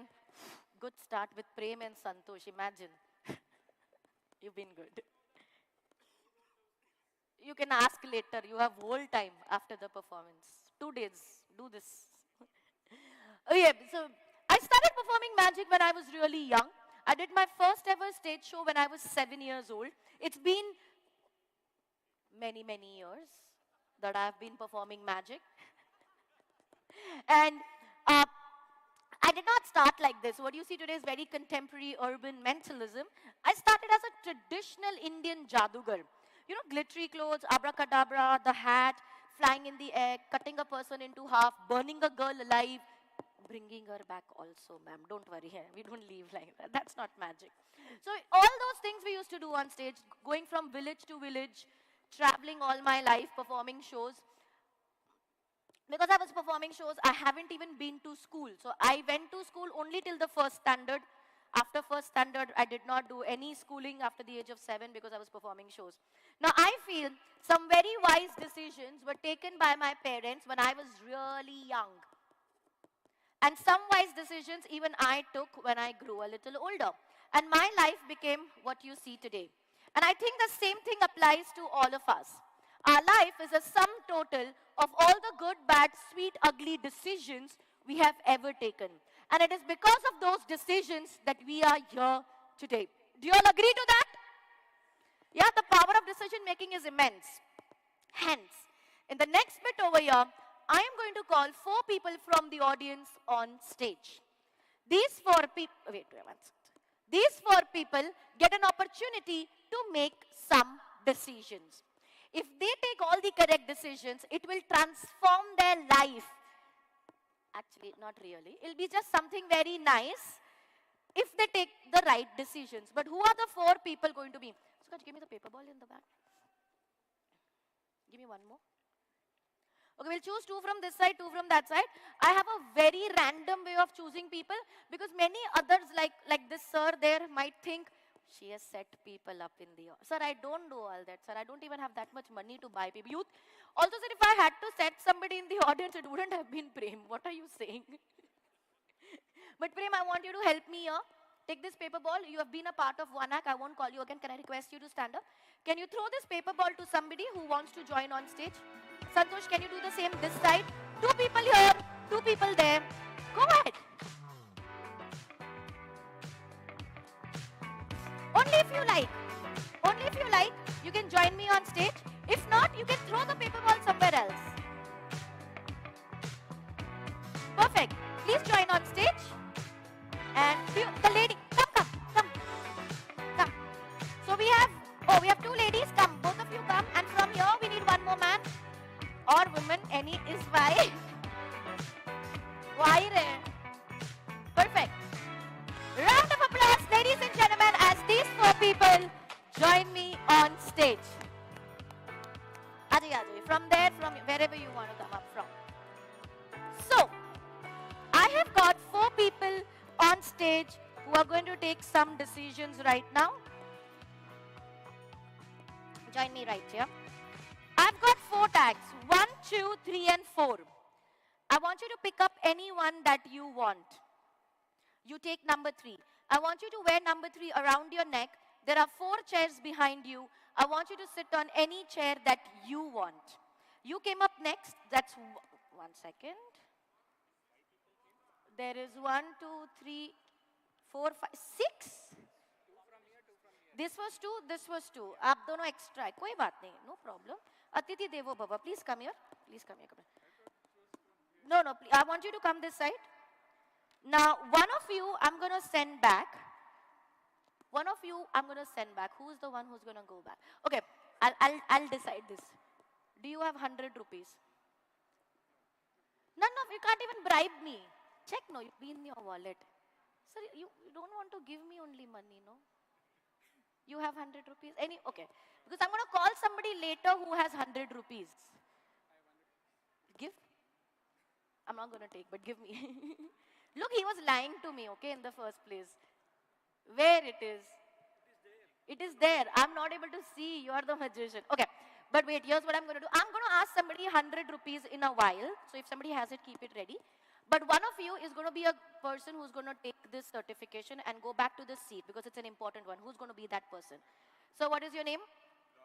Raju. I want you to take care of that. It's a certification for being a good audience member. Okay? But keep it well with you. I'll call you for this later on. Thank you. Can I have a round of applause for Raju, sir, ladies and gentlemen? Thank you so much, sir. Thank you. And to you, I'm going to come back in a while. Okay. So, why is this stuck?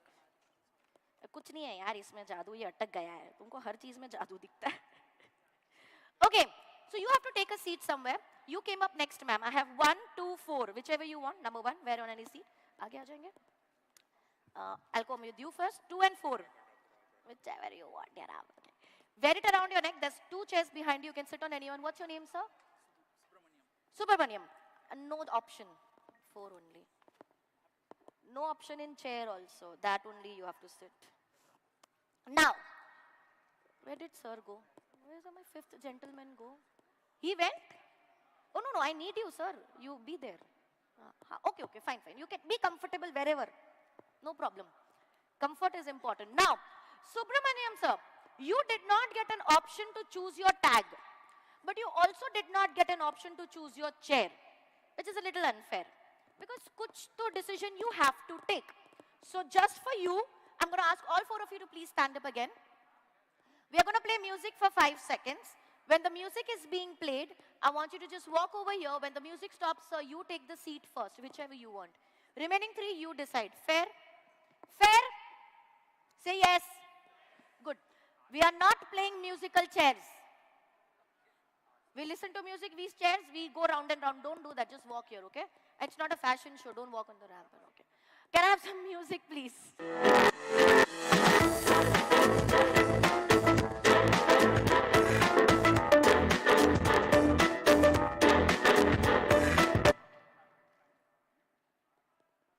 Good.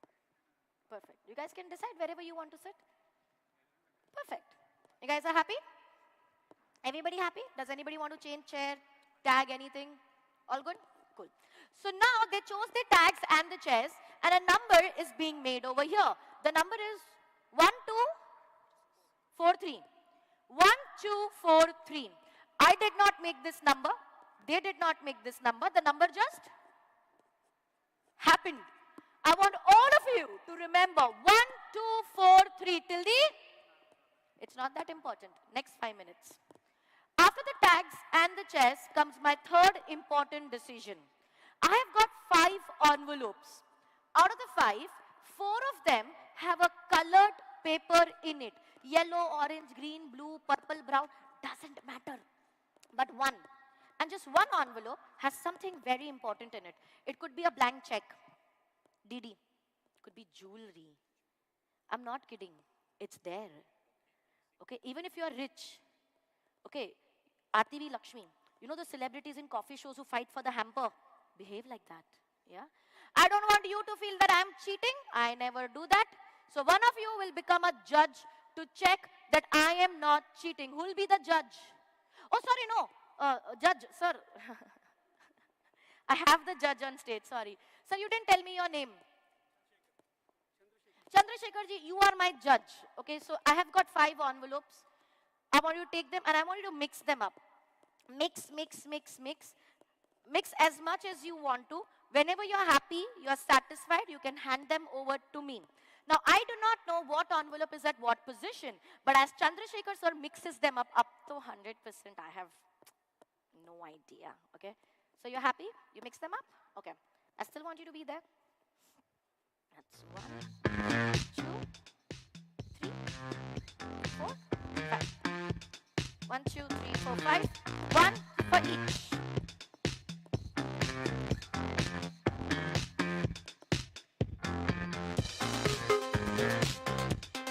Sure? That's for you. What's your name, ma'am? Varshini, you looked at that envelope, you took this one. Are you sure?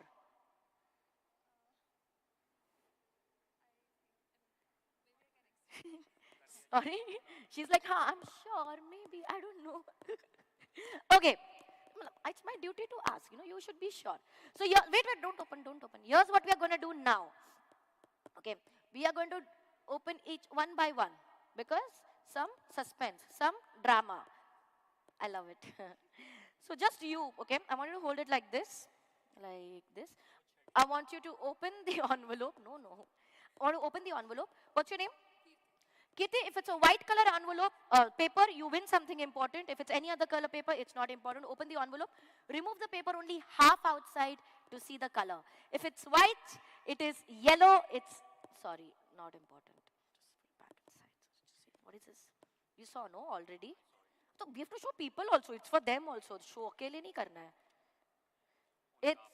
hai. Show me. So orange color paper, not important. So blue color paper, not important. Wait. You said you wanted to exchange, right? Or no? Now you don't want to. Let's check. I told you to exchange. It's green color paper, which means there is something important in there. So can I request you to open the envelope? And here I'm going to do this. Can I request you to open the envelope? What is in there? Huh? I think it's a white. White paper, but there should be something more with the paper.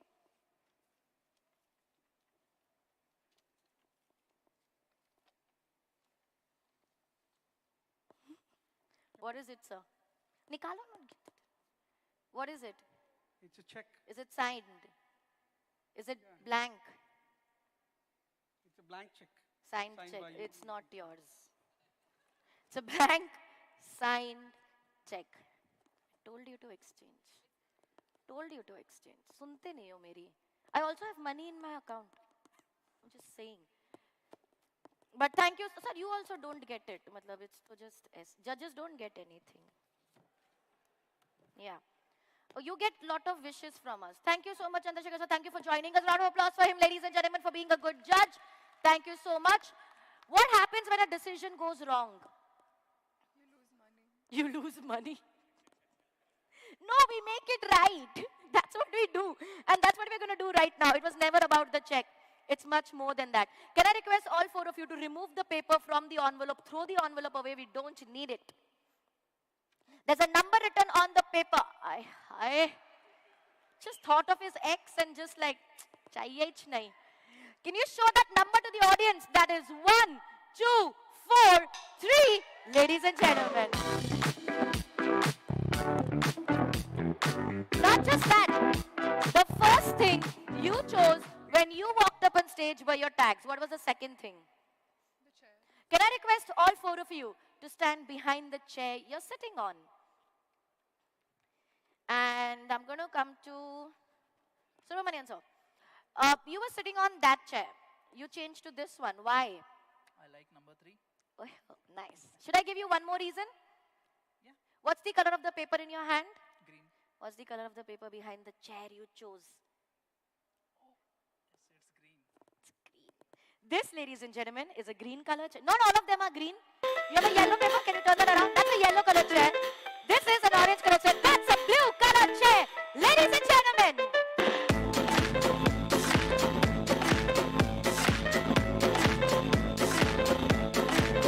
Can I request you to do one last thing before I thank you and ask you to take your seats? Can I request you to come right here, center stage, all 4 of you showing the number to the audience, 1, 2, 4, 3. If you notice, ladies and gentlemen, all the decisions were taken, don't open, no. All the decisions were made by them. First of all, they were randomly chosen by throwing a paper ball. It could have been any 4. I'm glad it's these 4. And you walked up on stage first. Okay, you had the option of picking up any tag. You picked up number 3. You could have sat on any chair. You sat on that chair. You could have just exchanged the envelope. I told you, don't listen to me. All the decisions were made by them. Even if one decision would have been different, this entire thing wouldn't have been possible. And what's going to happen next would have been absolutely impossible. And what's going to happen next is for each one of you seated over here at this AI summit. I always believe events like these make the people who they are, and it's the people that make events what these are today. Just like how you did this act. On my count of 3, I want you to open the paper and show to everybody what is in there. Okay, not right now. Count of 3, count of 3. 1, this is for each one of you. 1, 2, 3, now. Can you open and show everybody what is it? That's AI Summit, ladies and gentlemen.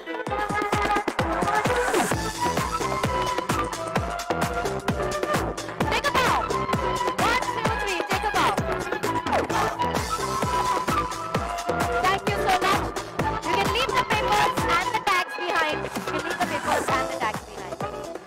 Thank you so much for joining me on stage. You've been amazing. Thank you. Thank you for joining me on stage. Thank you for helping me and joining me on stage. Thank you so much for joining me. Sorry for the check. Round of applause for them, ladies and gentlemen. Don't see the check.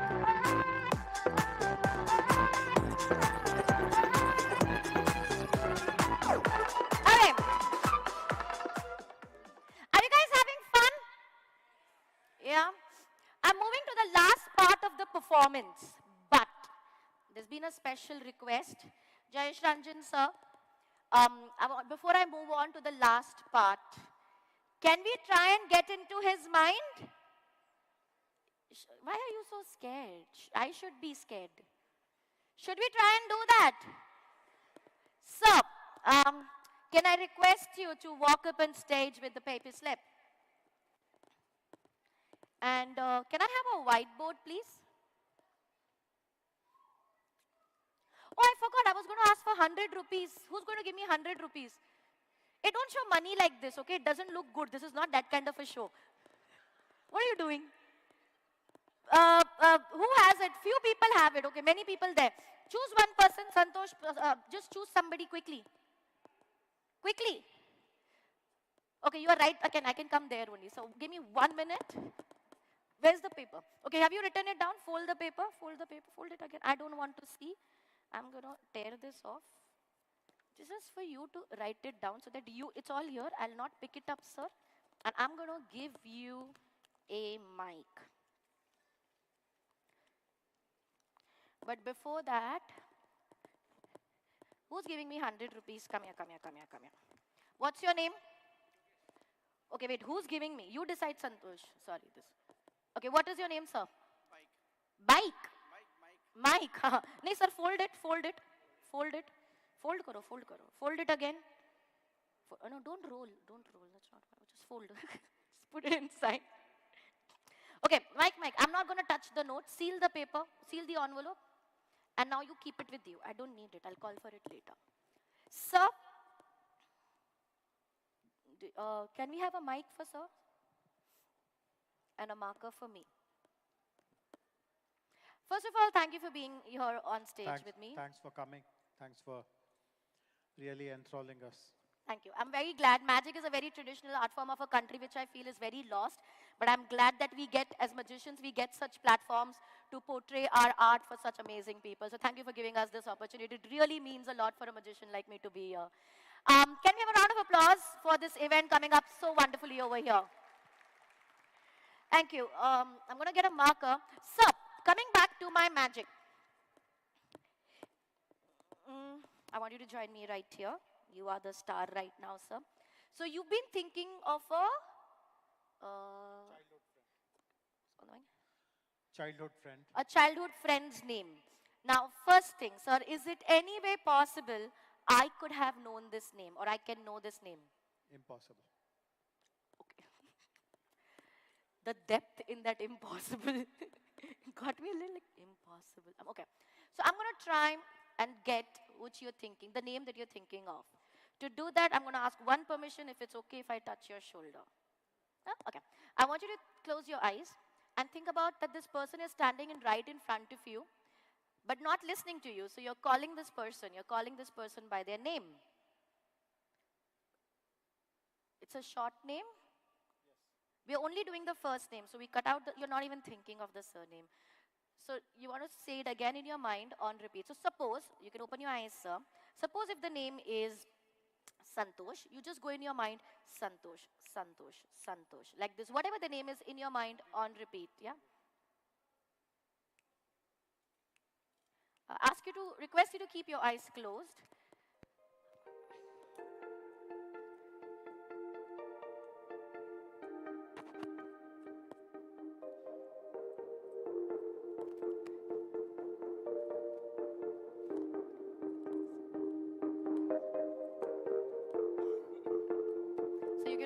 Eyes, and on my count of 3, firstly, when was the last time you met this person? Maybe 5-6 years ago. Oh, and are you in touch with this person? Do you speak to him on phone? Not really. Okay, we just confirm it's him and not her. So just we thought of that male energy. Okay, now on my count of 3, do you mind saying the name out loud? Okay, 1, 2, 3. Now. Ajay.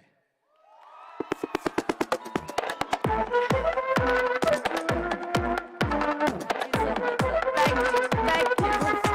Round of applause for him, ladies and gentlemen. Thank you. Thank you so much. I'm going to escort you back.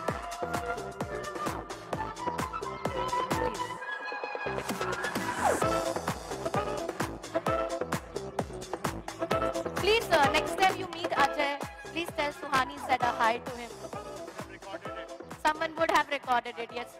Please send this video to Ajay.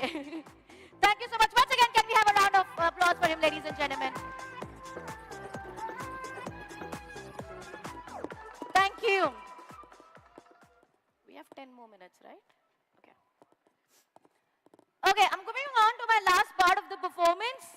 And before I do that, I have to ask you a simple question. Are you guys having fun? Say yes, chup chap. Okay, are you guys having fun? Good. And I think by this time in the performance, I have proved that I'm good. Say yes. Good. And now we are moving to the last part, which is this common sense that the last bit has to be the best bit. I have to do better than anything I've done so far, and I have done good stuff so far. So considering these 3 points, 1, you guys are having fun. You said it, it's recorded, you can't go back. 2, I'm good at what I do. 3, the next bit over here is going to blow your mind. For this, the last act happens with everybody in the audience. All of you are going to be a part of this one. I want all of you to get hold of your phones. Get your phone in your hand, and one of you joins me on stage. This can be anybody. Who's that one person going to be? Oh, he walked also. No consent. It's okay, that's fine, ladies and gentlemen. Can we have a round of applause as he joins me on stage? Hello, sir. So here's what we are going to do. I'm going to ask a few of you to raise up your hand. Now, if you raise up your hand and you're chosen, I'm not going to read your mind. I'm not going to call you on stage because a lot of people are not raising up their hand thinking, she'll read my mind and she'll tell me all of it that's going on. And you don't want to do that because of all the dirty things that you've done in your life. So I'm not going to do that, so join me right here. This mic is for you. What is your name? Shiv Prasad. Shiv Prasad, sir. So you are going to choose few more people who will be raising up their hand. Whoever sir chooses, all you have to do is shout a number. Even from behind, sir, it can be your, wherever you want. All you have to do is shout a number, 1 digit, 2 digit, 3 digit, 4 digit. That's it, not bigger than that. 1. Oh, sir, one second. Others, you get your phone in your hand. If you're good in maths, calculate. If you're not good in maths like me, I'm going to get my phone to calculate. We are going to add all these numbers. So Shiv Prasad, you guys can raise up your hand. Who want to give a number, sir? Please choose the first person, whoever you want. I said 1. Okay, the person there. Sir, stay there. Give me a number. 1. That's it. Just 1. 1. First number we have is 1. Please on your phones, guys. 1. Lady in the white top, green lanyard, yes. You looking behind in glasses, yes, you. 825. Yes, you, ma'am, who's standing there. Can you shout a number? 7. That's it. You can give me bigger number also. You can make it 777, 743. Shh. Yes, ma'am. Okay. So next number we have is 7. Let's take 2, 3 more numbers. This side. Shiv. Shiv. Yes, sir. 999. Okay. 999.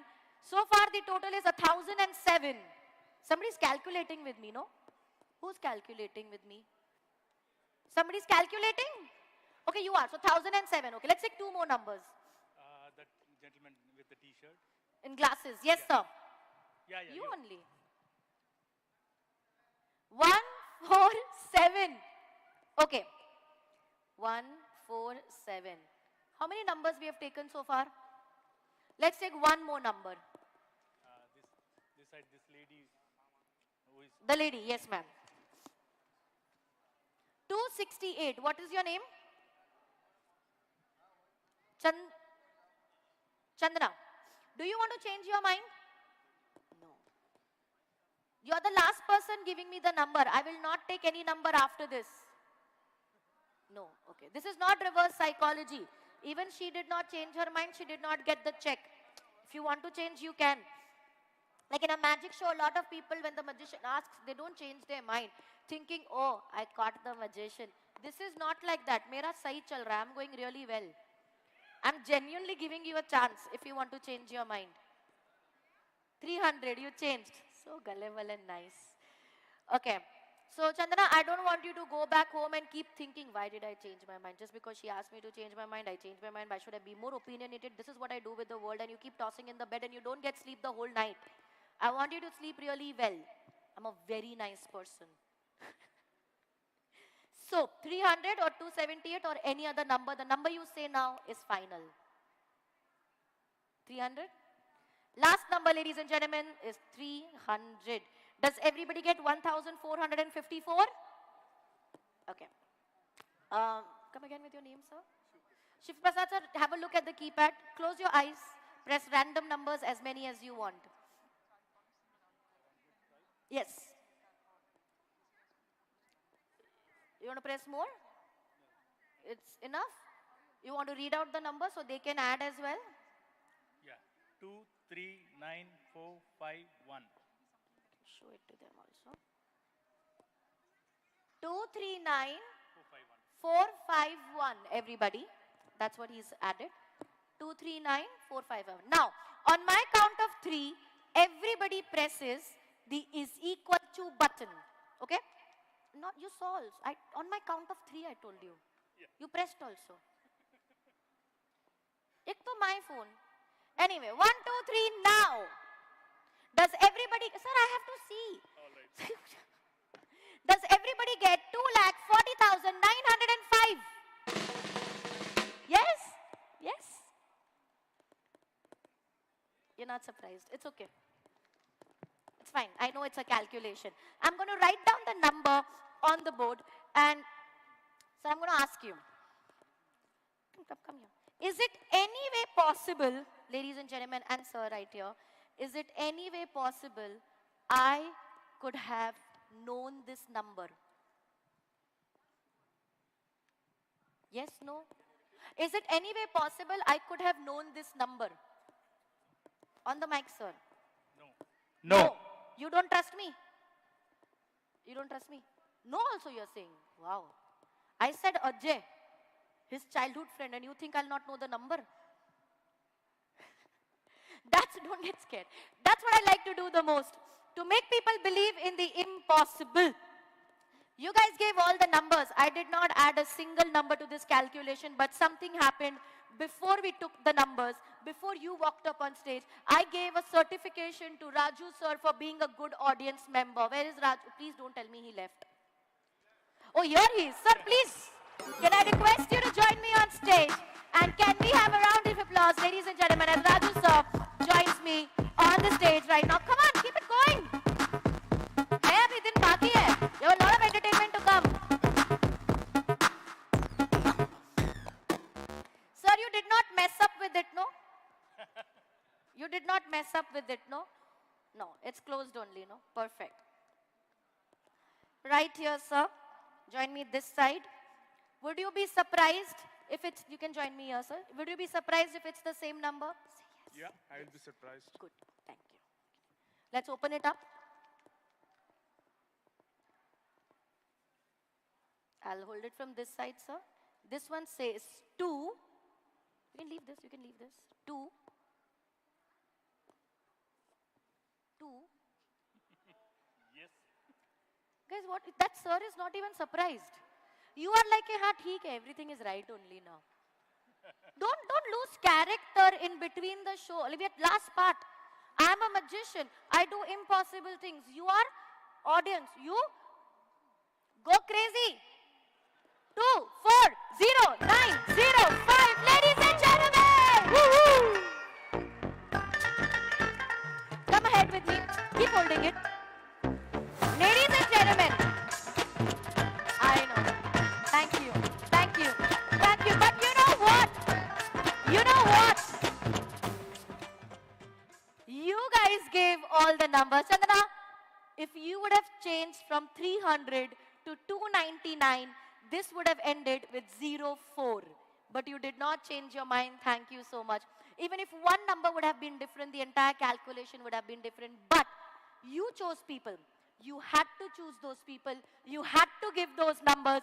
You had to be here today. And this was the number that should have come out today. Because this, ladies and gentlemen, is not a number, but today's date.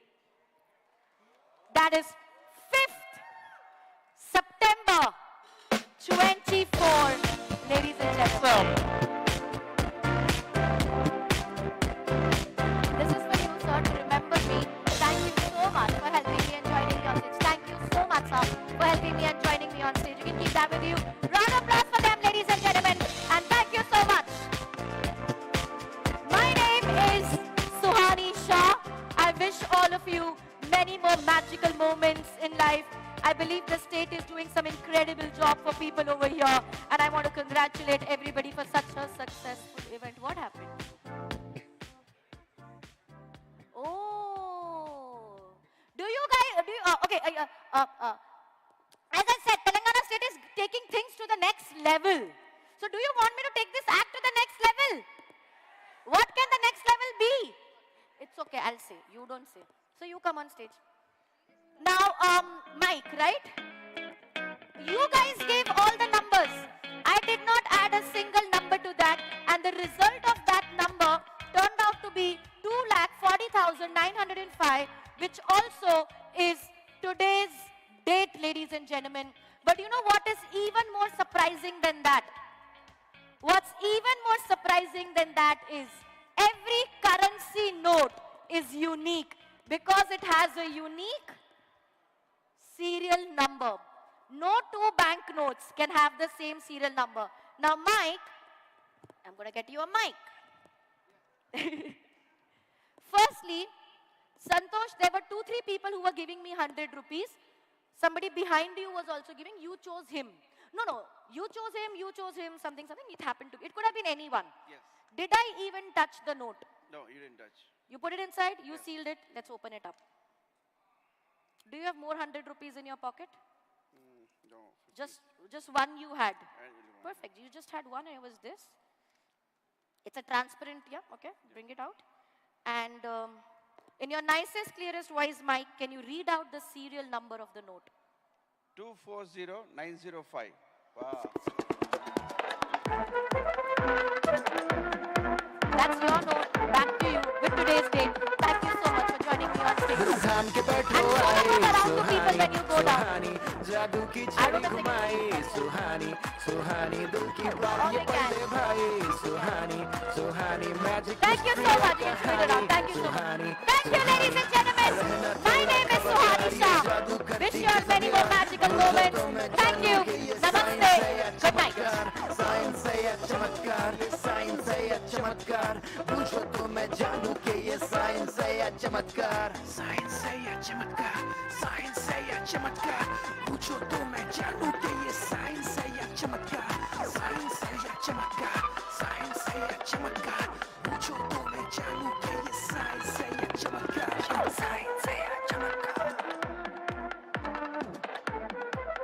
Check. That was unbelievable, guys. Suhani ji, we didn't want to leave you, but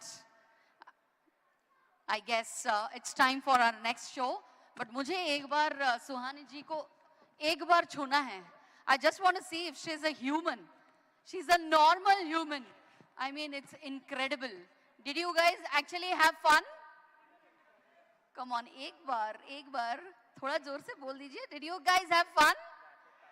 Actually, we want more of Suhani, but hopefully this kind of conferences and summits keep happening here in Hyderabad. Come back to Telangana, Hyderabad, and we're going to bring Suhani back again. So thank you once again. That was an incredible, amazing performance. मुझे एक idea आ गया. Suhani को लेके चलते हैं हम लोग casino, and we just go there and sit with her, and we're going to bring back bastas of money, I'm sure. So yeah. Thank you once again, Suhani and team, for that wonderful performance. And it's time to move on to the last sequence of this evening, ladies and gentlemen. We have our designer, Lakshmi ji, who's coming up with some amazing designs. We're celebrating handloom tonight, and she's created some amazing designs with the handlooms, from highway fashion to the classical tradition. So let's welcome our models on stage with another wonderful sequence wherein we bring in some more amazing designs and patterns from Telangana handlooms. Presenting before you, ladies and gentlemen, is designer Lakshmi Lanka with her team, and we have our gorgeous Manasa Varanasi as our showstopper, and joining her on stage is an actor, Big Boss contestant, Mr. Jesse, who is a choreographer of this whole fashion sequence tonight.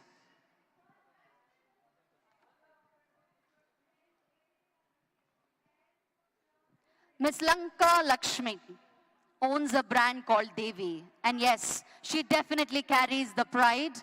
She definitely carries the confidence of a Devi. Not only in her personality, but in all her designs. Her personality is truly reflected in each and every masterpiece that she has created.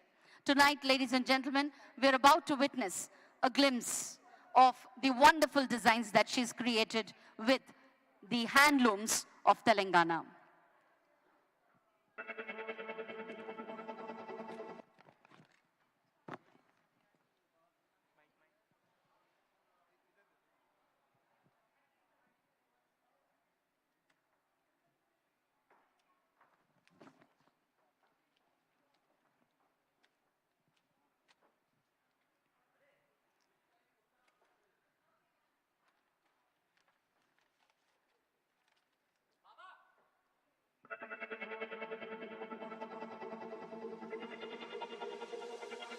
ladies and gentlemen, presenting before you designer Lakshmi Lanka with her team, introducing the brand Devi on the occasion of AI Global Summit Hyderabad 2024.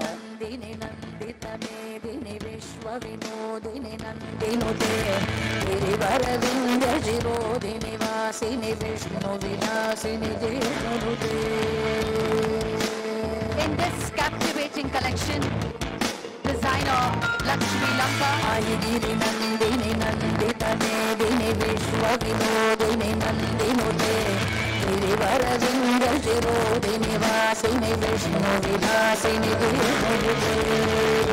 in this captivating collection, designer Lakshmi Lanka, the visionary behind the label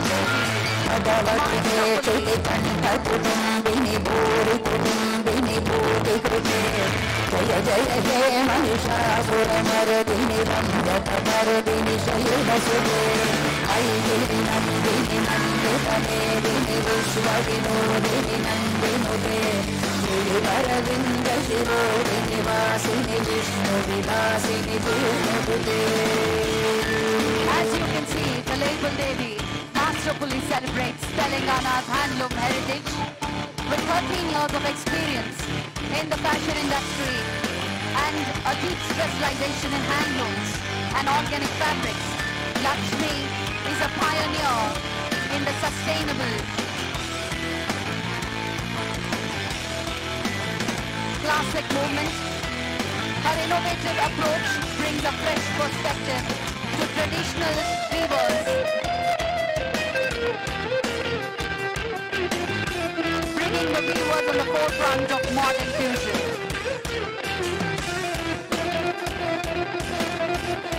This beautiful collection, ladies and gentlemen, showcases the beauty, the versatility of Telangana's iconic weaves, including Gadwal, Narayanpet, Ikkat, Siddipet, Kollabama.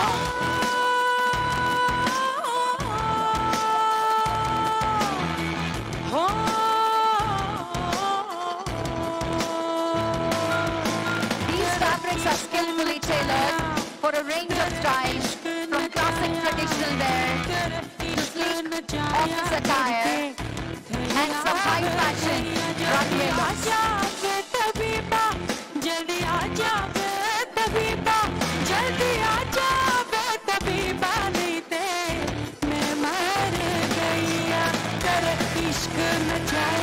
A standout piece in the collection pays tribute to the God of Mecca, Telangana's state bird, symbolizing the elegance and the charm.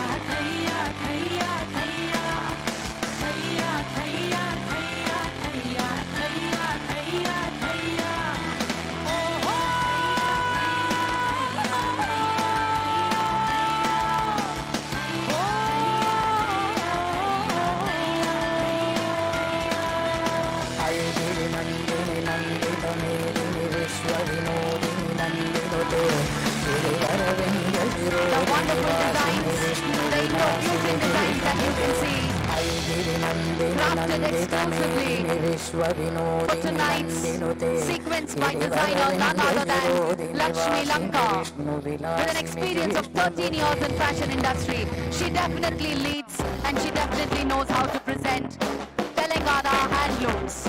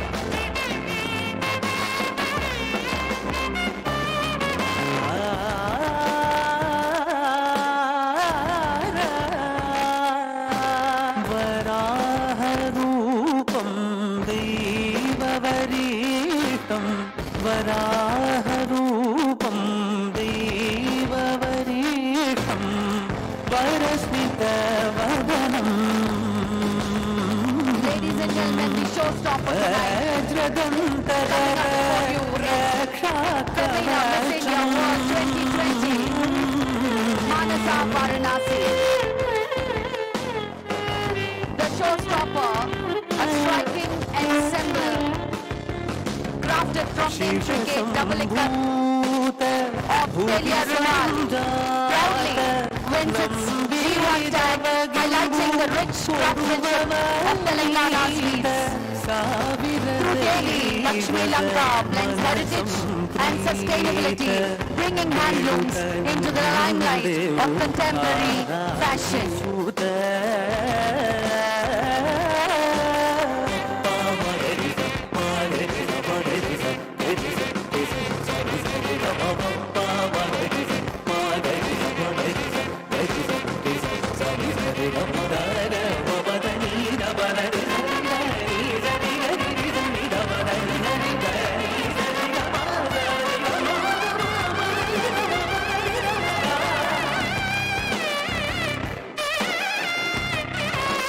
Ladies and gentlemen, today we celebrate our weavers, heroes of our handloom industry, bringing the pure handloom fabrics, organic fabrics,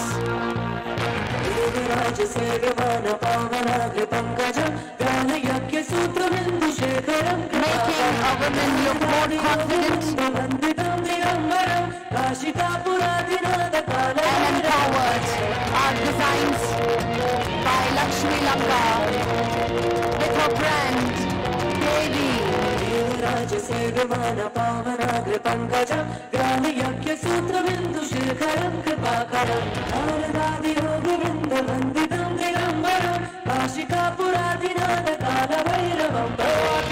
You can witness the versatility of the designs.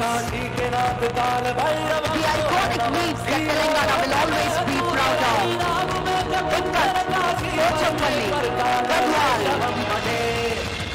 Vallabhama, not to forget the design of Palapitta, the Telangana's state bird, depicting elegance and charm.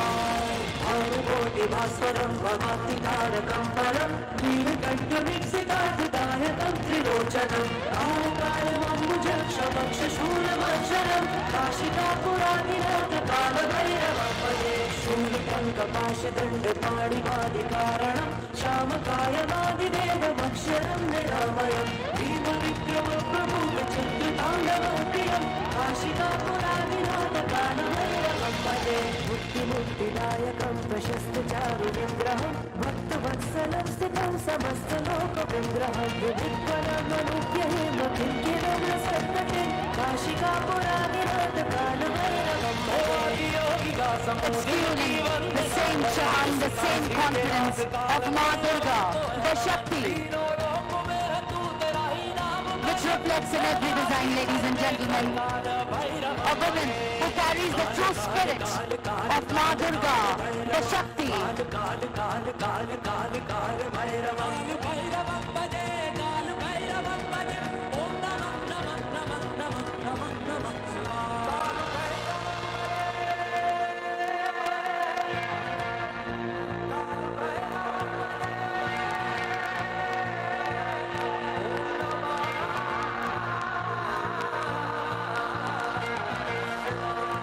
Beautifully handcrafted, organic fabrics, playing with these fabrics with the amazing fusion that Lakshmi has created is amazing and wonderful.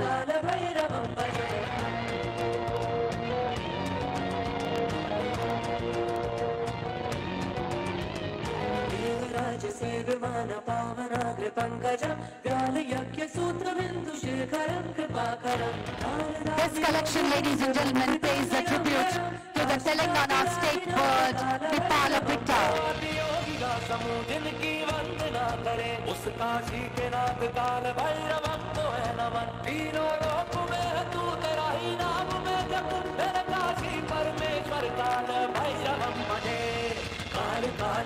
Every design, every outfit reflects pure elegance and charm.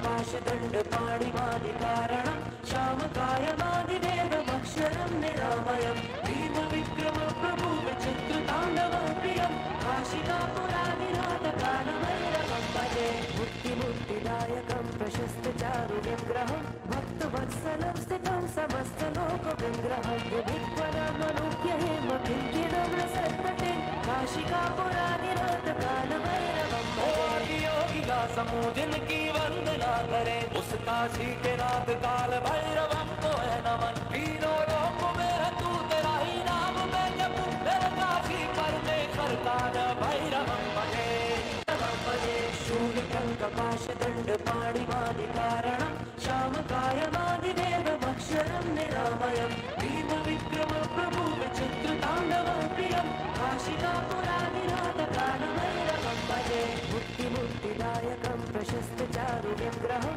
भक्तवत्सलं स्थितं समस्तलोकविग्रहं विधिक्वलमनुज्ञहेमकिङ्किणं रसत्पटे काशिकापुरादिनाथकालभैरवं भजे योगिगा समूदिन की वंदना करे उस काशी के नाथ काल भैरवम को है नमन तीनों लोक में है तू तेरा ही नाम मैं जपूं तेरे काशी परमेश्वर काल भैरवम भजे काल काल काल काल काल काल भैरवम काल काल काल काल काल काल भैरवम काल काल काल काल काल काल भैरवम काल काल काल काल काल काल भैरवम भैरवम भजे काल भैरवम भजे ओम नमः नमः नमः नमः नमः नमः शिवाय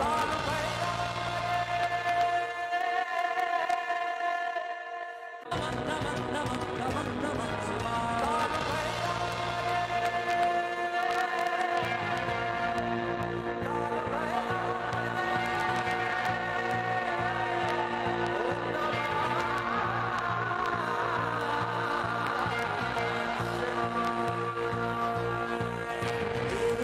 सेव्यमान पावनाग्र पंकज व्यालयज्ञ सूत्रबिन्दुशेखरं कृपाकरं नारदादि योगिबिन्दु वन्दितं दिगम्बरं काशिकापुरादिनाथ कालभैरवं भजे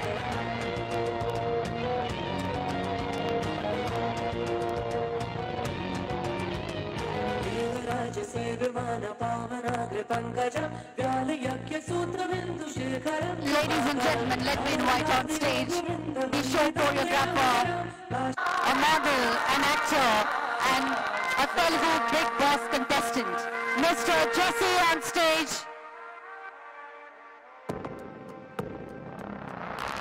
This whole show has been choreographed and directed by the most handsome and a promising actor of Telugu film industry, a contestant of Big Boss Telugu, Jesse.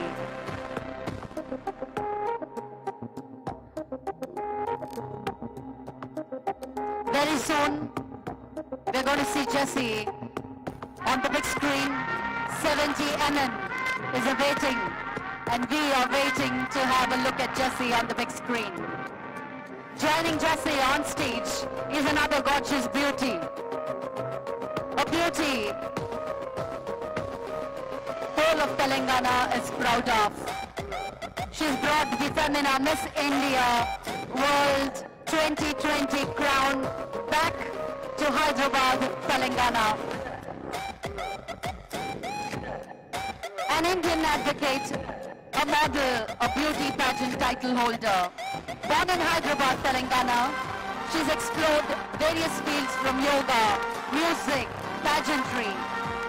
She enjoys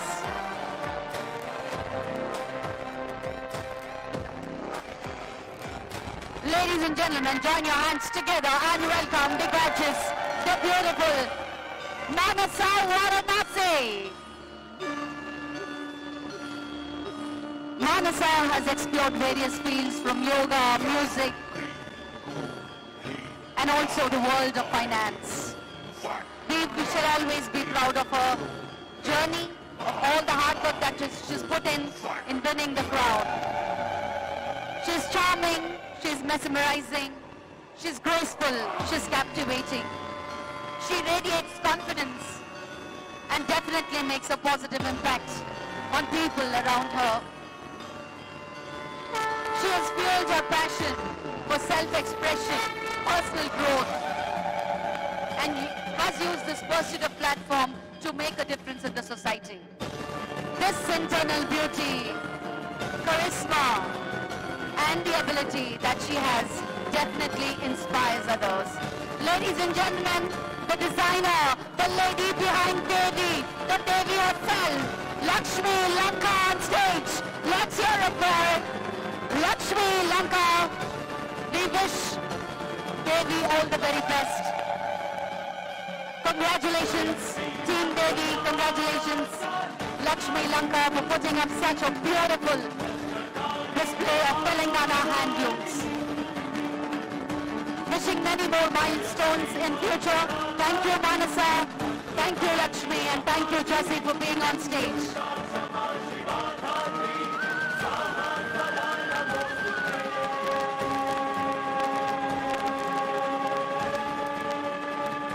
This show is choreographed by Jesse, stylist Lata Vijay, and makeup by Vinila Srikingi. So that was Brand Devi by designer Lakshmi Lanka. A wonderful show. Thank you so much, ladies and gentlemen. With this, we end this beautiful evening. Thank you for joining us, and I appreciate all your participation, for all your patience. Thank you so much. I'd like to thank Mr. Jayesh Ranjanji, sir, and the whole team behind this, Rama ma'am, for giving us this wonderful opportunity and putting up such a beautiful show. Prashant ji आ ही जाइए अभी, आपकी बहुत ज़रूरत है stage पे. सुबह से हैं आप. I think Mr. Prashant also definitely needs a big round of applause for the kind of patience he's been having being a moderator here on stage and handling things on stage. No, Shilpa, you were fabulous this evening. So thank you so very much to you and to the entire team who did the fashion walk this evening and for entertaining us. All those lehengas, those saris, those outfits, I don't even know the names to some of them. They were absolutely brilliant. I was glued to every single one of them walking the ramp. So thank you so much for elegantly handling that. And thank you once again. Give it up for Shilpa Chakrabarti. Thank you. And with that, guys, we have come to the closing of the day one of the Telangana Global AI Summit, the very first summit of its kind in 2024. We thank you all for being a wonderful audience here today. And we look forward to seeing you tomorrow morning sharp at 9:30 a.m. Honorable IT Minister Shri D. Sridhar Babu Garu is going to make the welcome remarks. And if day one was exhilarating, day two, you all tomorrow morning. And quick announcement, before you leave, please have dinner. For our delegates who are seated behind the barricades, dinner is being served to my left. And for all our speakers, VIP guests, esteemed panelists, members who are there, dinner is being served in the speakers lounge area behind the main hall. Thank you. Good night. Shabba khair. Shubh Ratri. Malli rep kaludam. Thank you. Rep morning. Yeah, rep podun kaludam.